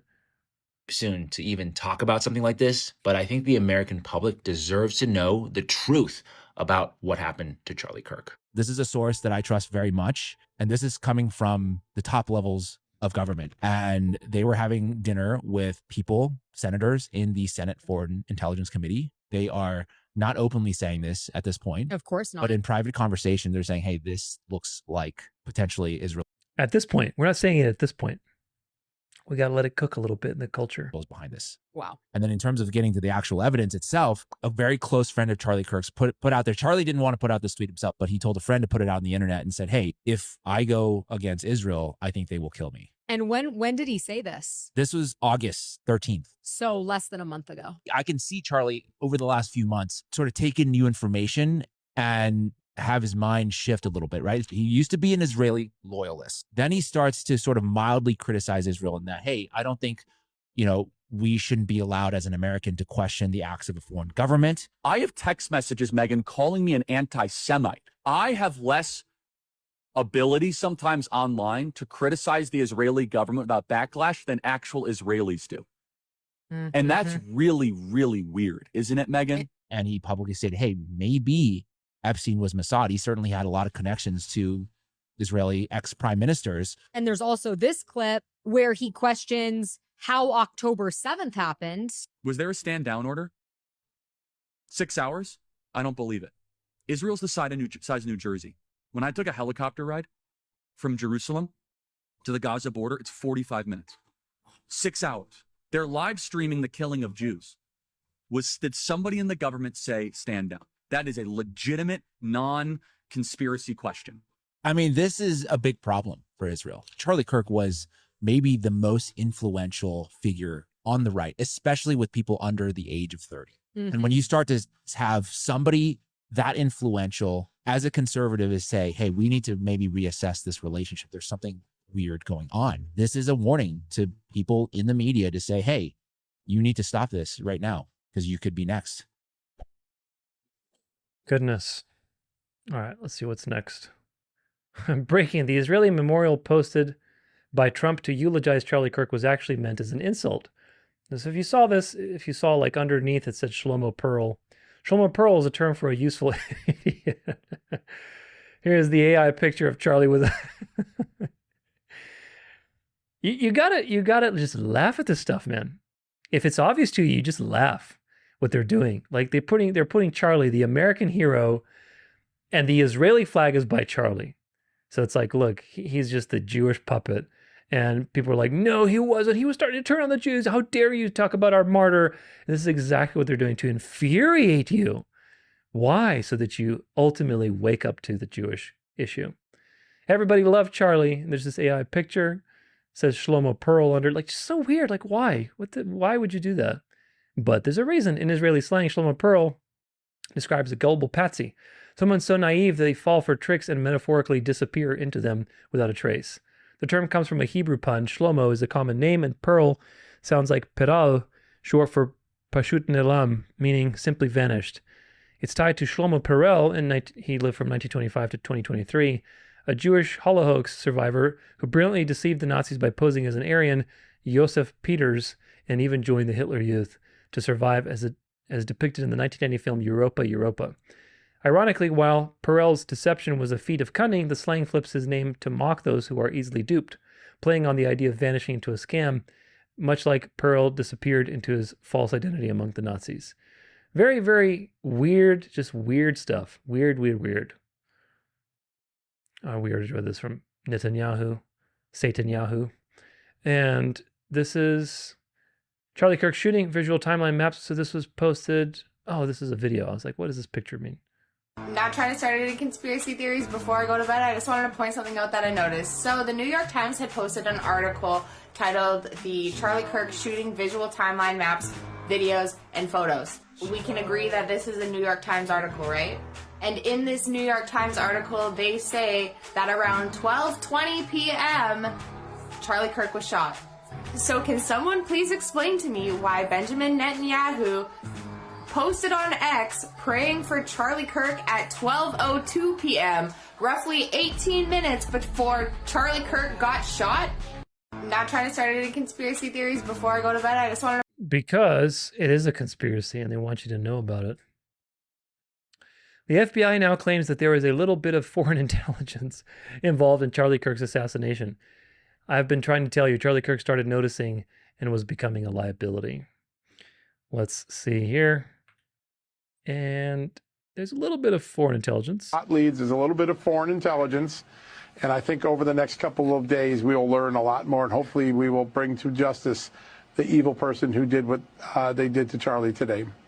That's like saying you got like a banana shake. You're like, oh, what's in that? What's in your sweet, chocolate shake? Oh, a little bit of chocolate, a little bit of garlic. Like, what? A little bit of garlic? What? What are you talking about? A little bit of garlic? You don't put garlic in a banana shake or, banana chocolate shake. Same thing here. Oh, a little bit of foreign intelligence. What do you mean a little bit of foreign intelligence?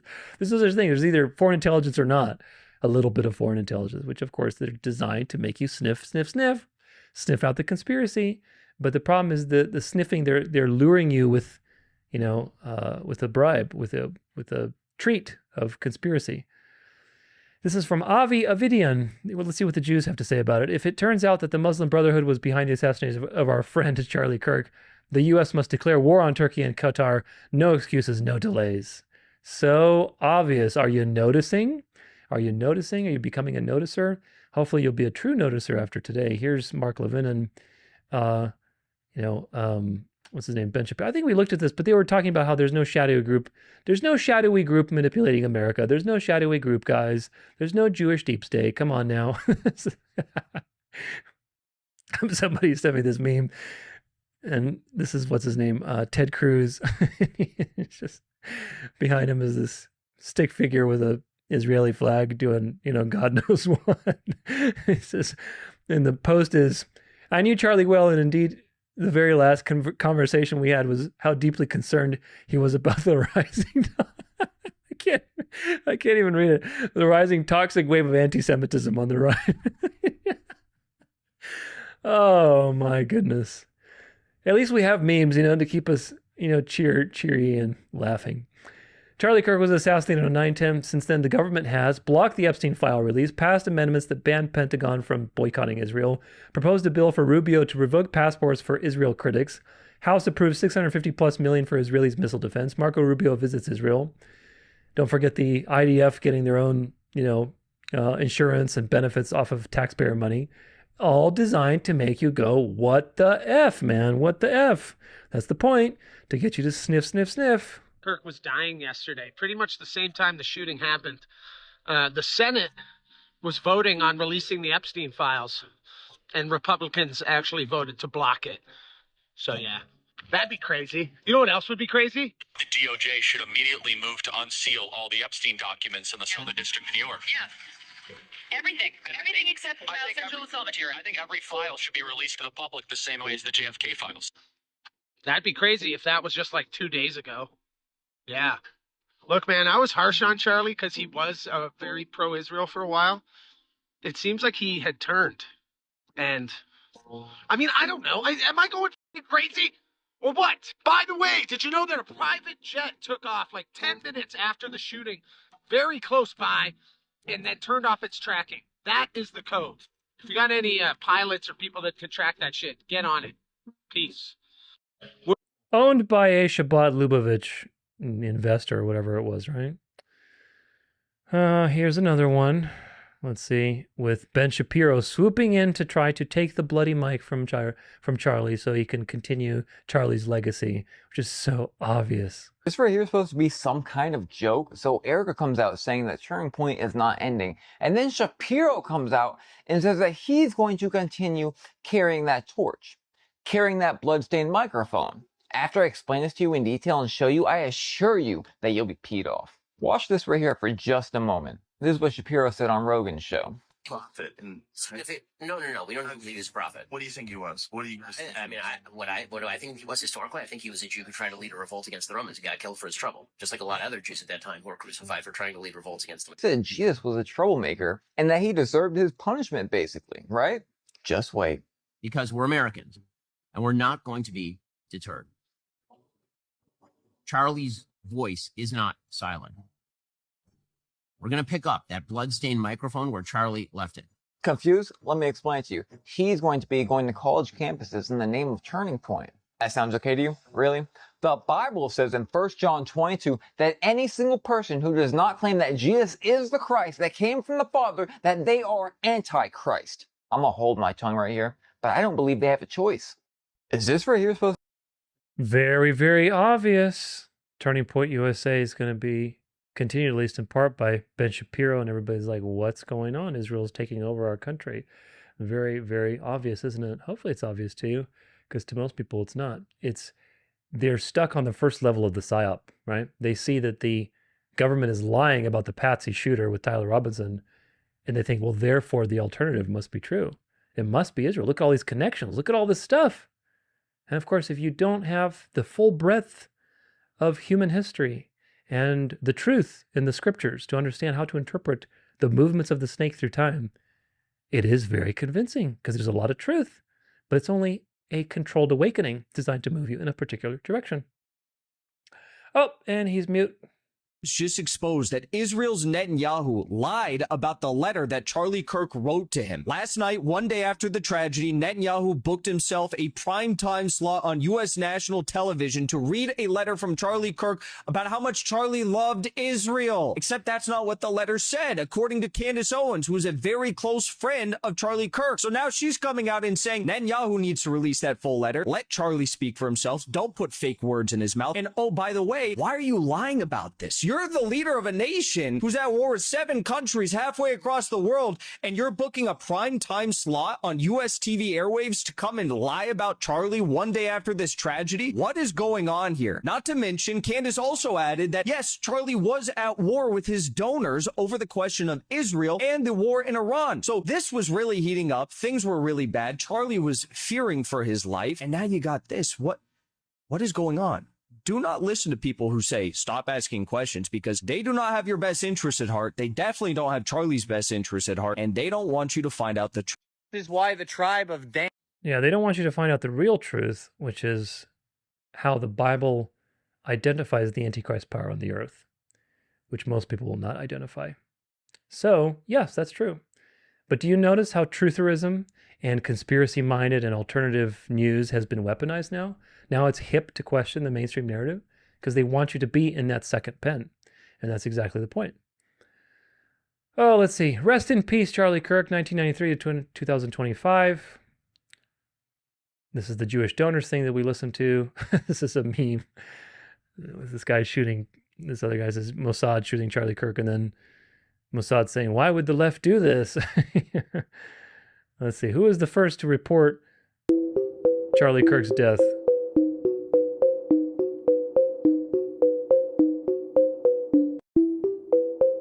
Yeah, so they knew.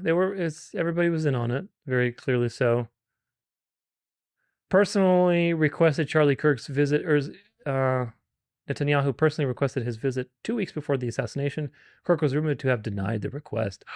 Oh my goodness, here he is on Megyn Kelly again. George Zinn is an Ashkenazi Jew, and he's also, I think, associated with the 9/11 propaganda. Charlie Kirk was noticing, look, he's got laser eyes. Charlie Kirk's final review with Ben Shapiro took an uneasy turn when Kirk asked if the media was truly being honest about Israel, saying conservatives had pushed back against COVID lockdowns, Ukraine funding, and open borders, so why not question Israel too? Kirk even admitted he had become more open to asking hard questions about Israel himself. Look, laser eyes, he's noticing, guys. And yet, when we get to one of the final sections of this, you'll realize that he was on his way to Catholicism. That's why he started to pivot, not because he's noticing. To be a true noticer means to notice everything, not just a curated truth. This is the place where he got shot. Can I get out of here? Yeah. Okay. So you can see it's like a menorah. And of course, there's a lot of connections between Mormonism and Freemasonry and the Scottish Rite Freemasonry. And the Scottish Rite section of Freemasonry is the Jewish side, and there's the Christian side, which is the York Rite, which we'll talk about today. So there's a lot going on, folks. There's much more nuance than these people like to make it. But here's the menorah with the 5-pointed thing right in the middle. And if you read about the menorah, the 9th branch, which is the middle, holds a candle called the shamash, or the helper or servant, which is used to light the other 8. So the middle was the servant, and of course also for them, they had their little pentagram thing. So they had the whole situation that would serve to bring about this new thing that they're trying to bring about. And then this guy, this is, wait a minute. The Jew that was used as a decoy in the Charlie Kirk assassination was also used for 9/11 propaganda. You can't make this up. Yeah, okay. There he is. Memories of 9/11. Same guy, same stuff. And of course, he got slammed with child porn accusations, I think, recently. So anyway, he's arrested. But it's just obvious, right? Obvious conspiracy. Here's controlled opposition Alex Jones. Let's see what he has to say about bullet trajectories, maybe. The Jews killed Charlie Kirk. It is the 8th gender thing in one of their Talmuds, the Babylonian one. And it was in Germany. They did the first sex changes and all that. And it was a Jewish thing. And there was all that stuff that went on. And Hitler used that to get the power. It's weird how this is happening again. And I just see Satan behind the whole deal playing it. So I guess you could say this cult but the MI6 and CIA back, there you go. So I guess if you want to go back to this cult getting started by that, there you go. So any way you slice, you get what you want. And I'm only saying that not to kiss your ass because you're the big high and mighty ones and you decide who's real. This is a spiritual war and a demonic invasion. I'm telling you, they're going to try to kill Trump again. You know they're gunning for me. They're all the places they want to kill me, kill Steve Bannon. They're talking about wanting to kill Charlie Kirk's wife. It's horrifying, it's scary, it's crazy, and it's the big banks and the psychological warfare systems that need us at each other's throats so this goes down. That's how you destroy society. That's the Great Reset. That's their plan. So, on to the Israel thing. The idea that I'm the OG original launching all this stuff in 31 years, exposing all of it, but I don't hate Jews. I just hate bad stuff that some of the Israeli government does and some of the corrupt things they do. For a lot of people that just woke up politically, all you know how to do is connect something to Jews. And if I think Israel was involved killing Charlie Kirk and he was starting to criticize him, because when he did criticize him, they kind of came in and got in his face and called him anti-Semitic, and he didn't like that. When you sit there and you watch my host exposing this and talking about things and asking questions, and you go, well, why is your host saying this? A day later, you're saying something different, because we learn more. Everybody loves Hitler now, because everybody's trying to revolt against the system, because you were never supposed to talk about Israel or any of this. It was the taboo subject. Now people woke up in general to everything else that's going on. You can't blame every single thing in the world on some government or some group. You've got to know all the different pieces. They're like, no, you got the money from them, because there's a lot of simple-minded people now. Israel being a problem is a real thing in AIPAC, but I'm saying like the flat earthers, everything that connects to flat earth, all they talk about is flat earth constantly, because it's all they know. Oh, dude, just say the Jew word. What are you talking about? You know, it's retarded. It's because you don't have any depth. So I need you to not be mentally ill. And then Netanyahu goes on TV and says, I did not kill Charlie Kirk. The real message is Israel has such bad PR now. Gallup poll, the most unpopular country in the world. It's like, if I get up with a stomachache this morning, it's supposed to be Israel. If a bolt of lightning strikes my house, it's Israel. That's mental illness, people, and that's what happened in Nazi Germany. And that's why you had Hitler and the Jews going at it, because they both thought they were the master race. I'm sitting back going, we need to fix all this and stop this. We're going to blow the planet up, okay? So all the taboo stuff you think, I've already said it. People see me saying stuff 30 years ago, 20 years ago, 10 years ago. Where's this, Alex? You're not watching the show. But everything is just not the clash between the Aryans and the Jews that's been going on for 2,000 years since Rome. You need to get sophisticated. You just bleep a few slogans or a few things you learned, where people change the debate so they can win the debate. I'm not trying to win a debate with you. We're out here fighting as hard as we can to bring society and culture together, and we're honest about all the stuff. That's where so much people know about false flags because of us. They know about Israel and staging things and being involved in 9/11 from us. And when you sit there and attack Netanyahu with totally made up stuff, that strengthens his hand. And then all these other Jews and people and Israel supporters that aren't bad people, they see ridiculous stuff like that. And people posting Hitler videos saying how great he is. Not good, folks. The Nazis robbed whoever they wanted. And they started with the Jews because they were unpopular. And once they set the precedence to do it to them, they can do it to everybody. That's how this works. So you got the trans people and you got the dudes that are into that, okay? And the subculture has degenerated, much of it, into open Satanism, pedophilia, nihilistic destruction. Just like the shooter 2.5 weeks ago in Minnesota killing the kids at the Catholic Mass. Like a demon putting all these manifestos, devil, Satan, oh, I'm going to kill kids. This is what this is. And the trans community, the left, were saying, we're going to kill Charlie Kirk. The trans community there locally was posting the day before, he's coming to town tomorrow, he'll be liquidated, he'll be dead, watch tomorrow. And now they're online, the same people with their accounts up bragging, saying, I told you he'd be dead tomorrow. I'm not going to tell you how I know. These people are cuckoo. You go to these Democrat rallies now, and these Antifa rallies, upwards of 30-40% are these people. In Austin, they march around with M4s. I don't even go out these things anymore with security. They say, Alex Jones, we're going to fucking kill you. You've seen the videos. They've done it to Owen. Big fat dudes in dresses, beards, boogers hanging out of their noses. It's all about how slothful they can be and how ugly and gross they can be. I know this cult. It's like they're possessed. I mean, this is spiritual. It is a devil cult. You know, Baphomet is both sexes. And it goes into the Kabbalah and all that mysticism of the Babylonian Talmud where there's 8 sexes and all this stuff. This has all been done before. You know, in the Bible, it describes all this with Sodom and Gomorrah. Then all of a sudden, Israel did it. When Israel does something bad, I'll cover it. But I'm not going to sit there in some bandwagon just for clicks and just say, oh, yeah, Israel did this, and then sit there and look at the security team who are doing hand signs to each other, looking at the crowd, and the guy behind them jolts. There's no gun. They go, oh, look, he killed him. No, he shot from the roof through the neck. You have the footage of the guy on the roof. You have the footage of him running, jumping off, going. It's him. You got up close of him in the hallways. It's him. So they say kill him. They celebrated everywhere. They celebrated on the site, jumping up and yelling and screaming. They were chanting kill Charlie Kirk, a bunch of them right before he got killed. The question is about transgender shooters. He goes, yeah, transgenders are a big problem with shootings. Bleh, I get shot. And then I sat there on the plane watching confirmed freakazoid furry videos of him with his trans girlfriend and their two crazy, spoiled, rotten 22-year-old brats that have been living together on the internet constantly, and all these sick Discord things. He told his parents, Charlie Kirk's a fascist, and wrote on the bullet casing, catch a bullet. It's like crazy Charlie Manson dudes that don't even have lipstick on. They just go, I'm a woman. They just stomp around in dresses and kill people like the Joker. He's blowing up hospitals dressed like a nurse. They have these trans men go in and get in the stirrups in England and say, check my cervix to the female doctor on purpose. And when they won't do it, they get fired. See, it's pure harassment. Women's sports, everything else, terrorizing people, beating up girls in sports. This is insanity. And it goes back to the French Revolution, which was launched by Satanists. That's in mainline history books. The Illuminati, it's real. Look at Baphomet. That's who they worship. Transgender God. God bless you all. It's an info war. And keep your head on a swivel out there. This is serious.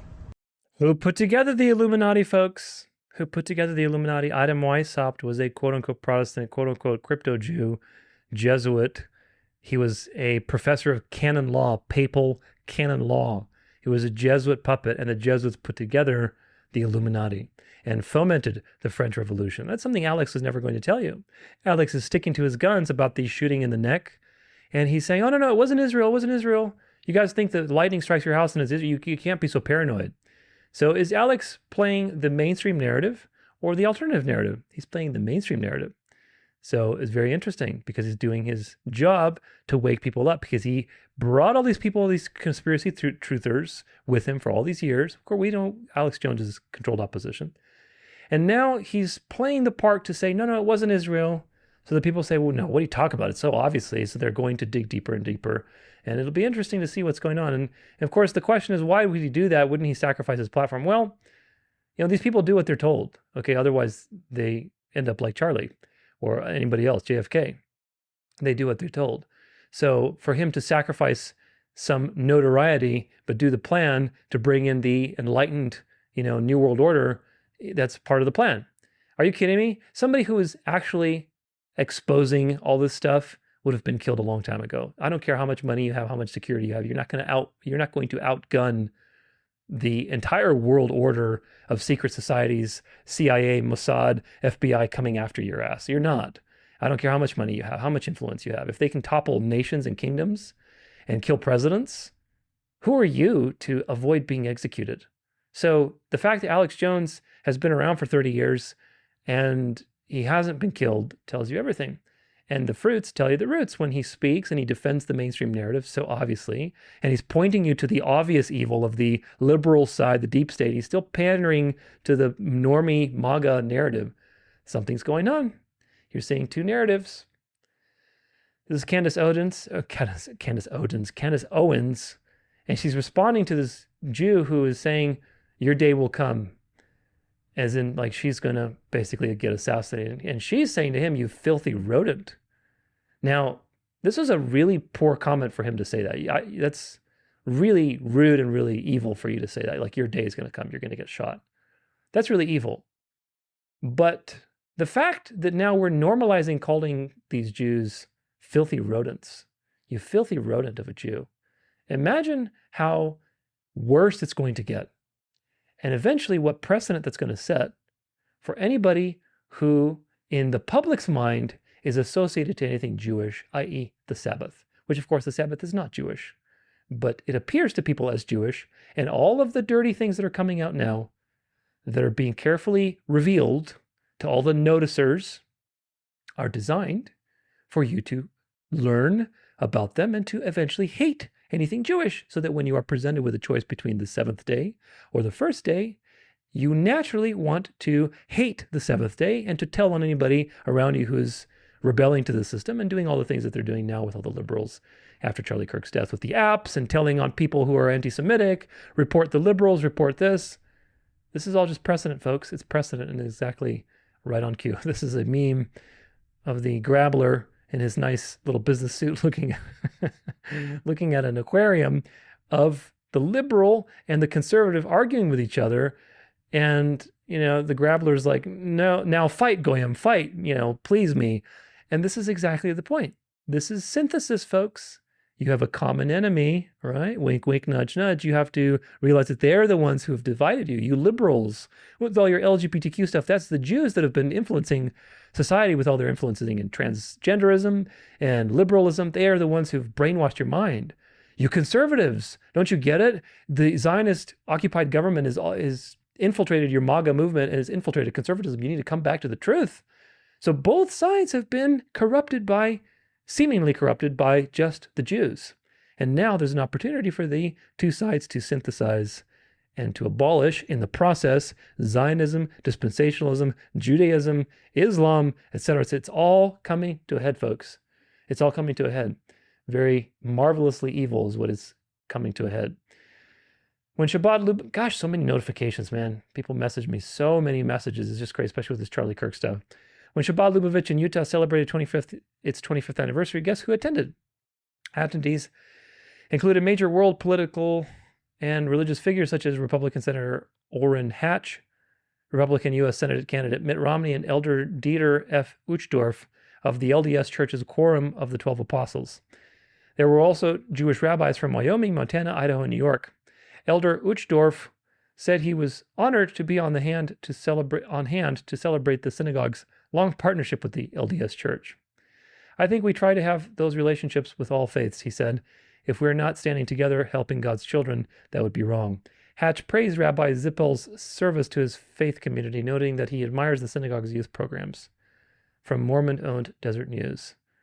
So, of course, this is the private jet, and the Mormons are implicated as well with all their Judaizing connections and Freemasonic connections. Oh, it's not available. See, this is the problem. These things get taken down. Oh, well, we got plenty of stuff. Charlie Kirk official narrative totally makes sense. Wink, wink, nudge, nudge. All right, let's go over the official Charlie Kirk narrative because I'm kind of slow. 22-year-old who got radicalized online but has no social media presence. Took a rifle but has no shooting experience according to his grandma. Snuck in to this campus, assembled the rifle with no extra tools, put the scope on with no practice shots, had it perfectly aligned, and with one shot, had a shot, took it, disassembled, jumped off the roof, changed clothes again, reassembled the rifle, threw it into the woods, went 250 miles, talked to someone on a random app, and confessed. His dad turns him in. And now here we are. Keep in mind, this 22-year-old with no previous experience of any of this planted two patsies at the event to draw cover for him, claiming they were the shooters briefly, so he could have cover to get away. I haven't seen a ballistics report. I'm not sure if that's been done at all. And the crime scene was starting to get broken down by Turning Point members, 6 minutes after this. No crime scene, no investigation, just take it down, shut her down. Charlie Kirk left in an SUV, still no autopsy that I've seen, but apparently, we got our guy. And it's not weird at all that Charlie was scared of one country taking him out. And it's not weird at all that the leader of that country was the first leader around the world to declare the death of Charlie. And it's not weird at all that an article from that country was the first article about the shooting. Also totally normal since this happened. Epstein files have been blocked by Congress, and Congress passed more laws banning any criticism of that one country. And there you have it. The same media, three-letter agencies that gave you the truth on MLK, JFK, 9/11, COVID, shots in the arm, the Butler shooting, have figured it out. We got our guy, and that's the story. So keep on trucking, and we'll see you on the next one. All right. Yeah, see you on the next PSYOP. Yeah, no thanks. Hopefully a couple months before the next one of this caliber. This is from Hustle B. Right before Charlie Kirk's assassination, Kash Patel fired the head of the FBI's Salt Lake City field office in Utah. Former agents called her absolutely the best in the Bureau, a legendary case agent involved in the biggest national security cases of the last 2 decades. In her final warning, she said, what we need in here in Utah is more resources, more agents, more professional staff, more intel analysts. Guess who would have been leading the investigation into Charlie Kirk's assassination? She would have, but she got fired. Conspiracy. Sniff, sniff, sniff. Dave Smith says on Sneeko's stream that he... Oh, okay, they're talking actually, but I'll read this first. I'll read the caption. Dave Smith says on Sneeko's stream that he had an hour-long conversation with Charlie Kirk about Israel. I'm already like, all right, Charlie, so you know what it is already, dude. All right, you know that the Likud party got us into the last seven wars, so what are we talking about here? And he goes into the whole thing, so let's listen to it, actually. So this is supposedly a closed doors chats that he had with Charlie Kirk. I did talk to him for like about an hour before the debate, and I, like Sneeko, when I'm backstage with someone, like I'm just a dude, and I know, and Charlie Kirk, me and him start talking immediately, and I know he's like a reader, and there's something about like when you, dude, this is how dumb everyone is, including the entire political commentary space, is that like 80% of the people who do shows about politics don't read books. They don't know history. They don't know things. But Charlie did. And we started right away talking about like thinkers and books and this and that. And so as soon as we start talking about it, I'm already like, all right, Charlie, so you know what it is already, dude, right? Like, you know that the Likud party got us into the last 7 wars. So what the fuck are we talking about here? And then he would kind of just like laugh and chuckle.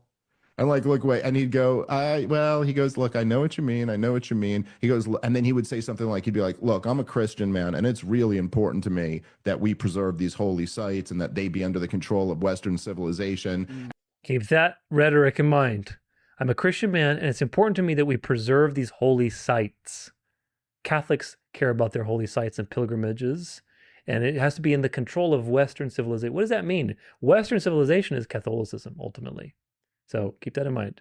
Then I'd be like, yeah, but like, couldn't we maybe find a happy medium between that and genociding all the people in the surrounding areas? Like, do we have to do both? Or like that, but so this was like the back and forth. I didn't really get a gauge of where he was, but I'll tell you for sure what the dynamic was that, look, the thing that was different about Charlie Kirk compared to say like Ben Shapiro or Dave Rubin or Jordan Peterson or like any of the rest of them is that the difference was that Charlie Kirk, maybe more similar to you, dude, he had to talk to young people all the time. Like his whole job was talking to young right-wing Americans. And as you know, dude, I mean, young right-wing Americans are just abandoning Israel at like this crazy rapid rate where everybody's just waking up to how crazy the U.S.-Israeli relationship is. And so here's Charlie Kirk stuck in this incredible between a rock and a hard place position where he's got to keep his audience, but he's also got to keep his backers. Right. And like so clearly he was in this thing where, and I think, I said this privately to him, but I'll say this publicly. I mean, I do think there was a bit of like like after the Groyper Wars, which really left some bruises on Charlie, okay, he took some hits in the Groyper War, but then since October 7th, I mean, he's just been getting like destroyed because now it's not just like Nick Fuentes and his like ragtag,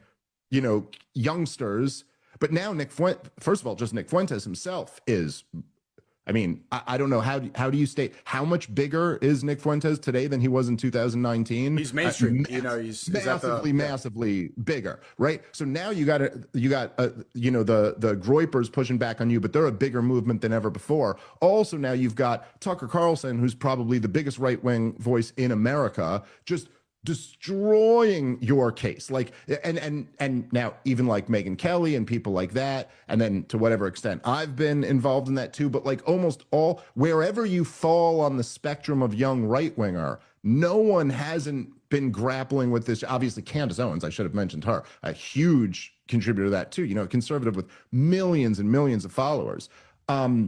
And so Charlie was in this very tough position. And so in a way, Nick Fuentes was the Malcolm X to my Martin Luther King.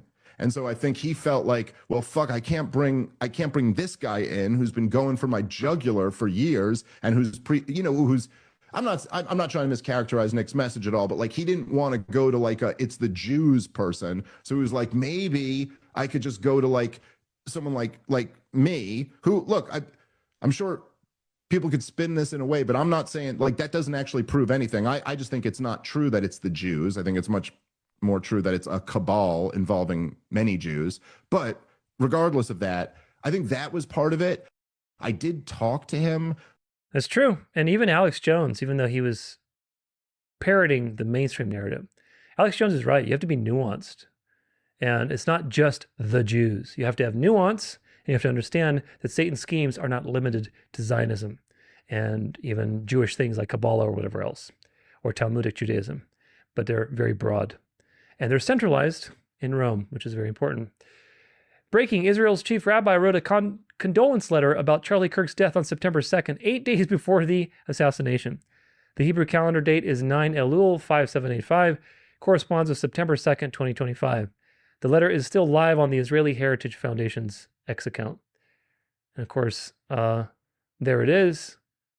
Dear friends, I'm sorry for Charlie Kirk's death. And the date is September 8 days before his assassination event. So there you go. Breaking, NSA detected 12 Israeli cell phones at Kirk's location. Accordingly, the administration are really freaked out.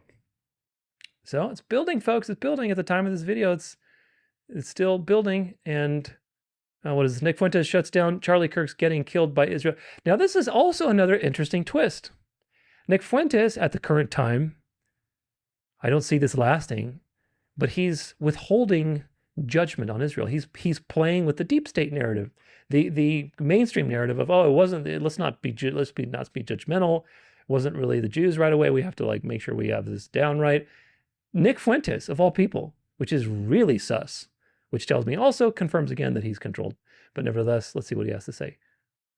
And time to wake up, guys. Some of this, I'll be the first one to say, the conspiratard schizo thing is getting a little out of control. And that's coming from me. I mean, it's like we are truly through the looking glass. When Charlie Kirk is assassinated, people blame Israel. I, who fought Charlie Kirk because he was pro-Israel, am being said to, I'm being said to be covering up that he was killed for this miraculous conversion. If Ben Shapiro was taken out next, and God forbid, would Israel be behind that too? I mean, that would be equally ridiculous. If it was Ben Shapiro on Wednesday, people would be saying, Israel did it. Shapiro was about to become a national socialist. Like, what? It's crazy. Time to wake up, guys. This comment's 818 likes. They got to him, guys, little Israeli flag. This is really weird. In this killing, the left. The left, so far, is implicated in the killing. And for all no, it's not. So clearly not. So what's going on here, guys? These people that are hopped up on the Palantir, that sort of thing. Look, the radical left still exists. Go to Portland. Go to Seattle. Take it from someone who's been there, done that. I was at Charlottesville. The radical left is real. And no doubt the radical left is deeply in bed with institutional forces to a disturbing degree. But these piece of shit communist progressive types, they are out there. And they are violent, and they do hate you. They do think you're a Nazi. They thought Charlie Kirk was a Nazi. Palantir and the powers that be, they exacerbate these tensions, but they don't create them. You know who's implicated in this? This is really, really interesting. They don't create conservatives and progressives. Yeah, anyway, let's see. Are there more? This is all just Nick Fuentes stuff. Yeah, so Nick Fuentes' position is that the Jews didn't do it, at least right now. So the only explanation that I have is that he's being told to hold off. You'll see as we bring in the wife into this and Candace Owens, there may be an angle there and why Nick Fuentes is so out of character with this situation. If anything, you would expect that Nick would be the first person to be galvanizing all of his people, especially with all of the obvious clues. And yet, he's completely turned tail, and he's playing the Alex Jones narrative. No, guys, you guys are just being conspiratorial. It's the left. That is really weird. Very, very weird, which tells me that Nick is controlled and confirms everything else that I've learned about Nick, and that he's being told to hold off. I don't see Nick keeping this position. I don't. I think this is a temporary position, and he's going to flip, and he's going to bring all that momentum against the Jews when it's time. But something else needs to happen first before he can flip and bark about the Jews. And I think that something is going to be maybe involving Eric Kirk, but we'll see. Again, there's a lot of moving pieces to this situation. So conclusion, it's pretty obvious that they're going to blame Israel for this shenanigan. Notice the two competing narratives. There's the obvious deep state MAGA narrative, and there's the noticers narrative, the people who are noticing and being antiseptic, right? And they think they've basically found the holy grail of truth and exposed the devil's lies, in the world. This is why Christians need a foundation in Bible prophecy and in world history, not just 3% of history, but in lots of history, in the world's history. The Christians who think they have a foundation in history only know about the 150, 200 years, the last 200 years at best. At best. Most people don't know even beyond, 2020. So this is the problem. They don't know what happened with the French Revolution. They don't know what happened with the Reformation. They don't know what happened with Europe becoming Catholic with Constantine and Justinian and Clovis. They don't know any of that stuff. They don't know the developments of Europe. They don't know how all that relates to the Bible's warnings. So if you are new to these things, I invite you to look through all of the things that I've created, because I've done a lot of research so that you can have as many receipts as possible to understand the truth. No bias, no agenda, just the full truth. No half-truths, no counterfeit truths, no counterfeit discernment, just as much truth as I possibly can give you with the best of my ability. They don't understand important history before that situation with the last 200 years, with Zionism and Herzl and everything, communism, Marx. People know about that stuff now, but they don't understand before that how the Jesuits perfected communism for 150 years in South America through their Jesuit reductions. They don't understand how and why the Jesuits were created.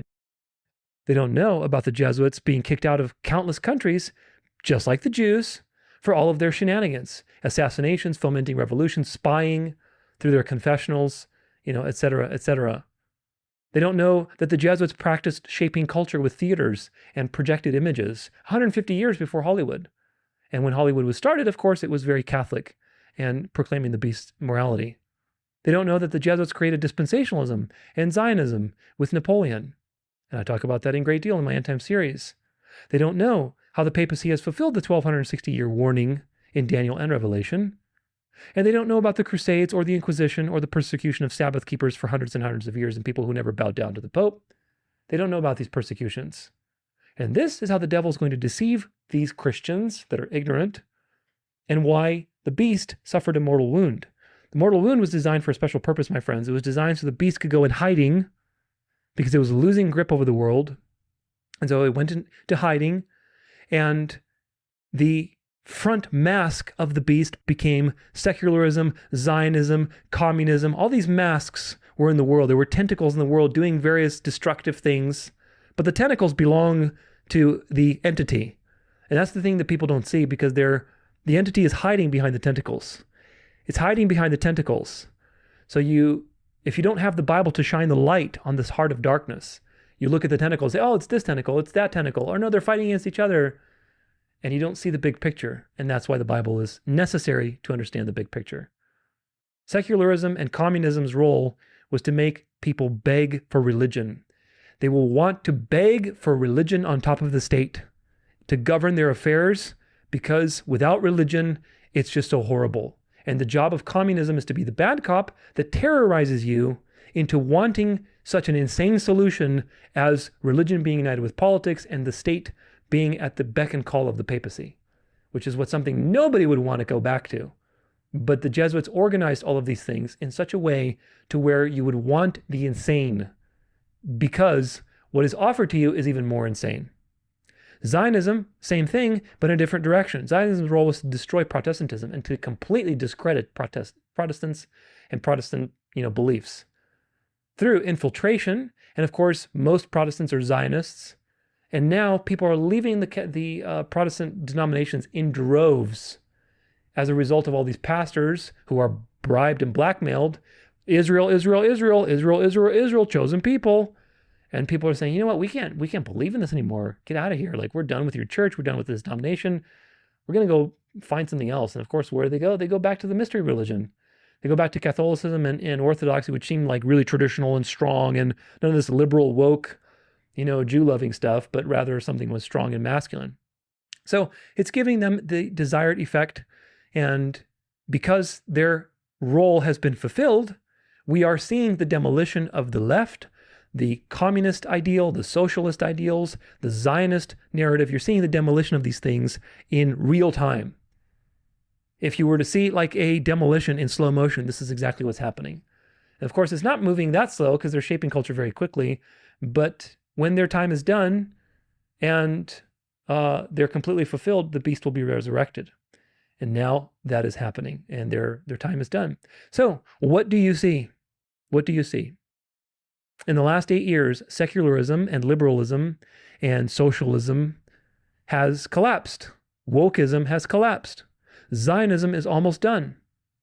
5 years ago, people would have said nothing about the Jews. And the Zionist infiltrated government has been around for a while. Now, the world is more and more galvanized against the Jews everywhere. And they're waking up to all these things. People hate Israel now. People are more religious than ever in decades because the communist side, the communist thread, has made them more religious. And Israel's actions in Gaza has made people hate the Jews. So what do you get when you add 1 + 1? When you get Jew-hating and religious, what do you get? You get fanatical Catholic, fanatical Orthodox, traditional values. That's what you get. So these two threads have done their purpose to push people into the desired direction. So with all of that context, what's going on?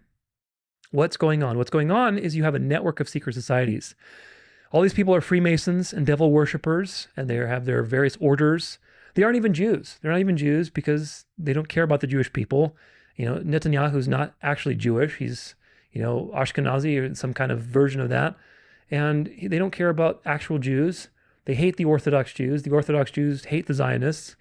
And even within Orthodox Judaism, you have like the extreme cults that are doing all the sex abuse. And you have the people who are just trying to worship God in their deluded way, just like Catholics and everybody else, that are not in agreement with all these extreme things and with all these Zionist things and whatever else. You have the Karaite Jews.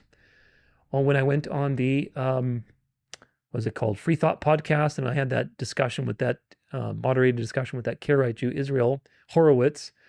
He is not a Zionist. He's not a Talmudic Jew. He's a Karaite Jew. He holds to the first 5 books. Of course, he's deluded. He's wrong. He's trying to work out his salvation. But nevertheless, Judaism is very fractured. So this is the problem. And these people representing the Jews are not actually Jews themselves. They're just secret society members. There's also obviously the evils of the Kabbalah, the Talmud, and these things have driven the various organizations to do their evil deeds. But the people at the top don't care. They're just doing their part, folks. If they need to be Catholic, they'll be Catholic. If they need to be Protestant, they'll be Protestant. If they need to be Jewish, they'll be Jewish. Israel, my take is that they very likely had a big part to play in this event, and it's going to be used against them. Because that's also part of their self-fulfilling prophecy, that the nations are going to turn on Israel. So they're causing as much trouble and damage and hatred as possible to have this self-destructing prophecy. Zionism is the dark, destroying hand, and Catholicism is the integrating, saving hand. Why? Because the Bible tells you that the devil gave his throne and power to Rome. Rome has many tentacles, and if you understand how those tentacles work, and you have nuance, then you understand how these things go. The reason the Bible tells you in Revelation 13:8 that the devil gave his throne and power and great authority to the beast is because God foreknew that the devil would have many schemes in the world, especially after the mortal wound. And it would be very deceptive. And there's a great delusion coming and a great apostasy and the appearance of godliness but denying its power. So the Bible gives you the one-liner that is so important, meaning where is the devil anchoring his power and his center of evil, where is he anchoring that? The beast. I need to know who the beast is. And there's many identifiers, and of course that beast is the papacy, is the papal power, because that's how the devil receives worship in the world. He is the continuation of the pagan pontifex titles from Babylon. The man that's on the throne, the man of lawlessness in rebellion to God, which of course is the Pontifex Maximus, the Nimrod, the bridge builder, the great bridge builder, the bridge between heaven and earth, the counterfeit Christ. So that's the Pope, folks, and you need to understand your eschatology properly, otherwise you will not see through the deception that is with this event and many of the events coming in the future. Remember, Zionism is a papal crusade in the Middle East. And once you see that, you can't unsee it. It's there to destroy the Jews by ultimately destroying their identity so it can be remade in the Catholic image. It's there to destroy the Muslims through artificially generated conflicts that lead to false peace and eventually conversion. And it's there to destroy the Protestants by discrediting them entirely and collapsing Protestantism and bringing people to the mother church. So Zionism has a very important part to play for the beast. And if you understand its history, you understand that it didn't just get created by random Jews in taking control of the world. The Jews were nobody before the Rothschilds, and certainly once the Reformation came and the end times prophecies had to be changed, now suddenly the Jews were important to the beast because the devil married these two threads many, many times. But the point is that most people believe the Jews are the final boss because of all those nefarious schemes and because they don't understand scripture and history. So they look at these things, and certainly there's a lot of half-truths, and they say, oh, there you go, this is what it is. This is everywhere I see, it's always the same people. Of course, if you look deeper, it is always the same people, but that group of people is much larger than you think. Zionism has to collapse, and so must dispensationalism, so must Protestantism. So if people aren't noticing more and more, ask yourself a simple question. Is this the final thing? Are people waking up to the final thing? Or are they waking up to something that is designed to seduce them into the final thing? The devil is a master deceiver. He's the god of this world. And most people are not going to notice the devil's true actions because they don't have the Bible and history. The Bible tells you so you can notice. You can notice all these things truly when you have the Bible and history as your guide. But if you don't have that, and you're just limited to political pundits and their version of history, you're not going to notice the truth. You're going to notice what they want you to notice.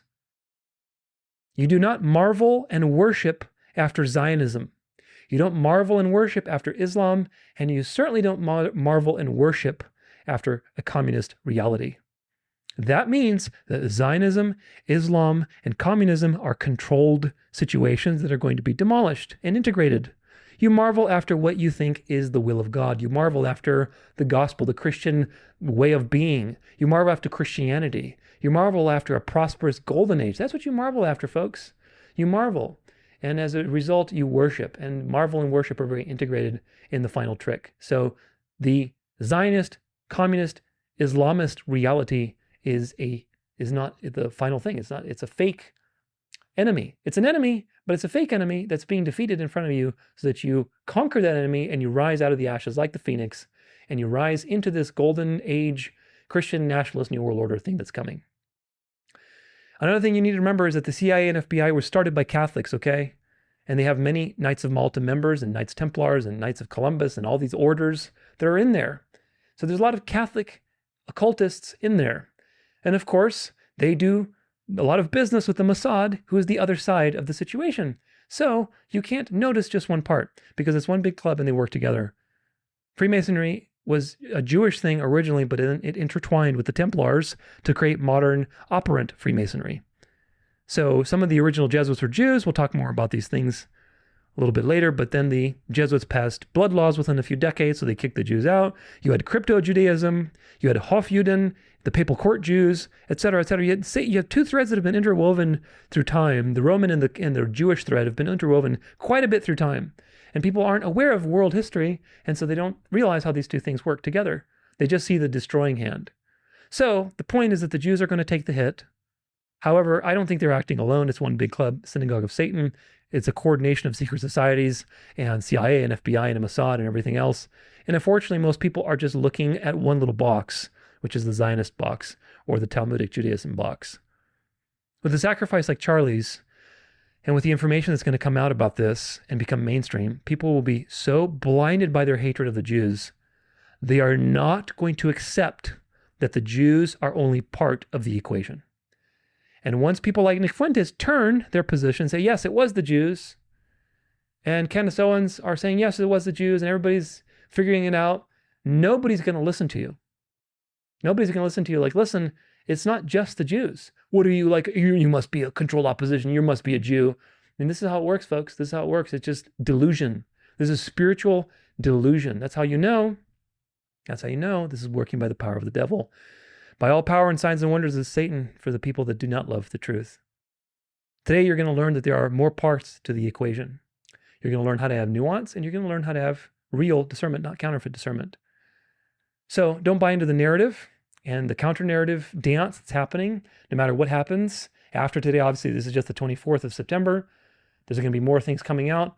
And at the end of the day, just realize that if everyone is figuring it out, if everyone is in on it, then you haven't gotten to the final trick. You haven't gotten to the final boss. You haven't gotten out of the matrix if everyone is in on it, because that's the wide road. Do you get it? The real truth is very narrow, and most people will be deceived. So that's something to remember. Now, with all that out of the way, it's time to talk about other assassins. So, obviously, if it wasn't the Patsy roof shooter, then somebody else was involved. Something else had to happen. So we have to take a look at what are the options. For me, it's been very hard to find lots of video angles for this event, which itself is a very strange red flag, that there aren't that many videos. So the few that have come out, the ones that have gone viral, there's only like 3 angles. And there's a lot of possibilities. Of course, I believe that it came from the right, but nevertheless, we'll narrow that down with everything just to have a clear case about everything. It's all pretty confusing, to be quite honest with you. It's all pretty confusing because there's so much conflicting information. And I think that this is by design to confuse people. However, today I think we'll have a very consistent narrative to put pieces together and to see at least a general idea of what happened and what's going on. We're going to look at all the suspects and examine the different angles and see what we can find in the process. And we'll look at every case individually. So the first one is the guy in the green. Now, the guy in the green is the guy who is this guy.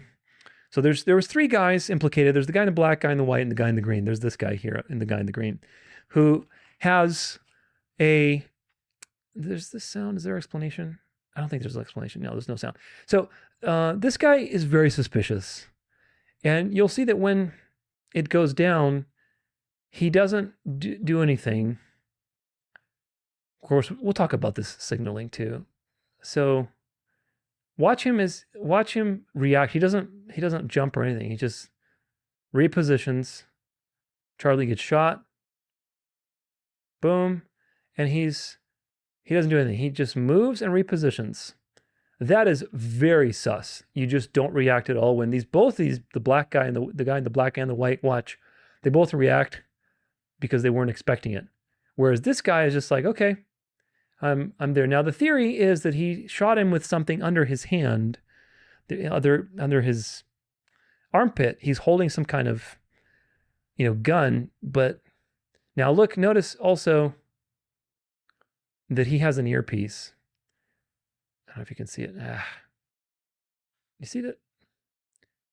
You see, he's got an ear. He's obviously like security of some kind. He's a trained professional. And notice he just puts something in his pocket or in a holster with his right hand, and his right hand was under his armpit. So it's very, very fishy. You see, he's got a little object there. Boom, puts it in his pocket. And then it's not in his hand anymore.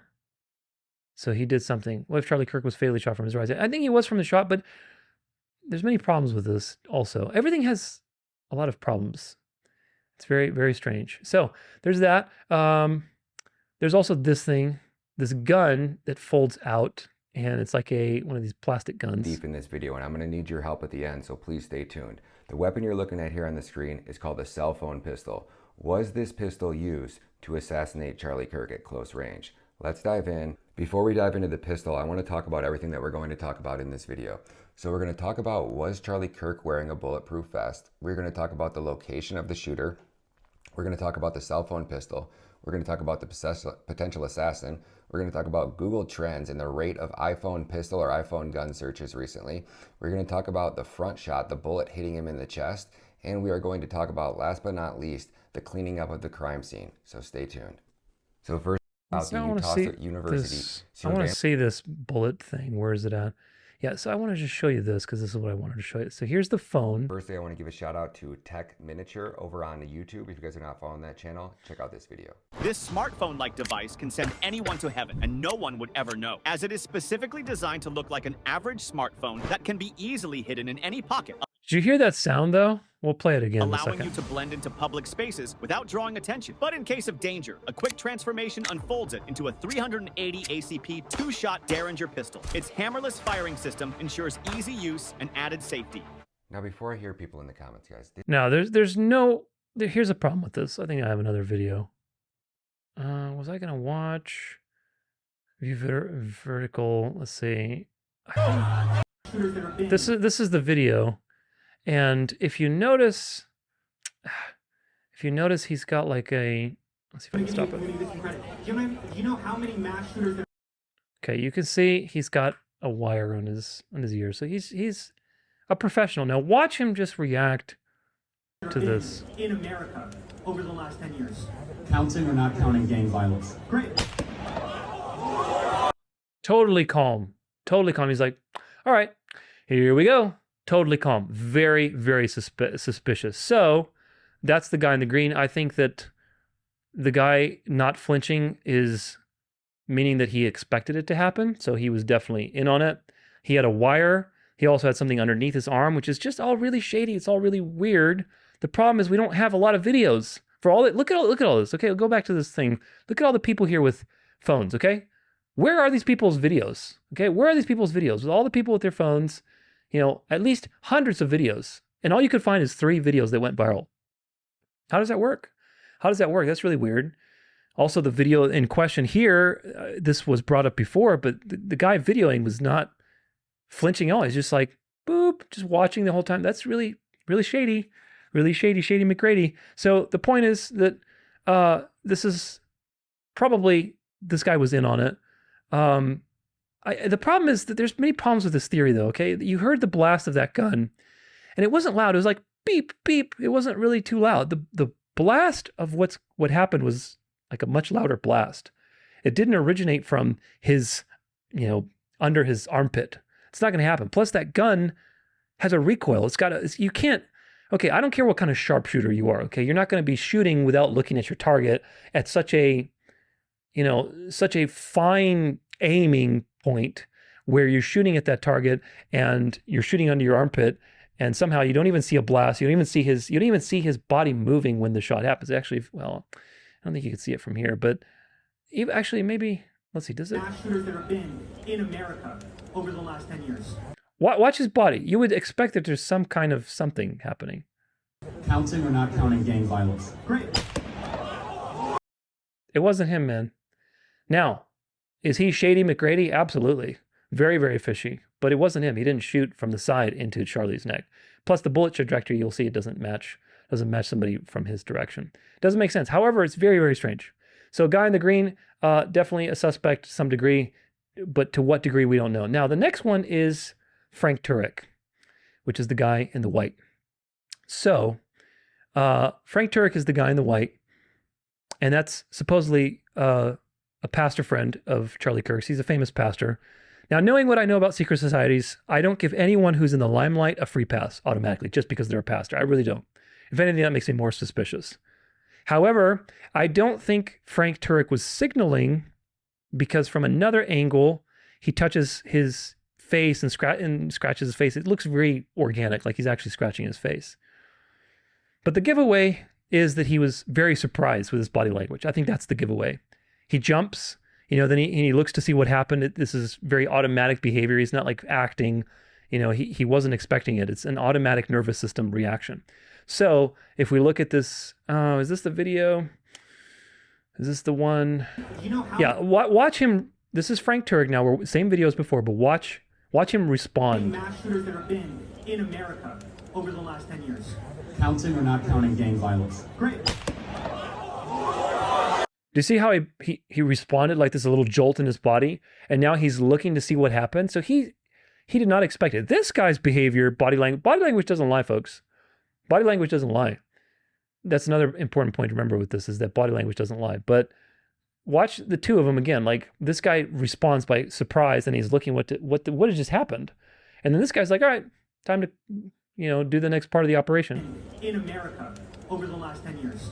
Counting or not counting gang violence? Great. So I don't think Frank Turek was expecting it. That means he wasn't signaling anything. And again, you don't need to signal a sniper, because if a sniper is going to shoot somebody, he's going to shoot. He doesn't need a signal. So I don't think he was signaling. Also, another problem with this theory that he was in on it was that if he was signaling, again, if you thought the guy in the green was the shooter, then like Turek was right in the way. Like you don't stand in the way of a shot. Even worse, if the sniper was like off to the right side and shoot, it doesn't make sense. He'd be signaling a sniper because he's in the way, and you don't need to signal a sniper. The sniper just shoots when he feels the shot is ready. Now, there are some very suspicious things though with Turek, which make me question to what degree he was involved, or to what degree he was implicated afterwards. It's very suspicious to me that nobody is questioning the timeline of events that we've outlined, like the body being flown to Arizona 24 hours later, no investigation, cleaning up of the crime scene, et cetera, right? Very, very fishy stuff. Especially if you claim that Charlie Kirk was like a son to you and you're so close, wouldn't you be speaking out against this, inconsistency? And you don't see that with Turek. You don't see him question anything other than just accepting the narrative and saying, no, it wasn't me. I wasn't in on it. It's just very, very fishy. There's no autopsy, no investigation. The crime scene was taken down by one of the people on the inside. The official narrative is obviously false. It's physically impossible for a bullet not to exit your body if it's a 30-ounce 6 and coming at that speed. There's video evidence of other shooters and shots, and it's so obvious that the government is covering it up. So if you are a close friend of Charlie's, why are you not saying anything, Frank? That's the thing that I'm really suspicious of. Okay, I'll give you the benefit of the doubt that you weren't involved, that you weren't signaling, but why aren't you having the balls to speak up? Why? Why is he silent? And that's the real question. It's very suspicious that another pastor is defending Turek, and you'll see in just a second, Robert McCoy or whatever his name is, and he's defending Turek with basically the story that, he was in the operating room, he saw everything, and don't worry, he's just appeal to emotion, appeal to authority. And yet you'll see this pastor, he's a very Zionist pastor, very, very pro-Israel, which is just very, very fishy. That means you're compromised. So here's some of the defense against this, and basically the PR is coming out to defend Turek. I want to address a conspiracy theory that's been going around. Don't be a conspiracy theorist. Remember who came up with that term? And that is that there is a man in a white hat and a white t-shirt standing just off of Charlie, just as he was shot. And this man adjusts his hat and then scratches his cheek. And there are conspiracy theorists all over social media, all over the internet, that are saying that man is giving signals to the sniper. But friends, I want to share the truth with you today. The man in the white hat and the white shirt is my friend, Frank Turek. Frank Turek is a man of God. He's an honorable man. He was a close friend of Charlie's. Charlie meant a lot to Frank. Frank mentored Charlie. He loved Charlie, and he was invited to take part in that event with Charlie. I work with Frank regularly. I do all sorts of different events with Frank, and Frank is the kind of man that if he knew what was going to happen, he would have thrown his own body in front of Charlie. I have no doubt about that. I always feel safer when I'm doing an event with Frank because I know that's the kind of man he is. And so if you have the opportunity to dispel this horrific and awful rumor, Frank is already grieving his friend. And I can't imagine what it must be like to see yourself go viral with this stupid, ridiculous, false conspiracy theory. If you can share with people who might be sharing this false information that is actually Frank Turek, Charlie's friend, man of God, Christian apologist, let's dispel this rumor. Let's make truth go viral. I don't know. Very, very fishy, isn't it? Here's, we'll watch a few minutes of this about, what's his name? what's his name? McCoy, something McCoy. Is it Robert McCoy? I think it's Robert McCoy. For all of you conspiracy people, pay attention to this. Come on, YouTube. People who think that people are giving signals. You know who that man For all you conspiracy theorists, you notice the trend? was? His name's Frank Turek. He's an apologist for the Christian faith. When I got to the hospital, there was Frank in hospital scrubs because his clothes were covered in blood because he was giving him CPR all the way to the hospital. Just get off the stupid internet and stop with it. And he wasn't assassinated by Israel. Enough is enough. We're mourning. Wait, what did you say? Hold on a second. What did you say? Enough is enough. We're mourning. Where have you heard that before? That's interesting. I lost my friend. I was over in Korea. Just when the nation is... Anyway, so obviously he's a Zionist pastor. Very strange statements. Conspiracy theorist. Israel didn't do it. Enough is enough. Let's look more into it. Let's see. This is the Turning Point staff. And I think if we look for... Here we go. Rob McCoy. That's his name. Rob McCoy. Rob McCoy and Charlie Kirk founded Turning Point USA together, along with being a Pentecostal pastor in the Calvary Chapel Association. McCoy serves as the co-chairman of TPUSA Faith. They founded TPUSA Faith together. Aligned with the Christian right, McCoy inspired Kirk to amalgamate Christianity and social conservatism.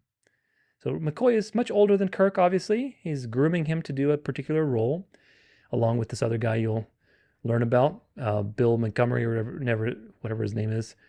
During the COVID-19 pandemic, McCoy was known for speaking out against prohibitions on the holding of in-person church services. So McCoy is very influential in Charlie's spiritual life and grooming him to mix politics and religion together. And McCoy is a Zionist, and McCoy is a very interesting person because of his statements there in that little speech where he was defending that Israel wasn't the one behind this, when there's obvious evidence to the contrary. So Bill Montgomery, early life, career, and family. You can't find out too much about this guy, but you can find out enough, which is very useful for later. Born on May 29, 1940, Lincoln, Nebraska, Montgomery grew up in Peoria, Illinois, and was a member of the United States Air Force Reserve. He was colorblind. Montgomery lived in Illinois, and before starting Turning Point with Kirk, he worked in marketing, publishing, restaurants, and was a business development consultant, according to Politico.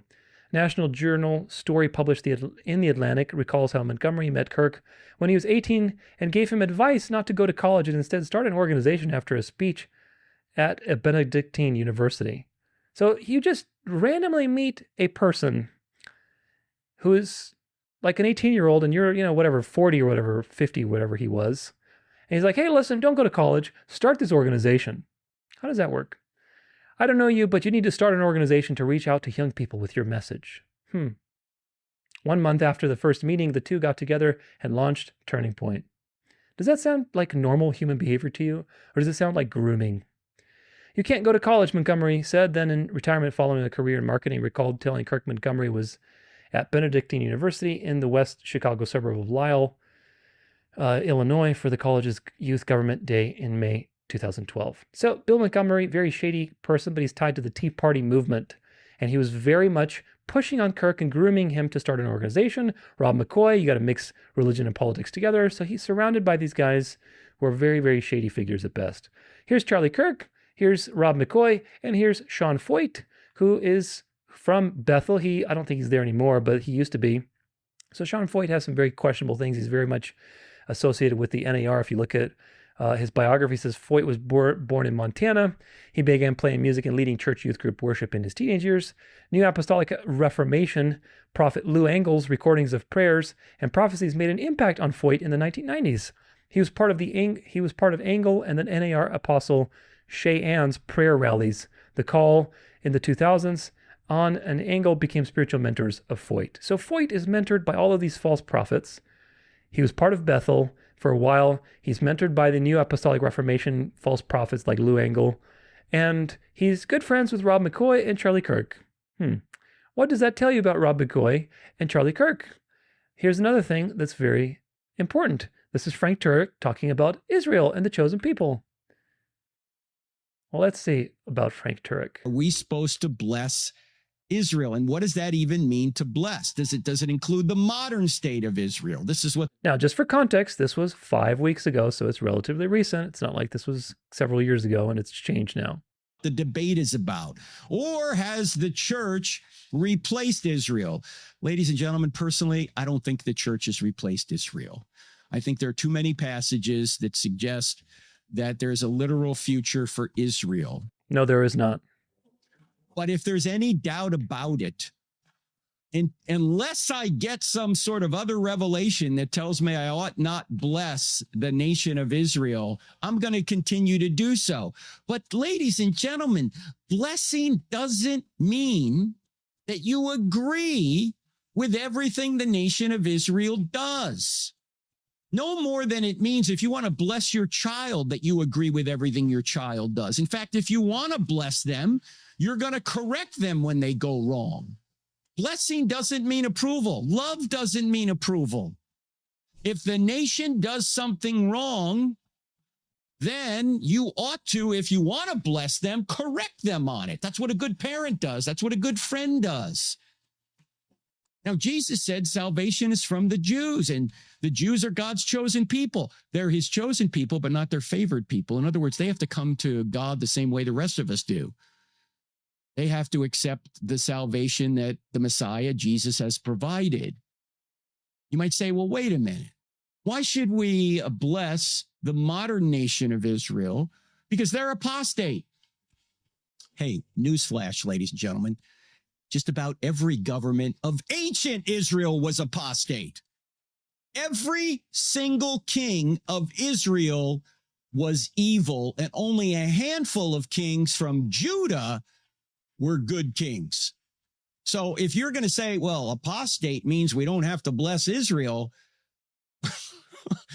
their whole history is a history of apostasy. That's what most of the Old Testament is about. Quit going after false gods. Obey me. What's best for you is for you to obey Yahweh, not to worship these false gods, whether it's Baal or Molech or any of these other gods. Stop going after other gods. I'll judge you if you do. And how many times did he judge them? Are we supposed to? So, put it all together, my friends. What do you get? You get some very interesting situations that are very dubious, very fishy. It's very suspicious that the pastor that is tied up with Frank Turek and Charlie Kirk and Sean Foyt, all these people are NAR, Zionist type of people. Very, very suspicious. Bill Montgomery's also, you can't really find anything on him. Very suspicious. He's connected to the Tea Party. You'll learn more about how that connects to the Koch Foundation, to the Birch Society, to all the Catholic hardcore right influences that have tried to shape this country and have been successful over the last 80 plus years since the World War II, in opposition to communism and the left and Zionism and everything else. So there's always an opposition. It's very suspicious that everybody around Turek, like that lady, like Rob McCoy, is not questioning the timeline and the oddities that are so obvious that even somebody who is not very discerning can see, like, something's not right about this. Something's not right about this. And yet you are a close friend. You were literally at the event. You're a pastor. You're supposed to have discernment. And yet you're sitting here praising Israel, defending Israel. Oh, Israel didn't do it. I wasn't part of it. It wasn't me. It wasn't this. And you're not explaining or taking account for all of the obvious shortcomings of this event. So I think that it's very suspicious at best. It's very suspicious at best for Frank not to say anything about these things. Now, we need time. We need time to determine Frank's culpability in this situation. I think until Turek publicly repudiates the government for covering this up, repudiates the main narrative, repudiates these inconsistencies and asks some hard-line questions, that I can't believe his tears and testimony that I wasn't in on it. Okay, I want to give you the benefit of that. I really want to do that. But you're a hardline mainstream Zionist pastor. You are in the public eye. You're around Charlie Kirk, who has also got some very dubious associations. You're not saying anything, so I'm having trouble with the benefit of the doubt. So time is going to reveal what is going to happen. Maybe he was giving him CPR, just like the guy says, and they staged it in such a way that Charlie would die before getting to the hospital so that Turek would be fooled that, he tried to help, but they just couldn't make it. Maybe Turek was threatened. Maybe he was bribed to not say anything. All of these superstar pastors are compromised one way or another, folks. They're compromised. You can't tell me about blessing Israel when Israel has obviously revealed itself to be so grossly antichrist. And they'll find all sorts of excuses. You see all these weasel worders, oh, well, ancient Israel is apostate, so what? So I'm supposed to bless the modern nation of Israel, which has nothing to do with biblical Israel in the first place? That doesn't make any damn sense. But of course, they continue the narrative because they're compromised. That's the only explanation, folks. Because if you have a real conscience, if you are a regenerate, born-again believer, I understand, a few weeks after October 7th. I understand that. I understand even a few months. But we're now, like 2 years later, okay? And Israel is not ceasing with its genocide, with its evil activities. If you are a regenerate Christian, and especially a well-studied person, you cannot claim to support Israel or to bless Israel when it's obvious that they are so antichrist. You have to reevaluate your theology, your eschatology. You really do. And these people that aren't doing that aren't doing it because there's a blackmail situation. There's a compromise situation on the other end. So it's very, very fishy. Both Turek and McCoy are Zionists, which tells you that they're going to be discredited soon enough, okay? The Zionism thing is collapsing. Dispensationalism is collapsing. Judaizing, futuristic beliefs are collapsing. So there's only one destination for Turek, for McCoy, for Hagi, for, what's his name, the other guy, I forget his name, super popular Zionist pastor. But these people are going to be discredited. That's the only possible destination. And so they will have to choose either to convert or they'll be swept under the rug with all the commotion and be totally discredited. So they will have to do their part. And eventually, I'm sure that if they do convert, they're going to repudiate their previous beliefs and say, I was wrong and everything else. I see the light of this new belief system. But regardless, I don't think Turek was signaling the assassin. Let's just get that out of the way. I don't think he was signaling. Again, if you look at it from the other angle, I wish I had the other. Okay, got the video. So watch it from this angle. Let's see. I want to watch him scratch his face very organically. In America over the last 10 You see, that was very organic. you know how many mass shooters there have been in America? And it doesn't look like he's signaling. He's just scratching. You know how many mass shooters He was just touching his hat. And then he's like, oh, I got to scratch my face. over the last 10 You see? years? So this is organic. He's not signaling anything. I don't think he was signaling anybody. However, the ensuing weeks will reveal Turek's complicity. They will reveal whether he stands up for the inconsistencies based on how he responds to the ecumenism of TPUSA now that a Catholic is at the helm and all this religious blurring of the lines between religion and state. How does he respond to that? Does he go along with it? Does he say, hey, TPUSA is going in the wrong direction? What does he do? How does he respond? How does he respond to the eventual Catholicization of culture? Does he go along with it? Will he convert, or will he stand up against it and repudiate the beast system? How will he respond? And if he does not stand up for the inconsistencies, if he does not respond to the ecumenism of TPUSA, but rather joins it, if he's kind of lukewarm when it comes to the Catholicization of culture, then you know that he was in on it. I don't think he was signaling to the assassin because, again, you don't need to signal, and he was in the way anyway. But he probably was in on it to some degree. He looks surprised. So that part is, it's like, okay, you can't fake that part. So maybe they threatened him afterwards and said, listen, if you say anything, we're going to kill your family brutally and you're going to kill you. So don't say anything. And that's very possible. So he could be in on it that way. But it's just very strange that you wouldn't stand up for all these things. So we'll have to see. Time will tell. That's why you have to watch. Now, the next one is the guy in the black. The guy in the black. The guy in the black is the security guard who is famous for all the signals. And he's here. And he looks really much like the guy from the, the Butler shooting. Very like similar guy. I don't know. Just really weird. Same crisis actor vibe kind of situation. Same kind of meta glasses type of thing that he's wearing. Who knows what. The only problem is that this hand signal stuff just doesn't match. It doesn't make any sense. But here's the video of the situation slowly. And let's get it. So he signals. Oh, he signals right before. So he does do some weird signal. This is really weird. This is really weird. But the thing that really does it for me is that he's surprised. Watch his body language when the bullet actually hits him. Watch him, watch him, watch the body. Watch him. He responds. He shrugs his shoulders in like, oh, he didn't want to get hit. So he doesn't know what's going on. So that's really, really weird, because if you're expecting it, if you're signaling, then, you know, you wouldn't be surprised. Here's another theory with this guy in the black. So many theories. My goodness. I've entertained like dozens of ideas. Guys, just look at this. Look at it. Place the fan. Act casual. Checking time. Signal. All right. Check around. It's about to happen. And look at this. The blast doesn't come from in front of him. That's the exit wound. And look at the blast from the shirt. Goes up. Like it came from under. Like it came from under. Just speculation. Just open conversation. Let's just, as men, I'm a retired Green Beret. I am not mentally sick.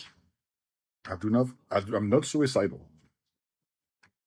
But just look at this, guys. Think for yourself. Just take 2 seconds to let your brain compute and think for yourself. What does that look like? Honestly. I mean, it's the hard part with all of this is that you have these very grainy video footage, and you can't make left or right of it sometimes because it's super grainy. And like I said, there should be more videos of this, but there weren't. Now, this guy's movements were definitely signaling to. I mean, you don't just act like this and you're doing, you know, whatever with your arms. It definitely seems like a signal of some kind. However, the body language was that he was surprised. So we can't excuse his movements as natural body language or body movements like you would with Frank Turek.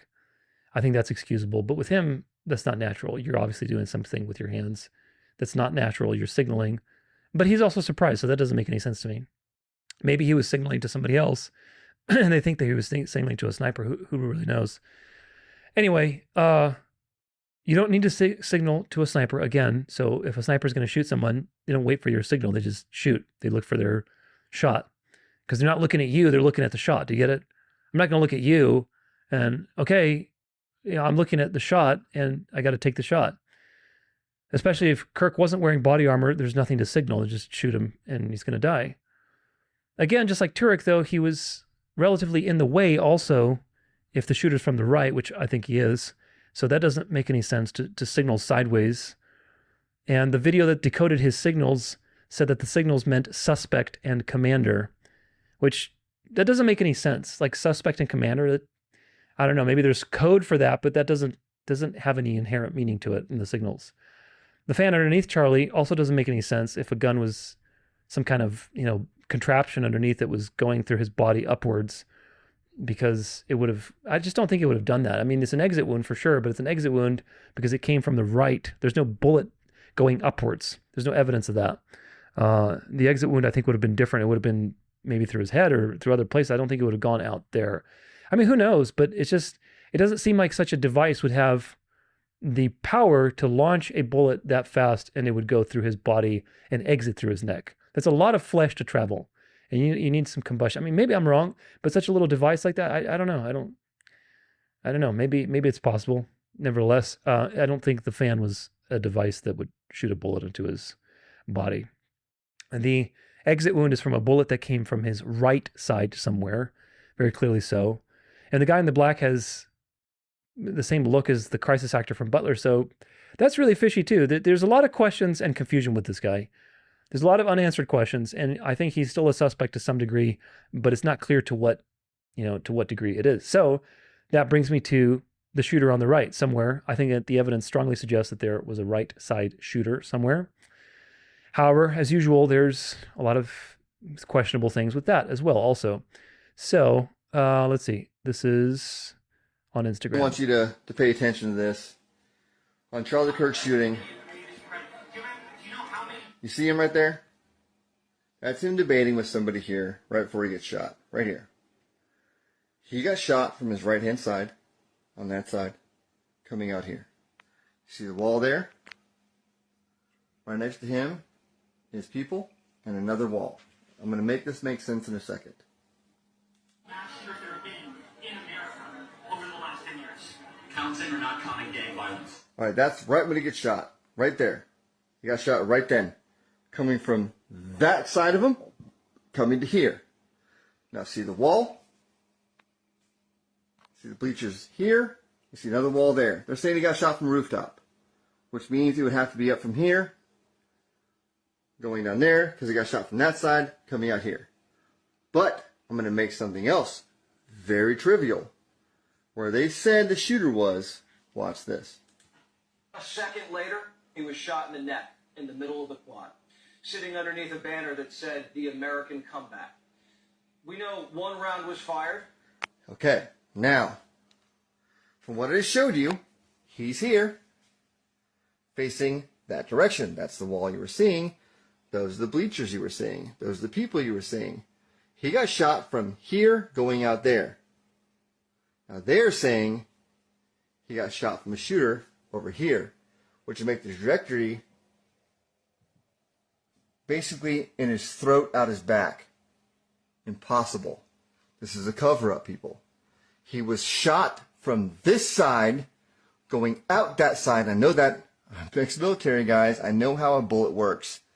And if you saw the canopy in the beginning, you couldn't see the canopy, or sorry, you couldn't see him from the canopy from up here, only from right here.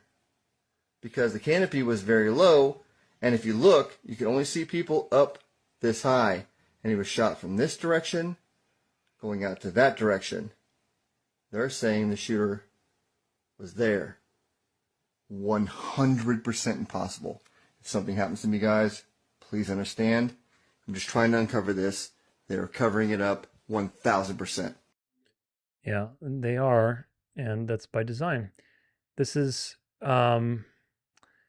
so there's a lot of theories as far as the rightward shot now. Okay, so the rightward shot, there's a lot of theories, and the first theory is there's this guy and the girl. You see the guy and the girl here that this guy does some, again, just really weird, maybe it's just weird timing, but he does some very weird movements with his hands. So watch, if we just move this, okay, watch him, watch this guy here, very close to Charlie, and he's there. Watch his movements. He's going to move up, right on time with that. Boop, little shot, and then boom, right there. As it matches the movement really well. Again, I'll just go just a little bit before. He raises his hand. And he does a little boom, boop. Now, another thing that's important to watch is this, if I can stop it. Right here, there's a one frame that comes on, and you'll see a bullet. You'll see a little pixel. Let me see if I can catch it.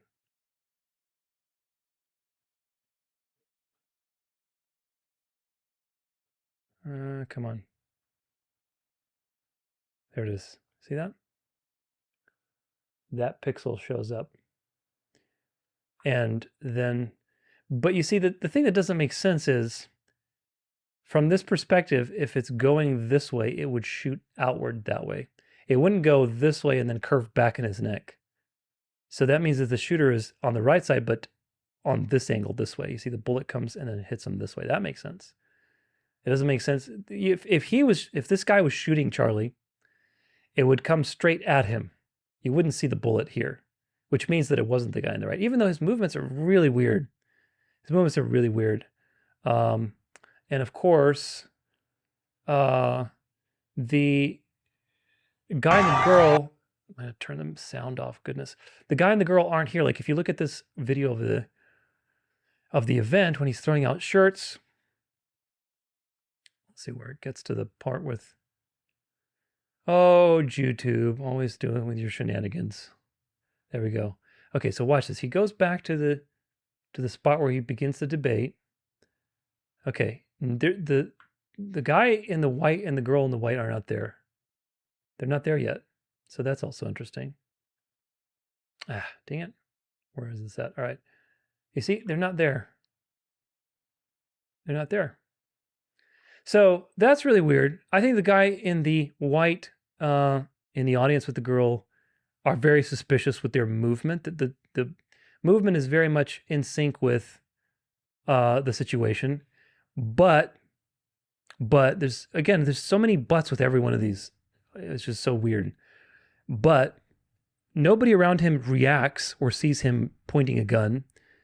People say it was a cell phone gun, but he's not. Okay, a cell phone gun is this way. It's depth-wise, right? You have to pull it out and aim. It's pretty obvious. You're not going to hold a phone like you're looking at a phone and that phone somehow has the ability to shoot a bullet outward. It doesn't exist. There's a gun that looks like a phone, but then you have to flip it on its side and use the long side to be able to have, the shot. So there's that. That doesn't make sense. The speed of a bullet also is pretty fast, even if you have just like a regular bullet. It's about 1,300 feet per second. So it would, at that distance, you wouldn't see the bullet. Okay, that wouldn't happen. Like on this video, this is the same video, and they're talking about this thing. You wouldn't see the bullet because if he was that close and shot him, there would be no frames because the bullet's traveling too fast to be seen. But if the bullet's traveling from farther away, that is possible to see a bullet. And you'll see there's some video evidence of a trail. So this is really weird. And also the angle doesn't match the position. You see, if he's there, the straight line is here. It's this way. It's that way. The bullet doesn't make sense. If this bullet matches this guy, but it doesn't, you have 3 points, right? You have to triangulate. The head, the bullet, and the guy's shooting. These two are aligned, but the line that they point to is this way. The Charlie and the bullet are aligned, but the line that they point to is over here somewhere. So you can't have all three in the same line. Doesn't work. So the movements are indicative of a gun being fired, at least on this grainy footage. Again, we need more footage, but it's not consistent with the evidence. It isn't clear. It's very, very strange. Now this is the stairwell explanation. So we're going to listen to a couple of ideas about the stairwell, because I think that was probably either the stairwell or above somewhere. The stairwell, it's many possibilities, but I think those are the two most probable ones. Keep your eye on this space here where the red circle is as the next clip plays. To me, I first seen this and thought straight away, holy shit, that is the bullet. It matches the exit wound. It also matches the shirt puffing up and the angle of the entry and exit. I needed another angle just to see if this was actually fact, trying to get as much info as I could before I posted anything. And in that video, you can see the same, what appears to be the bullet coming down, and it does line up with the actual gunshot itself. So you're not counting gang violence. Great. So again, I needed another angle. I found this video, and this one's a little bit harder to see, but you can see something go down into the back right-hand side of Charlie. So from this, looking at Google Earth and drawing a line from where I believe the shooter was,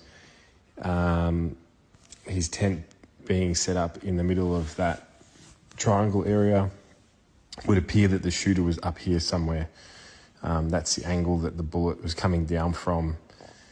It all makes sense to me.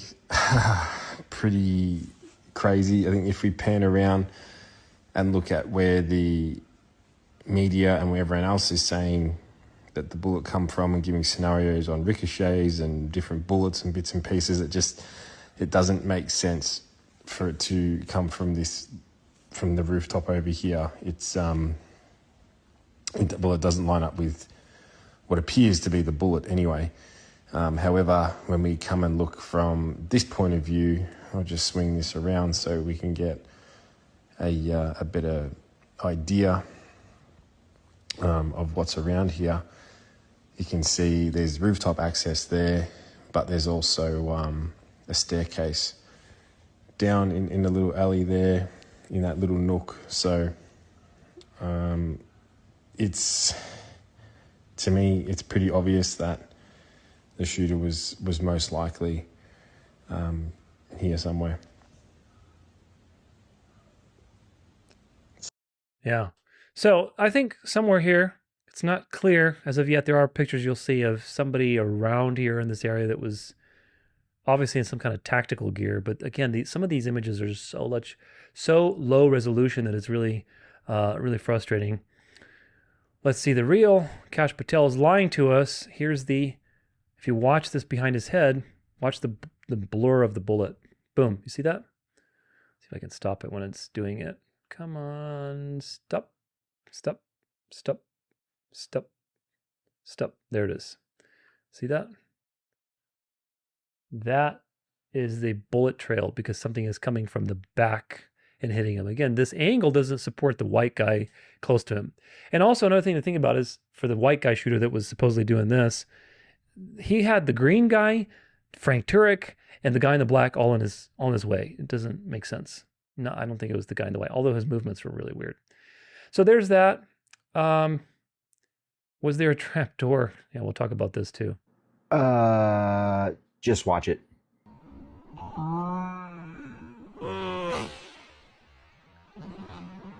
You see that?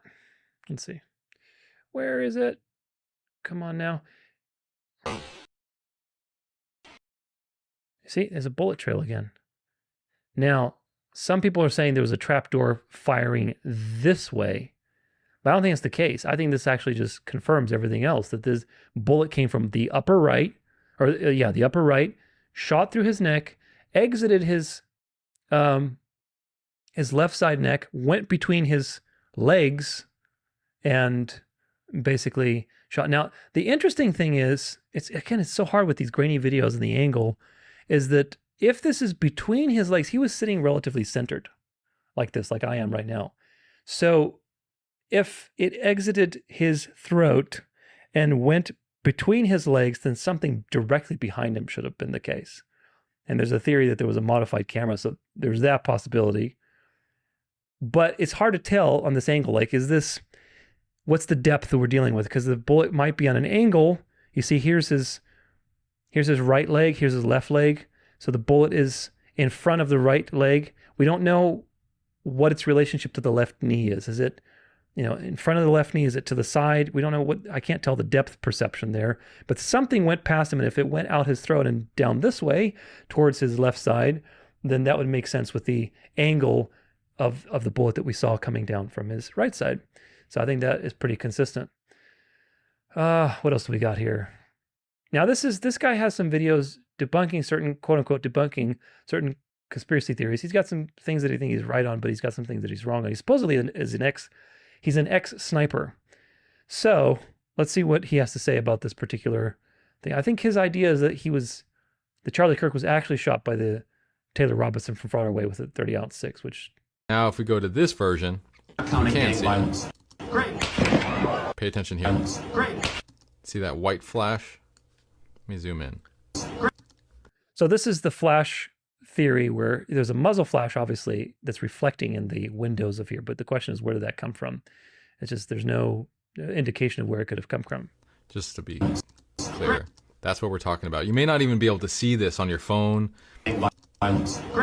That flash right there, if I zoom back out, pay attention, and hear the timing.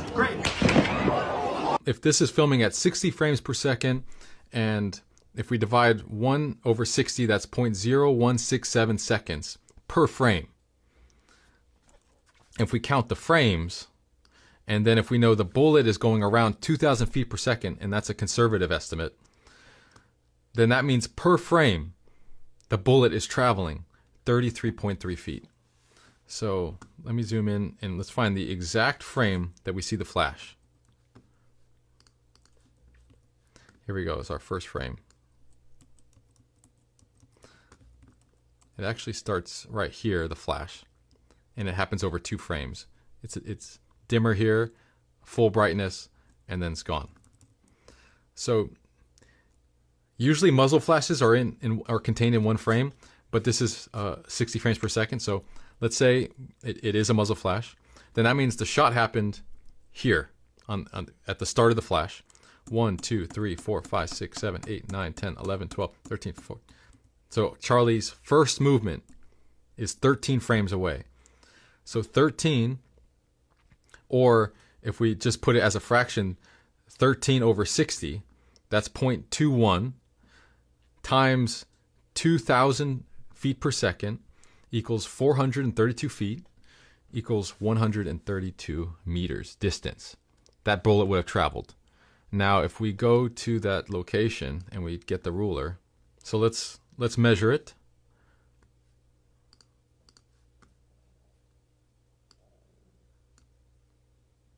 Somewhere here, stairwell.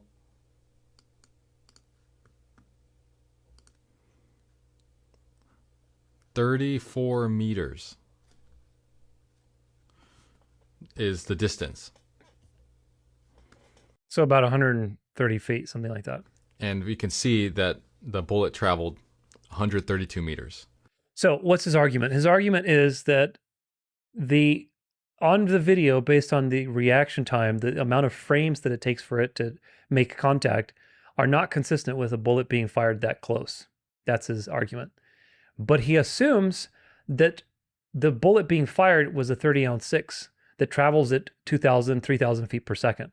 So the assumption is wrong because he wasn't shot with a 30-ounce 6. Obviously, his neck would have been blown off. His head would have been blown off if that's the case. He was shot with a smaller bullet. And smaller bullets don't travel that fast. They still travel super fast. They don't travel as fast as a assault rifle type of bullet. And if you do the calculations, you have frame rate 60 frames per second. Time per frame is 1/60, which is 0.167. A 9mm or 22 caliber goes about 1,300 feet per second. 1,300 feet per second times 0.167, which is the time per frame, is about 21.67 feet. In 13 frames, you're looking at 282 feet. So according to the distance measured by Google Earth, that was around, let's say, 140 feet max, which is double the distance that it should be, which is really interesting. So either something's not matching with that, it's a good point, because his calculations are wrong in the sense that he's assuming the speed of the bullet based on a 30-ounce 6, which is wrong. However, even using a more conservative estimate, it doesn't make sense. It doesn't make sense the speed of the bullet, because for about 90 to 100 feet distance, the bullet would have to travel at 450 feet per second. I didn't do the numbers for 150 feet per second, or I'm sorry, with about 150 feet distance. It would probably still be like 600 feet per second or something like that it would have to travel, which is pretty fast, but it's not, if it was going 600 feet per second, that's like half of what the speed of a 22 or a 9mm goes. So it doesn't make sense. That part doesn't make sense. And then confounding that part, because there's obviously a muzzle flash nearby. There's also other things you'll see with the sound that confirm that this is a closer shot. More evidence that Tyler Robinson was not the shooter, was just the patsy. Acoustic analysis confirms the shooter was near ground level, around 70 to 90 feet away, not the rooftop. Crack bang intervals across all recordings are 0.08 to 0.14 seconds, 70 to 90 feet distance. So this acoustic engineer analyzed the sounds and basically did all these analyses and basically said that the impact was somewhere around him, within a radius of, like 90 feet. And of course, the only plausible location would be on the right side. Based on the evidence, based on the topography of the area with these little stairwells and stuff, that makes sense. So it's weird that there's that inconsistency with the speed of the bullet and the frames. That has to be explained somehow, because the sound stuff confirms everything else, that the shooter was close by. You'll see another sound thing. Also, here's another video of an impact wound, an entry wound right on the neck. You hear the shot. You see the flash. Pretty hard to ignore now. Now, we'll get back to this flashing thing too, which is also interesting. That's not it. If you look at his neck, just above his shoulder, his t-shirt, you see a red splodge appear. There it is. That looks like the entry wound. Someone's got to have footage of that rooftop. You hear. So I'll watch it again. You can kind of hardly see it. So you see the tone of his skin. It's pretty consistent. And then there's like a bruise type of thing that happens. I don't think it's an artifact from the phone. I think it's an actual entry wound because it would match the exit wound. The shot. You see the flash. Pretty hard to ignore now. No, that's not it. If you look at his neck, just above his shoulder, of his t-shirt, you see a red splodge appear. There it is. See that? It looks like the entry wound. Someone's. So, problem is this is super grainy, but it does match the, come on now. It does match the evidence. Now, this is Owen Schroyer talking about the shirt. Conclusion that I've reached is that the bullet comes in, it jolts his earpiece, and I think you've reached the same conclusion. And then the earpiece wire flings up. That's when we see the shirt anomaly. That's when the microphone goes flying off, and then the exit wound in the front. So I guess I would just ask you this: how confident are you that that is an exit wound, and why? So his argument is that the shirt thing is an earpiece, but he wasn't wearing an earpiece. If we go back to that ex-sniper guy, he does actually a good job of talking about this, that he wasn't wearing an earpiece. Let's watch. Look at this. Because I was thinking, well, maybe the footage is so grainy we just can't see it. But we can see it very clearly on his bodyguard. And I would imagine they invest in similar products and that Charlie would have the same type of thing. Close, right? But I don't see anything. You see, there's nothing there. And you can tell on these other guys when they're wearing the wires, even if it's like a nude colored wire. I don't see anything. No earpiece. Zoom out. I'm looking. No earpiece. But we do have a necklace. This and to the other YouTuber that we were just watching, he's saying that this is like, he's monitoring this, but this would be a recorder for himself, a backup audio. All media teams do this. When I've been a videographer for the last 10 years, and I do this all the time, just to get a backup source of his audio, because the microphone, sometimes he pulls it away, sometimes not. The words can get lost, but this would be a consistent source of audio that the media team could always use to repurpose for the videos. So I'm looking, and this is really grainy, but you'd think I would see something. The necklace we see, right?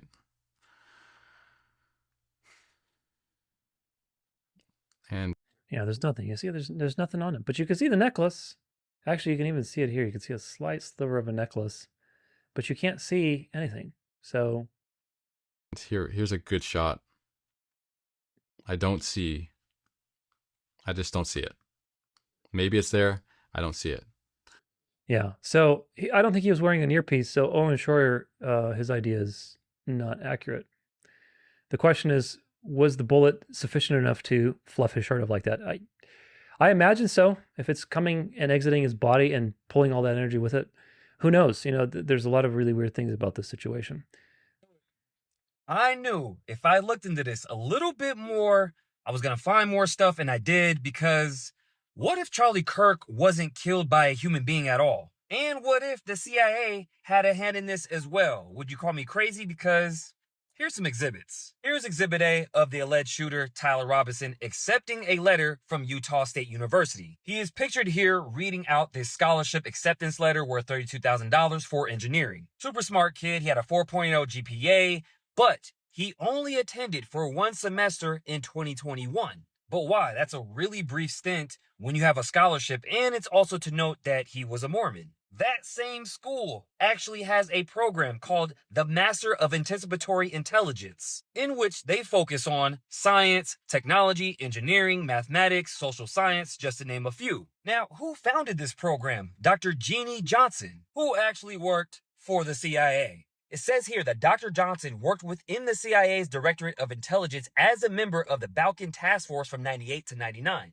And it's funny because they made it like their own little junior CIA, the Center of Anticipatory Intelligence, or the CAI. And let's not forget, he is Mormon. Agencies like the FBI and the CIA actively recruit at institutions like BYU, which is all Mormon. Now let's go to the day of the shooting. Some people were saying there wasn't one, but actually two shooters. And guess what?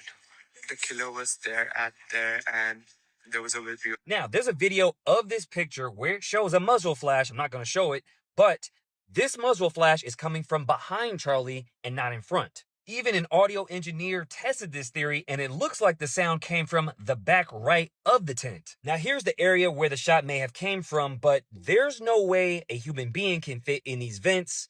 But what if it was a drone? Which isn't too far-fetched, because remember China released this not too long ago? A mosquito-sized bionic robot for battlefield reconnaissance. Now, if they have something like that, America definitely does too. There's even former Marine snipers explaining that the entry wound was actually an exit wound, meaning he was shot from the back. They even explain there's an invisible infrared, which this guy's camera actually caught. With all that being said, you want to know what I think?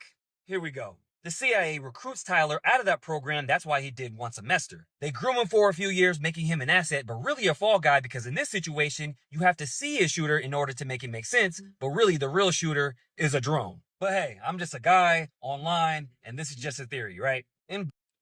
Yeah, so the drone idea comes off, like this is old. This is from 6 years ago, but people have seen this video now. Your kids probably have one of these, right? Not quite. Hell of a Pay attention to the sound. pilot? No. That skill is all AI. It's flying itself. Its processor can react 100 times faster than a human. The stochastic motion is an anti-sniper feature.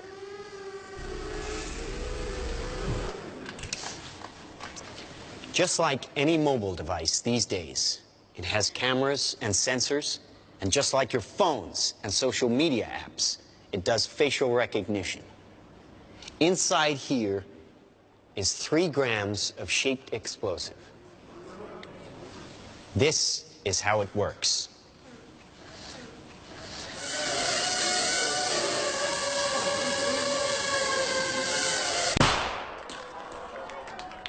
Did you see that? That little bang is enough to penetrate the skull and destroy the contents.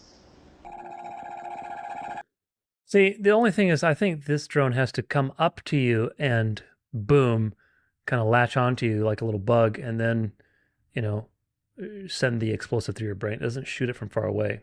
It doesn't have that kind of capability. So I don't know. I mean, obviously, they always have a more advanced technology than what we are aware of in the main marketplace. But you're still dealing with the laws of physics, folks. Okay, you're still dealing with you need a shaft to shoot the explosive. You need power, and in order to have that kind of payload, you need a small drone like that is not going to make it. So you need a bigger drone. Bigger drones make noise, even if they're more quiet. Still going to make noise, especially with that kind of payload. So I don't know. The drone theory is interesting, but I'm not entirely convinced on it. Now this is the laser flashes. I think this is the laser flashes, and we have it. Do I have it? I think I have it later. But this is the. We'll get back to this, but I'll make a point now of it. If you look at Turek's phone, he catches some very interesting situations in his phone. So you'll notice actually that there's the military guy who said that there's an infrared dot. I don't think that the flashes are infrared. I think the flashes actually match what we see reflected in the building behind Charlie. You'll see that in a second. However, there is a dot. You'll see in just a second if I can catch it. Ah, there it is. Look at that dot. You see that dot? That just comes on and basically disappears. You see it disappears now. It's obviously a dot. And then you'll see the flashes. You'll see the flashes in just a second. Come on now. Ching, ching, ching. Where are they? There they are. You see that? So they're here. Watch. 1, 2, 3, 4, 5. There's 5 of them total, which is really weird. It's not, Turek is not holding like a prism to take one muzzle flash and to refract it in 5 different directions. He's holding a flat screen that are reflecting a sequence of flashes that goes boop, boop, boop, boop, boop. But there's only one muzzle flash that makes sound. It's not, you don't hear pop, pop, pop, pop, pop, pop. You hear boom, but you see 5 flashes. You'll see that in another video. It's really, really weird. If we watch this again, where's it at? Where's it at? I think it's right here. Watch. See, look at these. You see these little flashes? Flash. Yeah. Really weird. Really, really weird. I don't have an explanation for that. It's something. Watch. This is another thing, too. Here's another guy caught on another roof. Interesting. No music, otherwise it's going to dock me for... Look at this. So he's on this roof. Oh, you see him? Right here. So this building, he's on this roof. He's on the edge of this building. I think that this building is... Get out of here, Google Maps. The Woodbury School of Business. I think this is like this here. So where is this menorah thing? Okay. So this is the UV Woodbury rooftop. Okay. He's on the Woodbury rooftop. So he's on the side on the left, on the outside side. So here's the Woodbury. Was it Woodbury? Dang it. Woodbury. Is it this one? Yeah, it's this one. Okay. So this is the School of Business. And the menorah thing. So he's somewhere here on this building. Okay. I can't tell from the picture. I think he's here. He's here on this corner because there's this building here to the left of it. See, look, if we go back to this video, you see there's this like little thing here. And then it's hard to tell where there he is. And this is somewhere in this building here. But this building has access to exactly this, you see? So if we go and we trace this, here's the purported place that he would have been, somewhere here, either this level, or the stairwell, somewhere, right? He's somewhere here. You have access to that building from the Woodbury building. Although I guess, yeah, no, you do. See, you go on this side, and then you just go around and you go up. So this guy was somewhere here on this building. He was somewhere here, possibly, or here. Can't tell based on the video because it's super, detached. But nevertheless, this building has access to the right side where the menorah place is, and he could get in and shoot. So that's also evidence against the front shooting side and evidence for the right side shooting. Here's the picture I was telling you about where he looks like some bush. This is above, you see? Here's the stairwell, and the guy is like here. He's like in military commando gear. He's obviously looks like he's pointing a gun. I mean, it's so grainy that you can't really tell, but this is obviously a person. Obviously a person. This is not like a random bush. Like, why would you have a bush there? So that's weird. I think this is a tiny video. We're not going to watch the whole thing. Ladies and gentlemen, I now have acquired proof that the FBI's official story is false, whether knowingly or unknowingly. We're going to have an entire monologue and talk about a lot of these things after I show you this. But if you take nothing else away from this video, you need to see this. And in that video, you can see the same. Let's see. Yada, yada, yada, yada. We've already looked at this kind of stuff. I just want to see, where is the picture of the bush guy? Come on now. Where's the picture of the bush guy? There's got to be a picture. I don't know if he talks about it. I think it was just in the cover. Wait, was it here? There we go. And he's stating that it does look suspicious. It does look suspicious. It looks like there is a person right here, and it looks like there is a rifle right here that the person is holding. A hand here, support hand, sort of very blurry image, but you can clearly make out that this is not just a bush. This is a human skin tone right here, and this correlates with a human head and hair and a rifle in the exact kind of crucifix shape of an AR-15 with an optic on it mounted up. So good on this dude for finding this photo.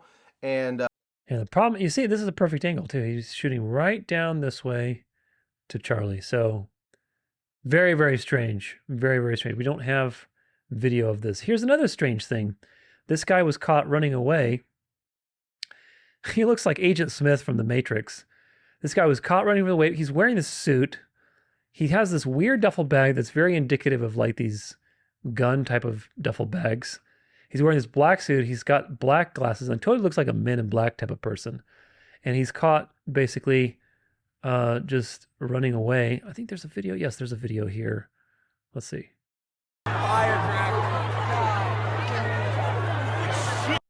Let's see. Oh shit, bro. Dude, get up, bro. Get up.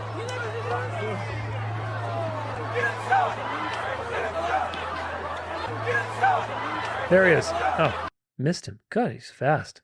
Let's see. Where are you? There he is. You see him? He's in a nice black suit. He's got a nice little duffel bag. And he's also on the right side. Do you get it? This is right of the tent.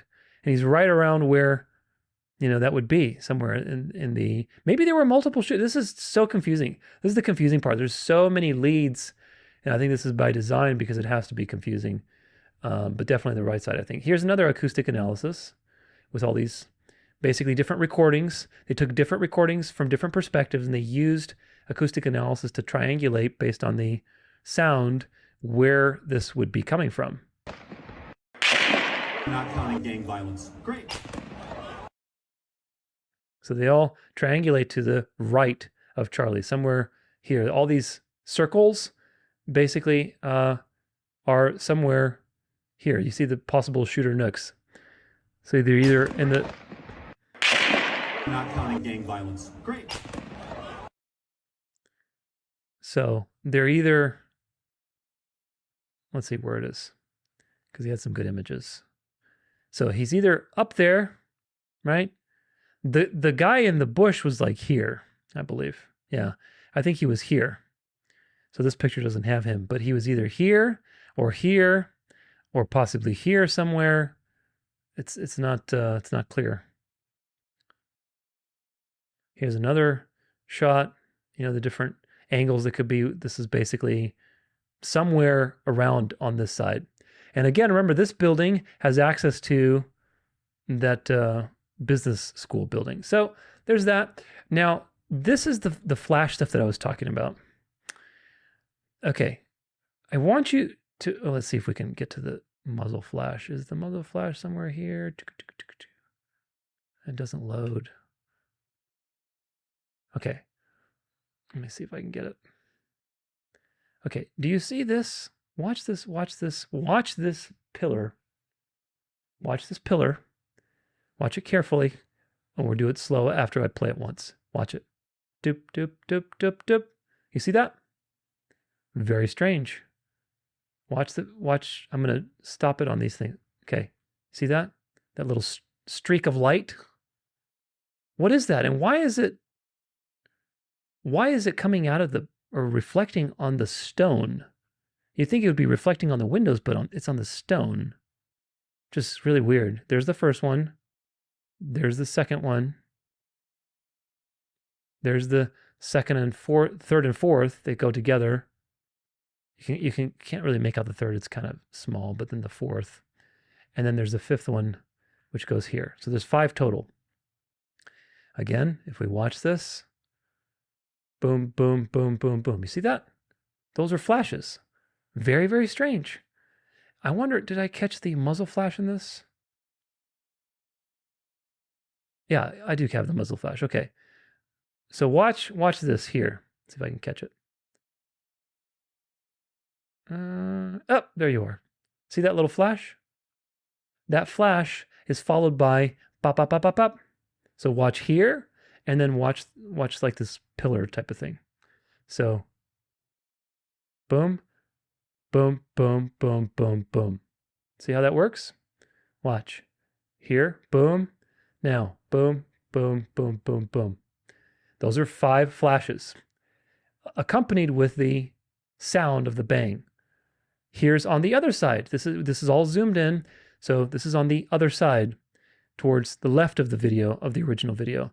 Watch the flashes. They're here in the glass, behind the glass. I don't know. I can't really make it out, but they're there. Let's see. Where are they? Towards the, oh, there they are. See, there's the flash. boom, boom, boom, boom. Very, very strange. It's like lights are going off in there. Oh, it's not playing. Watch here. Boom, boom, boom, boom, boom. See that? That's really weird, man. And if you take these 5 flashes and you put them with Frank Turek's phone, watch what happens. They are exactly aligned. The flash goes off. Let's see if I can catch the first one.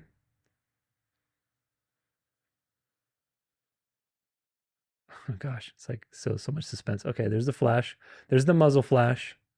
Now you're going to start seeing flashes in Turek's phone and here as well, which is just so weird. Okay. It happens here first. Then it happens boom, boom here. And then Turek's phone gets the flashes. So it's the same thing. It's just they're offset by a little bit. Turek's phone goes a little bit, teeny bit later, which is also weird. There's the flash. Boom, boom, boom, boom. Now boom, boom, boom, boom. Watch 5 flashes in Turek's phone. 2, 3. See how it's 2? Watch. 2. Gosh, that's fast, man. Right. There we go. Gotcha. 2. The next one is going to be 3. 4, 5. You see that? 4, 5. The flashes on the other side go like kind of one at a time almost. It's like, let's see. Flash. Boom. 1, 2, 3, 4, 5. So they match. It's a matching pattern. So that means that these two things are related. And on top of the fact you have 3 points, right? You have 3 points. You have Turek's phone, you have the right wall, and then you have the back wall. And all of these are matching a pattern. That means that there's a light source somewhere generating these things. I don't understand what it is because they're not muzzle flashes. It's not going bam, bam, bam, bam, bam. It's multiple flashes and they're shining in Turek's phone as circular lights, which is indicative of some kind of flash of some kind. I don't know. It's just really weird, really, really weird. Something is weird with this. So anyway, I think there's a preponderance of evidence that this was on the right and that it came from the right. As to who and exactly where it was, it's really hard to know because there's so many potential leads and they're all full of questions.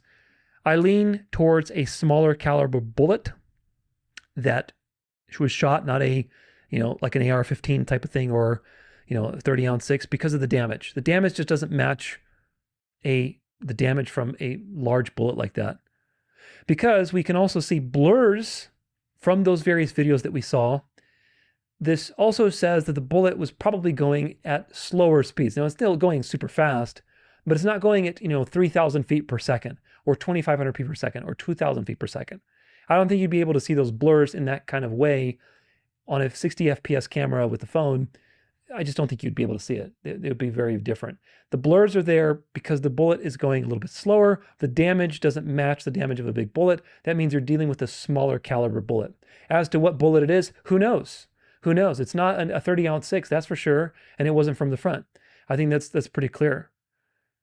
Now, there's the argument that bullets are too fast to be caught on camera, and that's based on different speeds, because if you have a calculation of these things, if you look into like the speeds of them, on a 22 long rifle, the average feet per second is about 1,200. At 60 frames per second, the bullet travels 20 feet. Same thing with a 9mm. Of course, if you're dealing with a 30-ounce 6, it travels about 50 feet on a 60 FPS. So you wouldn't really see, I don't think you'd see a bullet on a 30-ounce 6 traveling 2,900 feet per second average velocity with a 60 FPS camera. I don't think you'd see that.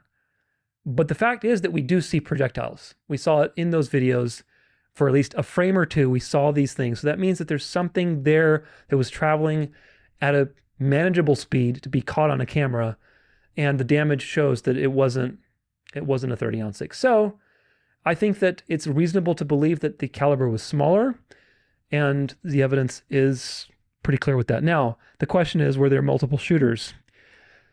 I don't know. There weren't multiple bullets. There weren't multiple shots fired. So this is not entirely clear. It's not clear what happened as far as that goes, but it's obvious that he was shot from the right. I think that's pretty clear. My feeling is that it was somewhere higher up. There was a pro involved. He had military grade equipment. The flashes are really weird, very discrete things. I don't know what the flashes are. They're not infrared because they're actually flashing in 3 different spots. Turek's phone, you can see clearly on the stone walls there and on the glass. It's just so weird. It really is. I don't know what to make of it, to be honest with you, but it's obviously light. It's obviously light. So how does that work? I don't know. It's very, very strange. Now, with all that said, we got to look at the anomalies with all of this, because there's a lot of anomalies that people have brought up. So there are some things that suggest even more suspects or shooters, just really weird things that add to the confusion. And again, you wonder if this is by design to basically just confuse people and take them off the scent. So the first thing in this folder are these 2 people. If you watch this slow video, look at these 2 people standing up, these 2 shadows. I don't know when this is, if this is after, because I think this is after they rushed him over, because it doesn't seem like he's there anymore. This is after the chaos, and this guy's like celebrating. And you see, he's not there. Let me see if I could stop this. You see, he's not there. This is after. But afterwards, you see these 2 people standing up. See, look at this. These 2 guys standing up behind this, behind the banner. What are they doing? Who are these people, and what are they doing here? What are they doing standing up and then just kind of casually standing up? Let's see. Come on, come on, come on. Yeah, you see? They're getting up like, who are these people? What's going on? I don't know. Very strange. Very, very strange. You also have this guy, this theory, this guy in the front, which is also really weird. He doesn't seem to flinch. Assassin right here, guys. Right here. It's unbelievable that people can watch this and say, no, you're just delusional, or no, you snorted cocaine, or you're just stupid. Like, you can't see what I'm seeing. That is a palm gun. Now, notice that the bang comes before he pulls the trigger. If he was actually using a palm gun, the bang comes before he pulls the trigger. And I don't see anything poking out of his fingers. I mean, it's... You may not know what a palm gun is, but that is a... Do you hear the bang went bang and then he's doing something with his shirt? Palm gun. Look it up. That... Pay attention. The bang's coming. Is a palm gun. And then he moves his hand. So it's not a palm gun, man. The theory is that it's one of these type of things. No, thank you. And it's very concealed. But you see, there's a protruding barrel, man. I mean, you could see a palm gun. It's supposed to be discreet, but you're still going to be able to see a barrel for this thing. And I don't think that's the case. And the bang happened before the guy did his shirt. Now, the guy's behavior was very weird. He didn't seem to flinch. He was he looked like a military kind of guy. He had his sunglasses and he's looking at Charlie Kirk, but it doesn't match the bullet trajectory. It doesn't match the other evidence of the bullets coming from his right side. It doesn't match the acoustic evidence. So I don't know. It's really weird. It's an anomaly. Here's another one. There's this guy running with what appears to be a gun in his hand. And this is a different guy. This is a different guy than the other one.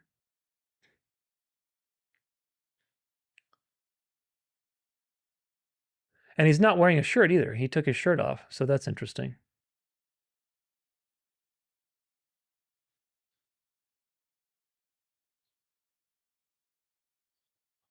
So this is on the right side. And then you got this guy. You got this guy with the gun. So that's really weird, but he's coming from the crowd from bottom level. You get it? He's coming from bottom level and he's running across. So it's just really weird. Again, there's probably multiple people involved to create confusion. Charlie was assassinated with a modified camera. This is the modified camera view. And the idea is that the camera behind him was actually what shot him. So I don't know. It's possible. It's an interesting idea that definitely would fit, but who knows? Who knows? I don't know. I think the the evidence is pretty clear that he was shot from the right because the sound triangulated to 70 to 90 feet away. You can't fake sound, okay? Obviously, there's something that happened here. Look at this.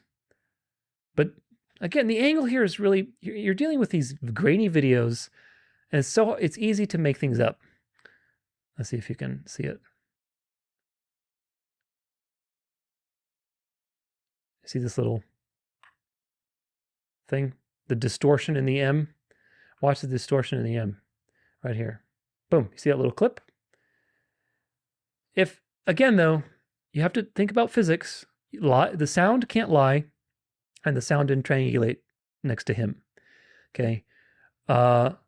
The ballistics doesn't lie either, because if it shot a bullet, you wouldn't see it on camera. Okay. You wouldn't see it on camera. If it was that close, if it's shooting a bullet, well, I don't know, maybe it would be slow enough. It wouldn't go fast enough to be invisible to a camera, to a FPS camera, 60 FPS, but I don't know. I'm not sure about that. It's an interesting possibility. So conclusion, there was at least one more, or possibly two or more other guys involved as shooters in the situation.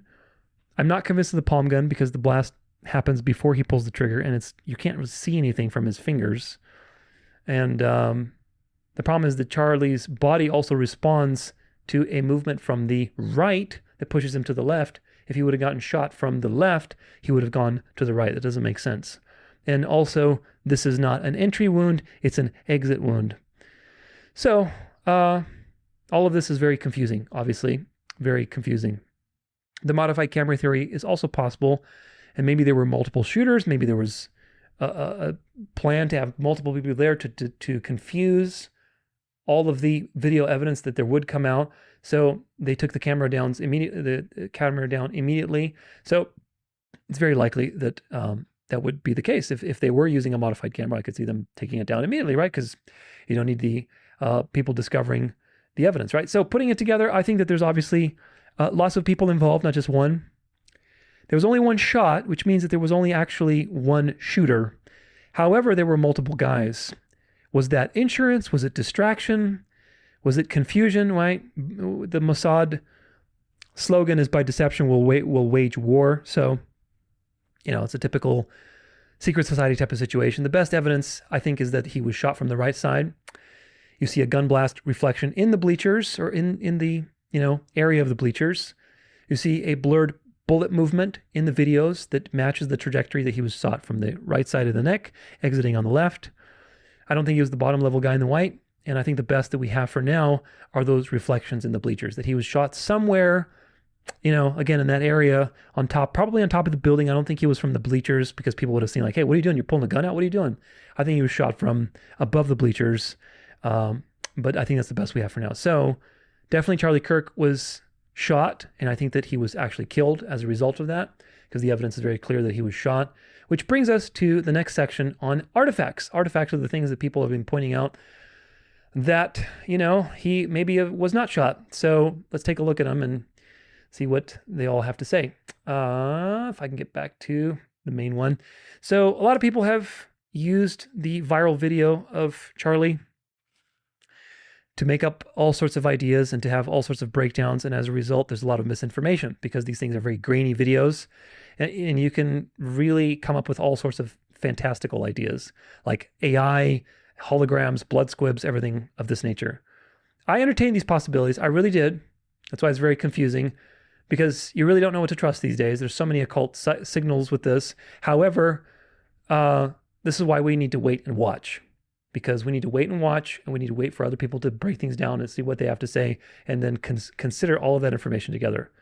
So there are explanations to practically almost all of these things. There's one really weird one with the chair, but we'll look at all of them. So the first artifact is the disappearing R in the freedom shirt. So if we look at this video, where's the disappearing R? Let's see if we can find it.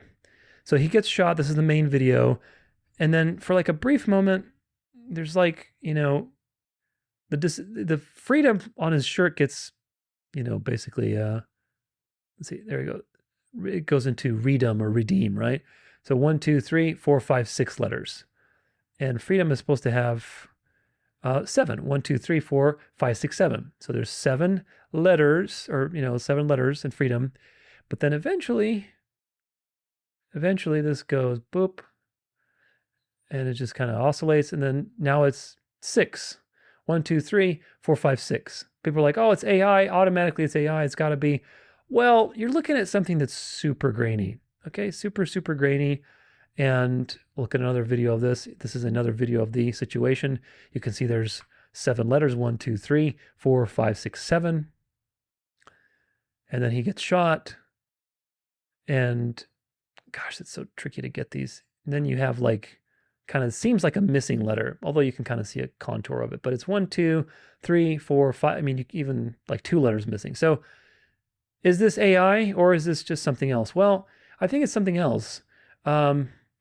Here's the picture of Charlie Kirk at his event. This is a high resolution picture. And what do you see? You see a missing R. Feed him. Feed him. Because his shirt is folded over and is very consistent with what shirts do at this angle. So is it possible that his shirt folded and in that grainy video, you're not getting a full sense of what's going on because the movement is jolting his body? Yeah. So the missing R is not AI because you have a picture of it. This is not an AI picture. This is a real picture of him in action throwing a shirt, and he's got a missing R because the shirt is folding. That's why. So you're dealing with grainy footage, fabric that's folding. It's nothing to, get suspicious about. It's not holographic technology. Now, the next thing is the ring on the finger. That was obviously a weird artifact going from the third finger or whatever, 4th finger to the pinky finger. And of course, people have brought up that he plays with this thing. There's a video of him playing with this, little switch ring or whatever it is. So that's true. However, a ring is not going to switch out and then switch back in on your 5th finger as you're falling. That doesn't make sense. It might fall off because it has a little switch on it. I could see that, but it's not going to go to your 5th finger, which is very weird. But then you run into this problem, which is that the video of Charlie Kirk's ring going viral is the AI upscaled version of the original footage that was taken by someone in front of him. If you have seen the original footage, you know it's very low res and pixelated. Someone upscaled it and the AI messed up the ring finger.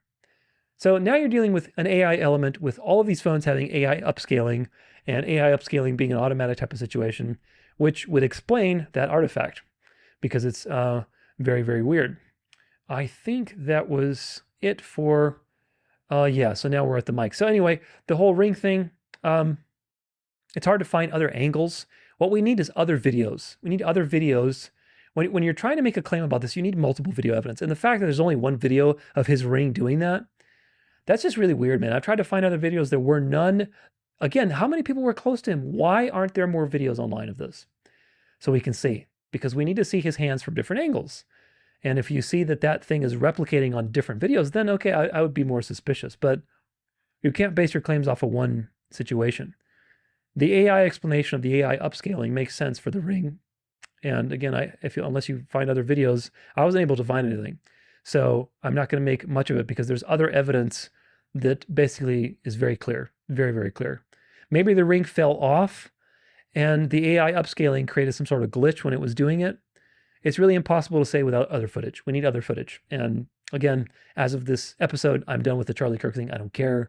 I don't care if it ends up being that he faked it. So far, I'm leaning towards the fact that he got actually killed. So anyway, it's very fishy, but it's still explainable given the fact that there may have been AI upscaling involved. Now, the black dot on his left or on his right side. So this dot here, and of course, everybody initially thought that he gets shot, and this is like a hologram thing, and basically it moves over to his neck, and now, oh, there you go. This is the hologram taking effect and whatever. Like, this is just a lapel mic, folks. It's a lapel mic because he's recording himself for YouTube. Here's a video explanation of it on TikTok if this thing will load. Come on now. Don't be shy. Let's go. Refresh. Okay, here we go. Can you play? Of course, you're going to play without any sound.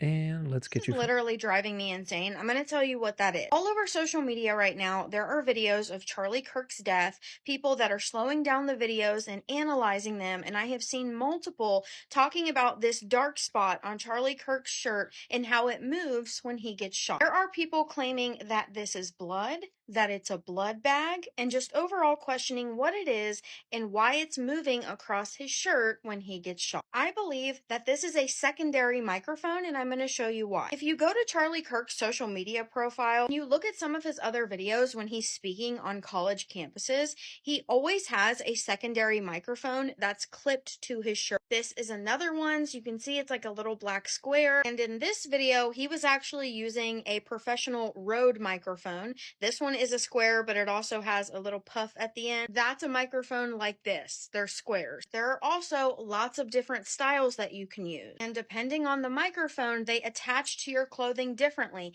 They could have clips on them. They could be magnetic. All going to be different depending on the style. And it's not uncommon for people who are doing speaking engagements to have a main microphone and then a secondary microphone where they can use the audio from that mic for their social media videos. So as far as like why it's moving across his shirt, it's likely because it's attached to his shirt in some way, and the impact from getting hit and then the recoiling, however that microphone is attached, may have come loose and just went all over. I don't think it's blood. I don't think it's a blood bag. I think it's just a secondary microphone.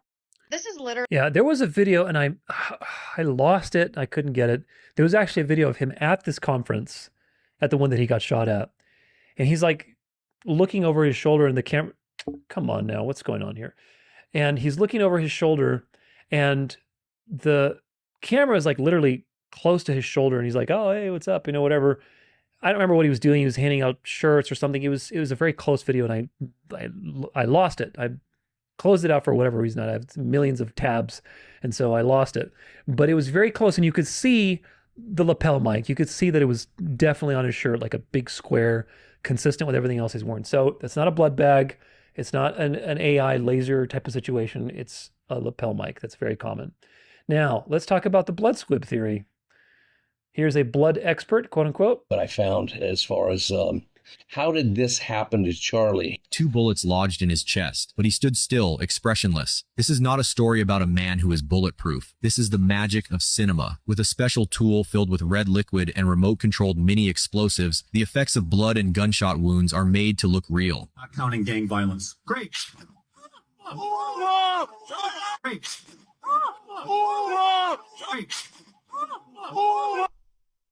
Okay, if you didn't see it, or it doesn't make sense to you, what I'm getting at is this blood that has been prepared by your body for your brain to go in through those capillaries. It would be a death sentence to have that blood in chunks, and that's what it is here. It's coming out in chunks, like it's already coagulated. I would say that the guy's already dead over a day. Okay, because blood doesn't come out in chunks. It squirts out, possibly, arterial blood especially, but it doesn't do that. It doesn't come out in chunks. This is definitely some trickery going on, and this looks exactly like it does in the movies when they need somebody shot in the chest. Okay, and I hate to burst your bubble, because I had the same reaction. I wanted to kill somebody when I first saw it. I mean, Charlie Kirk, I don't really care for the guy as much, but nobody deserves to be shot like that. But now I'm believing he's still alive. Okay, now these Freemasons, Charlie, he's a Freemason. These guys have a habit of staging their own deaths. They do it all the time, constantly. And then they reappear as somebody else. Okay? And don't even get started on that, because that rabbit hole will take you months to get down and figure out who's all who. And it would be worth your investigation, but it does take a long time. Anyway, here we are. Charlie's, has a good reason to false flag. Okay? Very good reason. Well, the number one reason is that he's a Freemason, and that's who does the false flags, most of them. And but this blood coming out in chunks, I ain't buying it. Nah, that's blood that's been bagged up and is ready for a show. I want to show you But the thing is, here's the problem with this. There's a lot of problems. We'll look at some other ones, but the blood that's coming out is being analyzed on a very grainy video that is not high resolution. So there's that also. Here's another bullet hit squib. It's all a movie. Let's see. Watch the dude as he grabs the squib off of Charlie, puts it in his pocket. Watch closely. The one guy grabs the squib, gives it to the guy with the polo. He puts it in his pocket. Now the other guy that I once said, press the remote for the squib, takes the remote, puts it in the other guy's pocket, and he takes off. So the first guy gets the squib that was on the neck. Watch closely. So, boom, shot. There's the guy with the blue, puts it in his pocket. Here's the guy with the remote, puts it in his pocket. And scene. I told you guys, the guy with the brown shirt, when he pulled up his shirt, he was pressing the remote for the squib. And there you have it. So, let's see, what else we got here? Oh, the video is at 35 seconds. Let's see, because I want to show you something on this video. Because supposedly, this is, I think, the Rode mic. Watch, let's see if I can freeze him here. All right, we're going to get... Okay, you see how see that? In his shirt? But this is the lapel mic, okay? People think that's a blood squib. It's the lapel mic. You can see it from this angle because it's black, but it's not the blood squib. It's not. Because, why? Because, look, here's a photo of him throwing out hats. You can see the necklace and his shirt. And you can tell that his shirt is very like see-through, man. It's a very see-through shirt. It's a thin shirt. He's a scrawny guy. Look, here's a better resolution of it. Here's a clear picture of the necklace. And in fact, you can even kind of see it. You can kind of see the contour of the necklace underneath the shirt. The shirt is not that thick. Another one. Here's another picture of the necklace, and this one's even better. You see how the contour of the shirt goes over, and you can see the necklace very, very easily. Now, if somebody's wearing a blood squib, where the hell is he going to put the blood squib? On a white shirt, underneath where you can see very clearly. Again, he's a scrawny guy. You would see something if you can see the necklace, very clearly so, underneath his shirt. Very, very clearly so, because the shirt is very see-through. It's very thin fabric. Here's another shirt. Look at this. You see the contour of the necklace? Dang it, stupid right click. I only squeezed the mouse too hard. So here's the necklace. It goes through the shirt. You can see it. Very clear contour. And this is not like this is not like a wrapper necklace, man. This is just a regular necklace. So if you're having a blood squib with, wires and everything else, you would see that stuff, especially with the amount of blood that was produced on this situation. Do I have anything else for this? I think that was it. Yeah, so I think that was it. Let's see, Facebook. Is this the one? Sometimes I lose track of these. Let's see. What is this? ZZID. Yeah, it is. Okay, so this one also shows his necklace. This goes very close by. You missed it. See, you can see him like really you can see the necklace here. Anyway, let's see if it comes back. Yeah, there you go. You see, here's the necklace. That's a necklace. It's not a blood squib. It's not a vest. It's not anything. It's a necklace. And if he's wearing a necklace and you can see the necklace underneath the shirt, then where is he going to wear it? Now, I think he walks here. If you see him walk, he's wearing like skinny jeans, man. He's wearing like skinny jeans. Like, look at his skinny jeans. He's a scrawny guy. He's wearing skinny jeans and sneakers or skinny pants or whatever. Like, you can't fit anything on that body. You can see him walking. You would be able to see stuff on him, contour, but you don't. You really don't. I mean, some people try to look at the folds in his shirt, but you really don't, man. You see folds in his shirt and you see nothing. You should expect to see quite a lot. Let's see, what's this? This is the no bullet. Is this 1566? What is the end of this reel? Yes, okay. This is, I still got to watch this because this is the no bulletproof vest testimony. This is me. I was there. I want to stop the lies. Okay, so I wanted to make this video in regards to a lot of misinformation that keeps circulating online. And I wanted to give my perspective as a witness to these actual events and being at this actual event. What happened?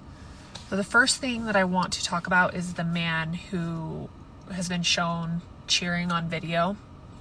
I was right next to the man for almost an hour. We were both early to the event. He was right next to me the entire time.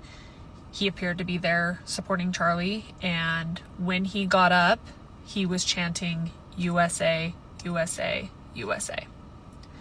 I think it's interesting that there is no videos with audio to that clip, or you would be able to hear him say USA, USA. And also my husband scream at him to get down, because my husband very quickly cursed at him and said, "Get the F down, dude." I think it was incredibly in poor taste, but I do not believe that it was malicious like people are making it out to be. I believe he was there to support Charlie, is my perception. The second thing that I want to talk about is his kids being there. His kids were not there. He doesn't show his kids on social media. He would not bring them to an event. I never saw them at the event. I never saw his wife at the event. They were never brought out in front of us. I was right next to him before, during, after everything happened. I never saw his kids. I never saw his wife. I cannot speak to if they travel with him. They could travel with him. They could be in Utah. They could have been in Utah for all I know prior, but they were not physically at the event. Third thing I want to talk about is Charlie wearing body armor. Charlie did not have body armor on. I keep seeing that circulating that he had body armor, and he was right next to me multiple times. You could see directly through his shirt, front and back. He did not have body armor on. So I'm not saying that he wasn't wearing body armor. According to close-up photos, you can see that. And there's no point in time where he would be like, okay, let me step away really quickly and put some body armor on. If he was wearing body armor, he would wear it at the very beginning, especially if he's going up to the crowd and throwing hats and stuff. He would wear it there. But he wasn't. And you have an eyewitness that's telling you that he wasn't wearing body armor. Therefore, he wasn't shot and it ricocheted. He wasn't, shot from the front. He was shot from the side. And that's very clear. So all of this is pretty clear testimony. Now, as far as the blood squib goes, it was a microphone. When he leans over and you saw that black thing in there in his shirt, that was the microphone. That was the Rode mic, very clearly so. And you can see through his shirt very easily, so you would see these things. They would not put a blood squib in his shirt in the front. That's pretty clear.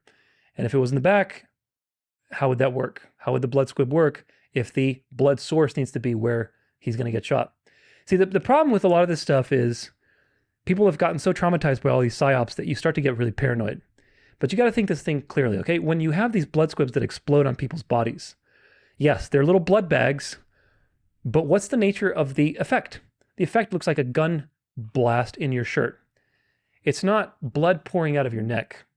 Okay, that's a whole different avenue, okay? Because now you're dealing with, let's say, a fake mask, running a tube through there, having a perfect angle, and then turning on, the pump to do it at the exact right time. You have to coordinate so many things. It's not possible. It's really not.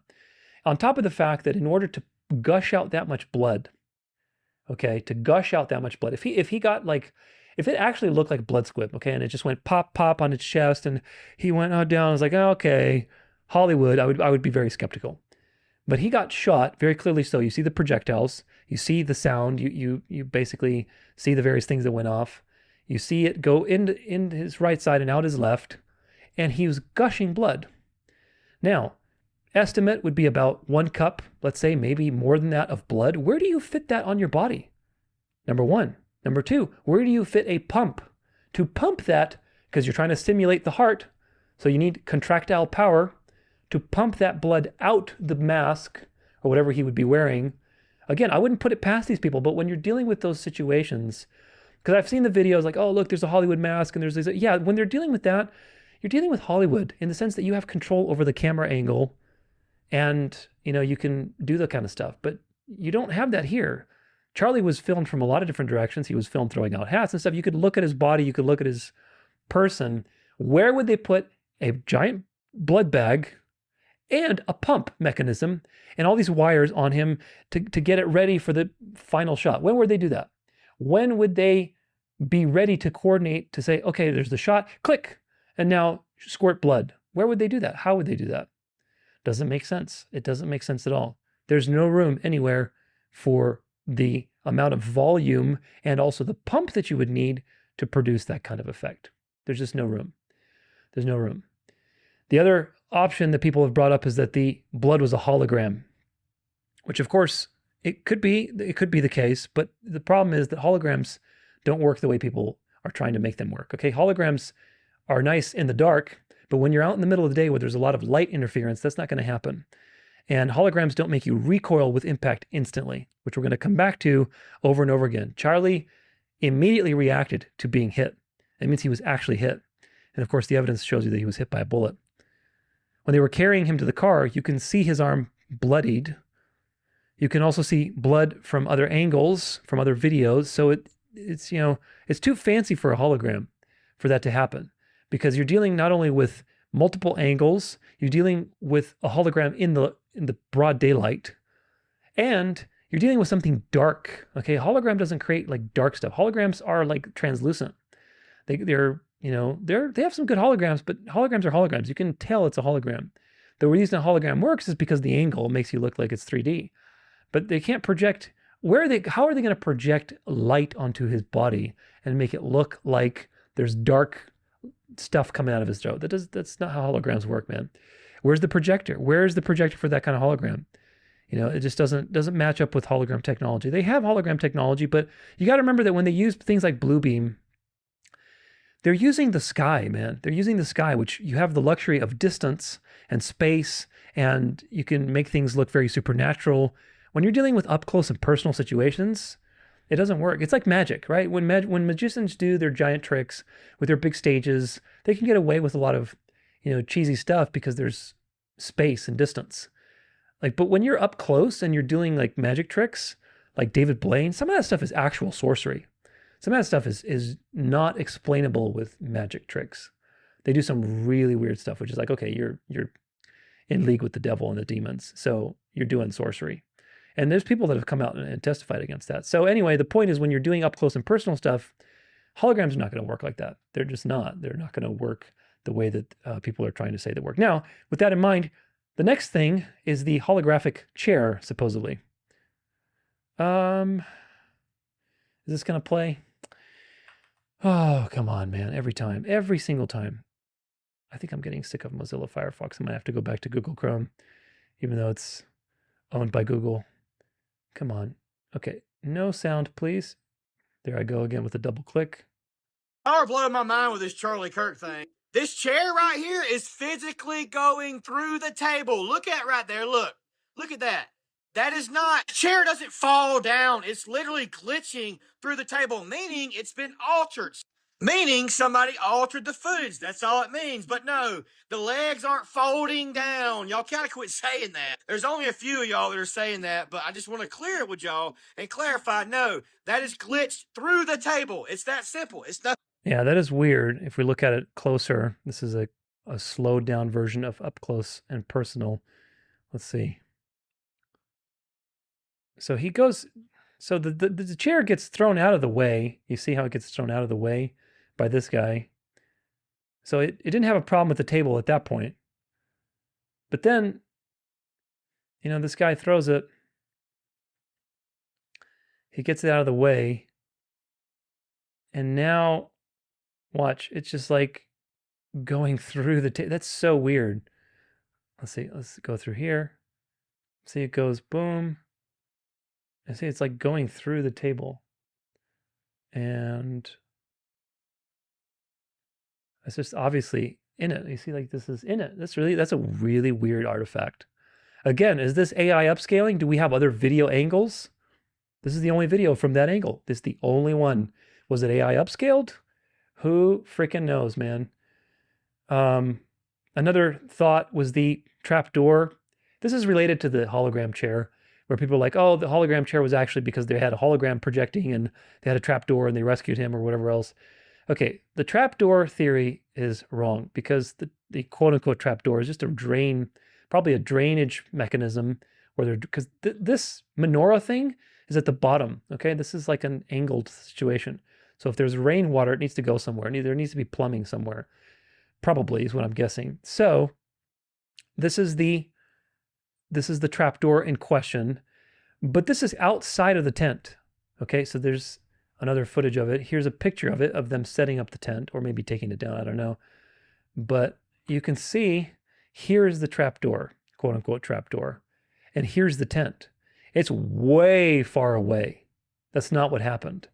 And that also goes for Candace Owens' theory, or whoever else was coming up, that somebody came out of the trapdoor and shot him.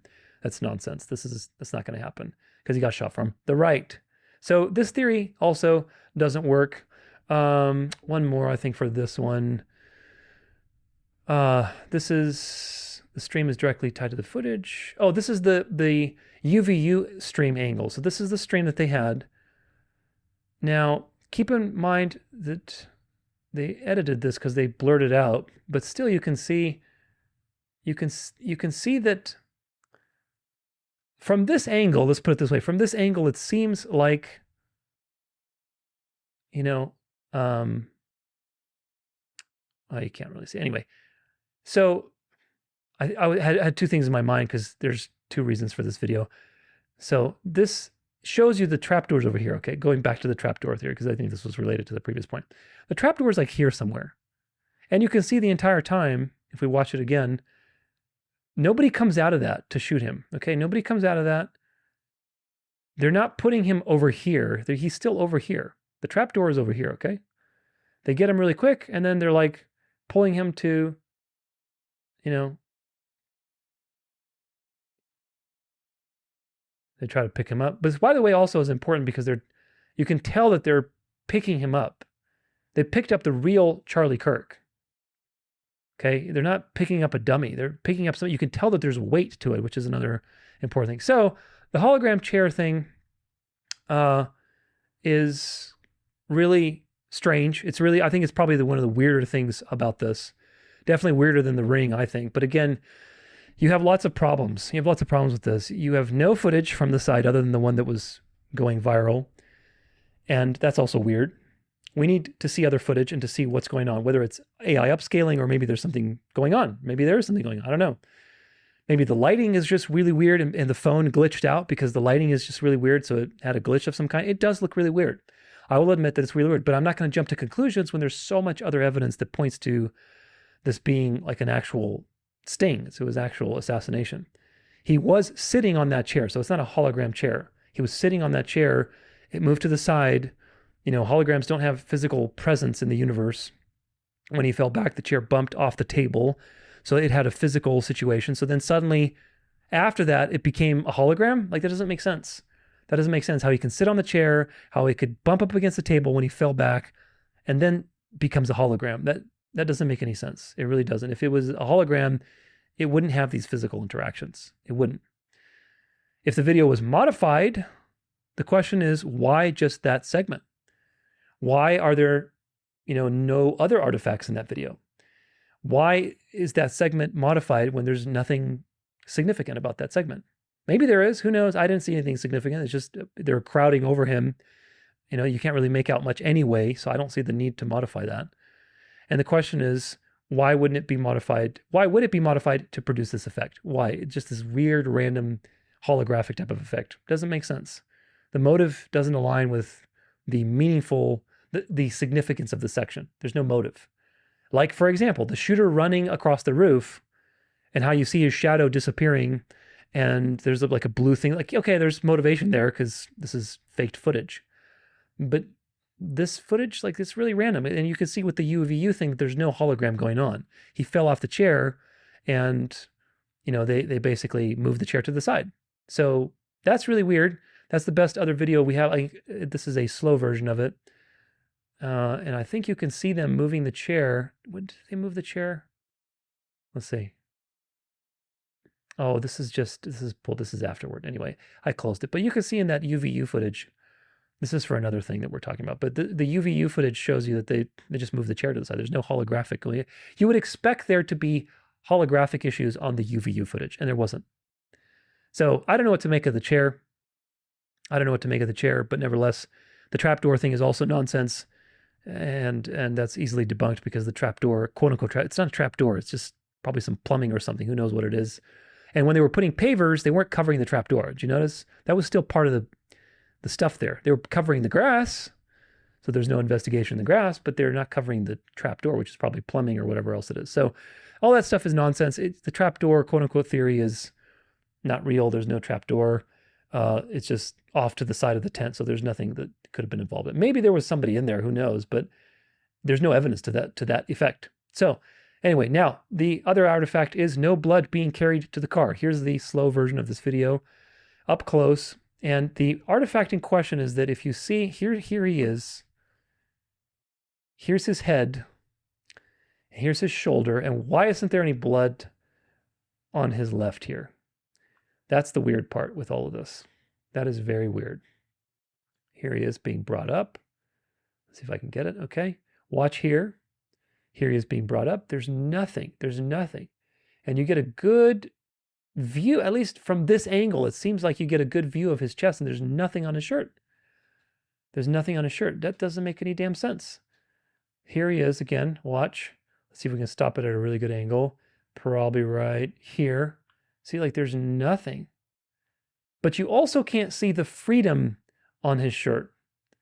So again, you're dealing with like really grainy, it looks like his head is facing this way and his chin is tucked down. I don't know what to make of it. It's hard to draw conclusions because you can't see the freedom on his shirt either. So the argument is, well, you can't see any blood here, so then it was never actually blood. Well, how do you explain the blood then? Even if it was a blood squib and some kind of pumping mechanism, you'd still have blood on his shirt. So the only way I can chalk this up is that the angle is just not good. I don't know. The angle is not good enough. If you see, let's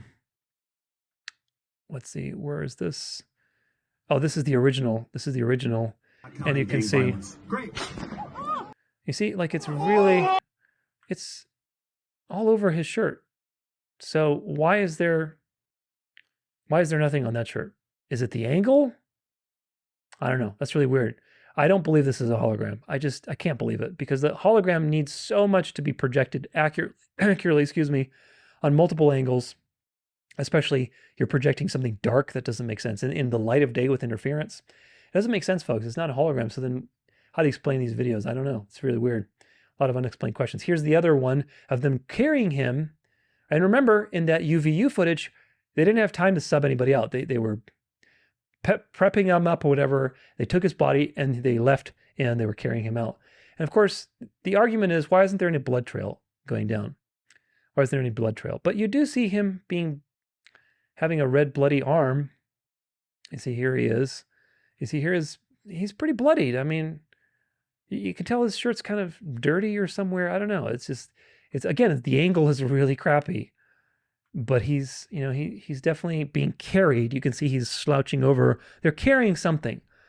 Now, if you remember from the Butler investigation, let's go to the 10-minute mark. This is the Corey Comparador thing. Look how they're carrying him. This guy's a 6'5" dude, 230 pounds or whatever, supposedly got killed. And they're surrounding him. And look how you don't carry somebody that big by grabbing handles. Look at the handle. You can see clearly there's a handle on this guy's leg. This is a dummy that they're carrying out. This is a dummy. And they're grabbing his jeans like it's, laundry or something. You don't do that. If he was actually a dude that was that big, you'd be grabbing him under his legs and doing all this stuff. Doesn't make sense. 200 plus pound guy. Yeah, right. You're not going to grab him like that. This is a dummy. Look how they're carrying him. Look at this. Look at this angle of the hand. There is no way that you would be holding a 200-pound man like this, gripping him with your wrist. Doesn't make sense. Barely there's no tension in his forearm, nothing. Hardly any strain. Two cops in the black have one hand around the waist. Again, hardly any strain on his arm. Hardly any strain.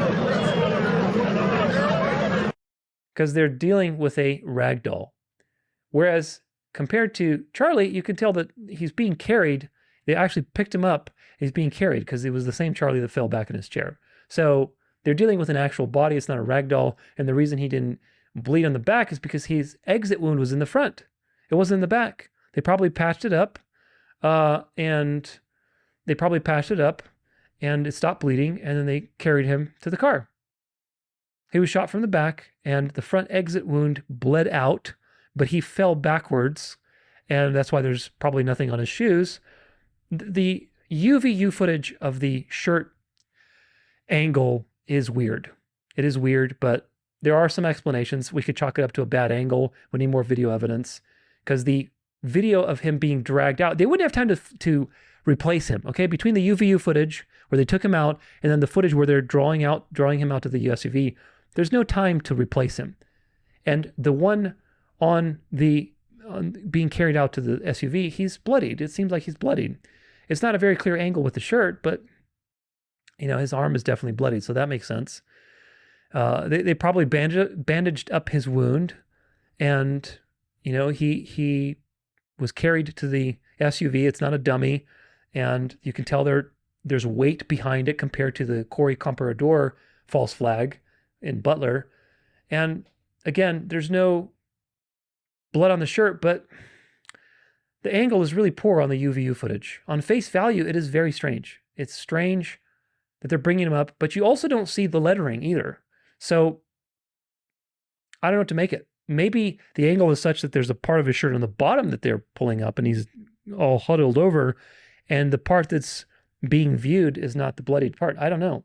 It's really difficult to say. We need more footage. And until then, we just use Occam's razor.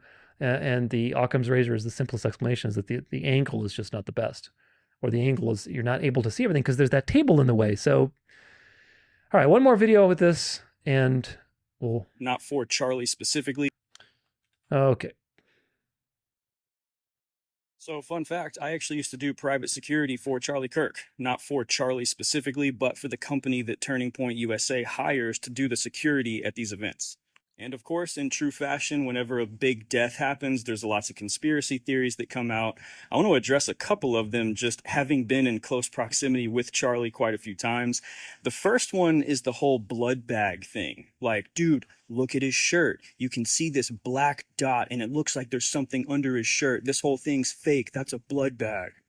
That bulge and that little black dot that you see on Charlie's shirt is not a blood bag. It is his microphone for his online viewers. He's got his own cameras going. He's got people watching online. That's a microphone for them to be able to hear what he's saying. The microphone that he holds in his hand is the one that is attached to the speakers so that the crowd can hear him. Also, that's just not how blood bags work.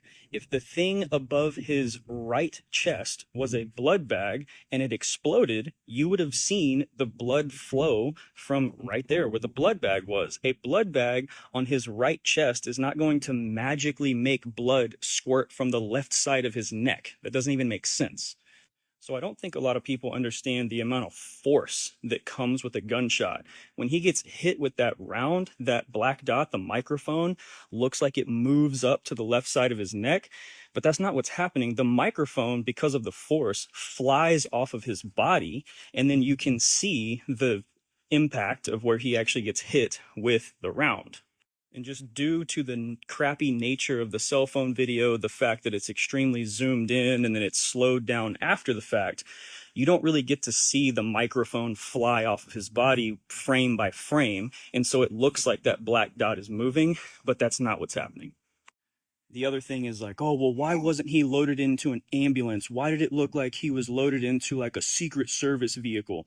Those were just the vehicles that we used, and there's not ambulances just standing by at these events. And so we would have multiple routes planned out to multiple hospitals. And our job was, if a principal was injured, we got them to our vehicle and we got them out of there as fast as we could, because you can't wait on an ambulance in a situation like that.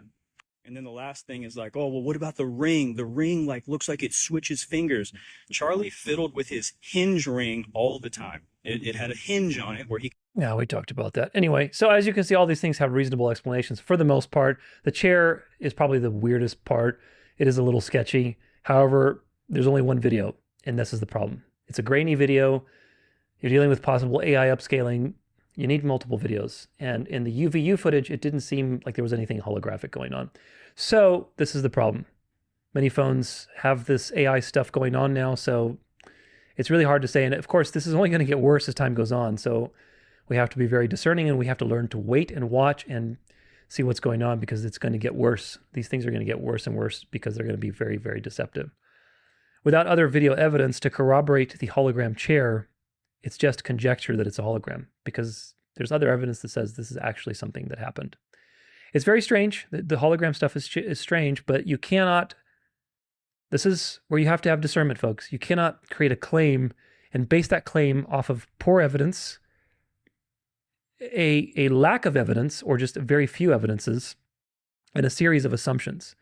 You can't create all these fantastical explanations like, oh, there was a blood bag, there was a hologram, it was all AI, it was all a hoax, without actual evidence.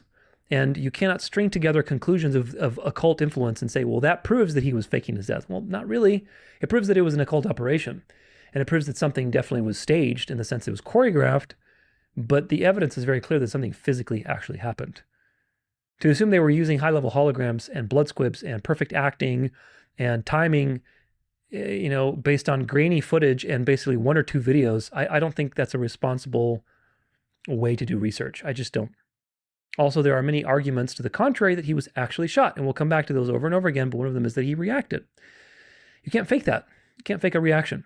So it's really shady that all the people there, were seemingly in on it, and it's really shady that for all of these people that were watching Charlie that had their phones out, that literally there's no other videos of this from different angles.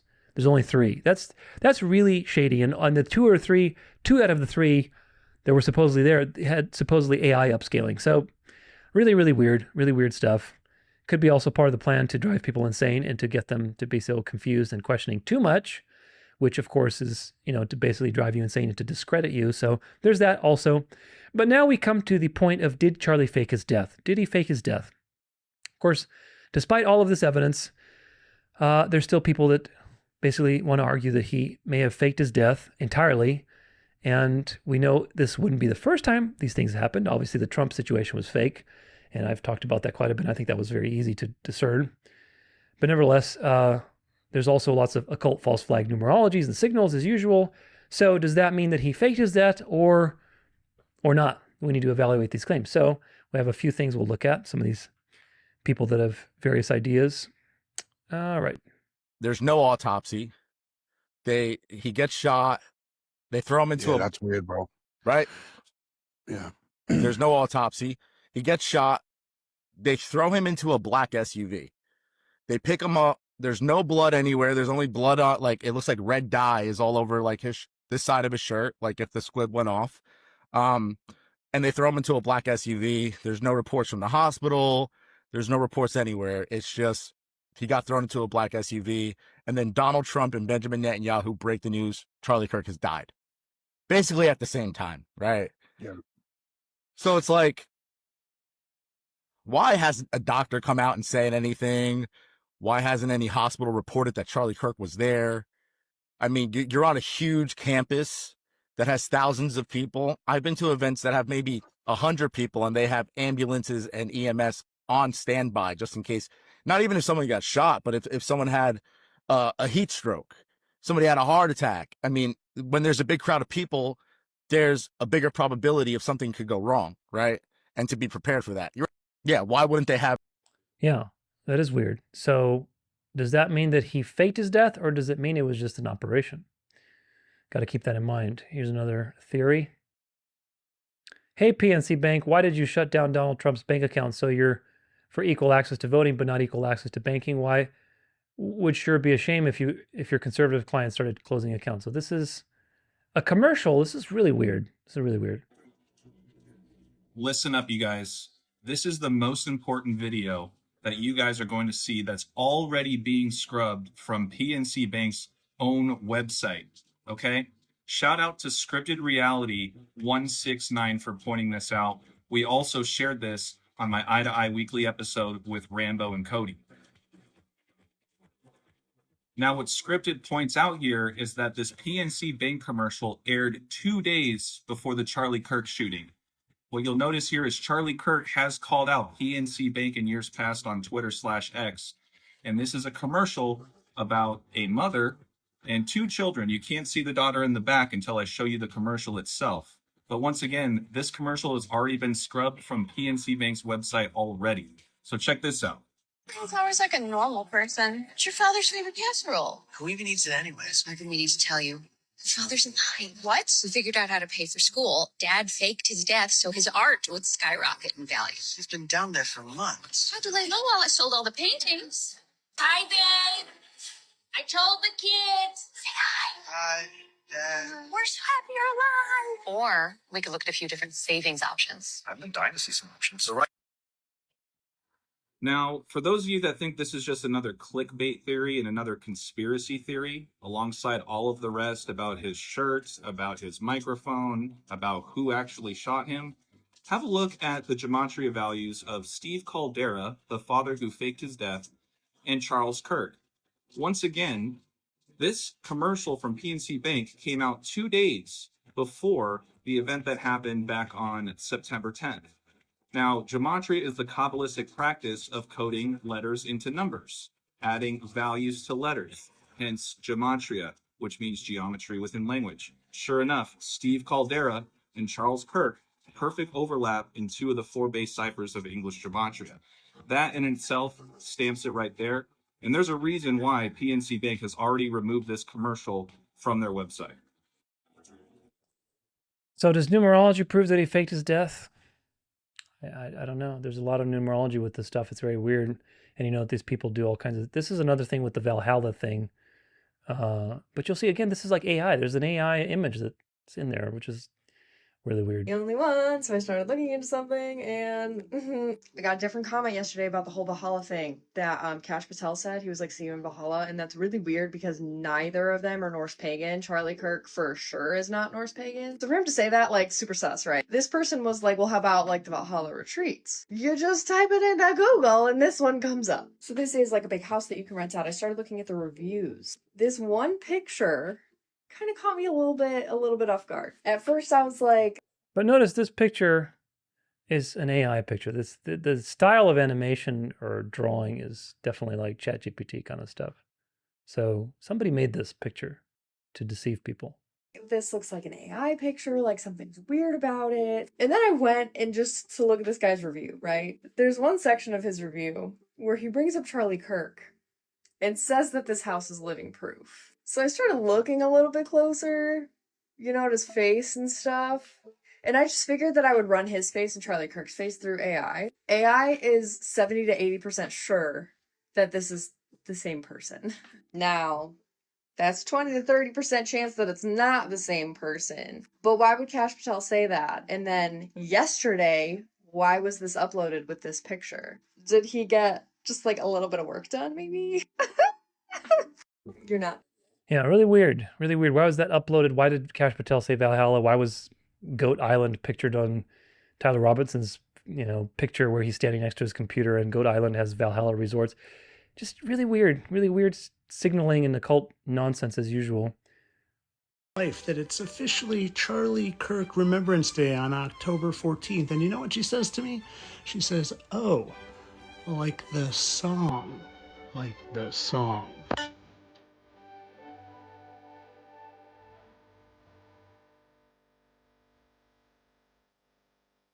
It was the 14th of October, and that t-shirt off your shoulder. You took my hand and we pretended like I was your guy. I love you. I love you. Oh, when I tried to guess your middle name, do you know just a few short days ago I heard that his middle name was James and his middle name was James, so I decided that I would guess what the middle name was of the Utah governor. And did you Guess it like I did? That's right. Middle name. I tried to guess your middle name. And you know what the next line is? For 30 minutes, we played that game. J, the 10th letter of the alphabet. 10 plus 10 plus 10 is 30. For 30 minutes, we played that game. In that Coldplay song you were singing, this song was written in 2017, and Coldplay just happened to make a pretty big splash in the news recently. Taking shots like it was nothing. Do I even need to go there? Oh, and all the shots from there and shots from there, that's just muddying the waters so you don't know it was fake. Did the Running Man, you loved it. Kind of made me think of something.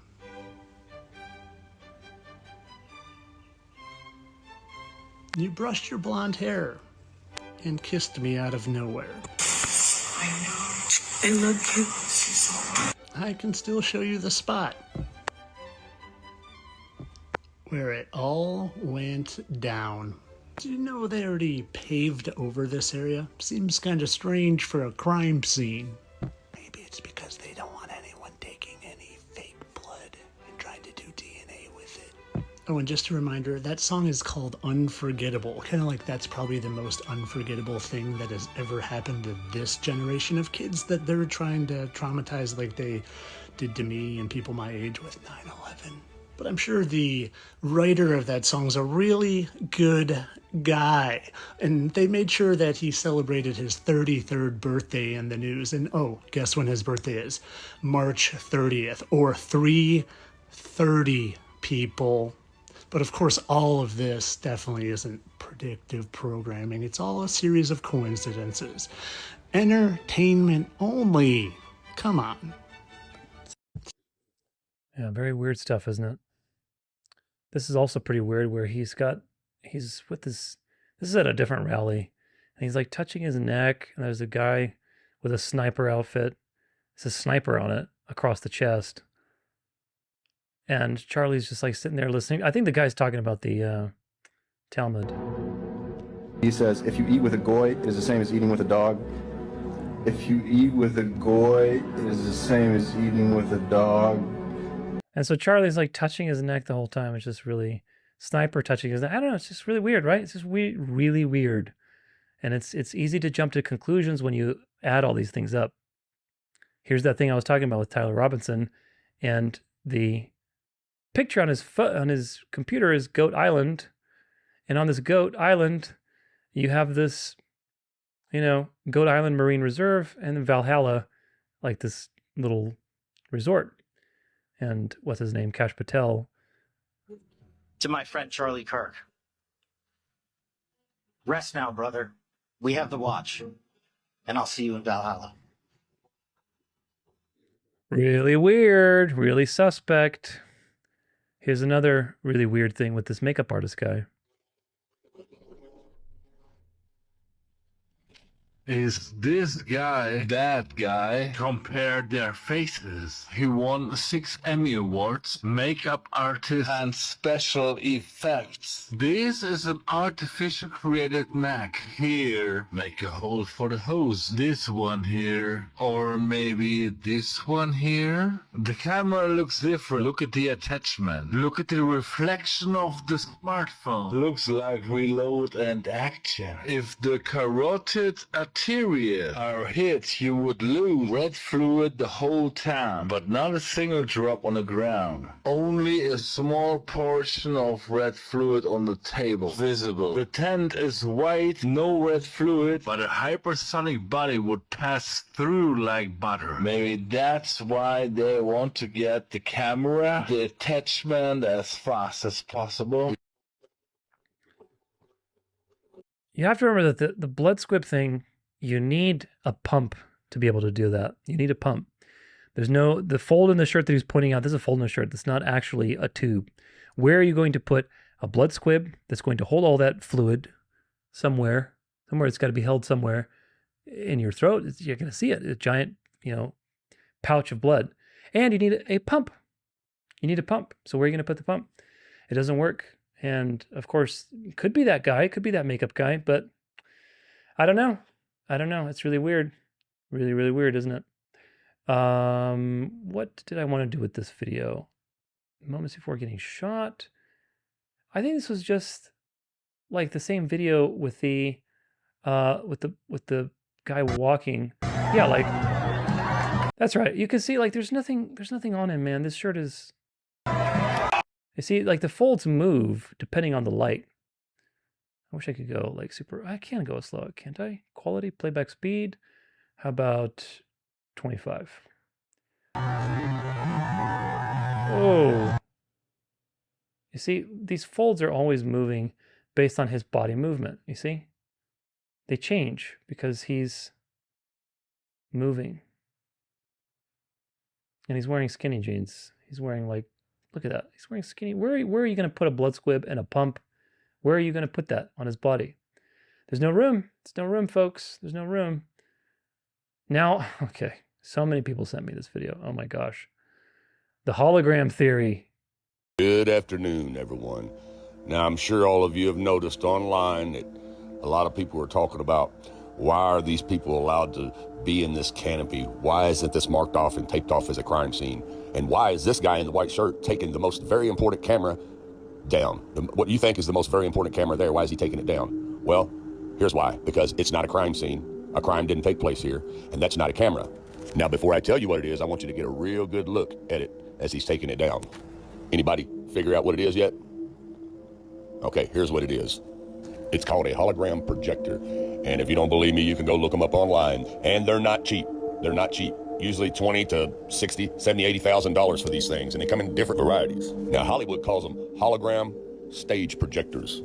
Now, you see how Charlie's little tent there is a perfect square? And as you can tell, it's 10 foot squared, 10 foot all the way around on each square, and it's about 9 foot tall. That's because it has to be for the projection to work. Now, let's explain. For smaller spaces, the projectors can be configured with mirrors to elongate the projection. Okay, pay attention to what he's comparing it to, because this is not true, but just pay attention. Path and maintain picture integrity. Eyeliner displays ideally require a minimum footprint of 10 feet square and a height of 9 feet to show full-size human figures. What you are seeing is a But do you see the mechanisms here? There's a lot of mechanisms within the cube that were not within Charlie's tent. reflected image which is so true and realistic to the original, it has become known as a virtual image. Many people perceive what they are seeing now as a 3D hologram. In fact, it is a 21st century take. There's a screen here. There's a physical thing that they're using light to refract and shape it in different directions. On a mid-19th century visual effect known as Pepper's Ghost, showing now on the relay screens. Thanks in part to the amazing optical properties of the eyeliner foil, combined with the light and picture output of Christie Digital high-definition projectors, the image has depth and opacity that actually supersedes the scale and definition. Yeah, that works if you're in the dark and you're looking at it straight ahead. It doesn't work when you're looking at it from different angles and in the daylight. And the fact that there's no like medium for that to basically coalesce the light in. Doesn't make sense. Of traditional 3D hologram. Like I said before, 10 foot squared, 9 foot tall. This canopy was made this size for a purpose because it is a hologram stage projection. Okay, it's not, because you saw him literally walking into the tent. He was throwing hats out, then he goes and sits down in the tent. All right, let's get started. Who wants to lose, basically, right? He sits down. So that was a continuous event. There was no point in time where he left somehow and then he would come back, what, as a hologram? That's not possible. That's not possible because he's in and out of that tent all the time. So this is... You guys were watching. These performers are holograms. Again, this is a hologram. But you have to remember that this is in a dark situation with a dark background. So it works because you're in a dark room. There's not that much light interference. And they have a huge area of projections and all sorts of situations. That's not the case with the tent. Every series, we take one step closer to achieving all of the sci-fi dreams. It's pretty cool. You'll never have to miss a gig again. The gig can come to you. We traveled to Paris to meet Ian O'Connell, director of the company that put this show on. Anyway, London takes less than a third of a second to go all the way around the world and be projected as a hologram on the stage in the US, as well as the hologram making it feel like the band are actually. But you can tell because, like, look at the quality. It's pretty good, but it's like kind of translucent. And I guarantee you that if you were to take a camera and you were to go in different angles, you would tell it's a hologram eventually. It's not like a three-dimensional body that's there. It's an image that looks three-dimensional. So this is not what it is, folks. It's not. So you can't apply the same thing to what happened with Charlie, because with Charlie, Yes, there's a camera behind him, but where's the other gear? How would this project in the middle of the day? How? Doesn't work. Doesn't work, especially the fact that he was outside doing stuff, coming back in, etc., etc. Here he is again.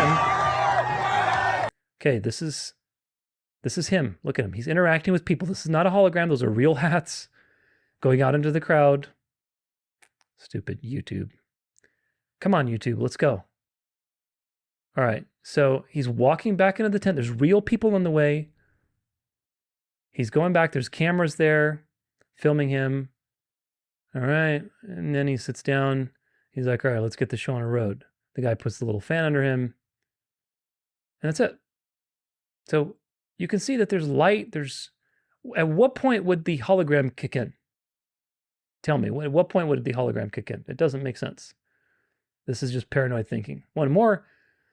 This is actually just kind of a joke. But so basically what we know right now is that Charlie Kirk assassin was a trans furry lover, or it was an Israeli professional hit, or the security guards giving baseball signs, or the guy standing next to Charlie with a no-look shot, or the guy in the front row adjusting his shirt, or the couple on the side using an iPhone gun, or person in the window with a muzzle flash, or the person up top on the higher level that looks like a effing bush, or it was someone in the crowd that used a trap door to escape, or it was a drone-like strike, or it's all just effing AI hoax and he's still alive.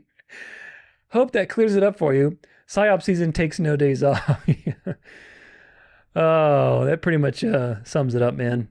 So, conclusion, there's many weird coincidences surrounding the situation, for sure. There's many weird things.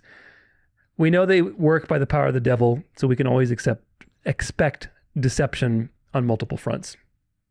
However, there are multiple narratives. There's multiple conflicting perspectives, all, I think, to confuse people.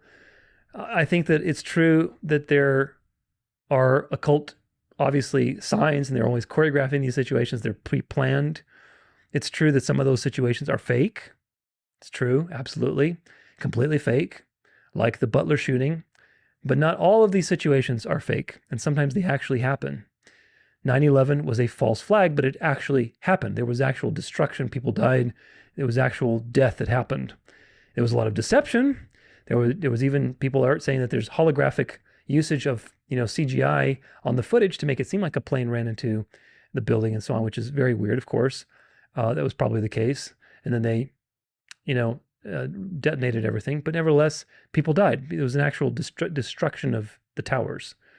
So at the end of the day, these occult situations are very strange, and you're dealing with lots of signs, but they don't form the basis of the evidence.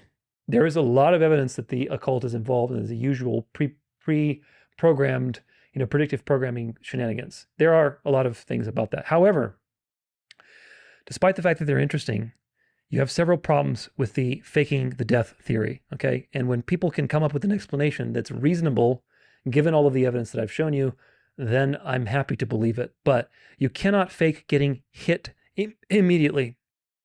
If you are an actor, it doesn't matter how good of an actor you are, you can't fake getting hit immediately. You can't fake physical impact into the body with the shirt puffing up and the body recoiling. You can't fake projectiles being caught on camera that are obviously blurred bullets traveling and hitting him. His voice wasn't nervous at all. And if he knew that this was going to happen, there should be something being picked up in his voice when he's talking to the guy and says, what about gang violence or whatever? Nothing. He's just having a casual conversation. And if he knew that that was the signal, there's nothing in his voice. Even if he knew that he was going to get hit, you can't react the way he did immediately. You just can't. That's the dead giveaway. You can't fake blurred bullets on multiple angles, by the way. On multiple angles, we saw that there was bullets. You can't fake that. You can fake a sound. It could be a fake sound to make you think like a gun went off. That could be the case because that's what happened with Trump. Somebody shot towards the sniper and then you thought the sniper actually shot Trump. That's not the case. You can fake that, but we have video evidence of the projectiles. There's like 3 or 4 videos that I looked at from different angles that show you projectiles, which means something actually hit him. And the fact that he recoiled immediately, there's physical impact, and he immediately cashed out. So you can't fake that. Even a trained actor wouldn't react instantly. So I think that just between these simple facts, between all the other things that we refuted, like the blood squib and everything else, I think it's very clear that he actually got assassinated. He actually got killed.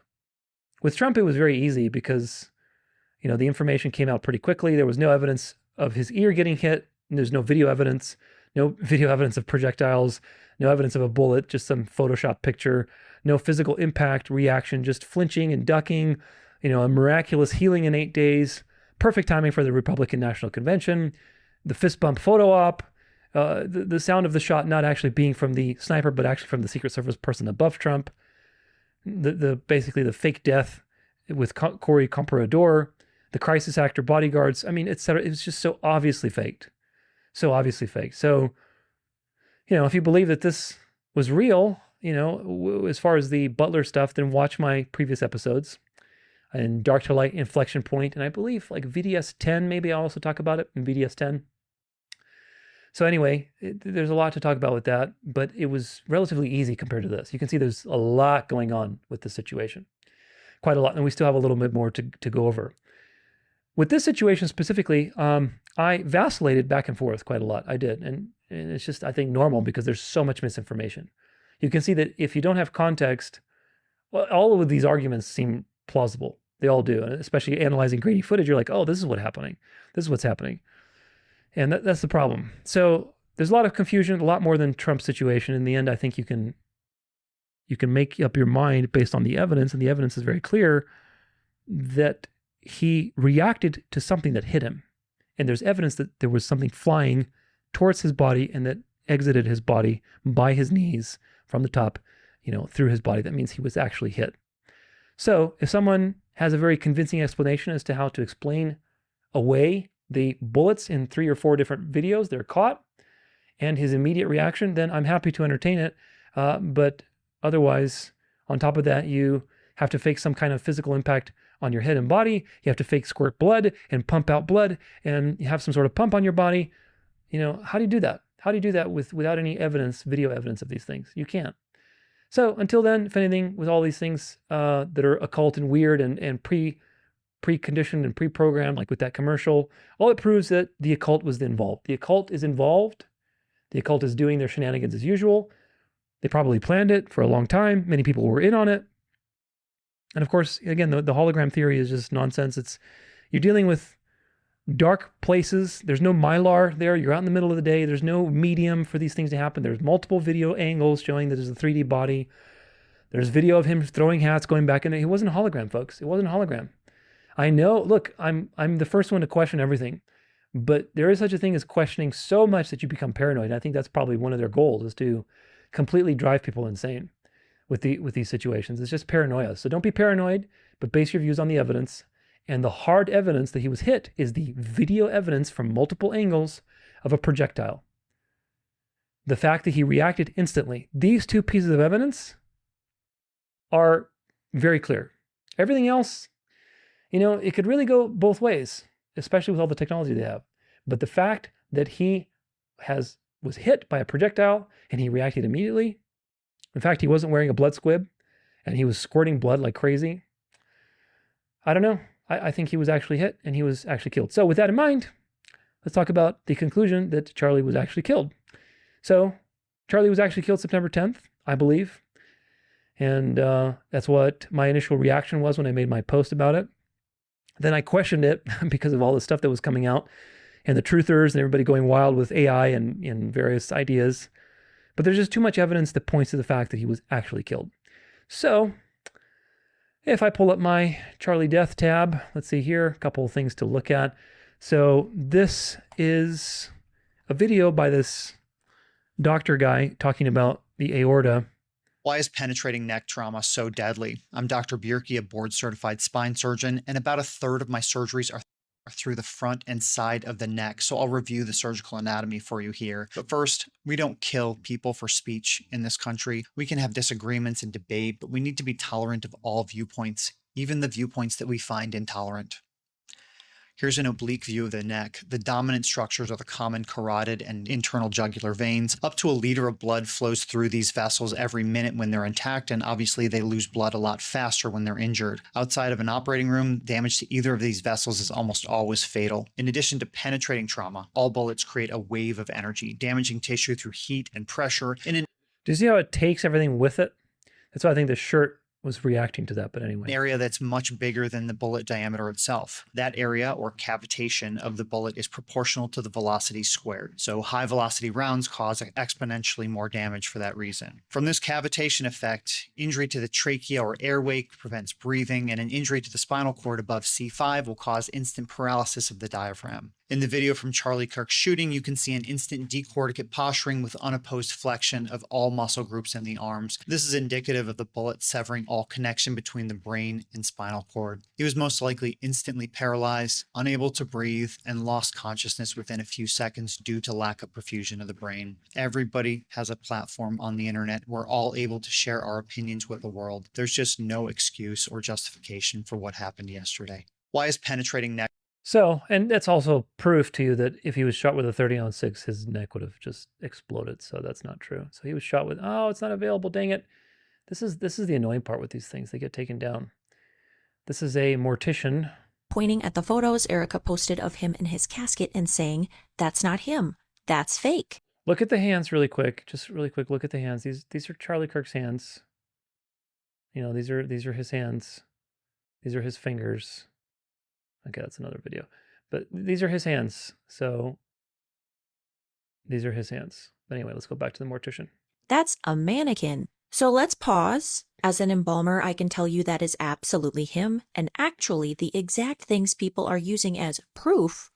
Interesting also, look at this really quick as she talks. You see this bruise on his hand? This is a detail that if you were staging this, I wouldn't see them being that careful to make a bruise on his hand. This is a bruise on his hand, and he was holding the mic, and it possibly fell on his hand or something, fell on his hand, but this is a bruise. So that's consistent with what he was doing, where the mic fell out of his hand and he dropped back and something else probably fell. Who knows what's going on? But nevertheless, this is an interesting detail. There's no need for there to be a bruise there if you're trying to fake. I couldn't see them being that careful.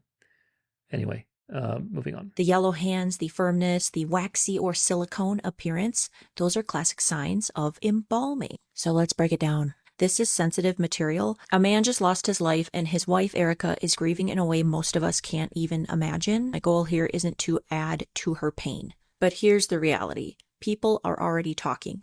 Everything from, he's still alive, to, that's a mannequin in the casket. And as an embalmer, I can't sit back and let people take these wild stories at face value. Yes, this is hard to talk about, but death is hard.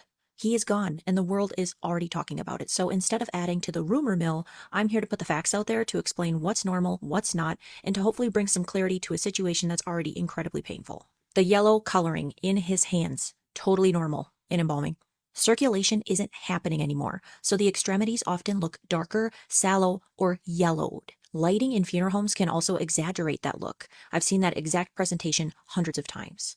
Another thing people bring up a lot is, why do they look waxy? That waxy look isn't because the person is fake or a mannequin. It's because the skin itself has changed. Once the embalming fluid replaces the blood, the skin is no longer being hydrated or oxygenated like it was in life. The texture literally shifts. On top of that, mortuary cosmetics are designed to sit differently than everyday makeup. We're working on skin that isn't absorbing product. Sometimes wax is used to rebuild areas. For example, if there's trauma, dehydration, or tissue loss, then makeup goes over that. The result can look smooth, even a little too smooth, or that's where that plastic or waxy description comes from. It's one of the biggest challenges we face, making someone look as natural as possible while working with skin and features that are no longer alive. On the stuffed appearance, some people said he looks stuffed. That's likely because he probably underwent an autopsy. In most gunshot cases, even when the cause of death seems obvious, a full autopsy is performed. That means Y-incision, removal, and examination of organs, then everything is placed back in and sutured up. To protect the embalmer's work, we often place the body in a plastic Union-all suit.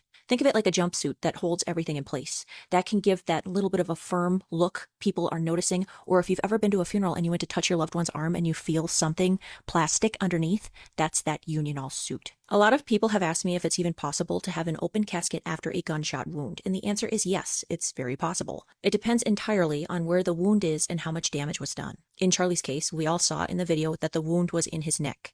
Now, I can't say for certain if it was a through and through, but how embalmers handle injuries like that. Embalming proceeds as normal, blood is replaced with embalming fluid to preserve the body. Wound closures. If the tissue allows, we will suture the wound closed. In areas where stitching isn't possible, say the skin is torn or irregular, we use what's called a basket weave stitch, which crisscrosses the area so we can build on top of it with wax restoration. After stitching, mortuary wax or a restorative filler is applied over the area to smooth out the surface. Wax gives us a base that looks like natural skin. We may use airbrush cosmetics or cream-based mortuary cosmetics that are designed to cover discoloration. Special focus on the neck and face. Because Charlie's wound was in a visible place, the embalmer would have had to carefully balance coverage with a natural look. I got lots of messages about timing and release of his body, and yes, the quick turnaround time is also normal. The body can be released right away. Funeral homes will embalm as soon as possible. The sooner, the better. In this case, Charlie was taken to the hospital first and declared dead on arrival, which means he was in refrigeration quickly, giving the embalmer good conditions to work with, in my opinion. Some people noticed that Charlie's wedding ring wasn't on his hand. My professional opinion, Erica likely has it. Families often keep jewelry rather than leaving it with the body, and honestly, that's smart. Now, people have also asked me if his public funeral will be open casket. It's scheduled for the 21st at Cardinal Stadium, and here's what I think. No, it will not be open casket. Why? Because Erica has already shared deeply personal image of her husband, and that's more than the public was ever entitled to. I don't think she'll allow open viewing for thousands of people, not because they couldn't present him, but because she shouldn't have to. That's private. They are pointing at the... So, I think that's pretty consistent with everything. One more.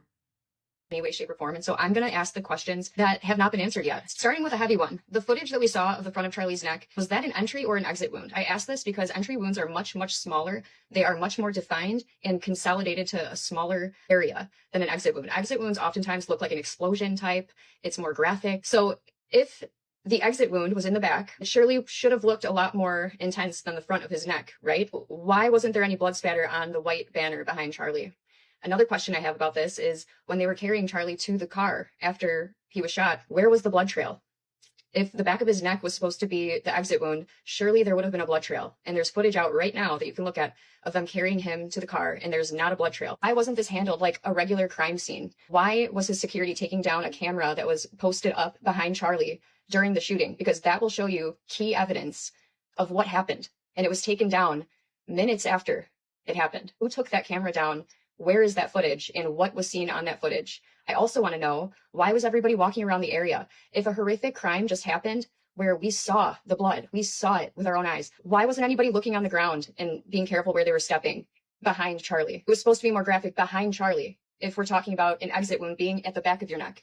So where was the blood behind him? For multiple decoys in this incident, it almost seems like there was a patsy, because you remember that older guy who was taken into custody. His name turned out to be George Zinn. And ironically, George Zinn was also featured in many 9/11 interviews blaming Al-Qaeda for the 9/11 attacks. The gun that they're saying was found in the woods that was used for this crime is very difficult to take apart and put back together. It's time consuming. And so we saw him running off of the building. He ran and jumped off of the building, no gun in sight.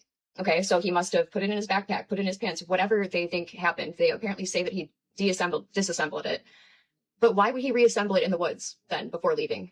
Make it make sense. What was the visibility like on the building that the so-called shooter was shooting from? Because he was shooting from higher up. Charlie was underneath a tent with the crowd very close to him.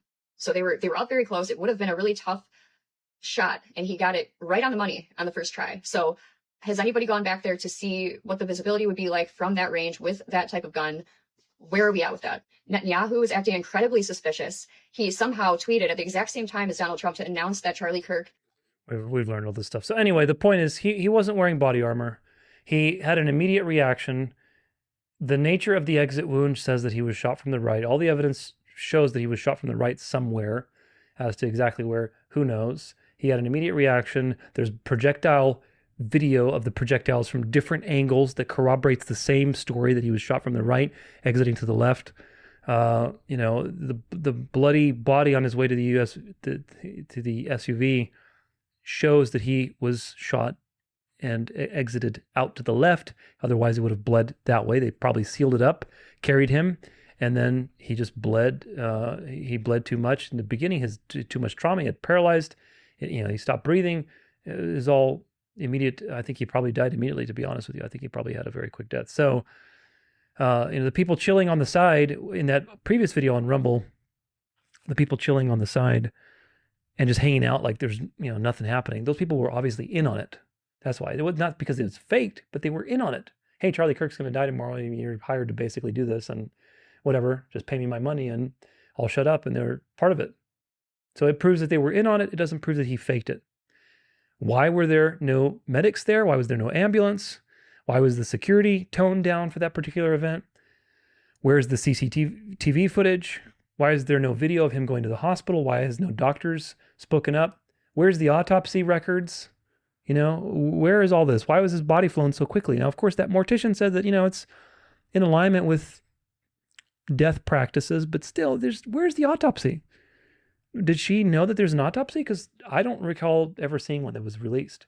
And of course, the surgeon the quote unquote surgeon that was talking to Andrew Colvett, I would pronounce his name, obviously in on it. Oh yeah, it's a miracle. It's a miracle the bullet never exited his body. Well, you're a liar, man. You're a liar. Obviously, you're a liar, because if the bullet shot him 30-06 in the front, it would have destroyed his head. He wouldn't have had a head to begin with. So he wouldn't have had a head left. So obviously this was planned. Obviously it was choreographed. A lot of fishy things that are evidence. If you combine that with the fact that there's bullet evidence and immediate reaction evidence, then you combine that with everything else, and yes, this was an operation. This was very much planned. It was staged to go about the way it's supposed to go. There were people that are in on it because, again, people like his wife and Frank Turek haven't spoken up about anything yet, at least not at the time of this video. His security guard, just really fishy stuff. Everybody just like the guy in the green, a lot of really fishy things going on. So obviously he was surrounded by wolves and they got to him. And Albert Pike says in Morals and Dogma that they also deliberately lie to people at different layers within the pyramid to basically keep them deceived so that nobody knows the full plan. So there's that. You're dealing with esoteric. You're dealing with multiple layers of the occult, multiple people involved. Different people know different things. Very strange situation. Another thing is this. I don't think they actually intended for it to be necessarily as confusing as it is right now. I think that was probably maybe a pleasant side effect of all this stuff. And they're just probably enjoying that because there's no huge benefit from making people super paranoid and questioning what you're trying to make them believe, which is that he was killed by Israel. There's not a lot of benefit there. Maybe there's some benefit in confusing people and dividing people against each other, but I think that's more of an unintended benefit, and for them, whatever, it's confusion and it discredits people who are questioning everything, makes them go crazy. So I think that they wanted to kill him, and it was very carefully orchestrated. It was a very orchestrated operation. But now, after all of this is said and done, and there's still much to talk about, but after all of this is said and done, the discussion is much deeper, and the question is, who benefits? Now that we've established that very likely he was killed, cui bono? Who benefits? That's what really we want to know. The alternative narrative is that Israel benefits because they silenced him before he could do any damage with his anti-Zionist pivot. But in today's world, with people hating the Jews, that's not much of a benefit. This is not really who benefits. Both Jews and Catholics weaponized Charlie's death, and also weaponized Charlie as a person before he died. And so you look at, for example, Ben Shapiro, he wants to take over. And then you also have the Catholics doing the same thing, like J.D. Vance, other people like Erica Kirk. The Catholics and the Jews are both on it. And the Jews are calling Charlie a hero for Zionism. The Catholics are saying, oh, he was basically a martyr because he was trying to expose the Jews and he was converting to Catholicism. Kirk's wife is Catholic and so is Candace. And they're both kind of taking control of Turning Point USA and basically saying what's actually happening. At least Candace is. At the time of this video, Kirk's wife was going with the mainstream, which is also very, very shady. We'll talk about that in a minute. But the point is this, folks. The point is this. What is this about? People notice the Jews because they're noticers and they're antiseptic, but you don't notice the Catholics in the same situations. You notice the evils of the Talmud, but you don't notice the blasphemies of Catholicism, with all of its blasphemous teachings like infant baptism, transubstantiation, papal supremacy, the pagan Sabbath, praying to the dead, purgatory, indulgences, priesthood mediation, the Immaculate Conception, idolatry through statues, works-based salvation. You don't notice any of that, and yet you notice the blasphemies of the Talmud. You notice the pentagrams and the Baphomets on old Jewish books with Kabbalah magic and sigils and all this kind of stuff that people know now, but you don't notice the continuation of the pagan empires from Babylon all the way through Rome. There's a giant pine cone in the front of the Vatican where everybody knows it's an occult symbol from Sumeria, and it's in St. Peter's Square, which has a giant obelisk, just like Washington, D.C., just like the city of London. And in St. Peter's Square, you have a giant solar wheel and an obelisk, which is all sun worship and pagan worship that's very ancient. The Temple of Saturn is right across the street from the Vatican. You have the blatant idolatry of Catholicism, bowing down to statues, and basically the sun, moon, occultic rituals of the Eucharist. You have the monstrance with the half moon, and then you put the sun in the half moon, and this is a fertility rite where the sun and the moon are basically male and female, they're reproducing. And it's, sex magic and all this stuff. There's the seal of Baal and the seal of the Vatican. And if you compare those two side to side, they're practically the same thing. You have dead body parts that people go and do pilgrimages at to basically, bow down and offer prayers and everything to these relics that are supposedly miraculous, and they're doing all sorts of signs and wonders. The fact that the Pope carries the Babylonian title Pontifex Maximus. The papal mitre, which is similar to Dagon and the hooked cane. Lots of strange things underground of the Vatican with the catacombs, the ancient libraries, all the secrecy that's surrounding the Vatican. Lots of people talking about trafficking tunnels under the Vatican. So you don't notice all that.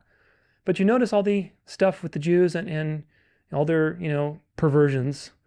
You notice all of the Talmudic rabbis and their, sucking of the blood off circumcised babies to get some adrenochrome and the, what's it called, the matzitza b'peh or whatever. You notice that, and you notice the perversions of the Jews doing that, but you don't notice the hundreds of thousands of sex abuse cases of the Catholic Church in history. Probably millions, actually, because the Catholic Church has been around for a long time, and only recently have we started to dig up these cases, and the ones we have digged up are hundreds of thousands of documented cases.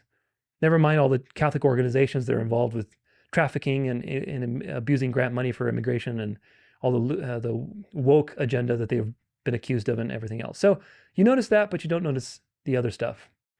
You notice the Jews bleeding out the body of Christ in history through blood libel, poisoning the whales, communism, forced immigration into white countries. That's really popular now. People are really noticing that. But you don't notice Catholics and Catholicism doing the same thing. Pagan Rome killed tens of thousands of Christians brutally, and they were white Europeans. Catholic Rome killed at least tens of thousands, possibly hundreds of thousands over the centuries with the Inquisition. Some people say millions. It could be millions. It's certainly not what the Catholics say it is. That's for sure. The St. Bartholomew Day massacre itself had tens of thousands of Protestants that were killed. Never mind the hundreds of thousands of Cathars that were genocided for not bowing down to the papal authority. The Crusades killed thousands of Eastern Orthodox when they sieged Constantinople, and that was white Europeans on white Europeans.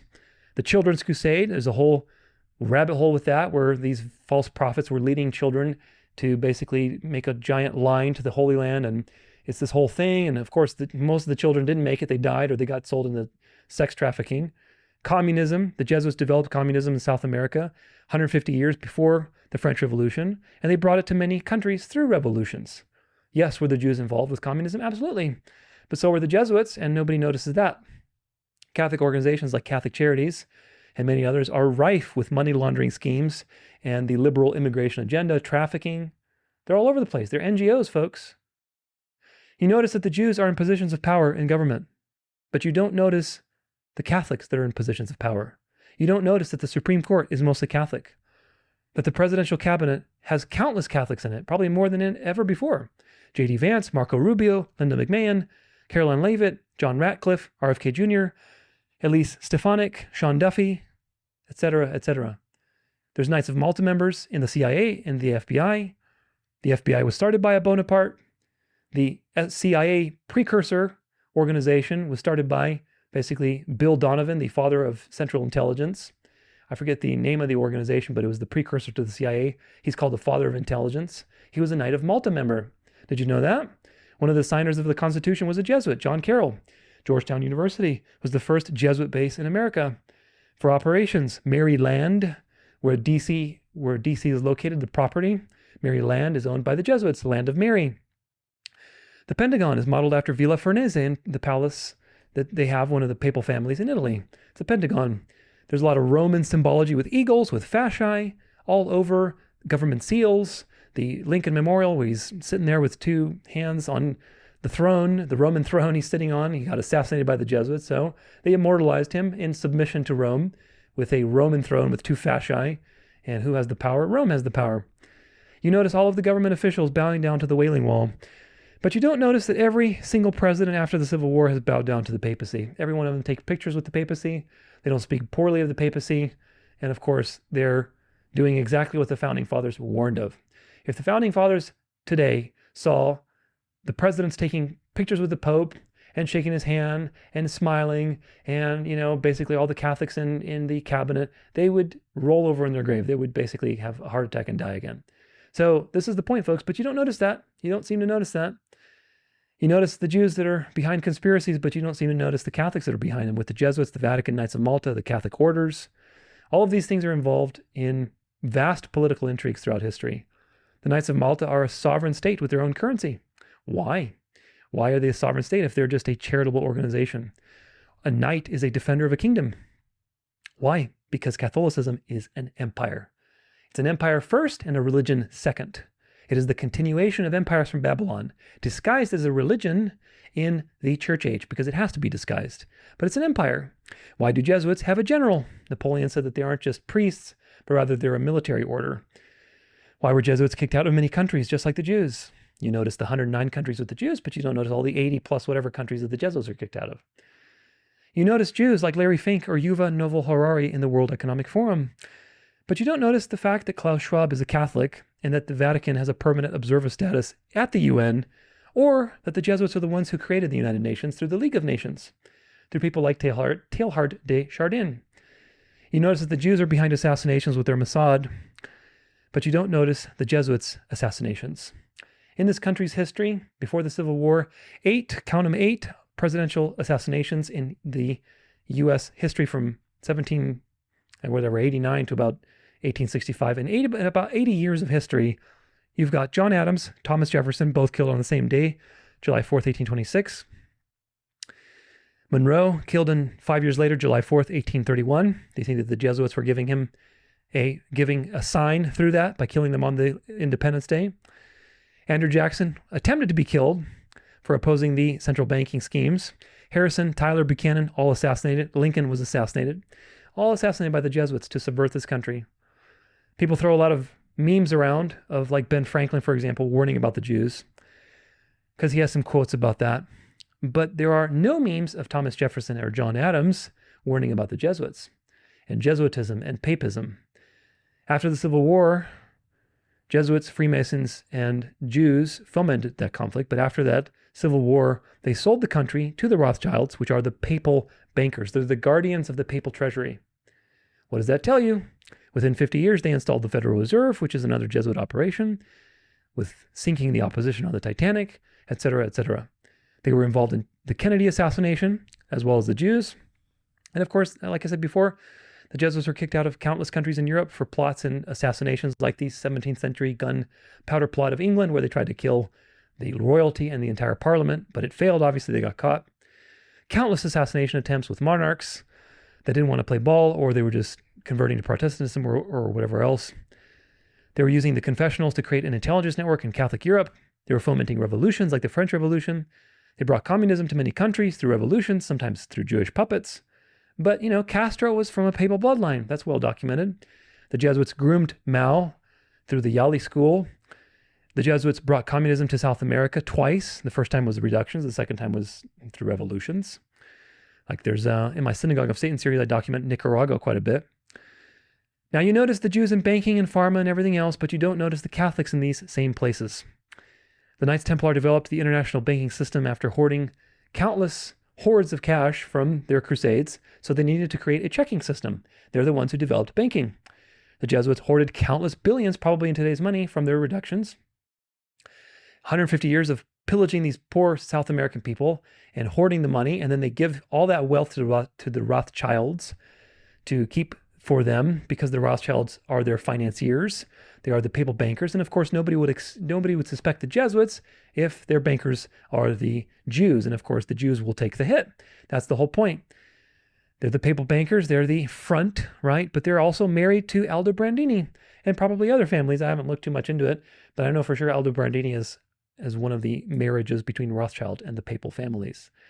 Rothschild means red shield, and of course the Romans are the ones who used the red shield. The Jesuits were the first to perfect projections onto walls and to shape Europe and European culture with their theaters.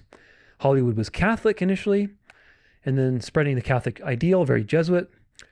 They gave it to the Jews to liberalize it, so then there's a scapegoat to blame the Jews and come back and renovate it, which is what's happening now. Jesuits were creating the League of Nations and the United Nations. Jesuits were involved in drug trafficking through CIA and other organizations, Knights of Malta. Jesuits shaped the charismatic movement and the Jesus revolutions in this country through people like Catherine Kuhlman and many other infiltrators. The Jesuits are behind the New Age movement through Teilhard de Chardin. They created the liberal Vatican II, and they also wrote the first book on sedevacantism, which is the traditional right of the Catholic viewpoint. They created the Big Bang and heliocentrism, which allowed NASA to work all of its deceptions. There's 33 Jesuits that are named on the moon, 33, count them, 33.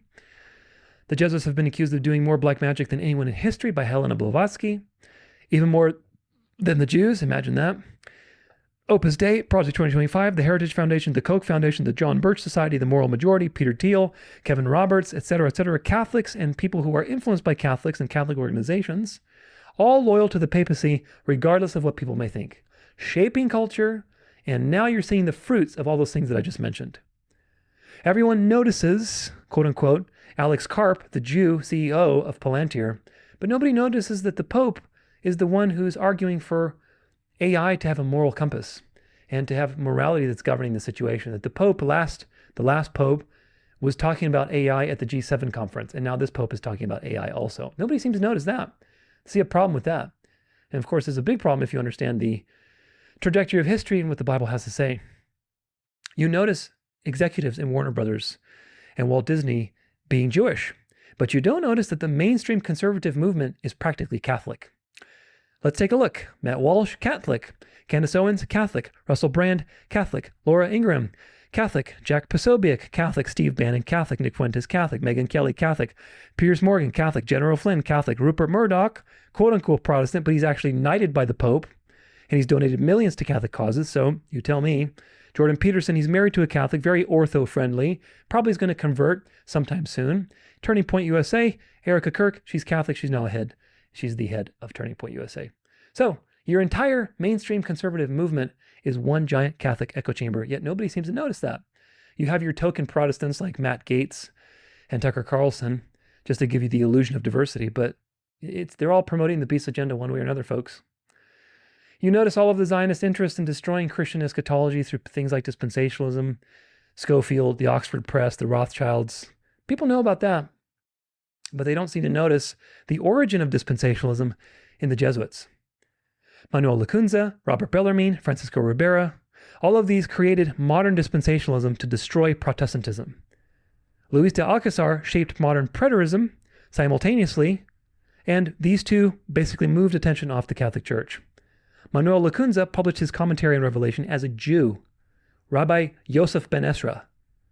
And Darby and Irving fell in love with his book. It landed somehow, right, by the power of the devil, it landed in their hands, and they read the translation, they fell in love, and basically dispensationalism was born. You notice the Jews in every liberal aspect of society, communism, trannies, LGBTQ, abortion, Planned Parenthood, etc. You notice that everywhere. But you don't notice the Catholics and the Protestant papal puppets pushing for ecumenism, false religion, union of church and state. You notice the one on the left, but you don't notice the ones on the right. Protestants like Kenneth Copeland, Paula White, Joel Osteen, Rick Warren. Of course, these are old generation people, but there's many new, like Charlie Kirk was, the newer generation, that are all papal puppets, pushing for what? Ecumenical realities, basically having a lukewarm kind of Christian faith and revival. They're very friendly with the Pope.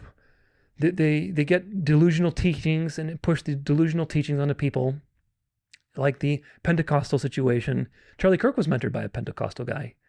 And of course, these people like Kenneth Copeland, Paula White, Joel Osteen, all of them, they get their pictures with the Pope. They get their reward. Kenneth Copeland, you see, is like the kind of the Epstein of the Protestants. So all these people are compromised folks. They're all synagogue of Satan. You don't notice people like Kevin Roberts and Opus Dei and the fact that they've infiltrated government. And 50% of their agenda to basically bring a theocracy to the United States through Project 2025 has been implemented already. At the time of this video, it's probably close to 50%. I haven't checked. And, Trump has only been in office less than a year. So what do you make of that? What you make of that is that the country is being infiltrated. But people don't notice that. They're so busy looking at the obvious evil, they don't notice the non-obvious evil. Influencers like Charlie Kirk were pushing an ecumenical reality with lukewarm, charismatic Christians like Sean Foyt and extremists and Christian nationalists like Lance Wallnau, who is an NAR Seven Mountain Mandate servant of the Pope, basically, to bring the world in subjection to this Christian nationalist system, which only benefits Catholicism. Protestantism has no benefit inherently for a Christian nationalist reality, my friends. It doesn't, because there's no hierarchical power, in theory. Of course, Protestantism today is a harlot, and of course it has that institutional reality, but to protest the church, to be a true Christian, your hierarchy is with Christ. Christ is ruling in heaven, and that's it. All right, Christ is ruling in heaven, and that's it. So there's no advantage to unifying church and state. However, if you are the man of sin, and you are proclaiming to be the King of Kings on earth, then of course you have to convince the people that having a union of church and state is a good thing. So when you have Protestants, like quote-unquote Protestants, like Lance Wallnau, basically saying we need to conquer the seven mountains, and Revelation is telling you that the woman sits on seven mountains, and there's this parallel between the final religious system and what this guy wants to bring forward, then that guy is a servant of the devil. Whether he's openly, whether he's aware of it, right? He's an infiltrated Jesuit, or he's not, he's just very deceived, he's doing the bidding of the devil. And Charlie Kirk was very friendly with these people. People don't notice that. They just notice the Jews. All the time it's the Jews this and the liberal destroyer hand. You don't notice the white integrating hand. So, cui bono? Who really benefits, my friends? If you study Bible prophecy and history, more than just 3% of Earth's history, who really benefits? As always, the answer is Rome. All roads always lead to Rome because the Bible tells you why. The devil gave his throne and power to Rome. Therefore, all of the activities are centralized around that heart of darkness. Look at the fruits to know the roots. Apple trees don't grow on bananas, banana trees and bananas don't grow on apple trees. This event is going to set many precedents. It's going to normalize turning in your family for the common good. It's going to normalize the death penalty. It's going to normalize shutting down your bank accounts and disconnecting you from society if you don't agree with the narrative. It's going to rally all of the youth toward Christian nationalism, now headed by a Catholic Knights of Malta member and other Catholics like Candace Owens, shaping the youth with Turning Point USA right towards the beast. It's going to rally worldwide support for this ideology and bring the image of the beast to life.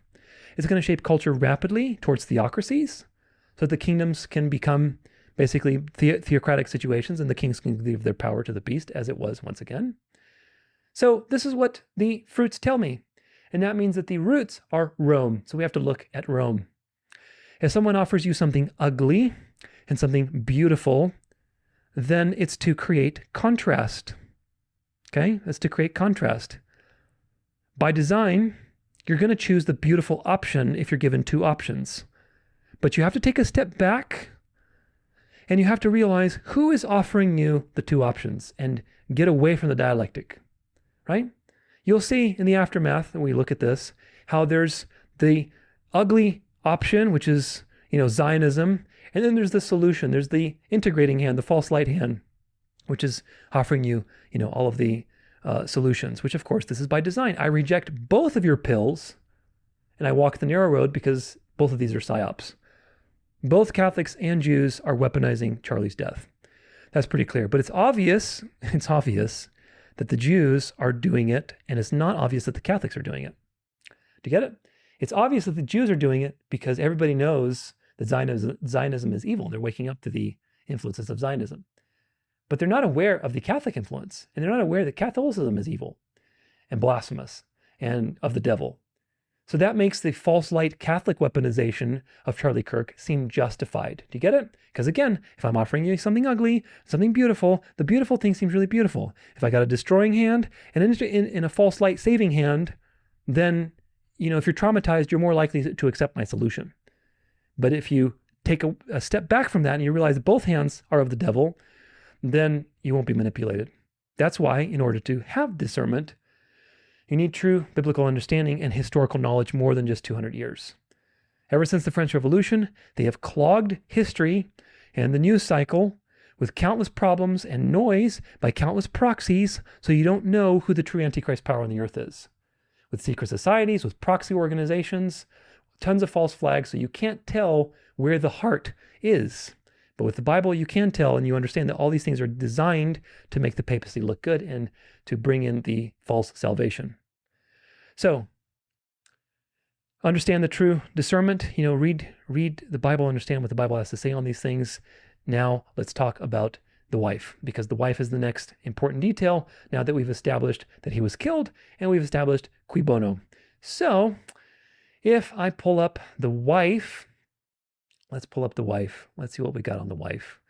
There's a lot on the wife. The wife is a whole thing with the wife. So if we look on Erica Kirk's Wikipedia page, there was something I highlighted here that was not yada, yada, yada. She grew up, she's a Catholic family. She went to Regis University. That's also important. Something I forgot to, she's obviously she's got a Juris Master degree, so she's very educated. She's, Miss Arizona, pageant. I forget what I was going to highlight on here, but nevertheless, anyway, let's see. So the wife, yes, the wife is also a casting director. If you look up at her website and you look at the About section, she is a modeling, she's got a modeling and acting link where you can click on and basically click here for booking. So she's got a modeling acting background, which is very suspect, just to begin with. And fun fact, she was on season 3, episode 11 of Summer House as Jordan's date. Carl was there too. So she's an actress. She knows how to act. She knows how to, fake things, which is very meaningful in this situation. This is a video about her endeavors with modeling, quote unquote modeling. 2012 wins Miss Arizona, competes in Miss USA, a pageant owned by ... Trump. Okay, want to know something really weird? So she had said in a podcast that she had never competed in pageants and had never done any modeling before, until one day she receives an invitation in the mail to become a model and start doing pageants. And the pageants that she started doing were Miss USA pageants owned by Trump. So she modeled for Trump. She was one of Trump's pageant girls. But did you know that she was also a casting director at the same time that she was doing all of this stuff for Trump? Now, she doesn't specify on her website if she worked as a casting director for Trump, but around the time that she was claiming to be a casting director, she also owned a ministry that was working with the U.S. military in Romania. The area in Romania where she was operating this ministry had a bunch of locals accusing these evangelical ministries of kidnapping children and trafficking them out of the country. These children were being found in the UK, in Israel, and were also being sent to undisclosed private islands. Locals demanded authorities look into it, but they never did. Now, Charlie Kirk really wanted the Epstein files released, but did his wife? Prior to marrying Charlie Kirk, she was a multi-millionaire on her own, and since his passing, she's also amassed all of his wealth, plus an additional at least $5 million in donations. She's currently considered the most powerful woman in the United States, with mega fans begging her to run as vice president in 2028. Let's talk about their first date, because it was actually a job interview. Back in 2018, 2 years after Donald Trump had started working with Charlie Kirk had hosted a Turning Point USA opening event for one of the offices that they had opened. And Erica and Charlie Kirk were introduced to each other. Charlie Kirk instantly thought that she was beautiful, but thought that she was really smart. And allegedly, one of their mutuals had suggested that Charlie Kirk hire Erica. I'm assuming it was Donald Trump or someone on his team, because Donald Trump had signed on to work with Charlie Kirk, and Erica was already one of Donald Trump's employees. So it would make the most sense for Donald Trump and his team to encourage Charlie Kirk to hire Donald Trump's employees. Anyways, Charlie Kirk DM'd Erica, invited her for a job interview. The job interview ended up turning into a date, and Erica allegedly had said, "You're not going to be my boss, you're going to be my boyfriend." It just seems suspicious. 2020. Yeah, was the job to be his wife, I wonder? So it's really strange, really strange stuff. This is another thing. This is from Greek News on Demand. Erica ran her ministry in Kostești, Romania from 2012 to 2017 through a US-based crawling with chaplains. She got connected with a chaplain named Colonel Mark Davidson. In 2014, a whistleblower flight attendant on a charter flight swears she loaded 8 Romanian kids onto a plane marked Friends of Israel Adoption Services. No return tickets.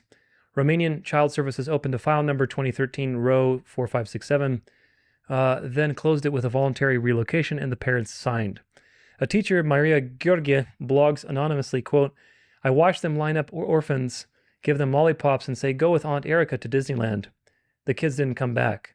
She posted photos blurry, but faces match the ones in USO yearbooks from the base.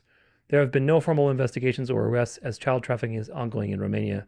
See now the following for more, and so on. So these things are documented, but it's hard to find because it was a while ago, and it's in Romania's pretty rural, especially where they were going. So that's why they go there, so that they can get away with these things.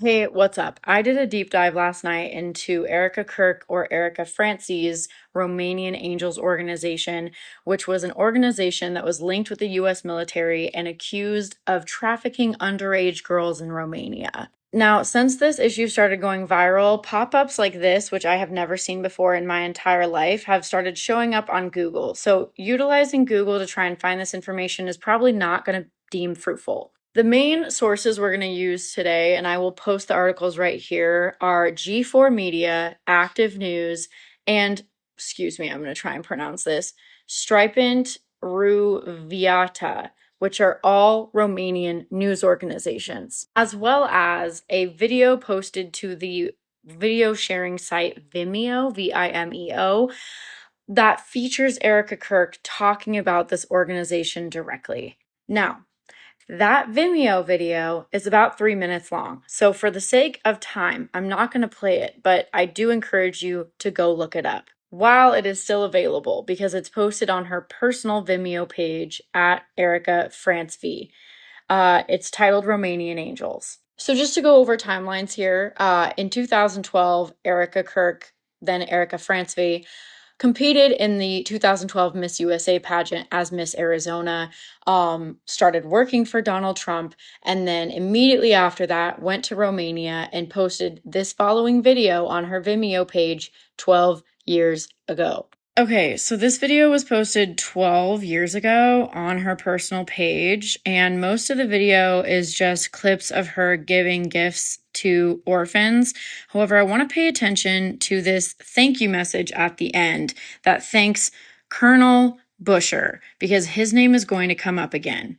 Essentially, Romanian Angels was an organization that connected Romanian orphans to members of the US military, and under the guise of giving them gifts. The person and the organization that she thanks at the end of that video, Colonel Busher and Associate United Hands Romania, have proven ties to child trafficking at multiple different points of their time in Romania. According to ctnews.ro, Associate United Hands Romania had close ties with the U.S. military at the Black Sea Rotational Force 17.1 and at the Mihal Kogalsanu military base. Now, forgive me for these pronunciations, I don't speak Romanian. In this article from January of 2020 from activenews.ro, I translated it, so let me just read it to you. It says, a former translator from the American base in Kogalnisanu accuses A real brothel operated here, where minors were brought in.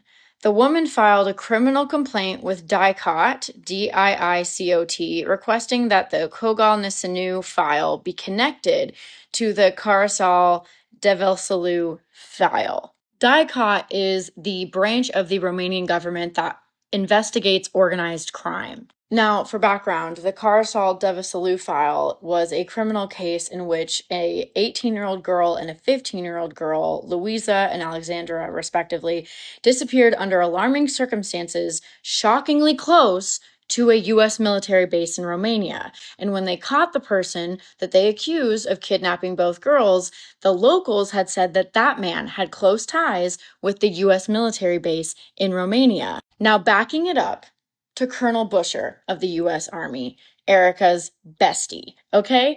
I'm going to go back to that article from January 2020. The Carousel case in the summer of 2019 brought the Devsalu base to the forefront. That's the military base, with voices linking the disappearances of the two girls to human trafficking networks and the military unit hosting American troops. The translator cited at the beginning of this article is named Anna Maria Nusanu, who claims that a real brothel operated in this military unit and on this military base, where underage girls were brought here to satisfy the desires of some soldiers. Nusanu notified the prosecutor's office about this brothel on the premises of the military base, and although there was an extensive investigation carried out by the American and Romanian authorities, an agreement signed in 2001 between the two countries was invoked. In that agreement, Romania ceded the right of investigation to the U.S. military. Anytime there were crimes committed on a U.S. military base in Romania, those crimes could not be investigated by Romanian authorities. They were then investigated internally by the U.S. military. The article then says, among those who would have benefited from the services of the young girls brought to the Kogal Nisanu base would have been the commander of the Black Sea Area Support Team, Colonel Otto Busher, helped by his right-hand senior adjunct platoon leader, Lloyd Sparks. So, the very person that Erica was thanking at the end of that Vimeo video that I showed you is then implemented in child sex trafficking crimes. The article goes on to say, the document contains absolutely incredible information and details, which the author of the complaint, Anna Maria Nusanu, argues with concrete evidence in which under normal conditions would have led to convictions and long prison terms. However, since we are talking about military interests, the US and NATO, these are forces that always try to put these matters on the back burner whenever such scandals explode in the public space, the journalist writes. The case was effectively buried when the Americans invoked this agreement that they had with Romania that essentially prohibits Romanian authorities from investigating these crimes and hands over all investigative authority to the United States military. Here is another article from activenews.ro that provides further proof that Colonel Otto Busher, the person that Erica thanked for helping her with the orphans, was directly involved in these trafficking crimes. In that article, there are translations of his messages where he is negotiating prices for underage girls. So at the very least, the person she was running that organization with, the U.S. military officer that was helping her do these things, has at multiple points been implicated in trafficking Romanian minors to U.S. military bases. And at the very least, we deserve some kind of explanation as to why she left Romania, why the organization just stopped operating, and why all of this information regarding that man, her connections to him, and what Romanian Angels did while in Romania, while on that U.S. military base, has been essentially scrubbed from Google. And even if we are to assume that maybe she found out about everything and left, why wouldn't you speak up? Why wouldn't you use the power that you now hold to hold the U.S. military accountable and talk about the horrific experience that you had being associated with child traffickers in Romania. That's weird to me. And why is it that everyone who has some sort of working relationship with President Trump has ties and accusations regarding this topic? This is not a normal thing. I have lived a very colorful life. Never in my life have I landed myself in a situation where there were even accusations, even a rumor of me being affiliated with underage child trafficking. Everything about it is fishy. So thank you for coming on this ride with me. We have now reached an 8-minute mark. I think that is ample time. I will continue reporting back if I find anything else. Can I ask a question? This might be off topic. How did your mom choose Phoenix? So she chose to move to Phoenix from Ohio because there was more of an opportunity for a female business owner out here, especially from the standpoint of she was getting involved with the government, so Homeland Security and Department of Defense. And so she had other business partners that were out here that were already in that industry, even one that was a mentor of hers. So it was really convenient to be able to come all together in one place to really have that. But my father ended up moving out here as well because my grandparents had a home out in Sun City. And so it took a little bit to get everyone out here. It took several years, but by that time, everyone was out here. So we had a little bit more family than just us. So she was getting involved with the government. She was very hesitant about sharing that, but this was several years ago. This is in 2020. This is 5 years ago. Probably she wasn't aware that it would pop up again. Here's another video from this girl, not an official news source. Maybe she was in the files and her husband didn't know and was pushing to get them out, so her and Donnie came up with a plan. That wouldn't surprise me. I also can't find any confirmation of who Erica's parents are. But Erica has spoken on podcasts about her upbringing, vacationing in the Hamptons, and how her mom told her that she needed to do something with her life instead of just trying to cosplay being Mother Teresa. Another really weird thing about Erica and Donald Trump's relationship is that she had never worked in the entertainment industry, had never modeled, had never been in beauty pageants. But sometime around 2009, 2010, she received a letter to go model and join beauty pageants. You might be wondering, how did Trump get Erica's address? Well, allegedly, someone had nominated Erica and her mom started pushing her into it. I didn't know you could just get nominated to be a model for Donald Trump, but yeah, kind of weird, hey? Maybe. Very weird. Very, very strange. This is her grandfather, Karl Kenneth Franzwe. And if you read about him, he was knighted by Karl the 16th, Gustav, King of Sweden. So he was knighted, which is, that's...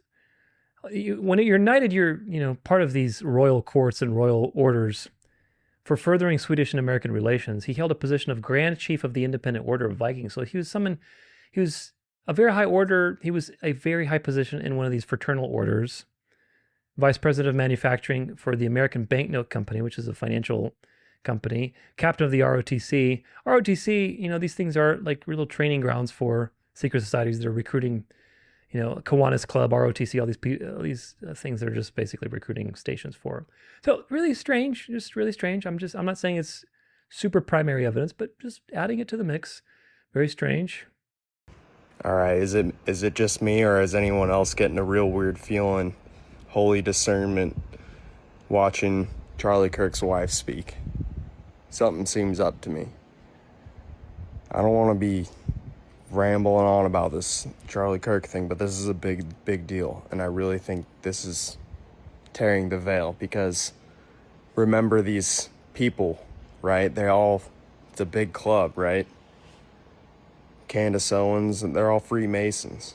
I mean, these people they've sworn to secrecy and they've made weird pacts, so we don't really know for sure what's going on right now, and I'm getting a red flag thrown up watching her speak for some reason, and I am being honest with you guys about this. Yeah, I agree. There is weird things. The fact that, first off, that she hasn't mentioned anything about no autopsy, no death certificate, no, investigation. The crime scene was cleaned up, no bullet recovered, pavers immediately over the grass, obviously fake narrative from the government covering it up. Rush with the body within 24 hours. Quick photo ops with the body to make you like get sucked into the drama. You know, half of her mourning speech, when she was mourning in his office, was a promo for TPUSA and, you know, basically trying to get people to get fired up to join her organization. Immediate grifting, making millions of dollars. It's just very strange, folks. Very, very strange. She was definitely in on it, I think. Here's the tattoo that she has on her hands, and she's got this like Alpha Omega tattoo. One hand has Alpha, the other hand has Omega. So you can see it's like it's a white tattoo, so it's kind of hard to make out, but it's like this little white tattoo. And of course, people have brought that up that, you know, this is the Omega point, and this is the Jesuit Teilhard de Chardin, who was instrumental in basically creating the League of Nations, the United Nations. He's also very influential in the New Age. He came up with something called the Omega point, as a theorized future event in which the entirety of the universe spirals toward a final point of unification, i.e. New World Order. The term was invented by French Jesuit Catholic priest Teilhard de Chardin. He argued that the Omega point resembles the Christian logos, namely Christ, who draws all things to himself, who in the words of the Nicene Creed is from God, light from light, true God from true God. And through him all things were made. In the book of Revelation, Christ describes himself as 3 times as the Alpha and the Omega, beginning and the end. Several decades after Teilhard's death, the idea of the Omega point was expanded upon in the writings of John David Garcia, Paolo Soleri, Frank Tipler, and David Deutsch. So this has been a very popular thing. And of course, people say, oh, that's just Alpha and Omega. You know, that's her tattoos are Alpha and Omega. Is there a relation to the Omega point? Yeah, there could be. Could be. I'm not saying it is because it's just a tattoo. Here's something very indicative that this is satanic. This is Kim Clement, false prophet from 20, 30 years ago or whatever. And he's supposedly prophesying about Erica. And people are picking up on, oh my gosh, he prophesied about her. But they don't realize that he's a false prophet. So this is going to blow your mind. Listen to this. The restoration, as it begins, there shall be a woman that shall rise up. A woman that shall be strong in faith, virtuous, beautiful in eyes, and her eyes shall be so beautiful. Her eyes shall be round and big. I have crowned her, says the Lord, as I crowned Esther. And the people shall receive her, for she shall have the oil of gladness for the pain and the mourning that has taken place. And she shall pour out the oil. Is there some oil here, please, Marty? Is there some oil? She shall pour out the oil on this nation. And God says healing shall begin, and then it shall flow rapidly. Schools will be free from potential damage and danger, shootings and murder, drug addiction. Cartels shall be afraid of a woman. A woman anointed by God. A woman set aside. And God says they will say we hated her, but now we love her. For she shall take the oil of healing, and she shall pour it upon the scars of those left and those right, and of the new party that has come forth and emerged, where they shall say Christ will reign, and this we shall not implement at all socialism, where where they have said we will make history without God. No, you will not. No, you will not, says the Lord. For I chose this nation before it was founded. Before anybody came here, I chose this entire nation, all 50 states, every one of them, to send my gospel to the entire earth. Do you think I have changed my mind? Therefore, the healing that is necessary for this nation shall come. At a time in the middle of the presidency, there shall be a woman that shall come. And God said there shall be oil that shall be poured upon the nation. And they shall suddenly feel the healing, and they shall say, it is well with my soul, it is well with our soul. For the soul of America has been corrupted. The soul of this nation has been corrupted with bitterness and anger. And God said she shall say, no more bitterness, no more anger, no more division, and shall pour the oil that shall come from the Spirit of the Lord himself. If you as a nation believe it, if you want this, lift your voice. Let me know what your thoughts are in the comments. My thoughts are that Kim Clement is a false prophet, and you can make that prophecy mean anybody in any place. So the Bible doesn't tell you that a woman is going to come and bring healing upon the United States. The Bible tells you the United States is the false prophet. And the false prophet's role is to look like a lamb but speak like a dragon, and to deceive the world into this final delusion.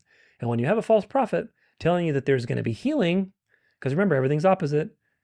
When the devil tells you there's healing, that means there's going to be destruction. Okay? So if the false prophet is telling you there's going to be healing, and out of the two-party system, there'll rise this new thing, What's going on, folks? What's going on? What's going on is you have the occult and the demons working behind the scenes to choreograph all of this situation. This is a necklace of hers, very, very telling of what's going on, with a little crown. Of course, people have pointed this out. This is a Knights of Malta necklace with a little crown, and it's the cross of a Knight of the Magistral Grace. These are different orders of the Knights of Malta. So why is she wearing this? Why is she wearing this? She's wearing it because she's a member of the club. There's the Maltese Cross. Of course, you've read about these things already. Erica Kirk, who is worth $12 million, started a GoFundMe that has raised almost $5 million. Grifter's gonna grift. How much has she raised? $6 million. Isn't that interesting? So she's raising money quite a bit. That's their goal, is the 6 million. Why 6? Why not 7? Why not 5? Why'd you pick 6 out of all numbers? 6. Very weird number to pick. Here she is with her rings M and G. People have pointed this out, that these are Masonic types of numbers and letters and signaling, right? So is this the name of their children? I don't know. It's really weird. M and G. M is Mason, G is Freemasonry. So what do you do with that? That's very weird, very strange. They haven't shared the name of their kids. Let's see. Erica Kirk, okay, K, 3. This guy's voice is kind of funny, but he makes some decent points. K, okay? K is the 11th letter of the alphabet. 3 times 11 is 33, like the 33 Freemason. And KKK is like the KKK group, you know? So here's the KKK, okay? Kind of a white supremacist group. And you see the cross? Yeah, they wear the cross as well, the red and white cross. You see that? KKK. And look at that. The sign they're doing, like the Nazi symbol from the KKK. So they're like Nazis. Yeah, the Nazi symbol is actually the Roman salute. This is the Roman salute, folks. And it doesn't come from the Nazis. It comes from Rome. These guys. Oh, and they also created America First, like the Christian one God, and these are like KKKs as well. America First. Did you heard that somewhere? Yeah, that's crazy. It's the same group. And look at her name, Erica Frances Kirk. Frances, possibly coming from Germany roots origin. Frances Kirk. And do you know what's the name of the most famous Nazi song? Erika! So you can listen to it on Spotify. I'll try to put it there. Erika with a K. The same name as the most famous German Nazi song. Is that a coincidence, you think? I think not. Oh, and did you know Erika Kirk was an actress? Yeah, she's an actress. So she's a good actress, you know, when it's time for memorials and stuff.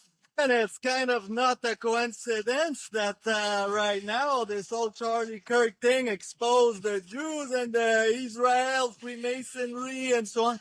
Yeah, look like it's not a coincidence, right? This is crazy, people. Whoa. Oh, this is completely insane. You need to see this right now, okay? Erika Kirk, you see the necklace there? The cross, the double cross? Yeah, red and white. Here it is. The Knights Templar, Knights of Malta, the Maltese cross. Yeah, from the York Rite Freemasonry.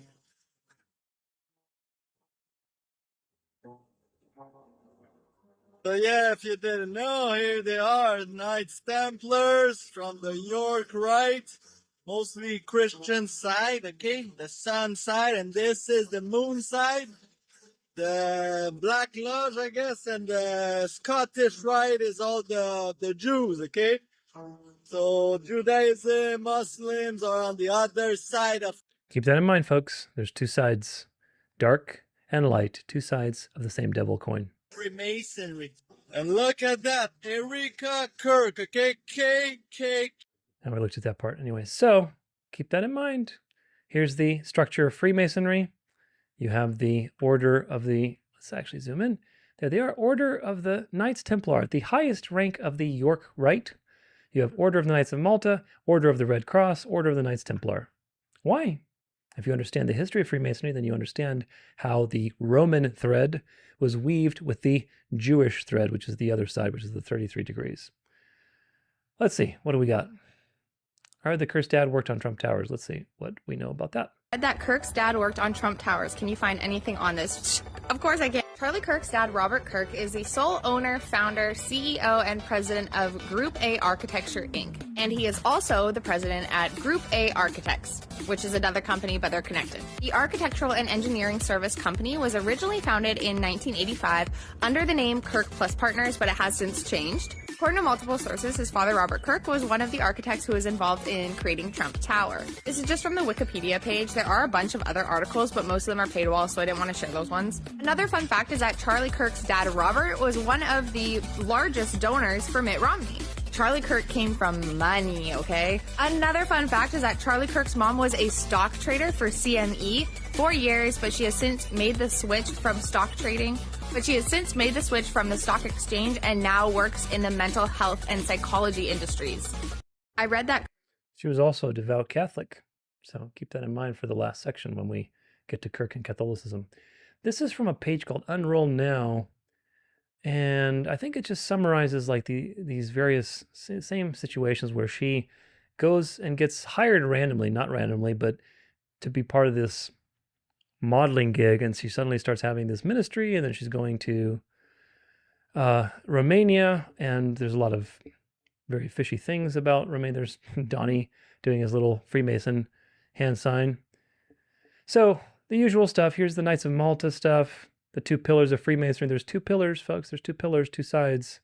One of them is the dark side, one is the light. In fact, if you see this, you see the dragon on one side, you see the Archangel Michael on the other, and you have basically the dark and the light. This is just 2 sides of the devil parading around. I'm not saying Archangel Michael is the devil. I'm saying the devil parades around as the dark and the light. Very, very important. Here you go. There's the Masonic ring that she has. This is really interesting. This engraving. I can't really tell what's on there, but that's interesting. The G also, obviously, that's really weird. And of course, the whole casket thing and being rushed, and nothing. Obviously, there's so many occult things that we looked at. So, cui bono? Well, Rome benefits. Hopefully, you realize that. Rome benefits with all these things. Rome is the benefactor, not Israel. Let's see. Was she's well connected? You can clearly listen. Why? Yeah, you can clearly tell. Like, why record something that's personal? I had another angle where you could see the mic by her hair, of course. So she obviously like goes through a lot of trouble to stage this thing. Very weird, very weird. Like, hey, look, all right, I get that moment, get me kissing his hand really quick. Like, that's just really weird. Why would you do that? I would not do that. Not in a million years would I ever do that. No matter how popular you are, I would never, I don't care how many fans you'd have. I wouldn't share something like that. That's just weird.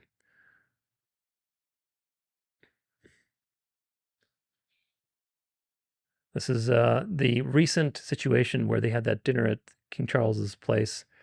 Blackstone, Sam Altman, ARM, all these various companies, Barclay CEOs, very elite dinner as usual. What do you expect?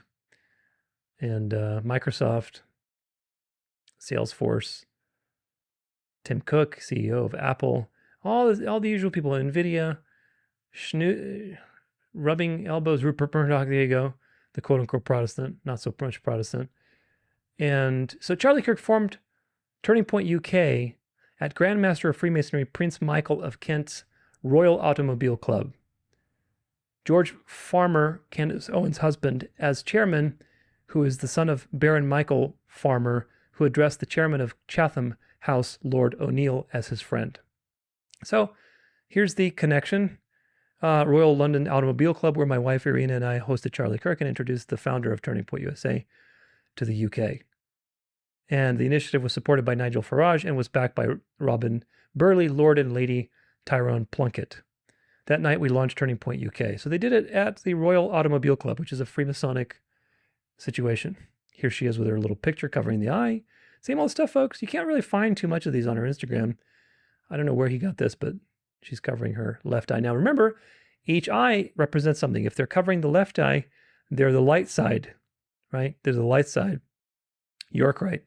They're the Christian, quote unquote, Christian light side. If they're covering the right eye and the left eye is visible, then they're the dark.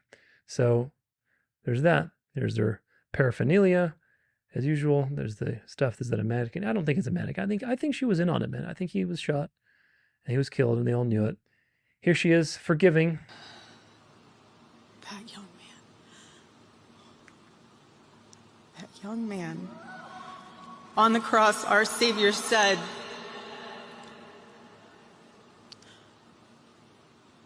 "Father, forgive them, for they not know what they do." Where are the tears on her face? Wouldn't you be crying? I mean, if you'd be overwhelmed by the situation, where are the tears? It's really weird. That man. Yeah, where are the tears, man? Where are the tears? Crocodile tears. This is over 60,000 Americans gave Erica Kirk a massive standing ovation after she forgave the murder of her husband. If you look at this picture, like look at these people, and remember the NPC meme, these people being plugged in and just like, yes, whatever the current thing is, I agree. Look at these people right here. Look at the NPC meme. Literally the same situation happening. Then, of course, there's this devil hand sign that she gave. And people said, no, it's the ASL. It's the sign language symbol for love. And it's like, well, why? Why would you do that? Not so much. This hand sign is rooted in Satanism. It only became known as in ASL as I love you starting in the 1970s. If Erica was speaking to the deaf community yesterday, why is this the only ASL hand sign used during the entire event? Doesn't make sense. It's definitely not meant to be the I love you sign in this context. It's very satanic, 100%. Also, if this was meant to be the ASL I love you sign, she would have used her other hand so that the L is facing the correct direction toward the crowd. The L is backwards here. I hate having to repeat myself on separate comments. I actually know basic ASL because I had a deaf friend when I was in my 20s. I've researched this hand sign thoroughly. Helen Keller made the I love you hand sign famous, but she was a follower of well-known Satanist and Freemason Eastern Star Helena Blavatsky. And this is where the ASL hand sign came from. It's not your fault for not knowing this before the intention matters. If you use this hand sign in your private lives with the intention of I love you, then this is what it means to you. This is not what Erica meant when and was probably told to do this sign by her handler at the very end. That's right. Yeah, maybe in this moment, because she seemed at this moment a little bit sad. Maybe she was acting. But maybe there was a moment of like, her conscience got her that she was in on this whole thing. And she's like, okay, I pledge my power to the whatever powers that be because I'm going along with the agenda, regardless of my feelings. And, she's like, okay, I'm taking this on. So I don't know. Maybe she was acting this moment entirely, or maybe she was just actually being serious and still saying, okay, I submit, right? That's what she was doing. Now, if you look into this, this is the I love you sign, and this is the devil horns. And of course, the I love you sign is the other direction because the L has to face you, the reader. So she was facing the wrong direction. If you look up Gene Simmons, he wants to trademark his own devil horn sign. And let's see, what's the sign that he wants to trademark? He filed an application Friday with the U.S. Patent and Trademark Office. When was this written? 2017, so it's a long time ago. On the hand gesture he regularly uses during concerts and public appearances, thumb, index, and pinky fingers extended, with the middle and ring fingers folded down. That is the sign that he wants to patent. And Gene Simmons, he's drinking from the devil's cup, very clearly so. If you look at pictures of him, there he is, flashing his little devil sign. He's not saying I love you, folks. And this is, by the way, on the right hand, which it would be a I love you sign, because with the L facing this way. But of course, you know better by now, hopefully. This is Anton LaVey, the founder of the Church of Satan. He's also Jewish. And he's flashing the sign with his index and thumb and forefinger extended. There are more pictures of him closing the thumb, but nevertheless, all these are extended. So you tell me what's going on. This last bit is where it also gets interesting. Breaking. Erica Kirk just followed Candace Owens on Instagram as Candace exposes the federal cover-up of Charlie Kirk's assassination. Now, as of the time of this video, Erica Kirk has played the mainstream card, obviously. That's really interesting if she's going to align with Candace Owens. I don't know if that's the case. As of the time of this video, she still has yet to clarify, quote unquote, the rumors of, whether Charlie was converting to Catholicism, whether she thinks the Jews got him or whatever else, right? She's going to address these points. So it'll be interesting to see how they play this. Because if she plays ignorance at first, and then it seems like Candace convinces her and she ends up turning on the Jews, and then Nick Fuentes ends up turning on the Jews as well, you can tell that all this was staged and choreographed, that they had to wait for a particular point of revelation until all the voices could align with the narrative. So anyway, conclusion, if you're ignorant of secret societies and you think that Charlie Kirk was just a good Christian man, you'll not see these very important details. You won't connect 1 + 1. If you don't understand the difference between exoteric and esoteric, you won't see what you need to see. Nobody on the world stage with that much influence and money is there as a free agent. Nobody. The wives are also complicit, either as trannies or, Eastern Stars or Freemasons themselves, whatever. They're complicit. Remember that flood in Texas where it flooded Camp Mystic? Camp Mystic was a Freemasonic, basically occult training ground for women to basically be Eastern Stars or whatever they call themselves. Who cares? They're just occultists. Many people have said that Erica's speech seemed very inauthentic. I agree. She didn't really have tears. She made crying sounds and she touched her face, but she didn't really have tears, which is very, really weird. She has an acting background, so that's suspicious, and she's connected to Trump. And we know that Trump was connected to trafficking through his modeling agency. He was using, these people to casting directors to scout out people to basically be trafficked. So there's that. The fact that she has not stood up for those glaring inconsistencies in her husband's murder is very suspicious. The fact that she wears a Maltese cross is suspicious. The fact that she wore black and white to her first speech and also the memorial is very suspicious. White being, of course, the divine feminine, the right side, the Christian false light side of the occult. The fact that she will now take over Turning Point as a Catholic, very suspicious. The fact that she used at least half of the speech to promote Turning Point and her movement, very suspicious. The fact that she is grifting hardcore off of his death, very suspicious. The fact that the memorial was nothing but promo and flashing lights and, inspiration, very suspicious. The fact that Kim Clement, the false prophet, predicted her rise to power and she's now being basically associated to that tells you that this is all by the power and working of Satan. The fact that she's already being propped up as a 2028 candidate, vice president, whatever, very, very suspicious. It all just screams of an arranged situation. Especially their marriage too. There's not a lot of pictures on their Instagram about their wedding. It's all just like, designed photos. They're not like actual organic, like, hey, here's all the family, Charlie Kirk's family, Erica's family having dinner at the restaurant. There's nothing like that. There's just like wedding photos. It's just really weird, really strange stuff. Maybe it's one of these arranged CIA fake marriages, There's that running joke that she went for the job interview and then she became his girlfriend. But maybe the whole job interview was for you to be his wife. Do you get it? Maybe she was being interviewed to be his wife, and that was appointed by Trump in all these situations because they needed to, give him his persona a boost. He needs to be married. He needs to have a conservative look. He needs to have children. He needs to be the face of conservatism so that we can kill him and then move conservatism to Catholicism. There's no pictures of his kids' faces, which again is understandable. I understand that you don't want your kids to be on social media, but it's just really weird, especially with all the things that we've looked at, with them being, with Erica having associations to those child trafficking situations. So again, going back to the noticers, you notice one side of the occult, but you don't notice the other side. You notice all the Jewish shenanigans, but you don't notice the Catholic shenanigans. If Erica was named Erica Goldstein or Erica Steinberg, can you imagine the conspiracies going on right now of her being a honeypot, an arranged marriage, she was in on it, etc. But because she's Catholic, no possible way. Not possible. No way, Jose, not possible that she's, in on it because she's a seemingly goody two-shoes, Christian girl. Charlie's death was the perfect timing. Protestantism is collapsing. The young generation is being radicalized. Israel is being exposed. Conservative government is passing control grid legislations at lightning speed. The two-party system is becoming ridiculous and people are increasingly wanting theocracy and abolishing this nonsense democratic system. Now, take Charlie out of the picture, give it to a Catholic, use his death to speed up the process, and what do? You kill 5 birds with 1 stone.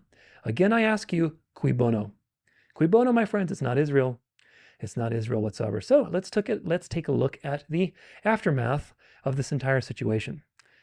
All right, there's a lot of these things on here. If we can just get to the main nitty gritty. Okay, so you can see the aftermath again, and by looking at the fruits, we know what the roots are.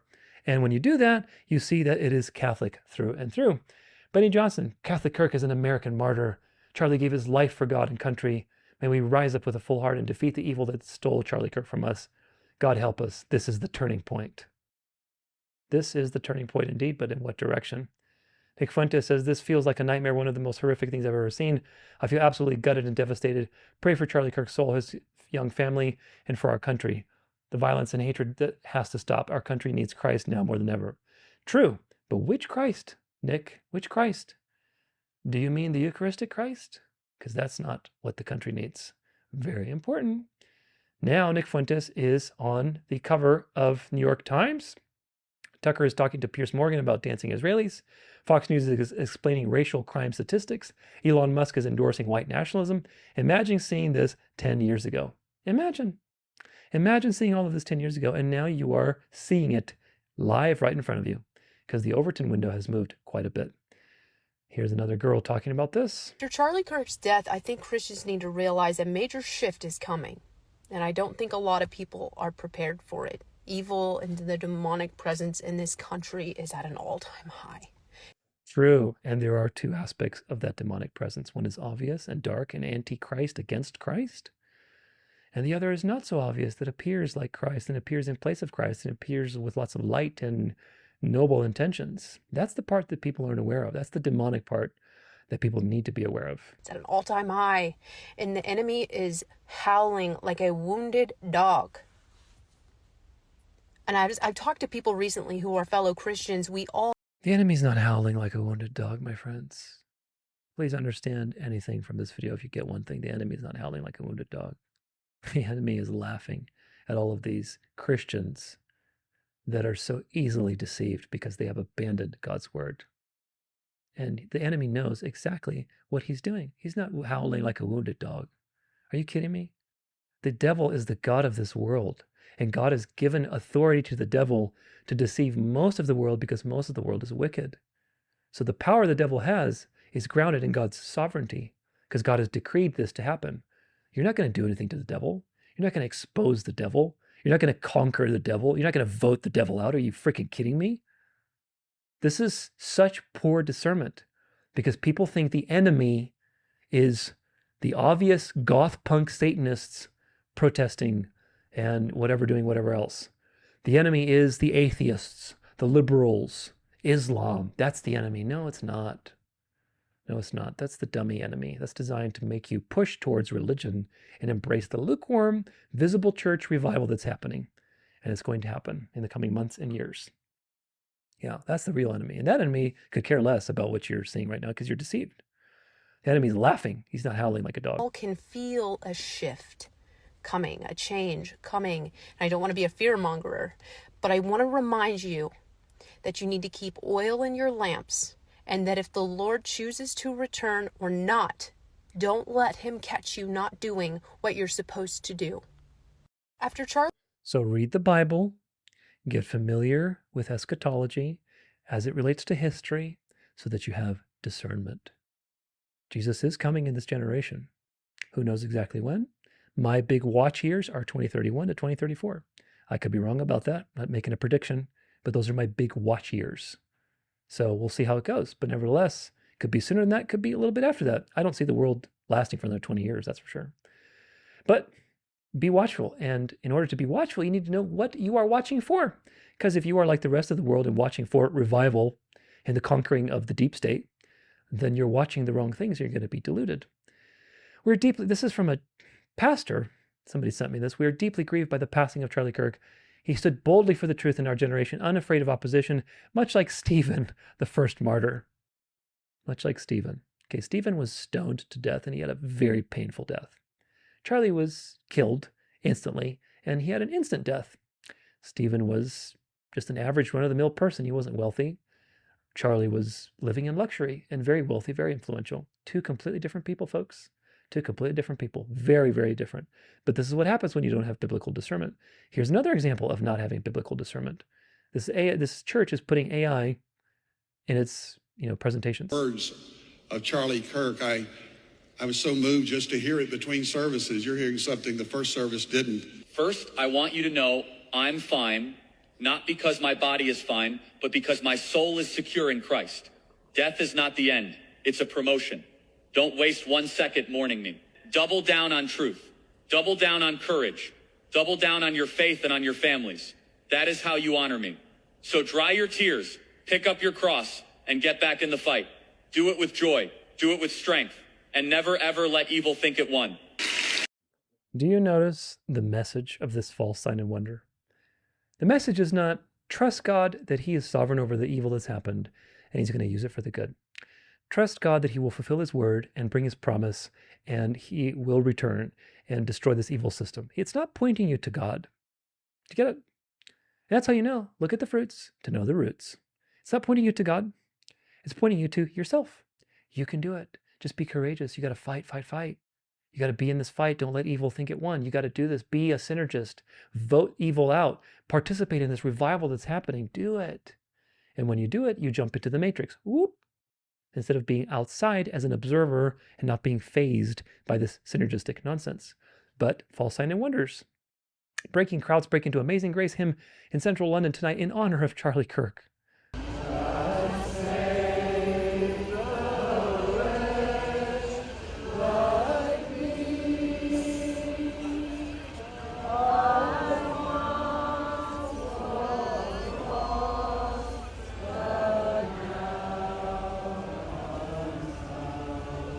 Who is Charlie Kirk that you need to do this for him? Who is Charlie Kirk? But these people are deluded. They're deceived. Here's some more delusion. My friends, we are fighting a fight of truth versus lying, of freedom versus tyranny, and of life versus dark. And just 3 days ago, one of our bravest warriors lost his life fighting. So today, we also fight for him. We fight for Charlie Kirk. We fight for our nation. We fight for children.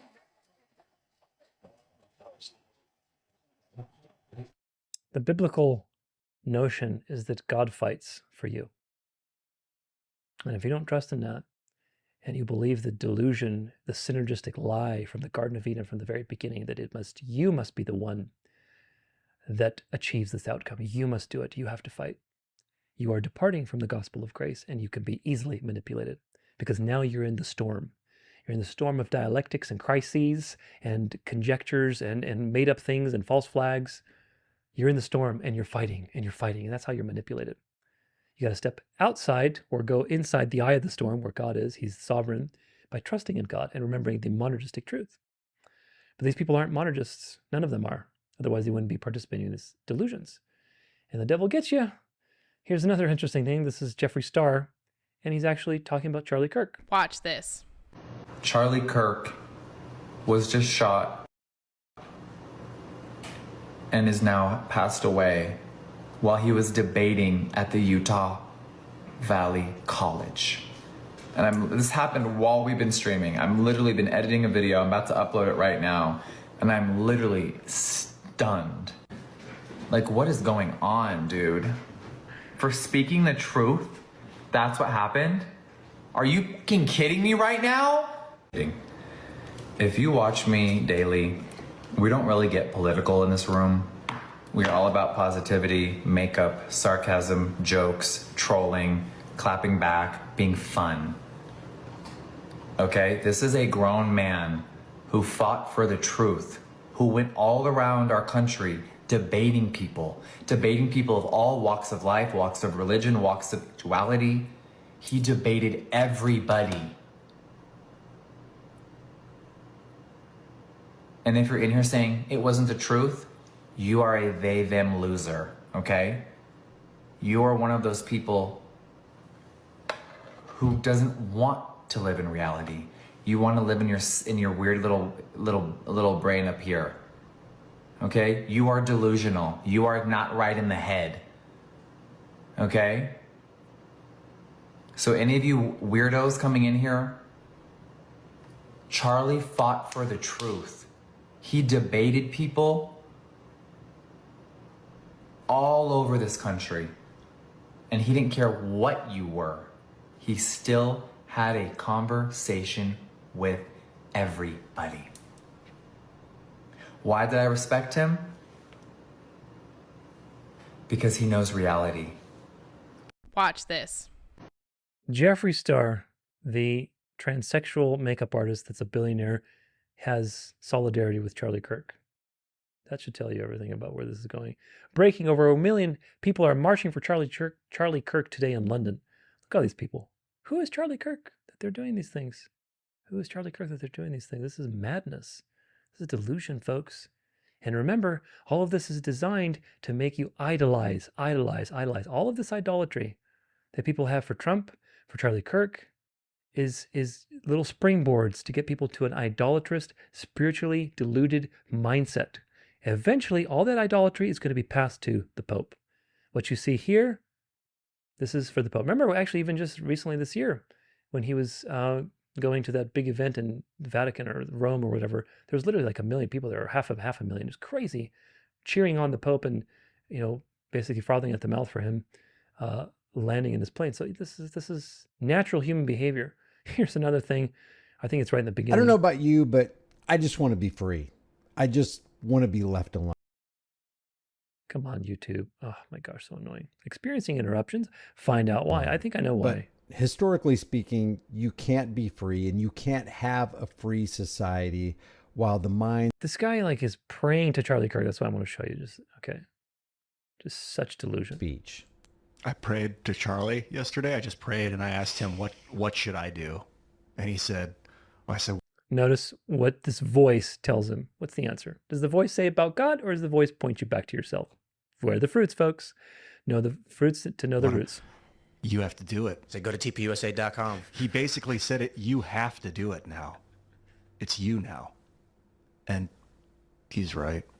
I'm going to play. This is such total delusion.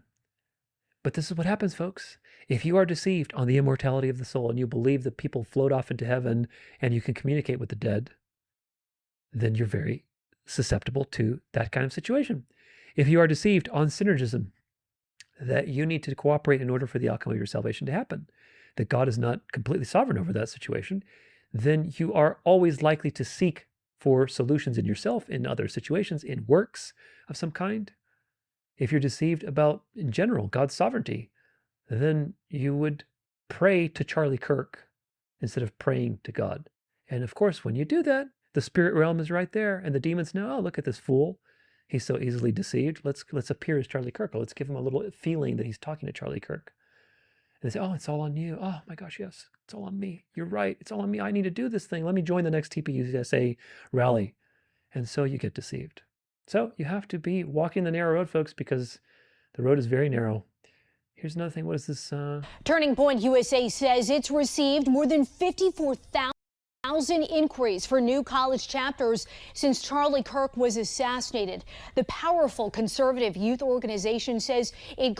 How is that 50,000 something? College chapters since Charlie Kirk. It's received more than 54,000 inquiries for new... 50. Now this is, where is this? 5 days ago. So it was September, 19th.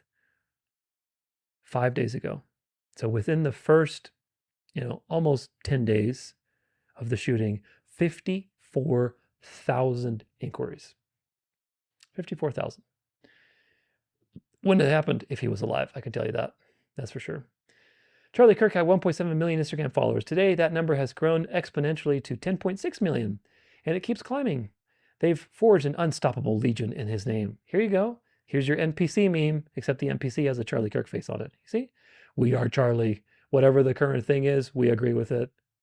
This is hive mind mentality. Look at this. Such nonsense. Such nonsense. You don't have any identity of your own, and you are given an identity by the beast. Honoring Kirk, the Senate passes a resolution declaring October 14th, Charlie Kirk's birthday, as the National Day of Remembrance for Charlie Kirk. So that way you can participate in the religious delusion. And if you don't, you're going to be ostracized by the people around you because they're part of the delusion. See how this works? Nicholas Fuentes says, my followers and I are currently being framed for the murder of Charlie by the mainstream media based on literally zero evidence. After the left gunned him down, they celebrated and justified it. They said I was next. Now they are blaming me. These people are purely evil. Do you see how he's pointing you to the left? That's really out of character for Nick, unless he's been told to do that. And then he'll have to switch eventually because they have to blame Israel. They have to. We'll see where this is going because there's way too much info that's way too publicly known. Is this Candace Owens? Charlie died, but Nick's the victim.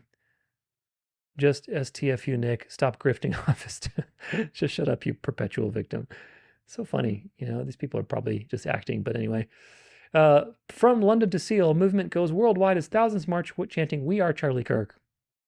From London, From London to Seal, everybody is marching in favor of Charlie Kirk. Breaking, an online searchable database nearly of 40,000 or more leftists celebrating Charlie Kirk's assassination will soon be available along with your employer so that you can fire them and have economic consequences on them. We're going to publicly shame these people and identify them so that there could be economic consequences. Now look, I'm not in favor of you celebrating anybody's death. I think it's absolutely demonic, and we know that the lefties, hardcore leftists, are demonic, obviously. However, what's the precedent that this sets? What precedent does it set when you are saying, okay, we're going to make this public database so you can find all their information and you can basically act against them? That's a very dangerous precedent.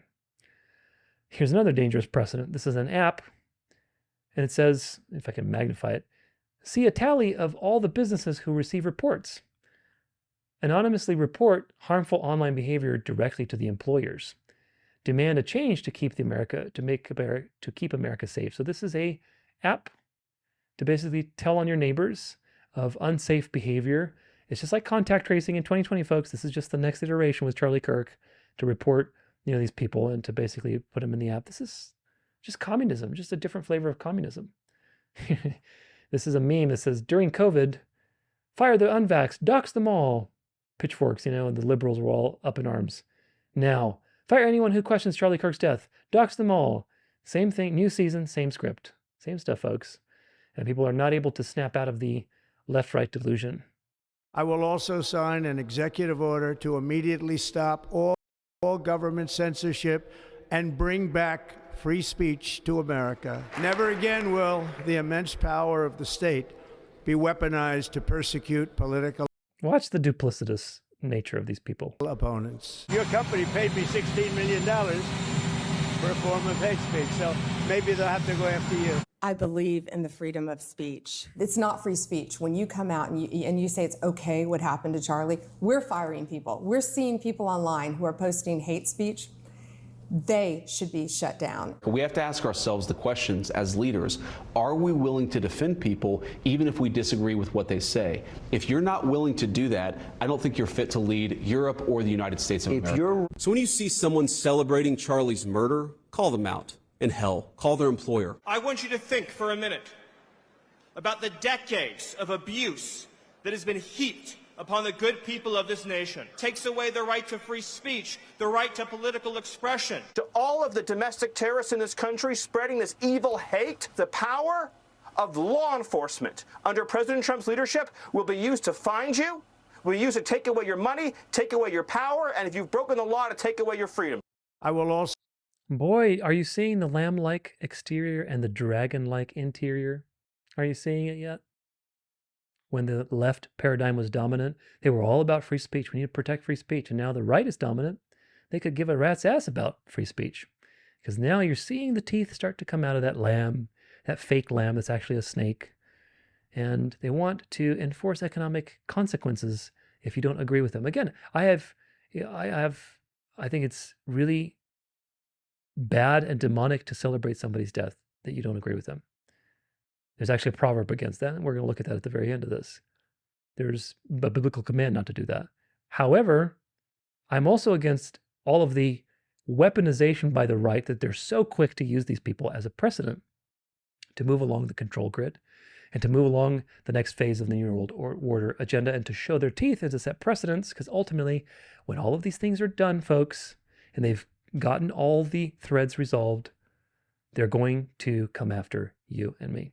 That's really what they want to do. So these precedents need to be set now so they can do it later. Breaking, a Democrat has just desecrated a memorial for Charlie Kirk at Turning Point USA in Arizona. And of course, they're arresting him and doing this. This is just such clown show, such theater. Feminist website Jezebel paid witches on Etsy to curse Charlie Kirk 2 days before he was assassinated. This is a spiritual war, folks. Now, do you see how they're using the clowns, these Jezebel people on Etsy, these witches, to make it seem like Charlie was the victim of this satanic evil force operating through the leftists and through the Jezebel witches and all the obviously evil people in the world. And yet, again, the devil's laughing at all these people because he appears as an angel of light. And these witches are going to be destroyed, just like all the other people who are going to be destroyed. The devil doesn't care about them. And if he was a true Christian, Christ would protect you from those kind of things. Christ protects you from hexes, from spells. You can't be possessed. That's why you have the Holy Spirit.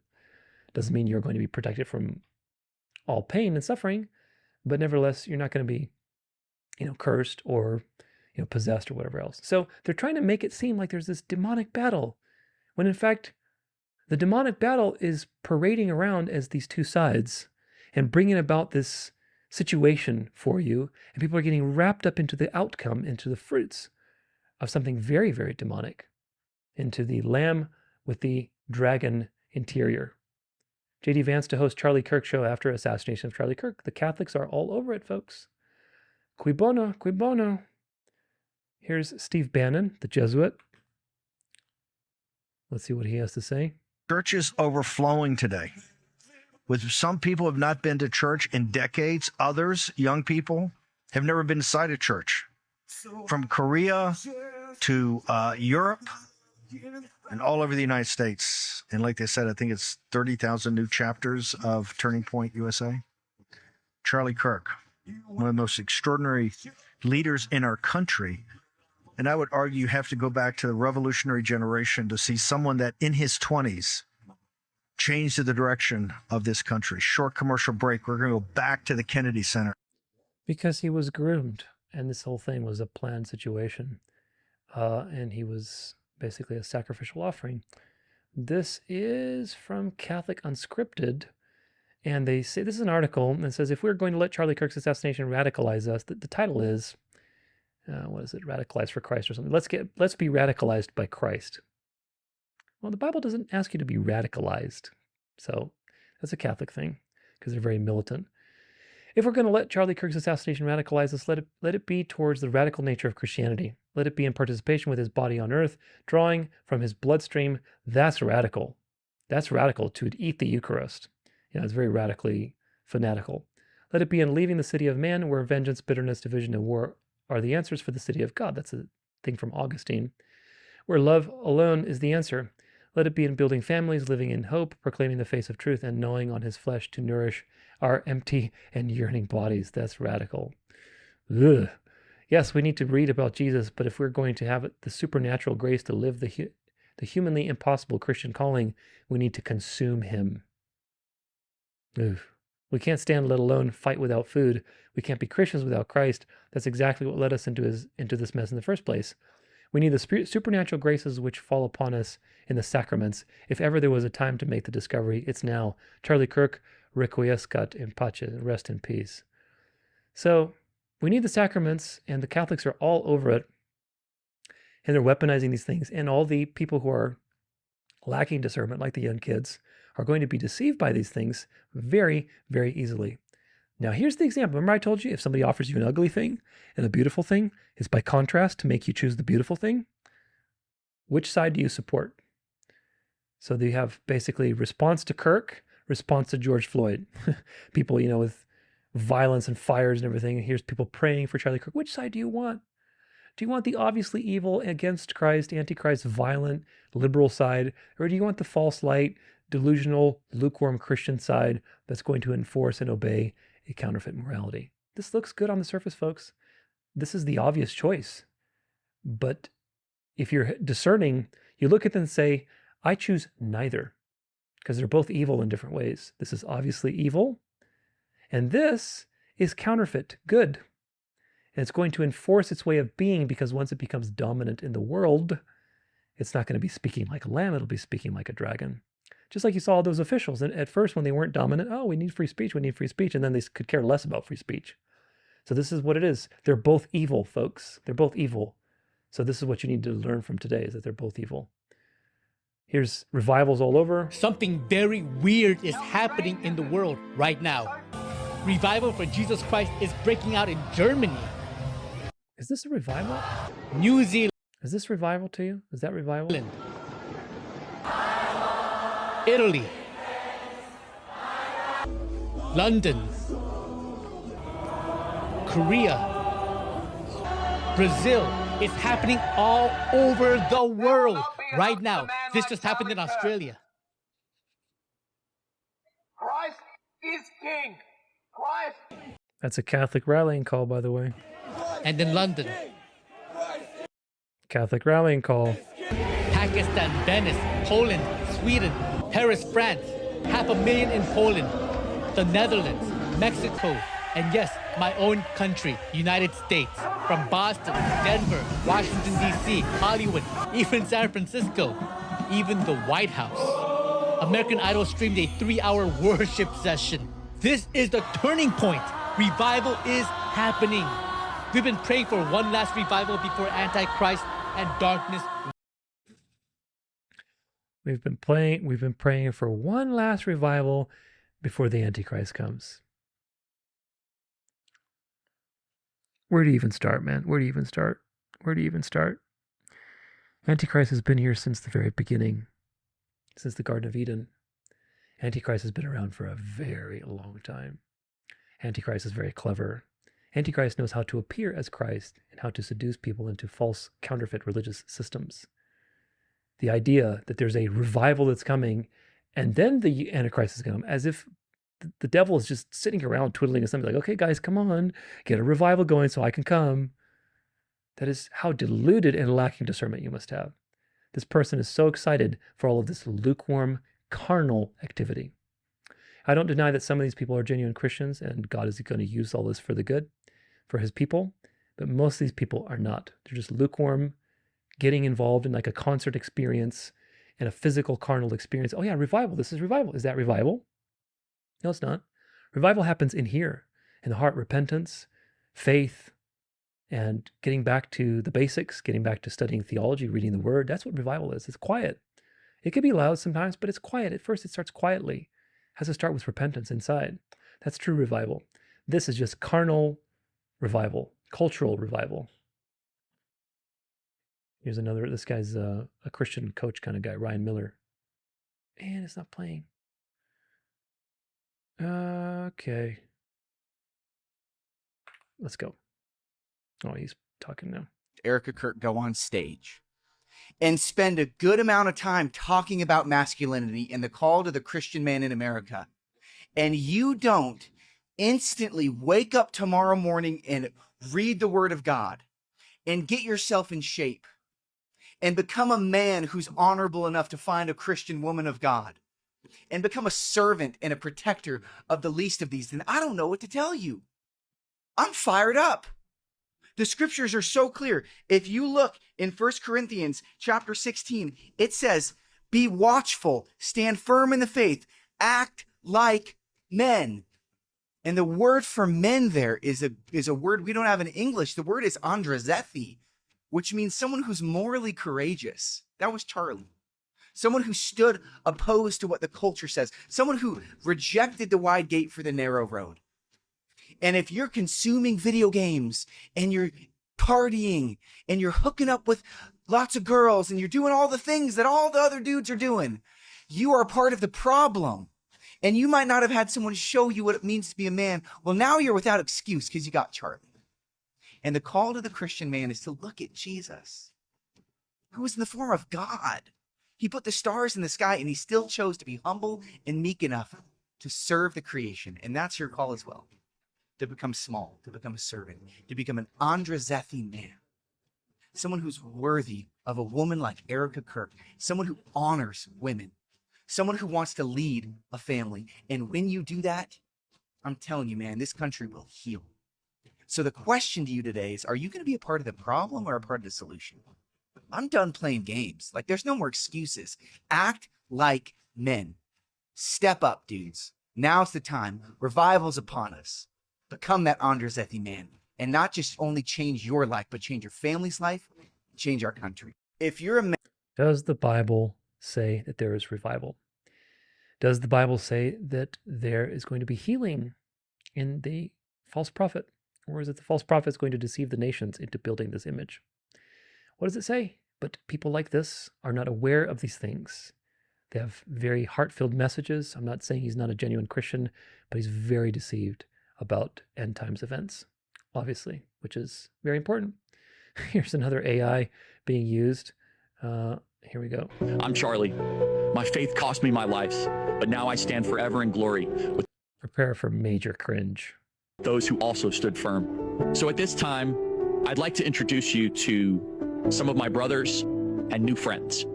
My name is Paul, and I was beheaded for the gospel of Jesus Christ. My name is Andrew, and I was crucified for following the cross of Christ. My name is Stephen, and I was stoned for proclaiming Christ. Now keep in mind, this you don't know what these people look like. These are just false signs and wonders that are very, very seductive. My name is Peter, and I was crucified for my faith in Jesus. My brothers and sisters, root yourself in a Bible-believing church. Pray for your enemies, for our battle is spiritual. It's time to awaken your faith. Rise up, speak truth without fear, and overwhelm the world with Jesus. Oh, what does Charlie Kirk have to do with any of these people that actually lived and suffered greatly? Paul was selling tents to make a living. He got stoned. He got beaten. He got shipwrecked. He got lashed. What did Charlie do? Was Charlie stoned? Was he beaten? Was he lashed? Was he shipwrecked? He lived in luxury, and he went and discussed on campuses. No comparison. Absolutely none. Now, the Jews are using the AI too. This is evil. Israel using AI. Now, this is evil. Do you understand? Oh gosh, I'm so glad I put these two things together. Do you understand? This is evil. The previous thing where Charlie's talking about being like, basically Paul and, you got to go to your Bible-believing church. That's not evil. No, it's not. It's a good thing. They're both evil. And you got to understand how they're both evil. And if you don't, you haven't gotten discernment yet. AI to put words in a dead man's mouth for their own propaganda. Don't worry about me. I'm in a better place now. But America and Israel, from this day on, will never be the same. This is the wake-up call. They tried to shut me up. They couldn't stand a voice that didn't sound like theirs. And that's exactly why we have to fight. We exposed the lie. I spoke the truth, and they hated every second of it. I know you guys are hurting. It feels like you lost me. You didn't. You can't kill an idea. You can't murder faith. Spirit, it doesn't break. They mocked me. I kept going. Tried to silence me. I spoke louder. They warned me. No way. Truth's worth the price every single time. America was built on faith, on freedom, on family. Same with Israel. Standing tall, fighting back, never backing down. That's our bond. That's our story. Here's the thing. Those who tried to scare me only made me stronger. Those who tried to silence me proved I was right. So I'm asking you, don't go quiet. Don't bend. Don't give in. America needs you. Israel needs you. And when people remember me, let it be for courage, for faith, for hope. Because this wasn't the end. This was the opening shot of a change that's coming. And it's going to be for the better. That is an evil thing to do. Yeah, it's also evil when you are making AI for other purposes too, like the churches were using for false signs and wonders, like the Christian side was using it as well. So let's see here. A.G. Pambondi. There's free speech and then there's hate speech. We already looked at before. Breaking news, Buckeyes head coach Ryan Day has issued a lifetime ban after discovering that a spectator photograph celebrating Charlie Kirk's death at Utah Valley University was, in fact, one of the prominent members of his team. With firm resolve, Ryan Day declared that neither the individual nor their family will ever be allowed near his events or games again. A blunt message that he will not tolerate disgrace or the mocking of tragedy. So, immediate consequences, immediate economic consequences. What are they setting a precedent for? Charlie Kirk's posthumous book hits bestsellers list 3 months ahead of the release date. This is the book Stop in the Name of God. It's the book on the Sabbath, which is very conveniently making it to the top of the charts. And now that topic is right in everybody's mind. Charlie Kirk was preparing to launch a new book when the right-wing activist was gunned down in Utah on Tuesday. And as the search continues for the shooter, supporters are rallying behind the late media personality, taking the new book and his previous releases to the top of the bestsellers charts. From winning team publishing, the conservative publishing house funded by Donald Trump, Stop in the Name of God, has soared to the top of Amazon's bestseller chart 3 months ahead of its anticipated December 9th release date. Now everybody's going to be talking about this topic, and of course with the Jews thing coming to the forefront, what do you think the decision is going to be? We're going to have to keep the Sabbath, but we don't want to keep it like the Jews because we don't want to be like them because they're evil, right? Oh, I don't want to allow. Block. To celebrate the legacy of Charlie Kirk, who put a premium on faith, honor the Sabbath. Do this thing. This is from the New York Sun. The conservative activist leaves behind a nearly completed book about the day of rest and worship, a biblical concept he championed in his personal life. So if you want to honor Charlie Kirk, you can celebrate the Sabbath. How should you do that as a Christian? Well, Sunday seems like the natural choice, right? Is that what they say? Did I highlight anything? No, I didn't. But I'm sure they would say that. This is from Fox News, Catholic News. Charlie Kirk assassination will spark faith revival among youth, Cardinal Dolan predicts. Now, Dolan is a very high-ranking person in the Catholic Church, very much in the political affairs. He's very much an agent of the beast. And he says, Dolan, the Archbishop of New York, compared Kirk to a modern-day St. Paul. And he said that basically it will be a moment of spiritual awakening for the young people. Of course it will. That's the point. It's the turning point. These young people are going to come back to the church. He was a missionary. He's an evangelist. He's a hero. He's one, I think, that knew what Jesus meant when he said the truth will set you free. He noted that while Kirk had a blunt style, he respected opposing views. The difference is the way the mode, the style that he did it always with respect and not always with a gracious kind of virtuous thing to do. It's effective. So, yeah. Dolan, he began learning more about Kirk's faith, only after his death on September 10th. Kirk, founder of Turning Point USA, was shot and killed while speaking at the Utah Valley University. He leaves behind a wife and children, yada, yada, yada. What they're seeing is almost this kind of revival of a sense of value and truth and conviction. Almost an elevation of the role of faith back into the public square where our founders intended it to be from the very beginning. No, your founders had wanted to do nothing with Catholicism. That's for damn sure. That's for damn sure. And if they saw that the Catholic Church was weaponizing somebody's death like the way they are now, they would roll over in their graves. Annie Holmquist, Charlie Kirk and the Sabbath Rest. This is also published around that time. It's an article, Remember the Sabbath. And of course, it's the same thing. You know, we should honor Charlie Kirk by keeping the Sabbath. In the wake of Kirk's assassination, many people are looking for ways they can follow in his footsteps, make a difference, and stand up to those who wanted his message silenced. Adopting a Sabbath rest seems like a simple way to start. How do you do that? Do as Kirk says. Pick a day. Sunday is the logical choice. There we go. And turn off your phone. Turn off your computer if they're off. You don't have to reply to that text or email. They will be there Monday morning when you get up. You won't have to see headlines, hear the political vitriol, or watch debates on X or the Sunday talk shows. They'll be there Monday morning, summarized nicely in short videos, saving you loads of time weeding through all of the garbage. Instead, do as Kirk suggested. Go to church, morning and evening if possible. Fellowship with others, your family, relatives, or friends, having deep conversations with the aid of a phone. Write by hand, physical letter such as a thank you note or a birthday card, or record some items of gratitude in a journal. Read scripture as Charlie suggested, or a good old-fashioned book. Take a walk unhurried, enjoying the beauties of nature. Cook a real meal, not just some quick throw-together food out of a box or freezer, and eat it unhurried.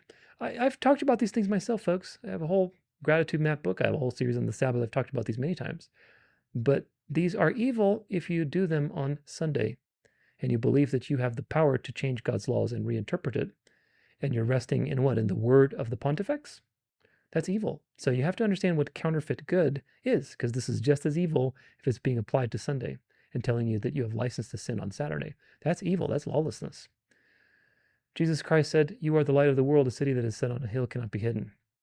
And so Elon says Charlie was murdered by the dark for showing people the light. Now, Elon Musk, who is in the club, is telling you something. He was murdered by the dark side of Freemasonry because he was showing people the light side and bringing people to this ecumenical reality. Here's another thing. Elon Musk steps in a jaw-dropping twist. Elon has announced his funding a multi-million-dollar documentary honoring Charlie Kirk, his life, his rise to power, and his heartbreaking final chapter. So now there's going to be a national day. There's going to be a documentary that's going to be totally propagandized. Turning Point USA is launching thousands and tens of thousands of chapters. Crazy how they're weaponizing this immediately. Breaking, 10,000 Catholics will walk through the streets of New York City praying and singing for peace. Do you support this? No, I support them to abandon their religious behavior and go to the gospel, the true gospel. House, Senate passed National Day of Remembrance for Charlie Kirk ahead of memorial service. I think we read about this on October 14th is his memorial date. Of course, now it's going to be a religious holiday for everybody to participate in this lamb-like system. This is a post. Gosh, it's so cringe. This friend of mine on Facebook, she says, this is what abiding in Christ looks like. This is what it looks like. And it's got a picture of Erica, and she's got her hands crossed. And on the cross, our Savior said, "Forgive them, Father, for they know not what they do." That young man who murdered Charlie, I forgive him. And everybody's like, "Oh, Erica, true Christian," without any discernment about any of these things whatsoever. Oh, goodness gracious, man. Goodness gracious. Here's some more cringe from MAGA. Christ died at 33 years old, but he changed the trajectory of history. Charlie died at 31 years old, but because he had surrendered, he also now has changed the trajectory of history. So Christ and Charlie Kirk are pretty much the same person as far as RFK is concerned. This is a text that says, "I went to church today for the first time in 15 years because I was inspired by Charlie to worship. Rest in peace, Charlie. They cannot silence all of us." So in response to Charlie, you went to an institutional denomination. Again, God will use these things for the good folks, for the people he's chosen to save. But what's the fruits and what's the roots? If the fruits are institutional religion and delusion and lukewarm ecumenical realities, then the roots are not from God. Wow, that's amazing. I've often thought that, like Jesus, Charlie knew he might be killed for his ministry. Yet he chose to do it anyway. His murder awakened many, and it will continue to do so into perpetuity. Just like Jesus. He's just like Jesus. Not even close. This is... Come on now.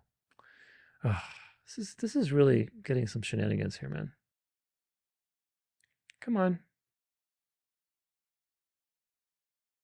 Service was bizarre, unless, of course, you're acquainted with the liturgy and theology of Christian nationalism. My friends, we have had a revival in celebration of Charlie Kirk and of his Lord Jesus Christ. It was evident that in Kirk, this very powerful movement had found its mark. Why would you say his Lord if that's also your Lord? That's weird. Martyr, its hero, and they weren't going to waste their chance to tell the world what they were all about. The memorial service began with several hours of worship music, the biggest names in CCM on one stage there in Kirk's honor.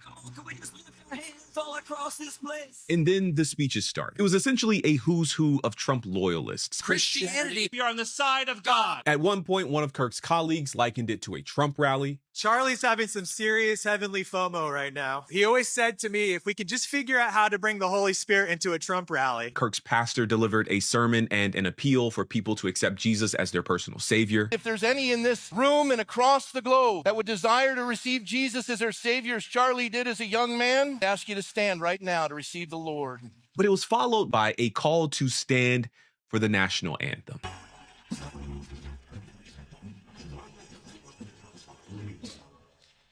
Christian nationalists have made it their hallmark to mix the sacred and the secular, where praise and partisanship are strange bedfellows. This was a feature of almost every speech, but two stood out to me specifically. One was Benny Johnson's speech, where he claimed that God ordained Trump to wield a sword against evil men in our own nation. May we pray that our rulers here, rightfully instituted and given power by our God, wield the sword for the terror of evil men in our nation in Charlie's memory. He did not hate his opponents. He wanted the best for them. That's where I disagreed with Charlie. I hate my opponent. And the second came from a man frequently criticized for using white supremacist talking points, Jack Posobiec. Jack predicted how Western civilization will be saved. That a century from now, when they write of the 2 or 3 pivotal moments that led to the saving of Western civilization, they will write that the sacrifice of Charles James Kirk was the turning point. Kirk's memorial service put on full display the Christian nationalist vision of the world, one that is consumed by the belief that Christians are at war, a culture war of good versus evil playing out on the political stage specifically. In the mind of the Christian nationalists, they are the good ones, the real Christians, and they reiterated time and time again their belief that they have the mandate of heaven, God's calling, to defeat anyone who dare stand in their way. Who do you know that is very warlike in history and that claims to be Christian? Rome. Erica Kirk embodying the divine feminine for America's future. This is from Esoteric Compass. So even the occultists are recognizing what's going on. Erica Kirk stands as a singular force in both America and the world right now, a beacon of divine feminine power rising from unimaginable loss, channeling grace, resilience, and a faith that is unbreakable as it is inspiring. Losing her husband in what can only be called a spiritual battle, Erica's response is not recoil, but a bold step forward, anchoring herself in her beliefs and in the legacy that is now hers to steward. Her courage does not belong solely to herself or to her family. It radiates outward, galvanizing young people, communities, and a nation in need of a new vision. So the occultists are recognizing that there's something about this Erica that's very divine feminine-y, and she's responding in a very divine feminine kind of way. Very interesting, don't you think? If one Antichrist spirit is recognizing another. Hallow founder Alex Jones said that in the week following Charlie's death, the app saw a 95% jump in new users signing up to learn how to pray. 95, and that's a Catholic app. This is funny. This is a picture of this guy carrying this cross at MAGA. The wheels tell us a lot about MAGA Christianity. So he's carrying this cross, but it's got wheels on it. Which, of course, the whole point of carrying a cross is it's hard, it's difficult. You're carrying this thing around, but if you've got a wheel, it's like, okay, well, it's easy. It tells you everything about this whole movement. It's just a perfect picture.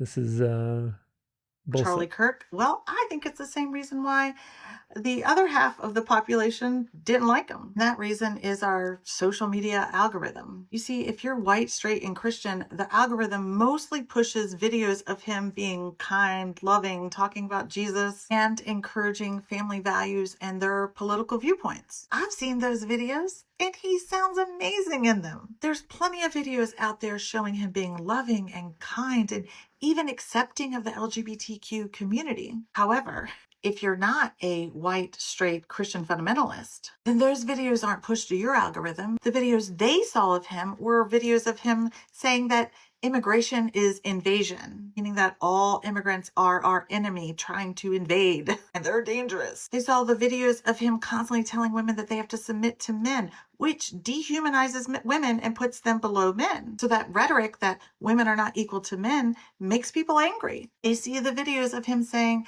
that empathy is harmful. And I know that he went on to talk about having sympathy, but sympathy is not enough. We should have empathy with boundaries. That's the healthiest way to live. There's also the videos of him saying that all transgender people have mental illnesses. And he pushed for policy that would not allow them to be recognized. That's also dehumanizing. Then, of course, he questioned whether or not Black pilots were truly qualified and Black women were able to process their thoughts. And these were not just bad days. These were repetitive narrative that he never apologized for. So half of the country is mourning him as a hero of their faith because that's all they saw. And they believed like him, so they liked him. Whereas the other half of the country who didn't believe like him or look like him remember him constantly dehumanizing their very existence. But when you have a platform that reaches millions of people, you have a huge responsibility, because words that frame entire groups as invaders, inferior, or mentally ill, that's not just sharing an opinion. That's like shaping culture, which makes discrimination and violence more likely. Multiple things can be true at the same time. We can say that he was a man of faith that loved his family and was brave and courageous to share his thoughts. And we can say that political violence and assassination is absolutely wrong. People should have free speech. And you can also acknowledge that his rhetoric was hateful and dangerous. But let's be clear that he did not die for his faith. If that was the case, then the assassin would have had a bomb and killed everybody there, because almost every single person in his life had faith, including all of his family. I think it's important to see what the other side saw so that we can have a little more grace for one another right now, because Lord knows that's exactly what our country needs right now. Grace and a there's new more. administration. But that's just my opinion. Why does... Yeah, you're not going to fix the problem with a new administration. But nevertheless, do you see how they manipulate the algorithms? So again, how do you know that Charlie Kirk was a good person? How do you know that he was a true Christian? All you know is the TV persona. And that TV persona is based on the social profile that they've built on you to feed you various video clips. Say, oh, look at this. And that's how you know Charlie Kirk. One more. Let's listen. I don't like saying this, but martyrs build movements, guys. Martyrs build movements. I'm an ex-Mormon. Look at Joseph Smith. Look at Jesus Christ, for that matter. When we talk about martyrdom, we are never talking about just a single death. We are talking about a story, a myth, a symbol that becomes bigger than the person ever was. We're talking about a movement that selects a body and then narrate that body as chosen, as persecuted, and then channel that grief into loyalty, into a person's identity, and then into action. So I know, as an ex-Mormon, as somebody who basically worshipped Joseph Smith's murder as a martyr for our religion, that's a perfect example. I had a shirt in high school with his face around a heart on it, okay? Mormonism solidified his death and his myth, and that made his movement grow. I mentioned the Mountains Meadows massacre the other day and how Tyler Robinson is related to the main persecutor of this massacre that happened in 1857, and a lot of people said that it was irrelevant. Here's why it's relevant. We have only Joseph Smith's martyrdom to blame for the unification of the saints and the blood atonement and the violence that was an outgrowth of the myth of Joseph Smith and his martyrdom. I'm saying this as somebody who was raised inside of this myth making of Joseph Smith, that there is a consistent narrative of martyrdom, of collective grief, of identifying villains, identifying a martyr, inviting donations, and recruiting some people into something that they feel is sacred. All we can do is have discernment that some things are real, but some things are myth-making. Some things are turned into fundraising and militant loyalty, and knowing the difference between grief and mobilization and action. So I just want people to pause and ask, are we amplifying grief and myth-making right now for somebody else's ends? And look at the patterns. Look at how we are participating in that. The answer is yes. We are amplifying myth-making to serve someone's needs. The question is who? Cui bono, my friends, cui bono. Cui bono, hopefully you've figured it out by now, because we've looked at a lot of material. We've looked at quite a lot of material. So cui bono? Cui bono. Charlie was taken out when his movement reached the desired momentum, and now it's going to be steered right back towards the Roman Catholic Church and the final solution, which is the image of the beast. J.D. Vance is on the show. Candace Owens is defending him against the Jews, and she's going to make this whole thing blow up. Erica Kirk says she's going to unleash the monster now. Nick Fuentes is at the top of the chart. Catholic authorities are claiming he was ready to convert. Christian nationalists are becoming even more emboldened. Youth is radicalizing at an exponential rate. The Kirk's book on the Sabbath is now at the top of the charts, and that's going to be the main talking point in the next coming year, and years, plural. People are keeping the Sabbath for Charlie, but with hating the Jews, the only natural consequence is going to be Sunday. So Sunday is going to be right on people's minds.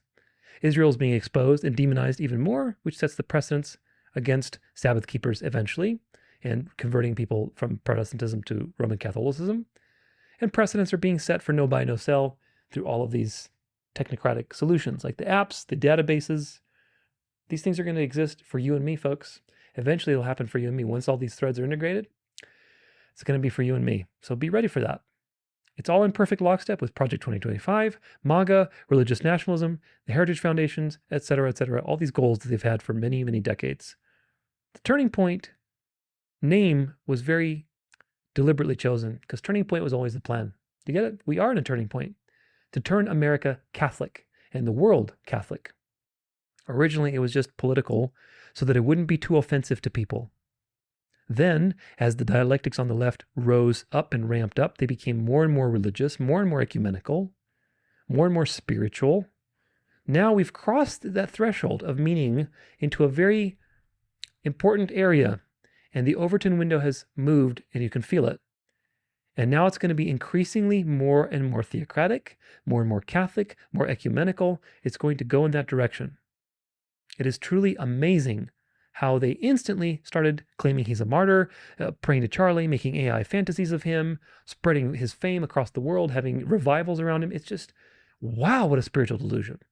What a spiritual delusion. You know that this is by the power and working of Satan. It is a religious delusion over a man that was, at best, my friends, at best, seriously compromised. I'll give him the benefit of the doubt because I don't know the heart. I'll give him that. But at best, he was seriously compromised. Very likely, he was in on everything. He was part of the club. So this gives you a taste of what's to come. Keep in mind that they always use dialectics and operations to demonize a particular group.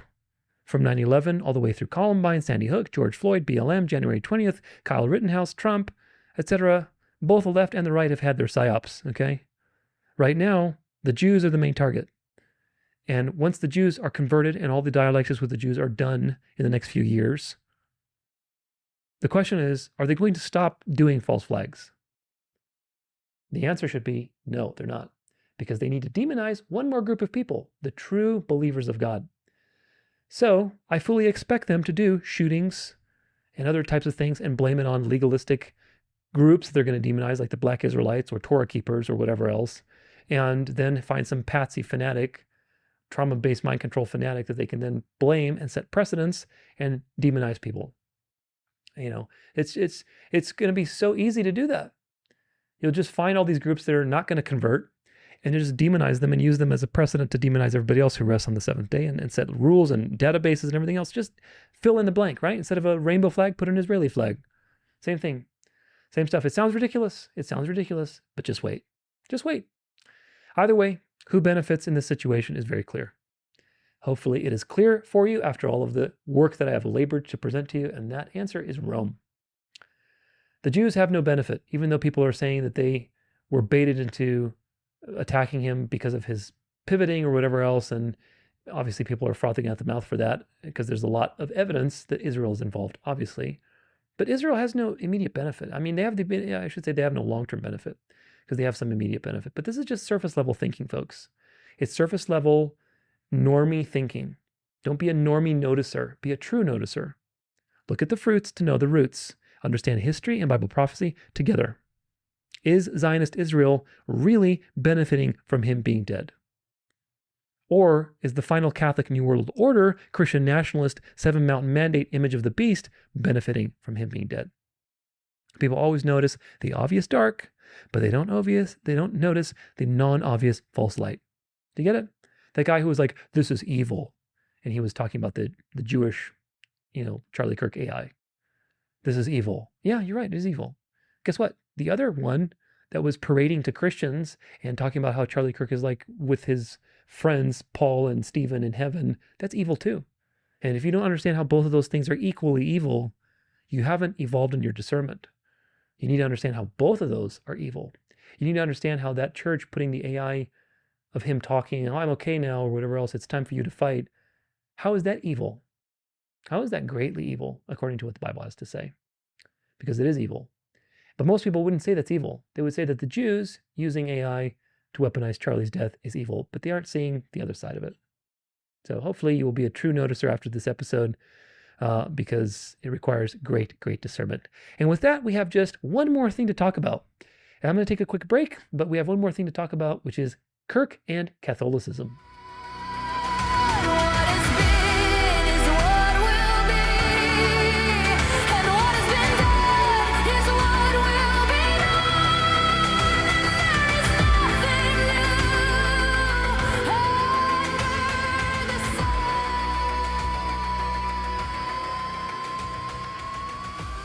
All right, well, welcome to the final leg of this crazy adventure, right? I want to talk about Kirk and Catholicism.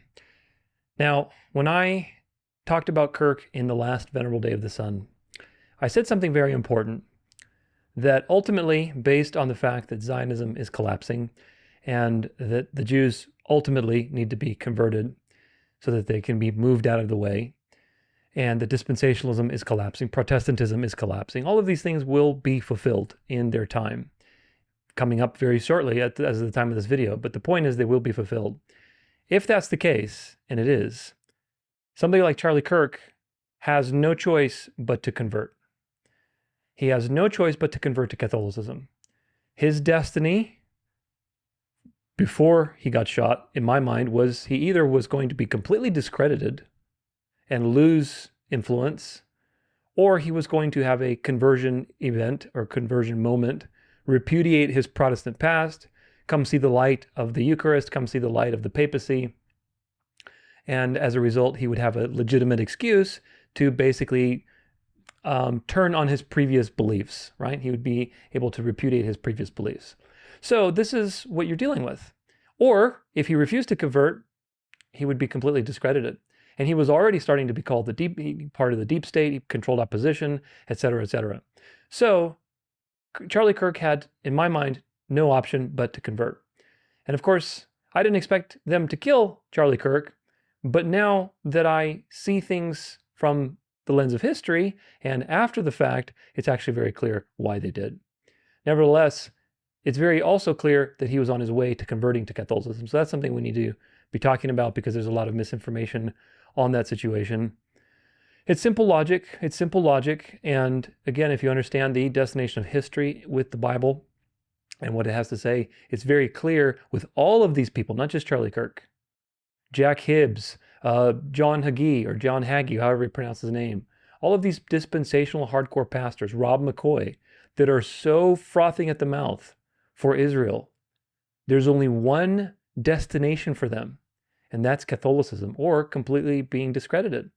Because once this collapses completely, what are they going to do? They've built an entire ministry on a particular belief system that is about to be deconstructed. What are they going to do? They're either going to convert publicly and repudiate their past, and now they're going to be justified as being Catholics, or they're going to be totally discredited and thrown under the bus. So either or, that's the only option, folks, because Zionism isn't sticking around. So again, with Charlie Kirk, it's very clear that I think that they expected to have him convert. He was really starting to be very leaning towards the Catholic Church towards the end, right before he was killed. Several months before that, you can see lots of evidence for that. And you'll see after his death that he's being promoted by the Catholics as an almost Catholic. And of course, the Catholics are using him as a hero and a crusader against the Jews, and all the people who are hardcore traditionalists are saying, look, he started to turn against Israel. So there's a lot of misinformation because the parties that are in power are weaponizing his death left and right. So we want to get clarity on that. Now, before we do that, on my break, somebody sent me this video, so I wanted to share it with you, going back to the arguments about the shooter being on the right side. There's an important video that surfaced. This is from Ian Carroll, actually, although Ian Carroll I am very suspicious of, because I think he's probably controlled opposition. But nevertheless, he does a good breakdown on this particular thing, because there's a video, there's like raw footage from the event where you can see this guy on the roof, which is on the right side. And he's not the grainy picture that we saw of the guy that we thought was a guy in the bushes. I don't think that was actually a guy, even though it kind of looks like a guy in like military outfit or whatever else. I think there may be a better argument, but still consistent with all the evidence that he was on the right side. So might have found the actual location of Charlie Kirk's shooter. I need you guys to tell me if I'm taking crazy pills over here. So at this point, pretty much all the experts agree that the shot came from the left behind him a little bit. So I figured let's just cook through all the footage that we've got, the original footage, and look over here for someone. And there's this little bloop on this rooftop that we're going to keep coming back to. But a lot of people are looking at Bushman on this balcony too. And so we're speed scrolling through this video, and we're just checking out what do we see there in that spot over and over and over. Right now, I don't see anything, right? And there's like a table and chairs and a little potted plant on that balcony that we'll see again in a second. Side note, this is the footage that has the little guy on the Woodbury roof here. remember that one that we saw slowly where he was on this side of the building? There was some dude like going backwards this way. Briefly right there, boom. Don't know what to make of that. That doesn't really have access to the rooftop that I'm looking at over here. But while he's over here, we can get a close-up of this is potted plant and the table and chairs. Potted plant by the corner of the glass, which is important in a second, and table and chairs. And right there, it's pretty obvious that potted plant is not a person, right? So he moves again, speed through it, and then we get another view of this rooftop, and we zoom in, and there's like a little thing there. There's like a little dot in the middle. We're gonna come back to it, right?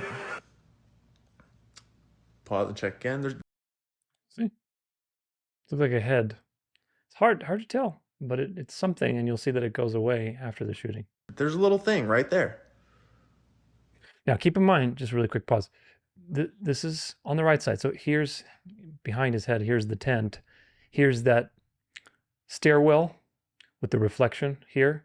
So this is on that right side, up at the top of the building. That's a thing. It didn't look. See, here's the tent. Here's the tent where Charlie was. Here's that reflection that happened in the window, the muzzle flash, which is just so weird. Like if the guy's here, why is there a muzzle flash there? That's just so weird. So weird. And all those other flashing lights were here too. Remember? Those 5 flashing lights. And then there's a guy up here. So it looked like it was there in the first shot, but it's there now.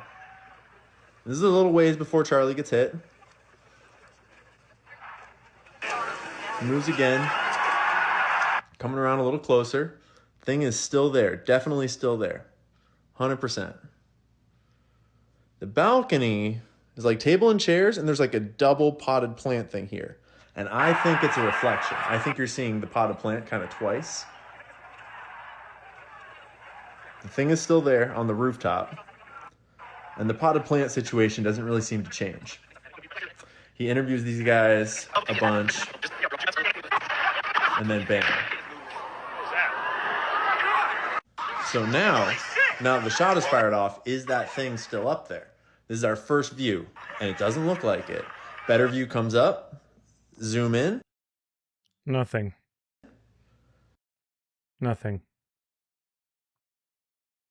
The thing is gone. This is all blurry down here. It clarifies in a second, but that thing is gone. Right? I mean, better view. The thing is gone. It's still blurry down there. And then he puts his tripod down. And when he puts his tripod down, boom, it comes into clarity. We heard shots. And the thing is not up there. So I went back and forth on looking at the bush there a lot too once it clarified. And like the bush part on the balcony does not seem to change throughout the whole video. It looks the same on the balcony every time I see it. It's the thing on the roof that goes away that I'm really curious about. So if we're looking at the balcony, you go back to where he's over here by the balcony. Look at how close where the cameraman is standing right now. and all these people that are on this ledge right here, look at how close they are to this balcony. If Bushman had been on that balcony, all of these people would have been like right next to him. Someone would have seen Bushman if he This is a good point. This is a good point.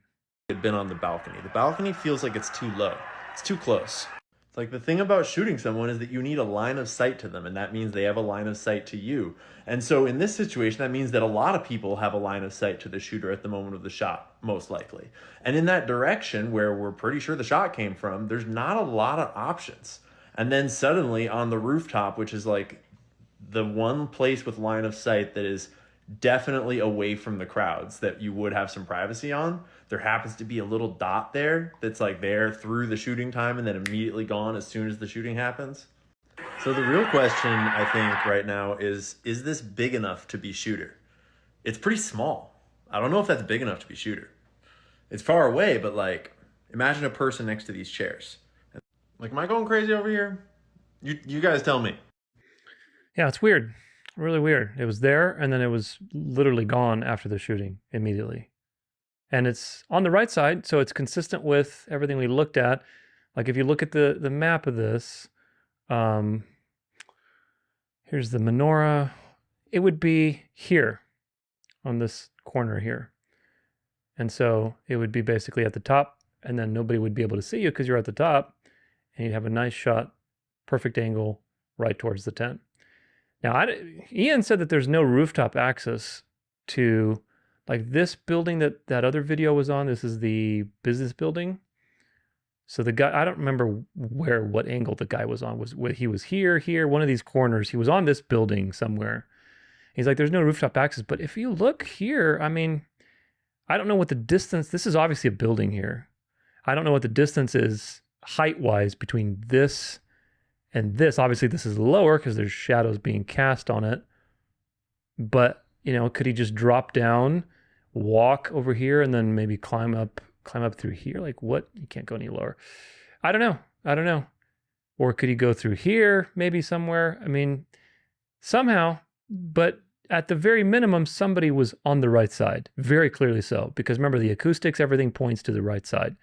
The question is, were there multiple people? There's so many unanswered questions with this situation. So many unanswered questions. There's obviously one shot. But even that, like on the right side, remember the muzzle flash and the 5 flashes, like that is so weird. That is so weird. So weird. So who knows what happened exactly, but we know that he wasn't shot from the front. As long as anybody like Erica Kirk, like Andrew Colvett and Alex Jones, everybody is promoting and peddling the idea that he was shot from the front, you know that they're in on it in some direction. Either they're hiding or they're covering up, or, you know, they're just deceived one way or another. So this is what I wanted to show you. Anyway, that's that. Now let's talk about Charlie Kirk and Catholicism. So this is an article from Crisis Magazine. Charlie Kirk and his surprising sentiments toward the Catholic Church. Keep all of this in mind, because when we get to Andrew Colvett's defense of Charlie's Catholicism and trying to clean up around that and basically make it downplay the situation, keep all of this in mind. And remember his other testimonies, like with the bullet shooting and what else, and the camera being picked up and how he's apologized for all these. He's constantly lying through his teeth. So keep that in mind. There's a lot of evidence that Charlie Kirk was leading his family towards the Catholic Church, not least of all his public call to venerate the Mother of God. What do the Catholics think? Well, let's see. Veneration of Mary, Mary and feminism. Of course, I've documented these things in the last VDS. He was very much moving towards the Catholic Church, the emphasis on tradition. This appreciation for Catholic distinctives was not limited to Mary. Kirk also took notice of a larger trend in religious life, especially among the young. Young men are going back to the church. That's legit, he observed. That's happening because honestly, it's the only thing that they can find. It's a life raft in this just tsunami of chaos and disorder. In these words, Kirk captured something deeply true. Our age is marked by disorientation, broken families, a loss of meaning. Remember, all of these are created dialectics so that you want religion. For many young men, the church has become the one stable refuge, a place where eternal truths anchor them against the shifting tides of the world. Now, really quick pause again.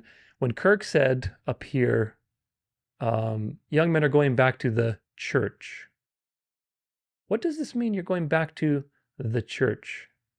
Please understand this important distinction.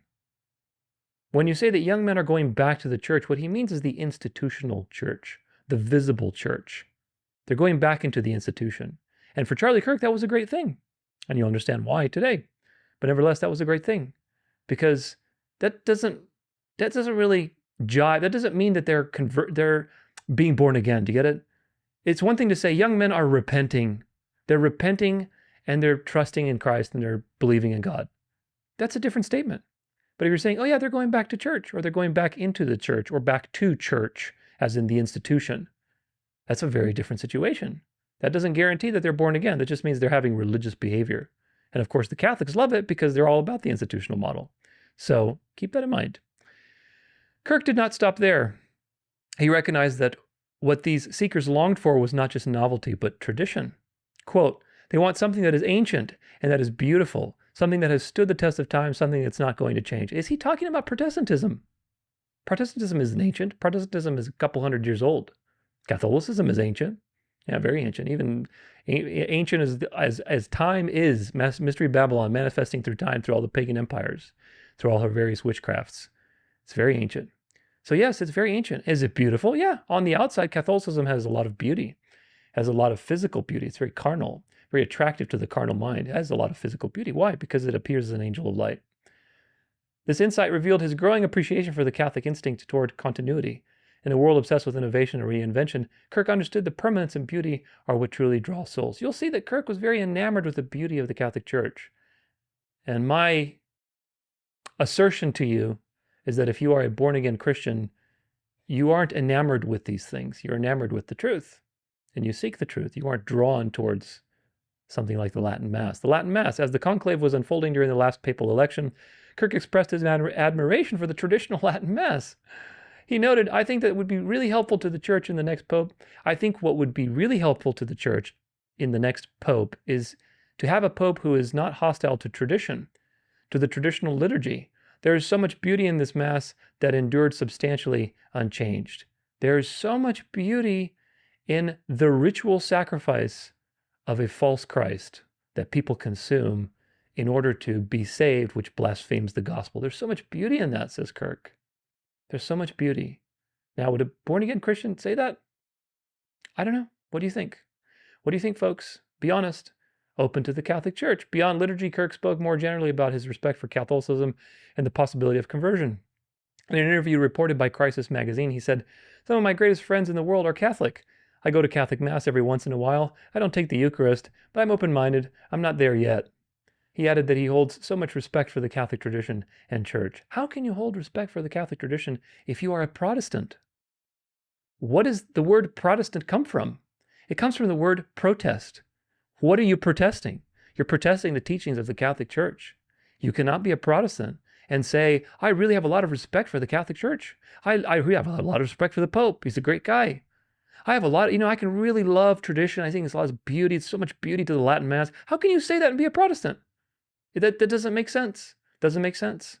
That's like saying I'm a Christian, but I don't really believe Jesus is God, or that he's, the Son of God, or he was a prophet. You're basically a Muslim or whatever else, and you're calling yourself a Christian. It doesn't work, folks. That's an oxymoron, a contradictory term. You can't be a Protestant and have so much respect for the Pope. So this is what's going on. This is just one of many. Keep this in mind when we get to Andrew Colvett.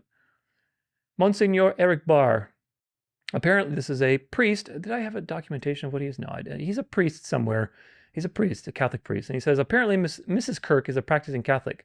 Their marriage was just validated in Catholic Church a few years ago. Charlie was to appear on Bishop Barron's program in a few days. Sounds like he may have been about to become a Catholic. Charlie Kirk's quote, I love devout Catholics. So many in my life that I treasure. My wife is a baptized Catholic, my mom is a baptized Catholic, and my grandmother was the greatest Catholic who ever lived.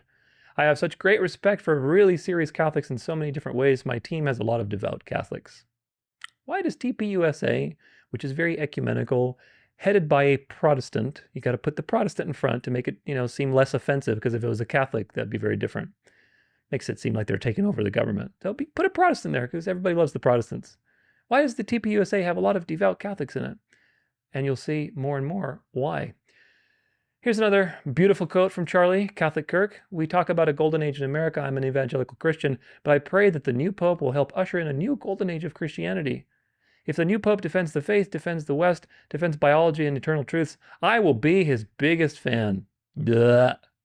How can you, as a Protestant, say that the Pope, who is the Antichrist power on the earth, he's the vessel of Satan on the earth, he is the counterfeit King of Kings, that the world is going to marvel after, and that for hundreds of years this institution was marveled after as the presence of Christ on earth, and worshipped as God, and claimed to be God, and blasphemes everything that God does through his decrees, through the institutional decrees over time, maximizing sin on the earth, the Immaculate Conception, transubstantiation, praying for the dead, purgatory, etc., a million times. Over the last 2,000 years, Catholicism has increasingly blasphemed and added to the blasphemies with all of its various doctrines, which come from the papacy. The papacy is the one who decreed these things.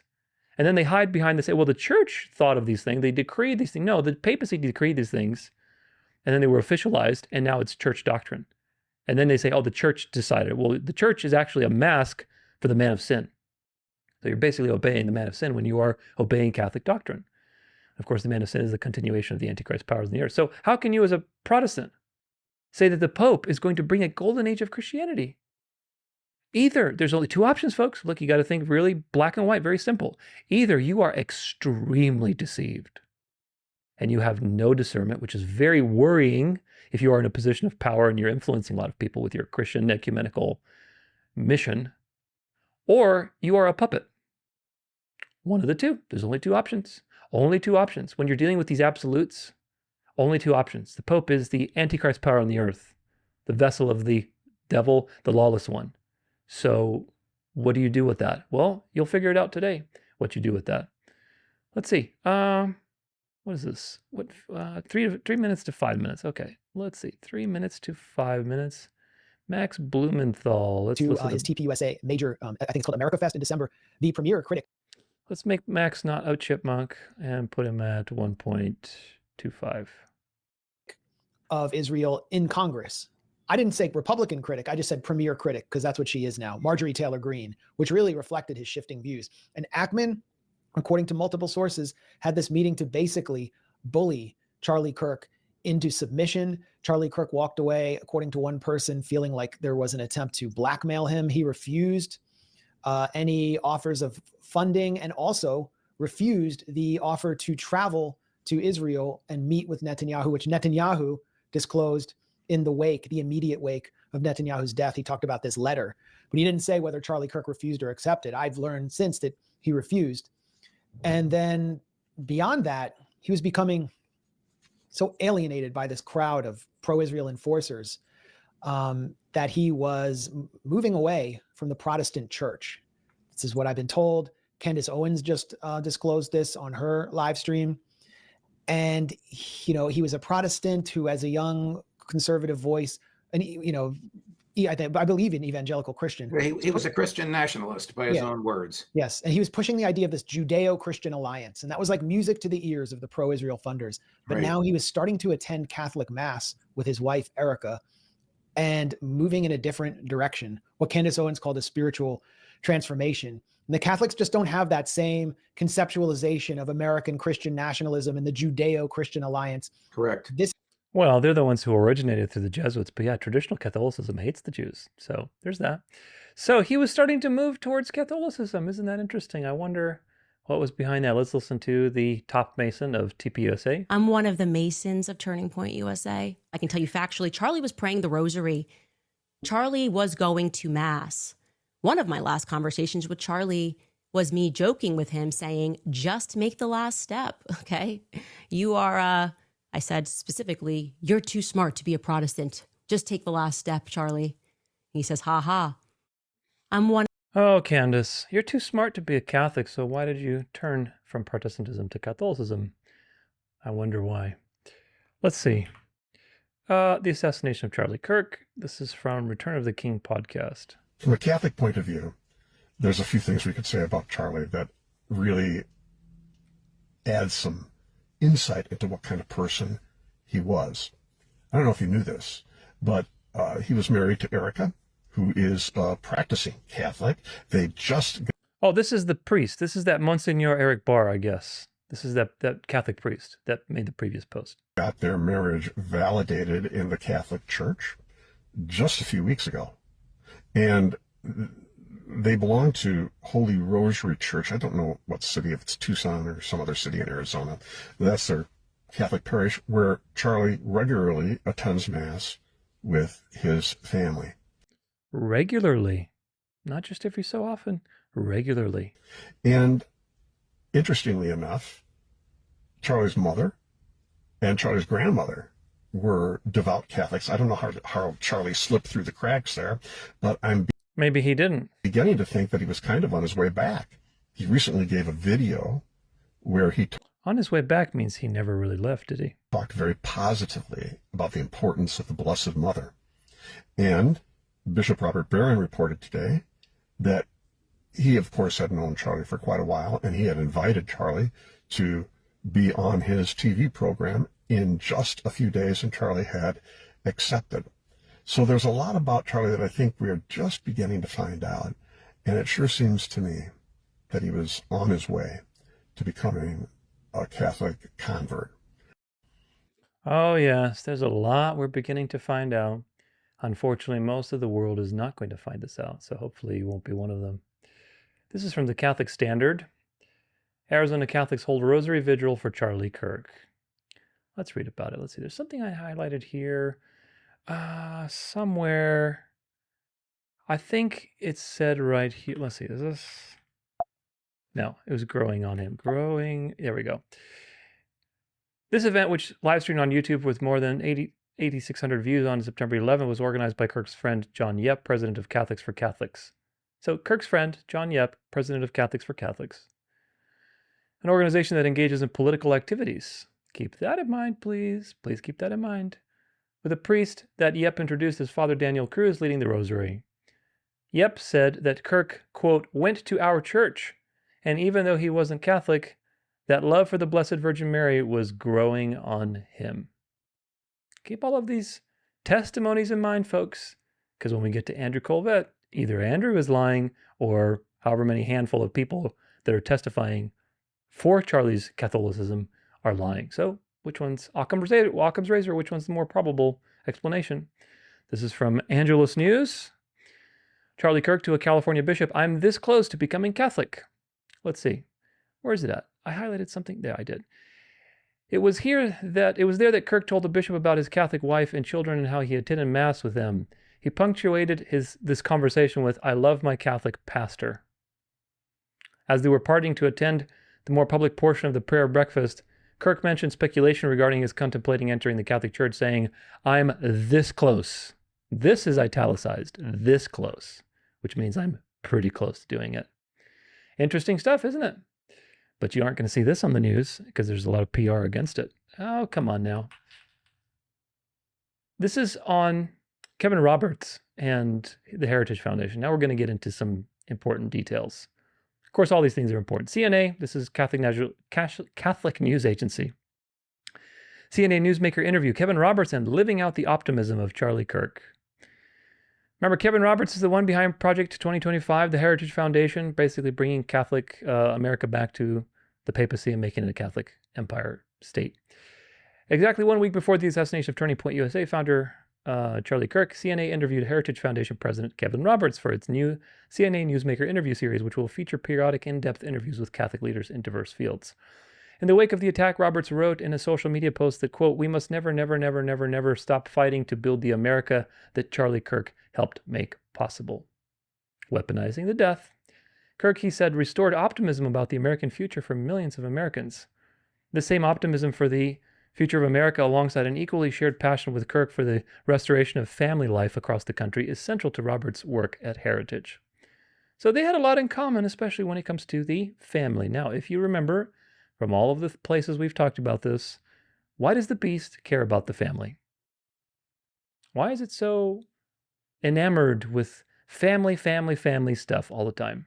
Is it because the beast cares about your family? No, because the family is central to Sunday sacredness. If people have families, then they need to spend time with those families.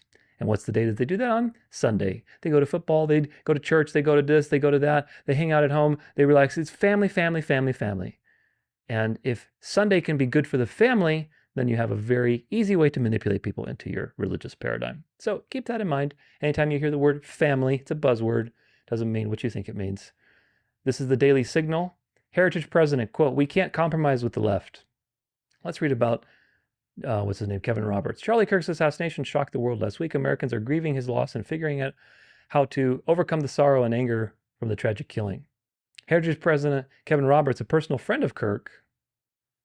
Now, Kevin Roberts is a pretty extreme Catholic. He's a personal friend of Kirk. Remember, Kirk has very good, devout Catholic friends. Spoke with me on the Heritage Explains podcast about Kirk's impact on our nation. We discussed his Christian faith, his role in politics, and his lasting legacy. I don't think I highlighted anything else, but you see that they are basically good friends. Here they are on an interview, Charlie Kirk interviewing. Do I have a timestamp for this particular YouTube video? Do I have that? Dr. Kevin Roberts does a fabulous job running the Heritage Foundation, heritage.org. Kevin, welcome to the program. I don't think I had anything for this. This was just to show you that they were basically interviewing each other. They're good friends. He thinks he's doing a fantastic job with the Heritage Foundation. The Heritage Foundation is lobbying and shaping culture to bring America under the beast. So what does it tell you about Charlie Kirk? What does it tell you? Here's a poster giant poster, the basically banner, I guess. A massive banner honoring Charlie Kirk has just been put up on the Heritage Foundation's office in D.C. Get married, have children, build a legacy, pass down your values, pursue the eternal, seek true joy. What does that have to do with the gospel? Does any of that have to do with the gospel, folks? Does it? The Bible doesn't actually, in the New Testament, doesn't command you to get married. If you want to get married, but you don't have to. The Bible in the New Testament doesn't command you to have children either. It commands you to have spiritual children, to spread the gospel, to have sons and daughters in the faith, sure. Build a legacy? What legacy? You mean in like a material sense, like leaving material things behind? Who cares? You're going to be dead. And the world's going to be judged. The Bible tells you to spread the gospel and leave a spiritual legacy in heaven because that's going to be eternal.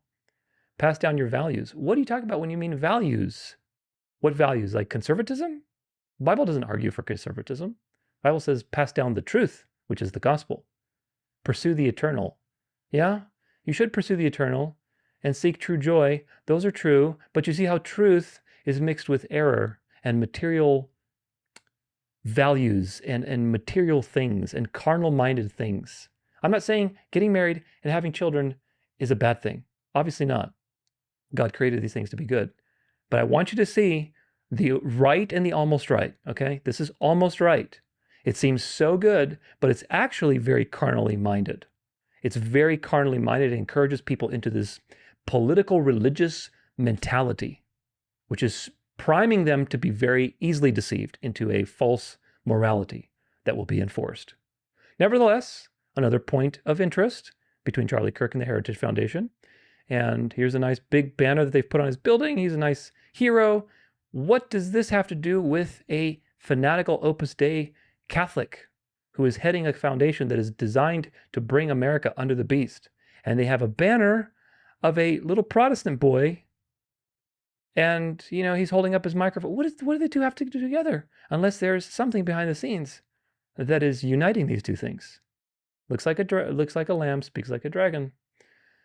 This is Kevin Roberts' tweet. He says, "I've always been hopeful about America's future, and no one embodied that hope more than my friend, Charlie Kirk." They were good friends. They were very good friends.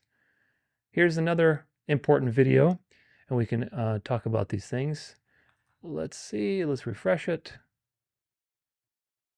So you can see all of the dubious associations behind Charlie Kirk. What do 1970s rich guys have to do with Charlie Kirk? America's business elite have long wanted us to be stupid so they can charge us more, make our air dirtier, all while distracting us from their hoarding of wealth and power. And Charlie was part of their strategy. In 1971, a famous memo by Lewis Powell outlined fears of business elites that the American economic system was under broad attack and envisioned a counteroffensive by the American business community to preserve corporate power. Powell singled out the campus as the single most dynamic source of these anti-business attacks. To advance the corporate agenda, Powell wrote that propagandists should be strategically placed on campuses. He envisioned articulate speakers exerting whatever degree of pressure to assure opportunities to speak. 40 years later, the rich guys finally had their man. Charlie started off doing pretty obvious propaganda. In its early days, Turning Point USA got a lot of its money from fossil fuel billionaires. They still do. So they distributed a pamphlet called 10 Ways Fossil Fuels Improve Our Lives. But of course, college kids can sniff out obvious propaganda. So Kirk got more abstract. He appealed to outrage and emotion by saying professors were indoctrinating kids. The Democrats were destroying America from within. And leftists were eroding the moral foundations of our country. These are the classic hits of American right-wing fear-mongering. In the past, lots of people have been able to see through them.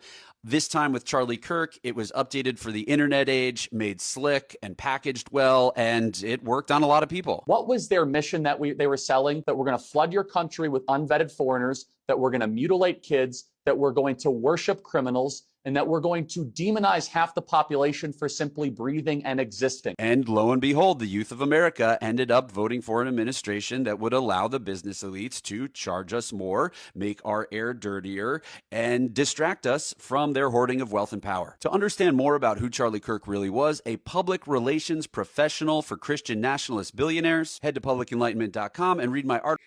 So yeah, this guy is obviously a liberal, so eat the meat, spit out the bones because they tell on each other. But it's very important. Charlie Kirk is funded by some very dubious people, and these movements have been going on for a very long time, since World War II. Because with World War II, you had the liberal world order that was dominant. Remember, Zionism, communism were the dominant paradigms since World War II. But that doesn't mean that the other side of the occult, of the false light, was like dead and not active. They were very active in the world, and you'll see movements through time that have oscillated through these various generations to peak with somebody like Charlie Kirk. Charlie Kirk is the result of lots of planning and lots of attempts at basically doing what they're doing now. Leaked documents, audio, conservative Turning Point USA quietly funding student government campaigns across the U.S. This is from 2017.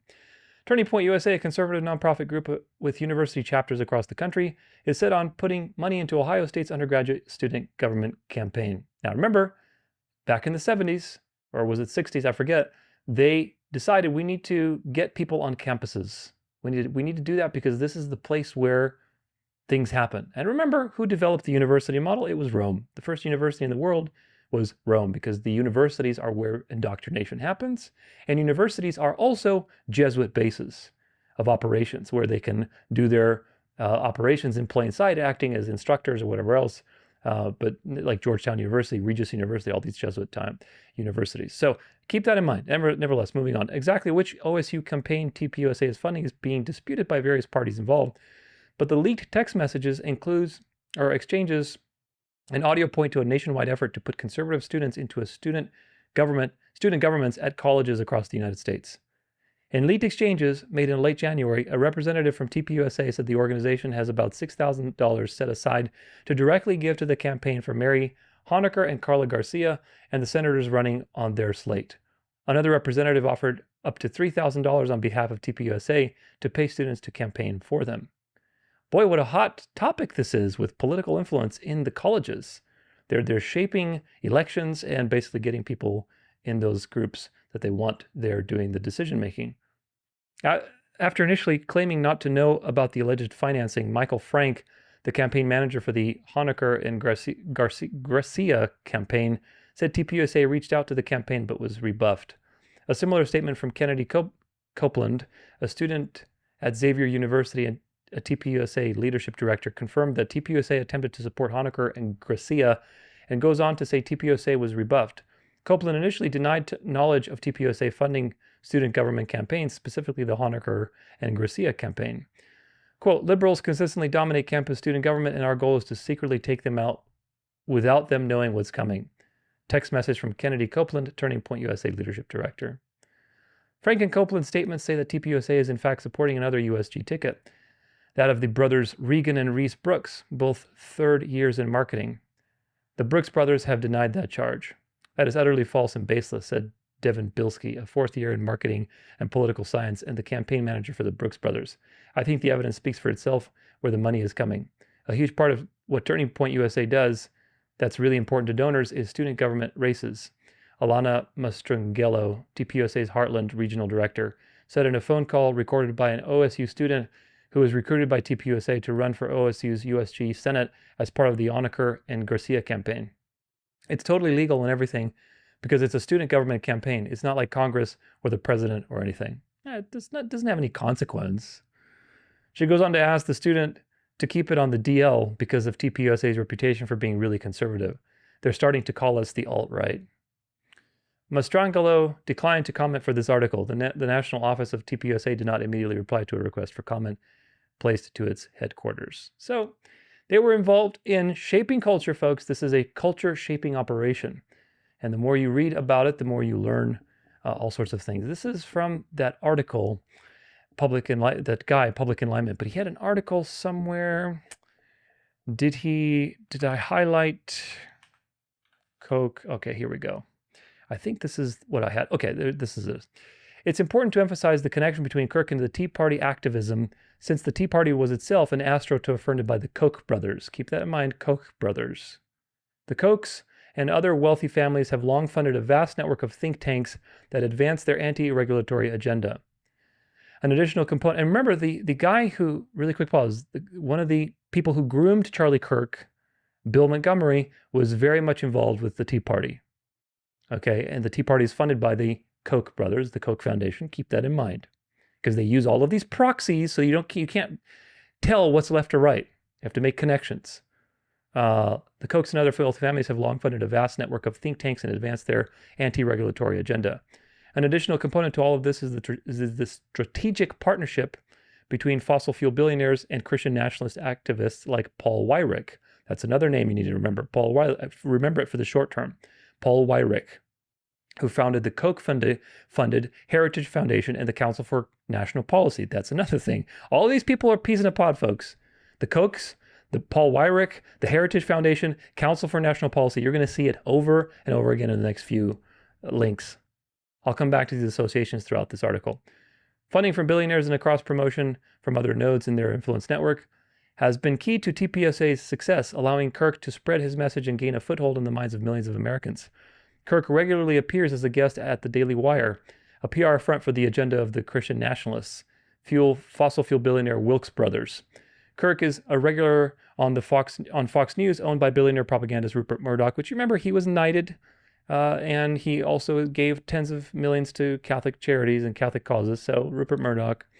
And the podcasts of Piers Morgan, Catholic, Megyn Kelly, Catholic, Tucker Carlson, pretend Protestant, all produced by Murdoch. Over the years, TPUSA events have heavily featured other billionaire operatives like Ben Shapiro, Steve Bannon, Sebastian Gorka, Fox personalities Brilliant Kilmeade, Greg Gutfield, Janine Pirro, Tommy Loren, Jesse Waters, and Guy Benson. So all peas in a pod, folks, but these are choreographed things that are designed to manipulate public perceptions. Okay, so let's read about the Koch Foundation. This is their website. And what's their mission? What's the Koch Foundation's mission in life?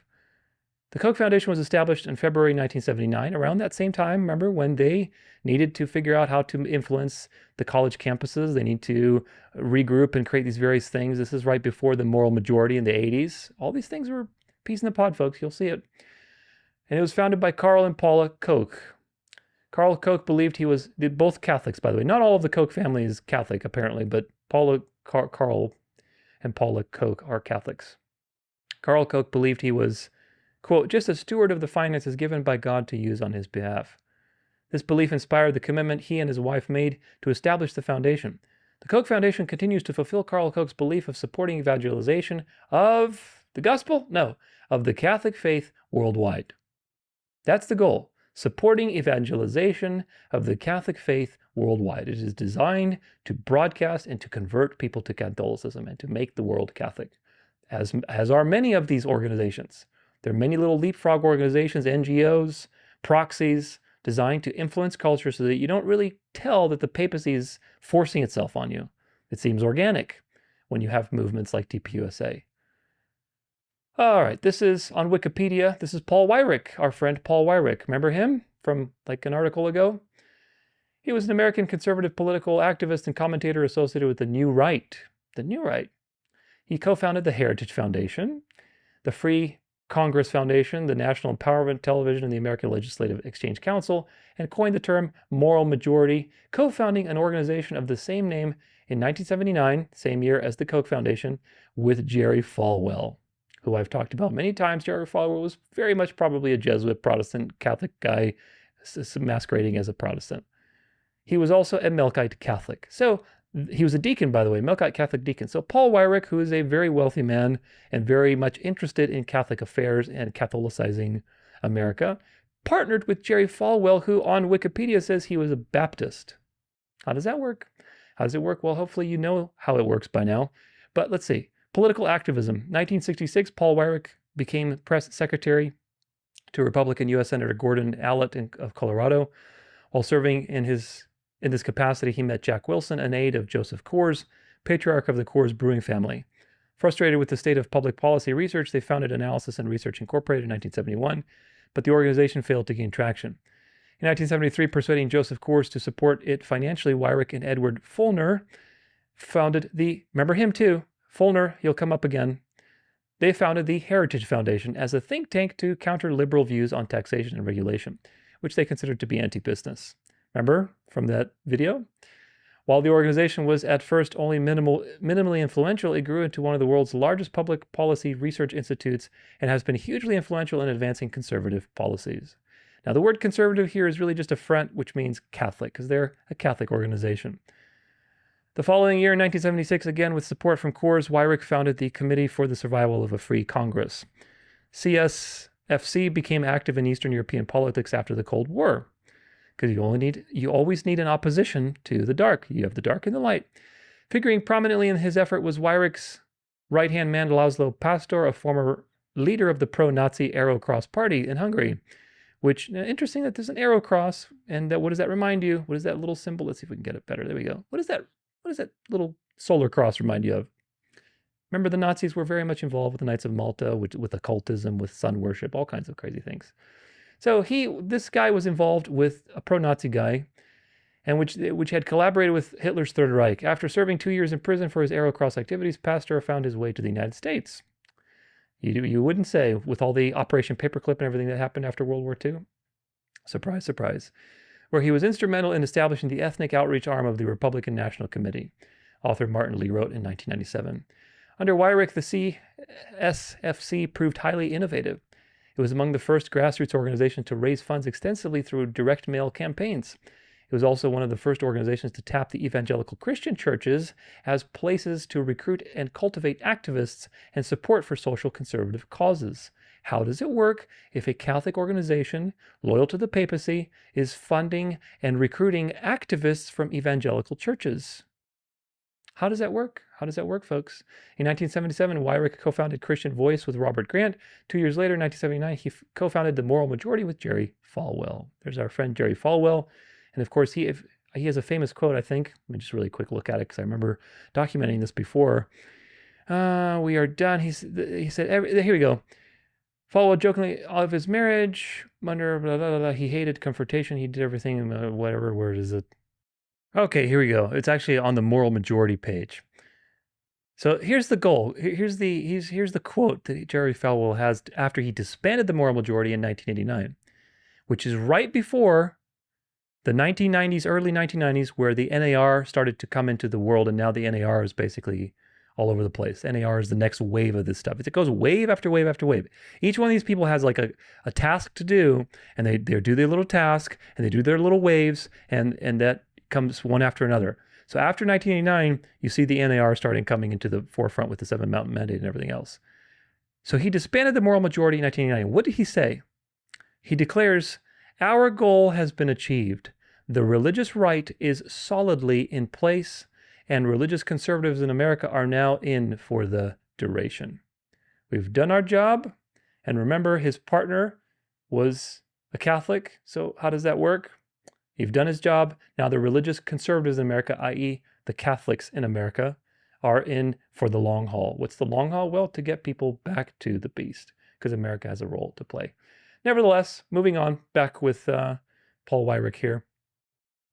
Over the next 2 decades, Weyrich co-founded or held prominent roles in a number of other notable conservative organizations, including founding of the American Legislative Exchanges Council, or an organization of state legislators, co-founding the Council for National Policy, which we'll come back to, a strategy formulating organization for social conservatives, co-publishing Conservative Digest, a conservative magazine, and serving as a national chairman of Coalitions for America, an association of conservative activist organizations. He also later organized CSFC into the Free Congress Foundation. In 1997, under the auspices of the Free Congress Foundation, Weyrich founded the Washington, D.C.-based satellite television station National Empowerment Television, NET, later launched as the for-profit channel America's Voice in 1997. That same year, Weyrich was forced out of the network he had founded when the network's head persuaded its board to force out Weyrich in a hostile takeover. Chip Burley of Political Research Associates said this was apparently for his divisive behavior in attacking GOP pragmatists. From 1989 to 1996, he was also president of the Kreibel Institute, a unit of the FCF that trained activists to support democracy movements and establish small businesses in Eastern Europe and the former Soviet Union. By 1997, the Heritage Foundation and the Free Congress Foundation were two of the top 5 biggest and best-funded conservative think tanks. In his 2009 book, The Next Conservatism, which he co-wrote with William Lind, Weyrich argued that conservatives should be fighting to return to family structures. What did I tell you? They got to have the family because family is integral to Sunday, and each Catholic who's empowered like this has to promote the peace morality. They have to. We have to return to the family structures of the 1950s, which is a goal that has been picked up by leaders after him. So Paul Weyrich is a very influential person. Now that you've read a little bit about him, let's read about Edwin Fulner. Remember, he was also one of the founders of the Heritage Foundation. He was an American political scientist, think tank executive, congressional aide, and foreign relations consultant who was the co-founder of the Heritage Foundation, a conservative think tank, in 1973. He served as the Heritage Foundation's president from 1977 to 2013 and again from 2017 to 2018. Early life and education. Fulner was born in Chicago, Illinois on August 12, 1941 to Helen Joan Franzen and with John Fulner, the owner of the Chicago real estate firm. He had 3 sisters. The family was a devout Roman Catholic German-American family.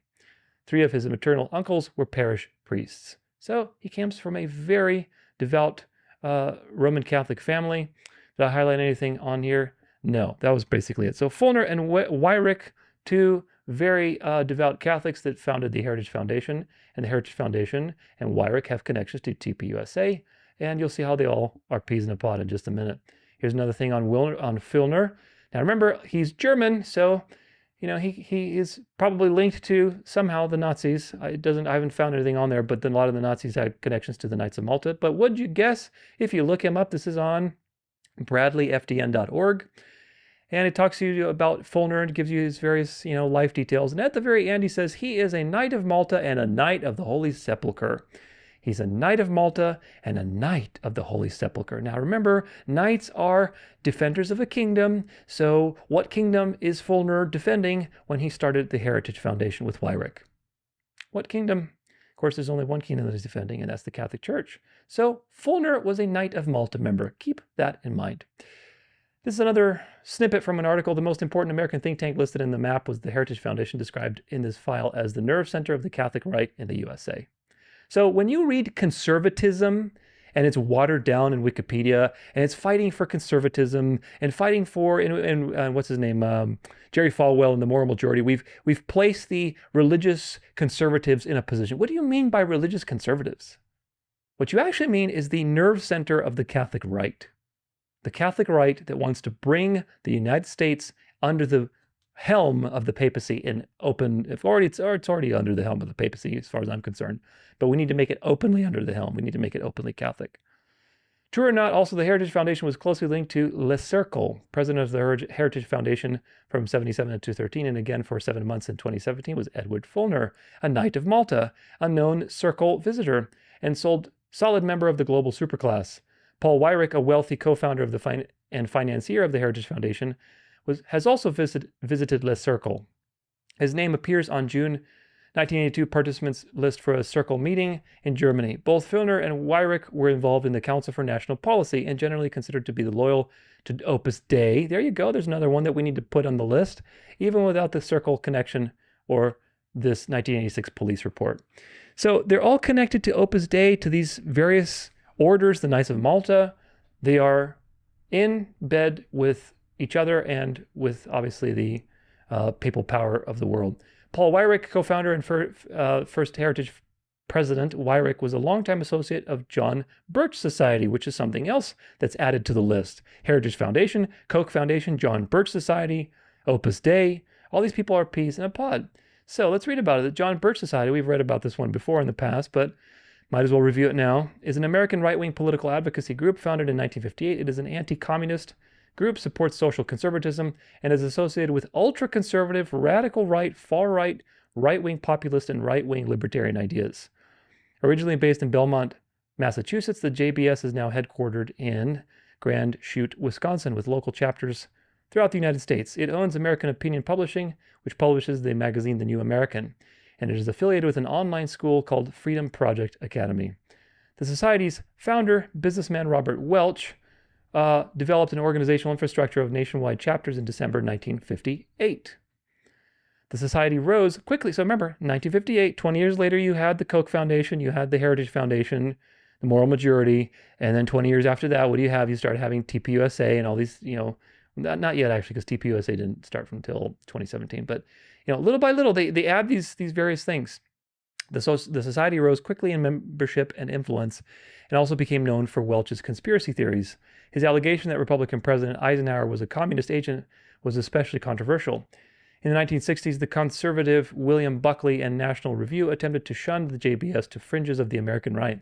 JBS membership is kept private, but is said to have neared 100,000 in the 1960s and 70s, declining afterward. Now, why do you think it declined? Do you think people lost interest, or it declined because these people went into other proxy organizations? I'll let you be the decider of that. So there's that.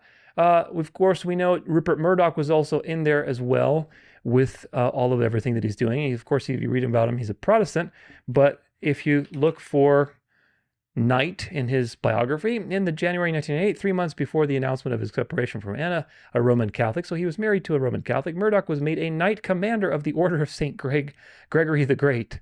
Now, Gregory the Great was the first pope that was named Gregory, right? So he's Gregory the Great, and Gregory the Great had a lot of blasphemous things to say about his authority. So go check out my papal series and learn about Gregory the Great. But this is Commander of the Order of St. Gregory the Great, a papal honor awarded by Pope John Paul II. It is a papal honor awarded to you by the man of lawlessness, and that you are part of this order dedicated to another man of lawlessness. While Murdoch would often attend Mass with Torv, he never converted to Catholicism. It's better for you to be a Protestant. Now, you tell me, how does it work that a Protestant, quote-unquote Protestantism, donates millions of dollars to Catholic causes, is shaping culture, is knighted by the Pope himself into a various Catholic order, and you're doing all these things? How does that work? How does it work? If you read The Art of War, you know how it works. Now, with all of that said, all those peas in a pod, and we still have more. Actually, you know what? I'm going to move this to the very end. We're going to move this to the very end because I still want things to talk about. So let's watch another video from this guy, Enlightened Public, Eat the Meat, Spit the Bones. Let's see. Having trouble understanding why Charlie Kirk is so important to MAGA pundits and politicians? Welcome to the end of democracy. We're here to overthrow it completely. We didn't get all the way there on January 6th, but we will endeavor to get rid of it and replace it with this right here. That's Jack Posobiec in 2024 calling to end democracy and replace it with a cross. Like Kirk was, Posobiec is an employee. Replace it with Catholicism, by the way, not just a cross, with Catholicism, because Posobiec is a Catholic. Of Christian nationalist billionaires. He works for their think tank, the Claremont Institute. These billionaires deeply fund all things MAGA, and they have a secret club, the Council for National Policy. Turning Point was created with money from a former CMP president. Donald Trump's cabinets have been full of CMP operatives. The CMP's mission is to take over the government, destroy democracy, and establish Christian rule. So when we see Posobiec say this, welcome to the end of democracy, or Kirk say this, saying we're going to just raise tax on the billionaires, that statement, you just violated 2 out of the 10 commandments. we understand that they're handsomely paid marketers for the agendas of wealthy zealots, flooding the zone with hate and disinformation to divide MAGA and non-MAGA from each other. Of course we pandered to blacks. Have you been fighting with your family about Kirk? Simply put, turning Kirk into a martyr is just another one of their influence operations. On top of this, we have a mainstream media that's not left, it's corporate and controlled by right-wing billionaires. The most influential shareholder at CNN's parent company is John Malone, who's on record as saying that CNN needs to be more like Fox News. So maybe that's why, in the wake of Kirk's death, instead of journalistic exposés on Kirk and Posobiec's mission to destroy American democracy, you saw stuff like this. Jack Posobiec, a close friend of Kirk's, is talking to CNN about who could lead the movement that Kirk helped to build. Well, there's no question that we're clearly facing asymmetric civil warfare. Now Turning Point and the conservative right have to figure out where their movement goes from here. Important and interesting conversation with Jack Sobick. Welcome to the end of democracy. We're here to overthrow it completely. Corporate media is structurally incapable of exposing that the Council for National Policy is what's behind Kirk's martyrdom, because corporate media is run by people with the same class interests as the Council for National Policy. Help yourself and your MAGA loved ones understand more about this real conspiracy to destroy America. It's never been trans people. Read books that expose the Council for National Policy, like Ann Nelson's Shadow Network. And make sure your media diet is full of healthy pro-democracy outlets that expose this cabal, like The Guardian and Rolling Stone. If you appreciate my efforts to bridge the billionaire... So let's learn about a couple of people here. This is that guy who's the biggest shareholder, John C. Malone of CNN. And of course, CNN is now turning to the right. Isn't that interesting? Early life, John C. Malone was born March 7, 1941. His father was Daniel Malone, yada yada, born of Irish heritage. His family is originating in County Cork. Malone is a Baptist. No, he's a Catholic. The largest shareholder of CNN is Catholic. How do you think that works? It works very well, because the world will marvel after the beast. Here's some more. Now, this is the Council for National Policy. It's an umbrella organization networking group that advocates for conservatives and the Republican Party initiatives in the United States. It was launched in 1981 during the Reagan administration by Tim LaHaye and the Christian right to bring more focus and force to the conservative advocacy. 1981, remember, Heritage Foundation, Koch Foundation, 1979, both of them. 1981, the Council for National Policy. After that was the Moral Majority. All these people started to flood, because what was before that? The John Birch Society. So you had WAVE, then you have the NAR, then after the NAR, you have TPUSA, boom, boom, boom, boom, boom. So what you're seeing with Charlie, folks, is the result of wave upon wave upon wave. But most people aren't aware of these organizations because they're very shadowy. But Tim LaHaye is a Protestant. He's the one who wrote the Left Behind series. So how does that work? The membership list for September 2020 was later leaked, showing the member names, including prominent Republicans and conservatives. Members are instructed not to reveal their membership or even name the group. The CNP has been described by the New York Times as a little-known club of a few hundred of the most powerful conservatives in the country, who meet 3 times yearly behind closed doors at undisclosed locations for a confidential conference. Max Blumenthal has called it a secretive organization that networks wealthy right-wing donors together with top conservative operatives to plan long-term movement strategy. Does that sound to you like a fraternal type of organization, a secret club that people are part of? Absolutely. Like the Bilderberg, like all these other clubs. Meetings and membership. About the CNP, Mark Ambinder of ABC News said the group wants to be the conservative version of the Council on Foreign Relations. The CNP was founded in 1981. Among its founding members were Tim LaHaye, then head of the Moral Majority, Nelson Bunker Hunt, T. Colin Davis, William Sees, Howard Phillips, and Paul Weyrich. Remember Paul Weyrich and his friend, the Knights of Malta member? I forget his name now. But now let's look really quick before we look at the membership. Let's look at these Nelson Bunker Hunt and T. Colin Davis. See what upstanding gentlemen are part of the founding of this organization. Nelson Bunker Hunt was an American oil company executive. He was a billionaire whose fortune collapsed after he and his brothers Herbert and Lamar tried to corner the world market in silver, but were prevented by government intervention. He was also a thoroughbred horse breeder and a major sponsor of the John Birch Society. All of them peas in a pod, folks. But let's read a little bit more about this man.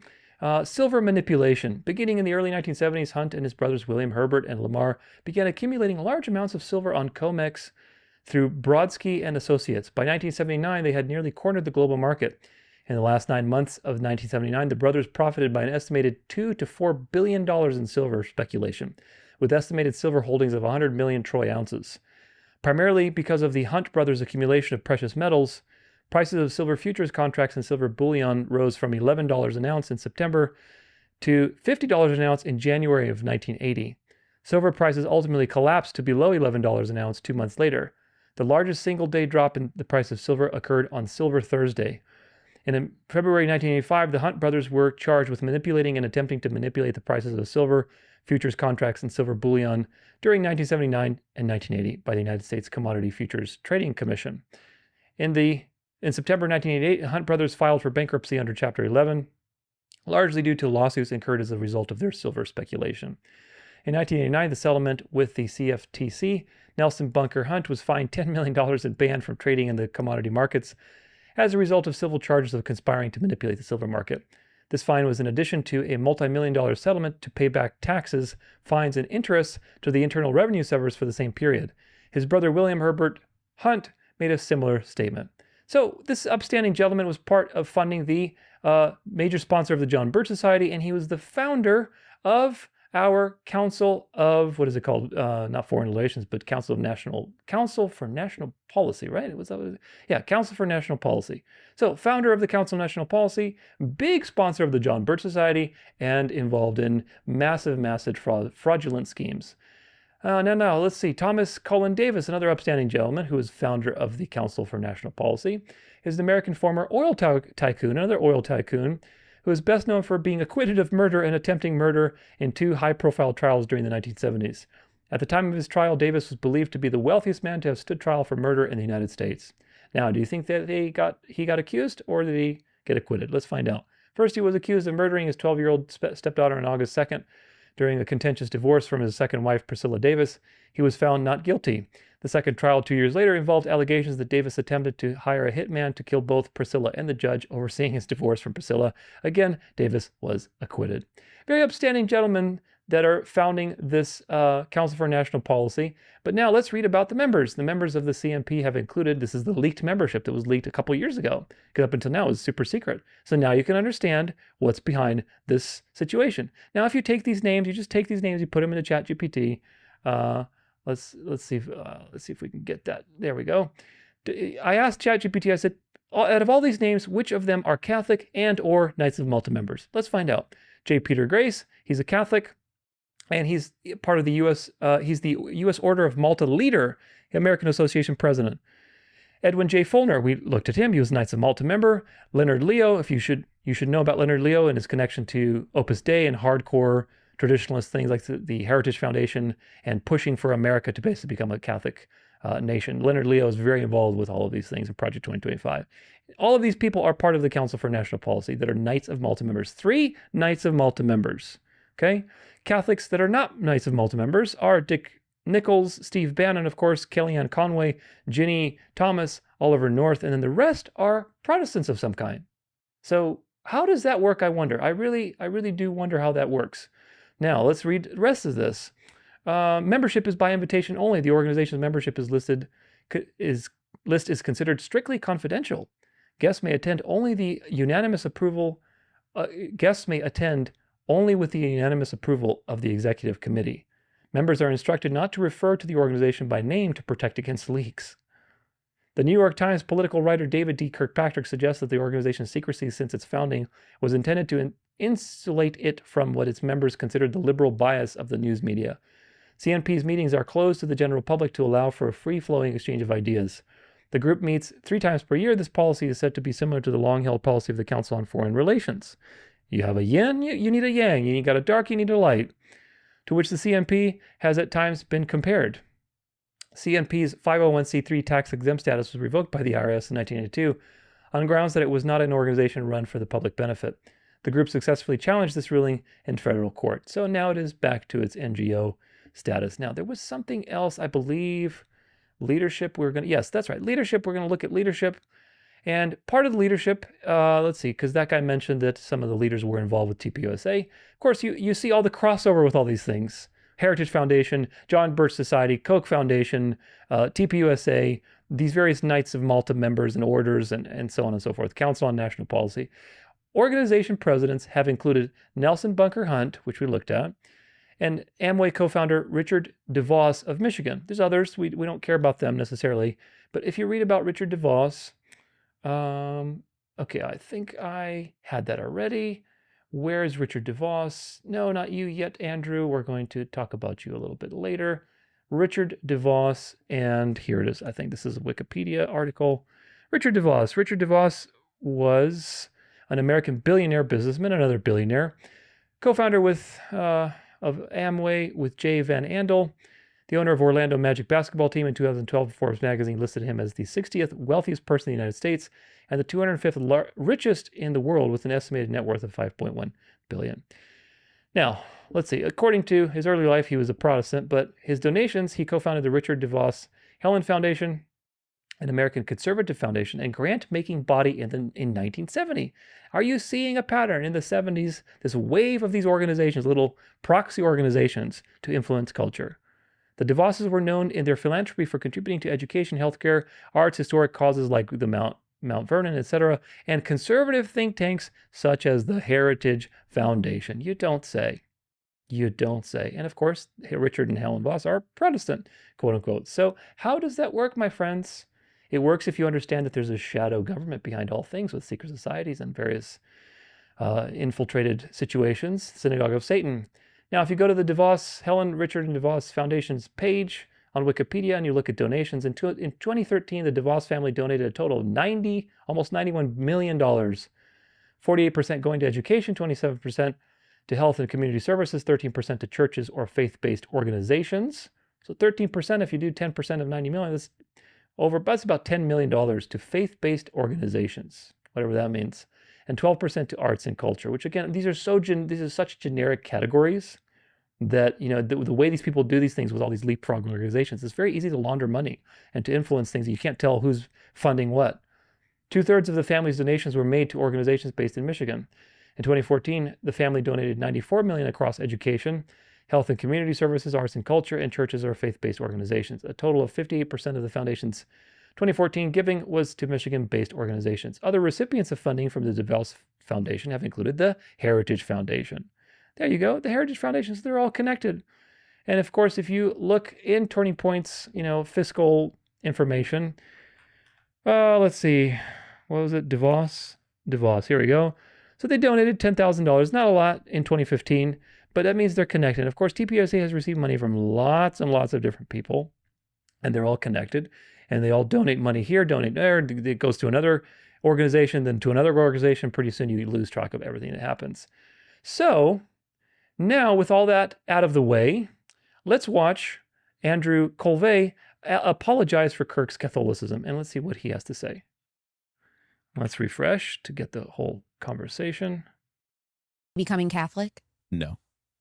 But he really loved Catholic Mass. He loved the ritual of it.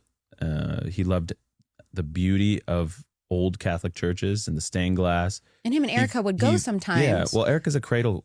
Remember, not sometimes, they were going regularly. Catholic, but she ended up kind of like me. I grew up Catholic and First Communion and went to Catholic high school, but then I ended up becoming a Christian in college through a Protestant church, through a non-denominational kind of more experience. It's actually Presbyterian, and then it was kind of non-denominational. And I think Erica kind of follows that same path. She and I share that. Also, by the way, I just want to draw attention to, she's posted a photo of her and Charlie and the kids in Mass before, and somebody in the comment section said, "Oh, are you guys converting?" And she said, "No, we just like attending sometimes." So she herself had said no. Yeah, publicly. and I think Charlie, one of the things, Charlie really hated worshiping in like a gym, or was he becoming Catholic? No. I think you know the answer. Let's see this other one. What's he say here? Some sort of kind of blank space that you just turn into church. There's no problem. He didn't have a problem with the act of that. He just didn't prefer it. And he loved, again, the ritual, the ancient, feel of a Catholic Mass, and the fact that everybody around the world that was worshiping as Catholic, he loved that. So he had some really big theological hangups with that. You can go check the videos out, him debating with Michael Knowles, in good fun. I mean, they were dear friends, but they loved kind of debating the whole Protestant versus Catholic thing. So tensions were rising in the movement. This is some sort. So he had some debates with Michael Knowles, and of course people will pick out various videos where he's like, "Oh, I don't know about the Pope," or whatever else. And yet you have in the recent times history very clear testimonies that he was moving towards the Catholic Church and he was this close and praising the Pope and whatever else. So how does all of this work, my friends? Do you see the bigger picture now? Are you starting to see what you need to see? I hope you are. Are you starting to put it all together? How does it work when you have a Protestant public figure who is secretly going to Mass, in love with Catholic rituals, praying the rosary, validating his marriage in the Roman Catholic Church, arguing for the veneration of Mary more, arguing for more tradition in Protestant churches, and praising the Pope. How does that work? You tell me.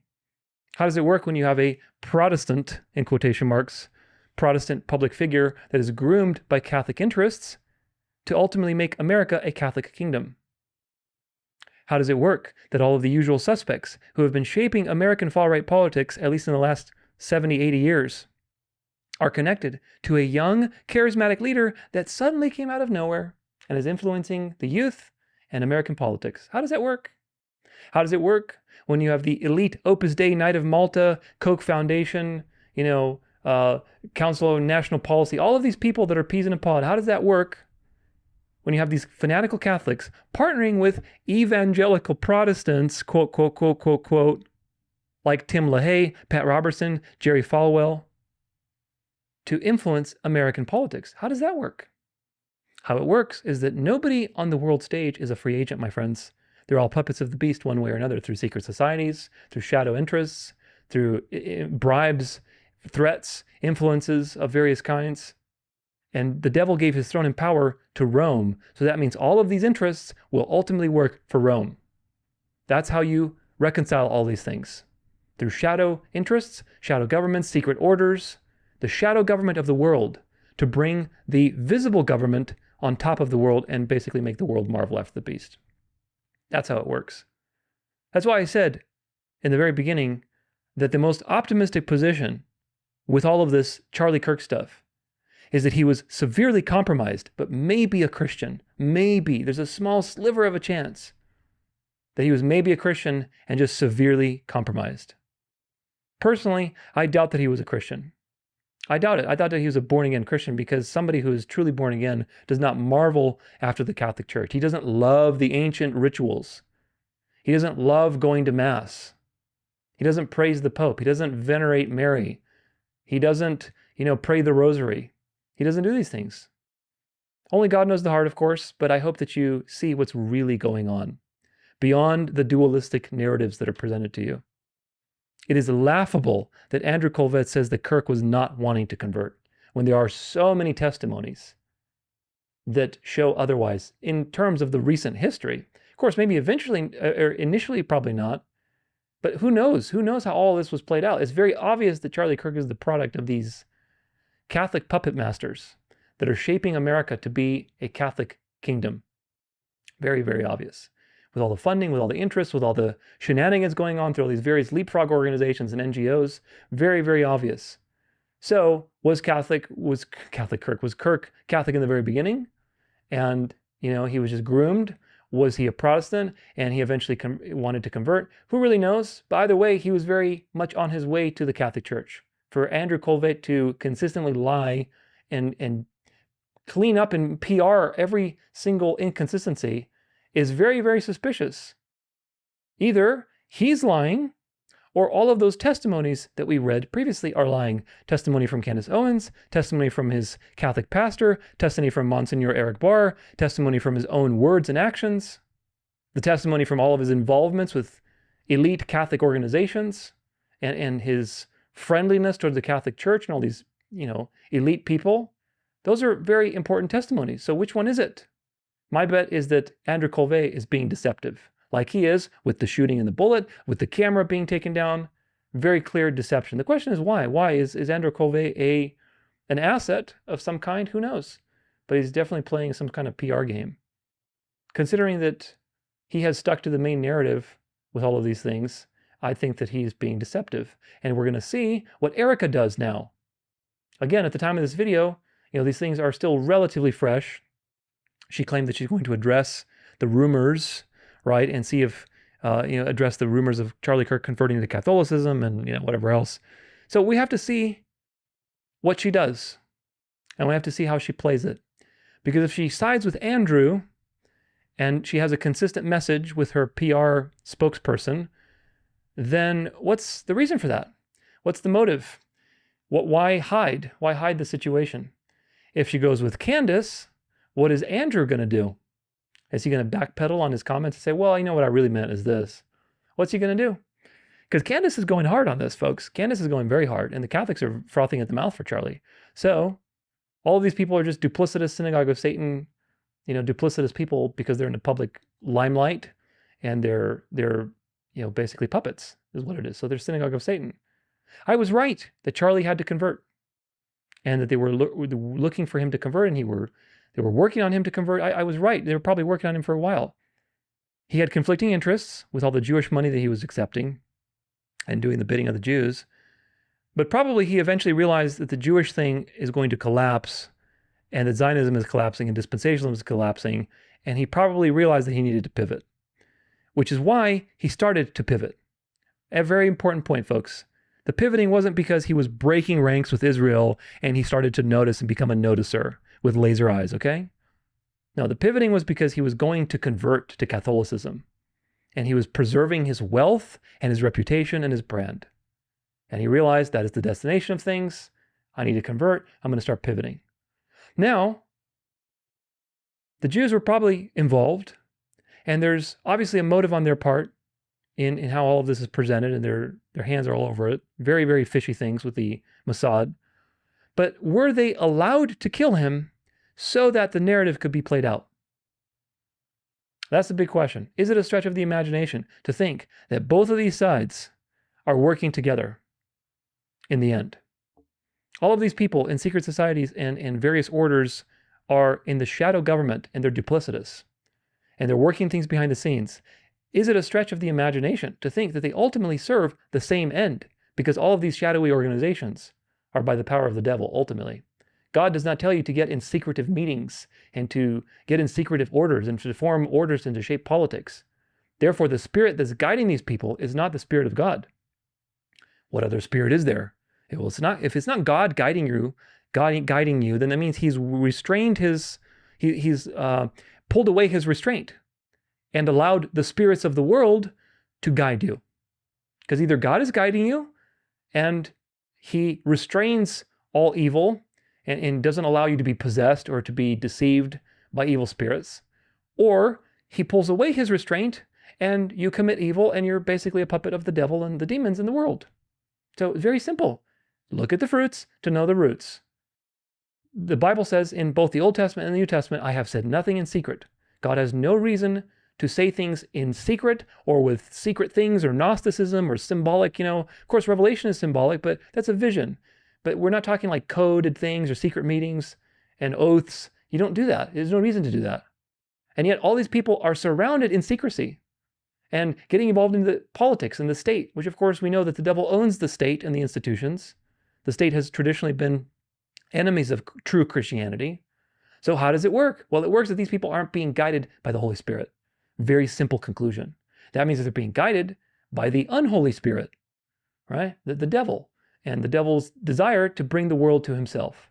And of course, that coincides with the fact that most of these people are Catholic, and they're very, very fanatically Catholic.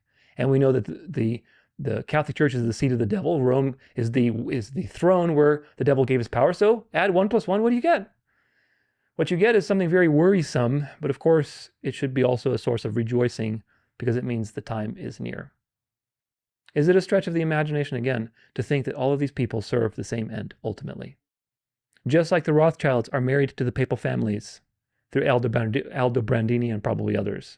Just like some of the original Jesuits and the first Inquisitor were Jews. Just like the papal courts had Jews in high positions, the Hofjuden. Just like there were many crypto-Jews and conversos, in Spain especially. Just like the Templars were very friendly with the Jews and did lots of business with them, and they exchanged lots of wealth and money because they needed people to deal with. Just like the Templars mixed with Jewish Freemasons after they were persecuted and executed, they ran away and they mixed with Jewish Freemasons to create operant Freemasonry, or I should say speculative Freemasonry, because Freemasonry is Jewish, and it mixed with the Templars to create speculative Freemasonry, modern Freemasonry. Just like the CIA and FBI were basically Catholic organizations that were started by Knights of Malta members, Bonapartes. And the CIA and FBI work with the Mossad, two hands of the same devil bird. Is it a stretch of the imagination to think that the destroying hand and the integrating hand work together. And the duality and opposition that you see in the world is really just an illusion ultimately, because the devil controls both sides. And Satan is not divided against himself. Satan creates dialectics so that he can introduce his solution. Now again, if we go back to these little pictures of these various secret orders, this is the structure of Freemasonry. On one side, you have the Jewish side, the Scottish Rite, and you have the Christian, quote-unquote Christian side, which is the York Rite, 13 steps, 33 steps.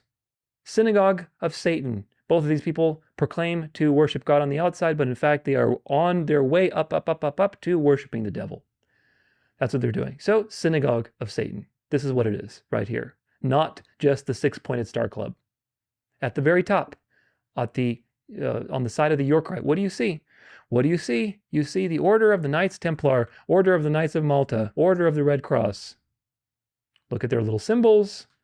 Look at their little symbols. You've seen, in fact, this is like the Jehovah's Witness symbol, which is really funny. All these people are peas in a pod, folks. Peas in the pod. On the other side, you've got the Jewish side. Again, another picture to show you is this one.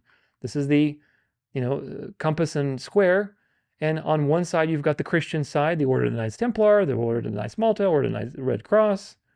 And on the other side, you've got, the dark, Freemasonry with the Jewish side and the various Judaizing beliefs. So the two pillars of Freemasonry, this is the dualistic system of the devil, the Roman thread and the Jewish thread.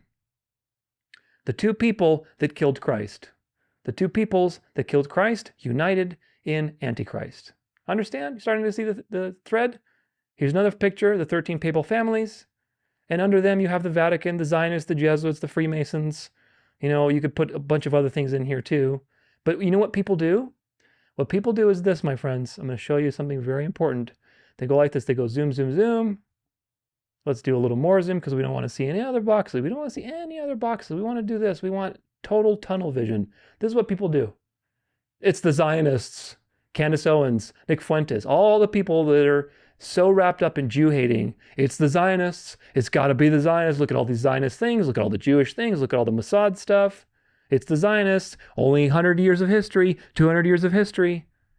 But you know what? When you zoom out of that and you go to world's history and you realize these families trace their lineage all the way back to Babylon and before Babylon, all the way to Cain, these people are very particular about their bloodlines.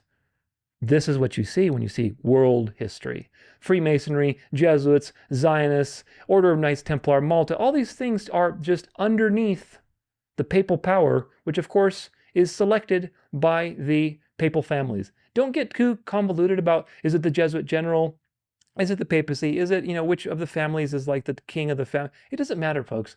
All of these people worship the devil. They pledge because the Holy Spirit is not guiding these people. So what other spirit is there?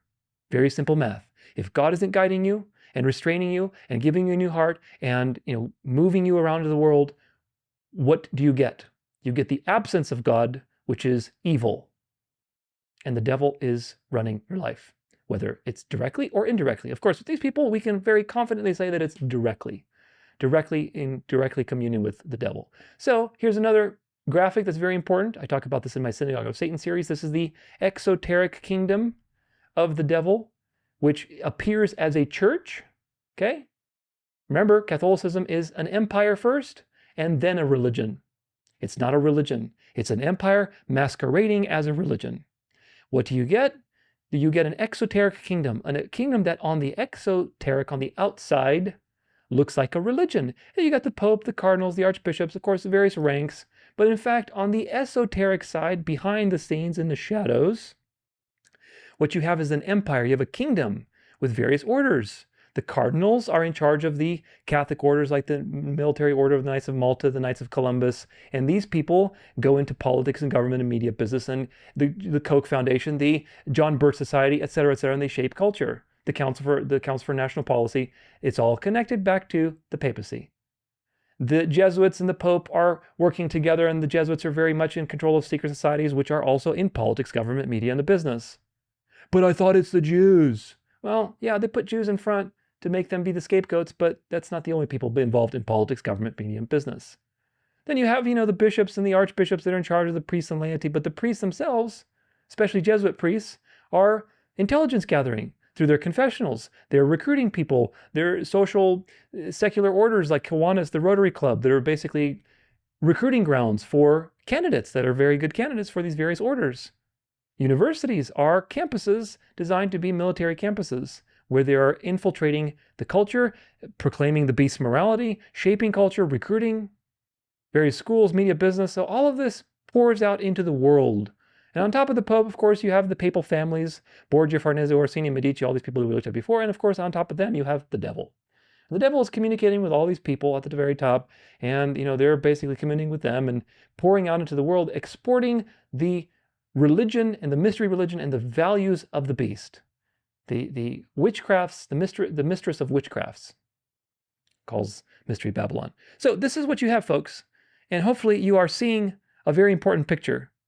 Now, was Charlie Kirk on the Jewish side of Freemasonry or the Scottish Rite, or was he on the Christian side of Freemasonry? Who knows? Was Erica on the York Rite? And certainly it seems that she's on the York Rite with her Knights of Malta cross and everything else. Was Charlie Kirk crossing over from one side of Freemasonry to another and he got killed?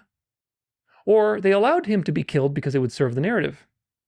Was this the plan all along by the people at the top who control both sides to sacrifice Charlie Kirk because he'd be very useful?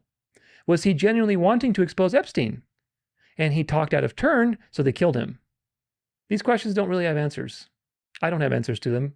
However, based on the fruits, we know the roots, and that's what matters.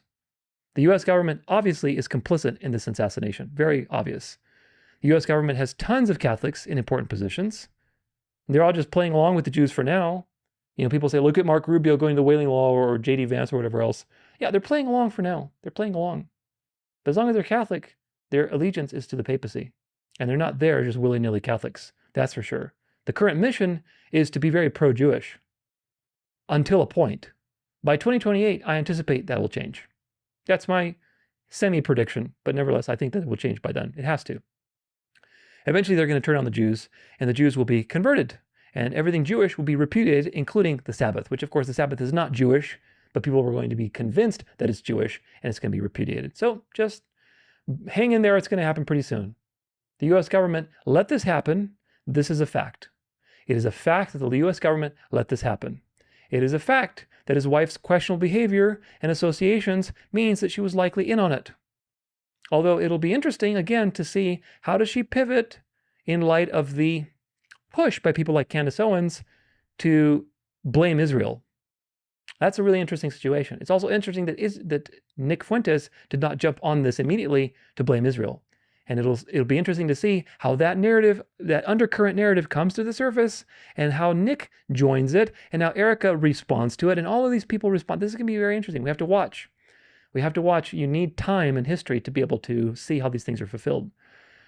Maybe they're waiting, maybe they're waiting for a critical moment, and then they're going to flip and blame Israel. It all has to be timed for a particular time, so that's why Nick's out-of-character behavior could be explained. Who knows? Who really knows? Ultimately, all these people are very duplicitous. Either way, the fact is that Charlie was groomed from the very beginning as a prodigy child by Bill Montgomery, who, again, you can't really get much information on him. He was tied to the Tea Party movement. And he was also groomed by other people like Rob McCoy, who's a Zionist and obviously compromised. Probably one of these people like Jerry Falwell, quote-unquote Protestant, who is in bed with all these foundations. Bill Montgomery is connected to the Tea Party movement, which is connected to hardcore ultra-right Catholic movements since World War II. Knights of Malta members, Opus Dei, Koch Foundation, John Birch Society, Council on National Policy. All these people are peas in the pod. Edwin Follner, Paul Weyrich, etc., etc., etc. So remember that these people plan things in generations in advance. And they have so many proxy organizations that people lose their mind. And this is by design. What would you expect with the devil that appears as an angel of light? Do you think the devil's going to just reveal himself to you and say, oh, here you go, now you can hate me? No, the devil is the deceiver. And most of the world will be deceived. So what do you expect? So Turning Point was about turning America and the world Catholic. Now you realize why they named it that. Before Turning Point, you had other things like the John Birch Society, the Moral Majority, the Heritage Foundation, etc., etc. And you had waves of these things going through time. The NAR, that's another one to add in there. These people groomed Charlie and nurtured him for many years, 13 years, which is also very interesting because 13 is, the number of the York Rite steps. And now we're going to see the fruits of this operation, of this many years operation. In fact, this is not just 13 years, it's an operation of many decades with all of these leapfrog organizations and NGOs influencing culture and creating the foundation to bring their hero, once the foundation has been laid, to bring their hero into the college campuses and create this movement that you have now. The Charlie Kirk is not just a 13-year movement. It is an 80-year movement that's been going on for a very long time. I think Charlie's life was planned from the very beginning. I think they let him do the Protestant thing, even though half his family were devout Catholics. They found him the perfect Catholic wife. They supported his ambitions and grew his influence as the poster child of conservatism. They leveraged his influence to make TPUSA increasingly more religious and ecumenical.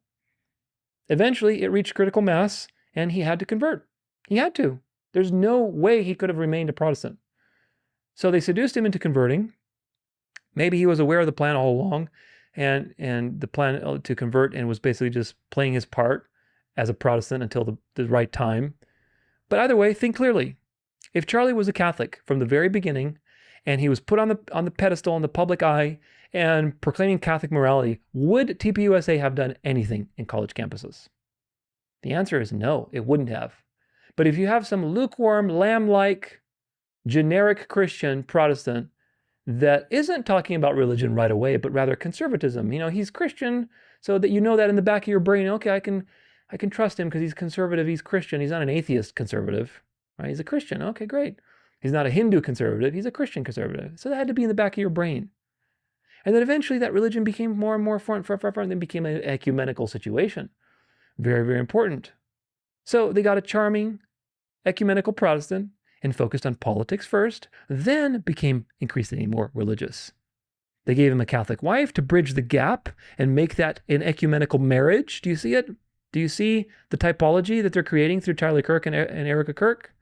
That Protestantism is marrying Catholicism, and of course Protestantism dies and Catholicism takes over and wins.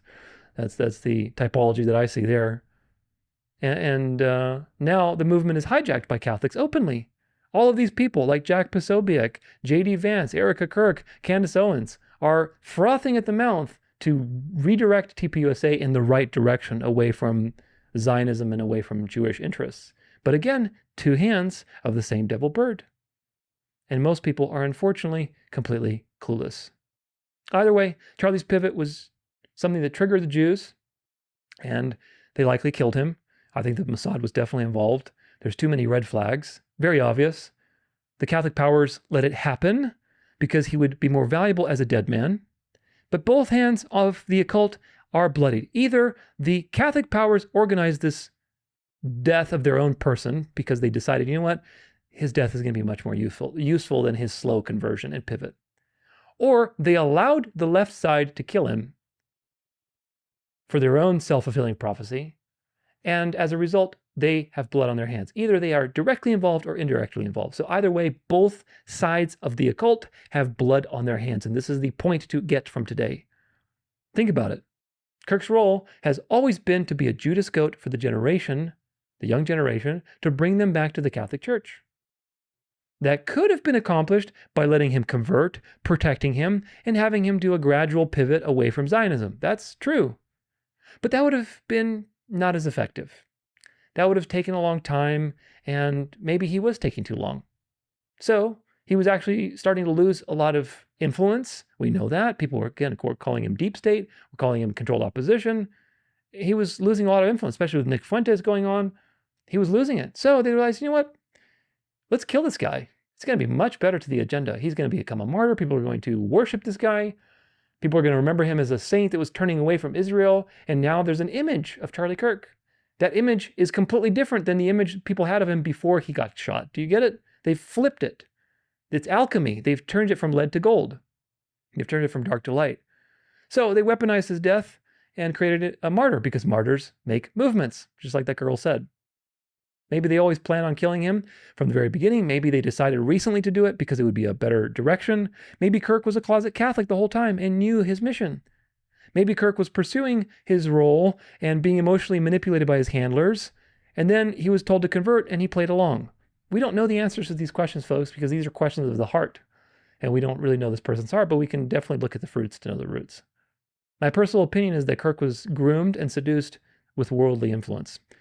I think they played him for a particular role and they influenced him to convert, but then probably eventually decided to let him get killed for the agenda because it would be a better direction. Remember The Art of War. And the reason I say that is because I've read The Art of War, and I encourage you to read it, not because it's something good to read, but rather to be familiar with the enemy's tactics. Because the Jesuits wrote that book.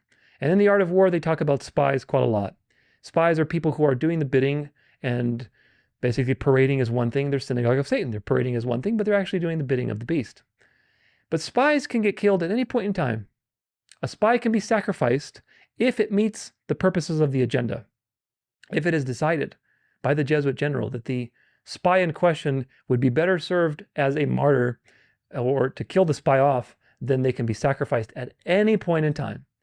And that's the price you pay for being in the devil's network.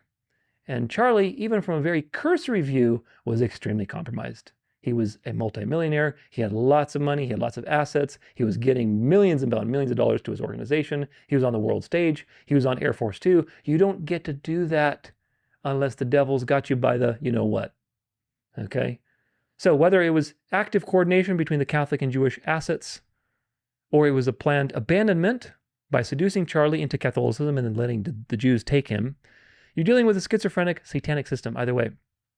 And, sorry, my voice just got dry, but you're dealing with a satanic system that is schizophrenic at its core. And you're dealing with exoteric and esoteric, people who say one thing, but they're doing another. Either way, they're going to do anything that they need to do to reach their goal of bringing the world under this religious delusion. So that's what you're dealing with. My guess is, again, that they seduced him to convert.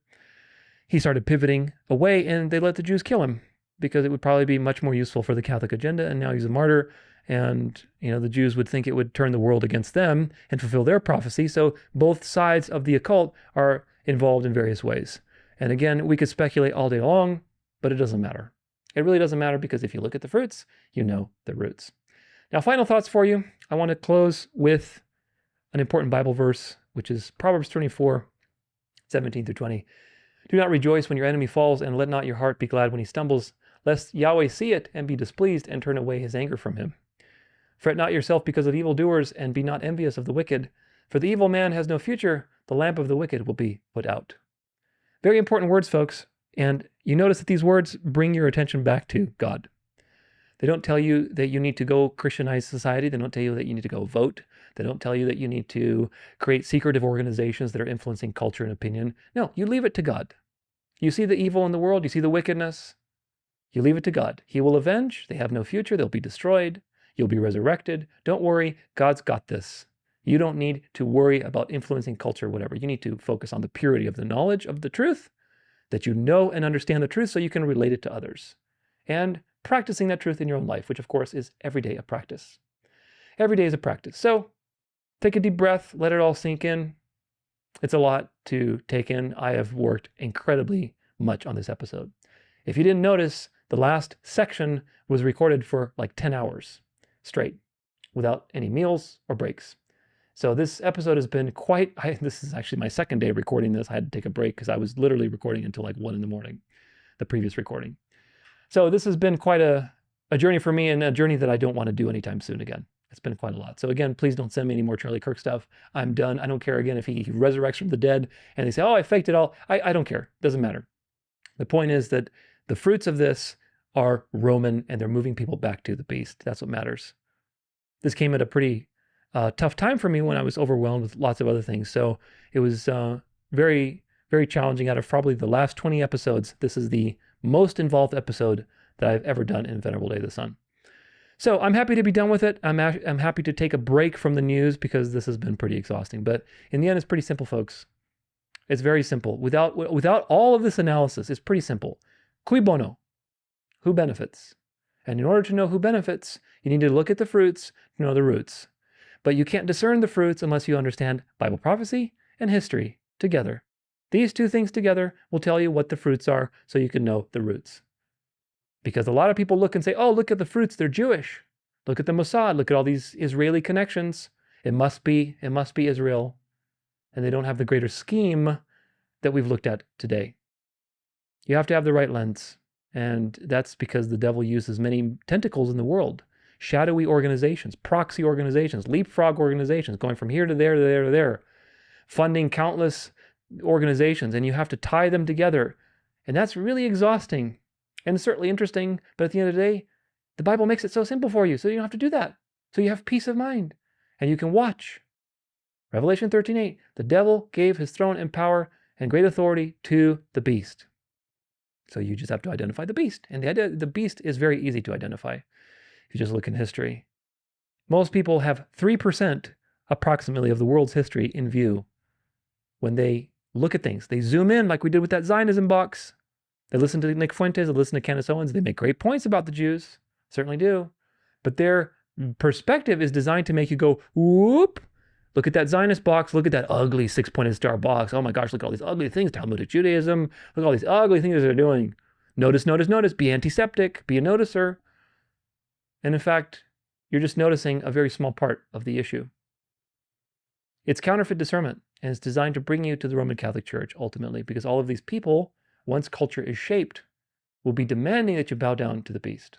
People like Nick Fuentes, people like Candace Owens will show their teeth. They're showing their teeth against Israel. What happens when Israel is conquered? What happens when Zionism collapses? What is Nick Fuentes going to do? You think he's going to just stop being Nick Fuentes? Do you think Candace Owens is going to not have a platform anymore?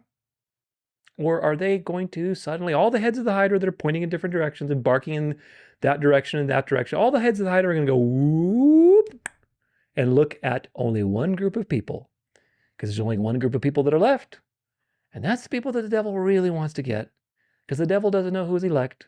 So he has to weed out all of these things and then get to the point where his morality is enforced. And then the people that stick out their neck and say, no, I will not bow down to your golden statue.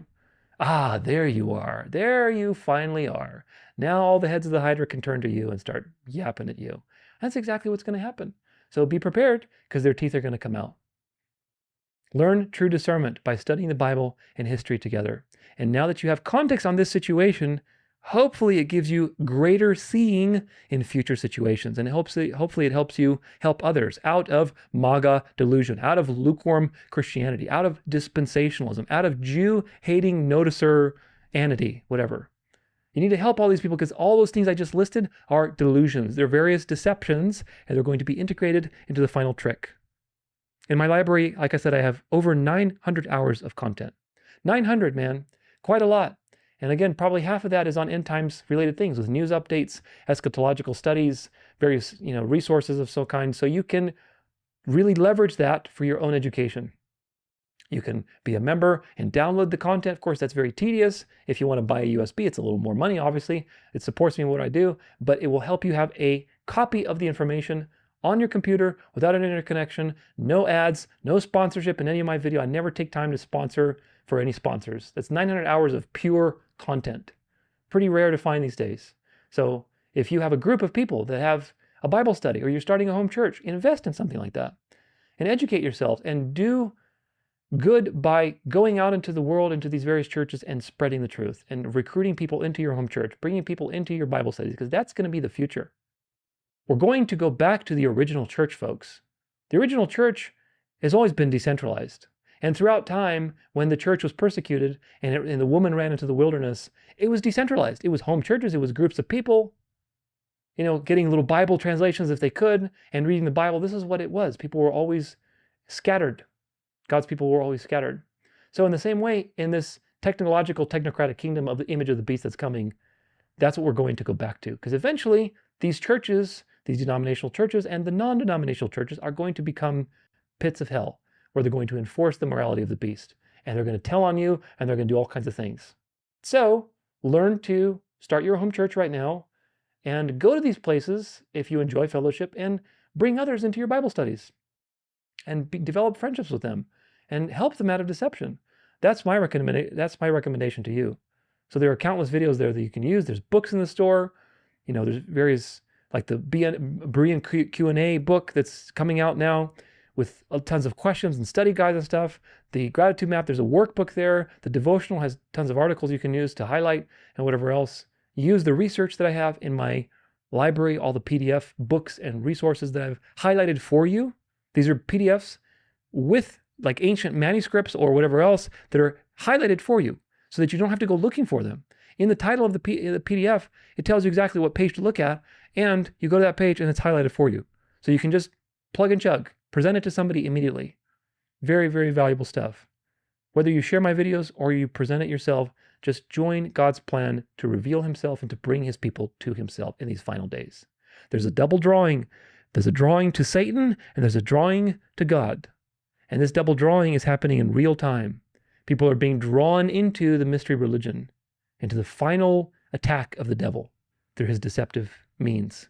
And others, meanwhile, are noticing the deceptions and the tricks, and they're saying, something's not right about this. I want to go in the other direction. And they're being drawn to God. So be part of that drawing. Be part of the final drawing to God, which I think is the highest calling that we could possibly have.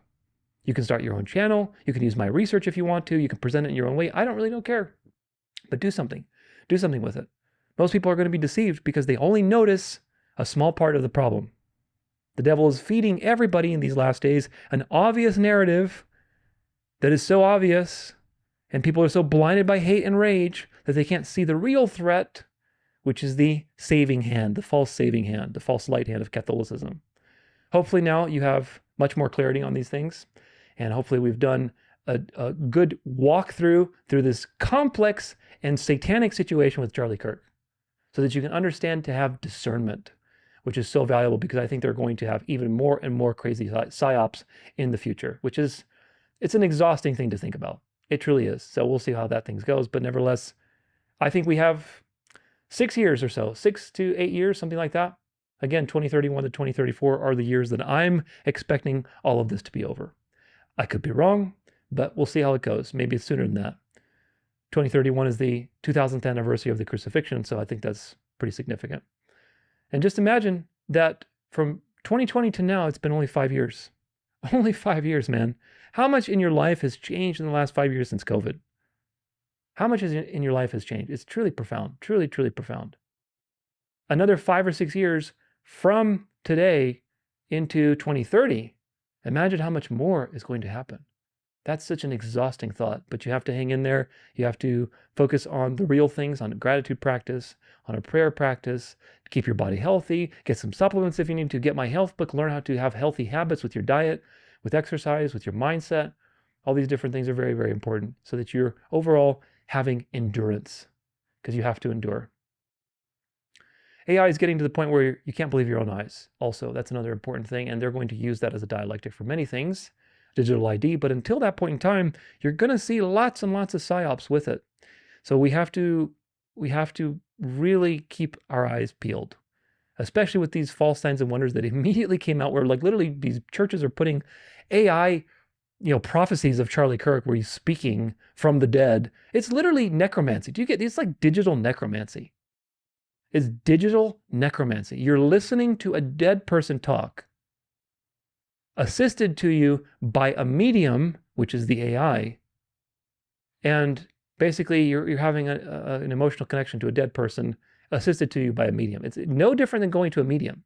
We've now modernized necromancy. What a profound sign and wonder, and people are just marveling after, like, oh yes, you're right, Charlie. You're right. I'm going to go to pray to Charlie now. And Charlie, I did pray to you, and you told me to like really go for it and vote and be part of this Christian nationalist thing. The delusion is just amazing, and they're able to shape culture faster and faster than ever. So stay sharp. Stay sharp, pay attention, keep your ears big, keep your body healthy. Do various things to keep your body strong and healthy, because you'll need as much physical and mental energy as possible. And eventually, you're not going to have the access to, the medical system or insurance. So you need to make sure that you're as healthy as possible for that point in time. That's an important point.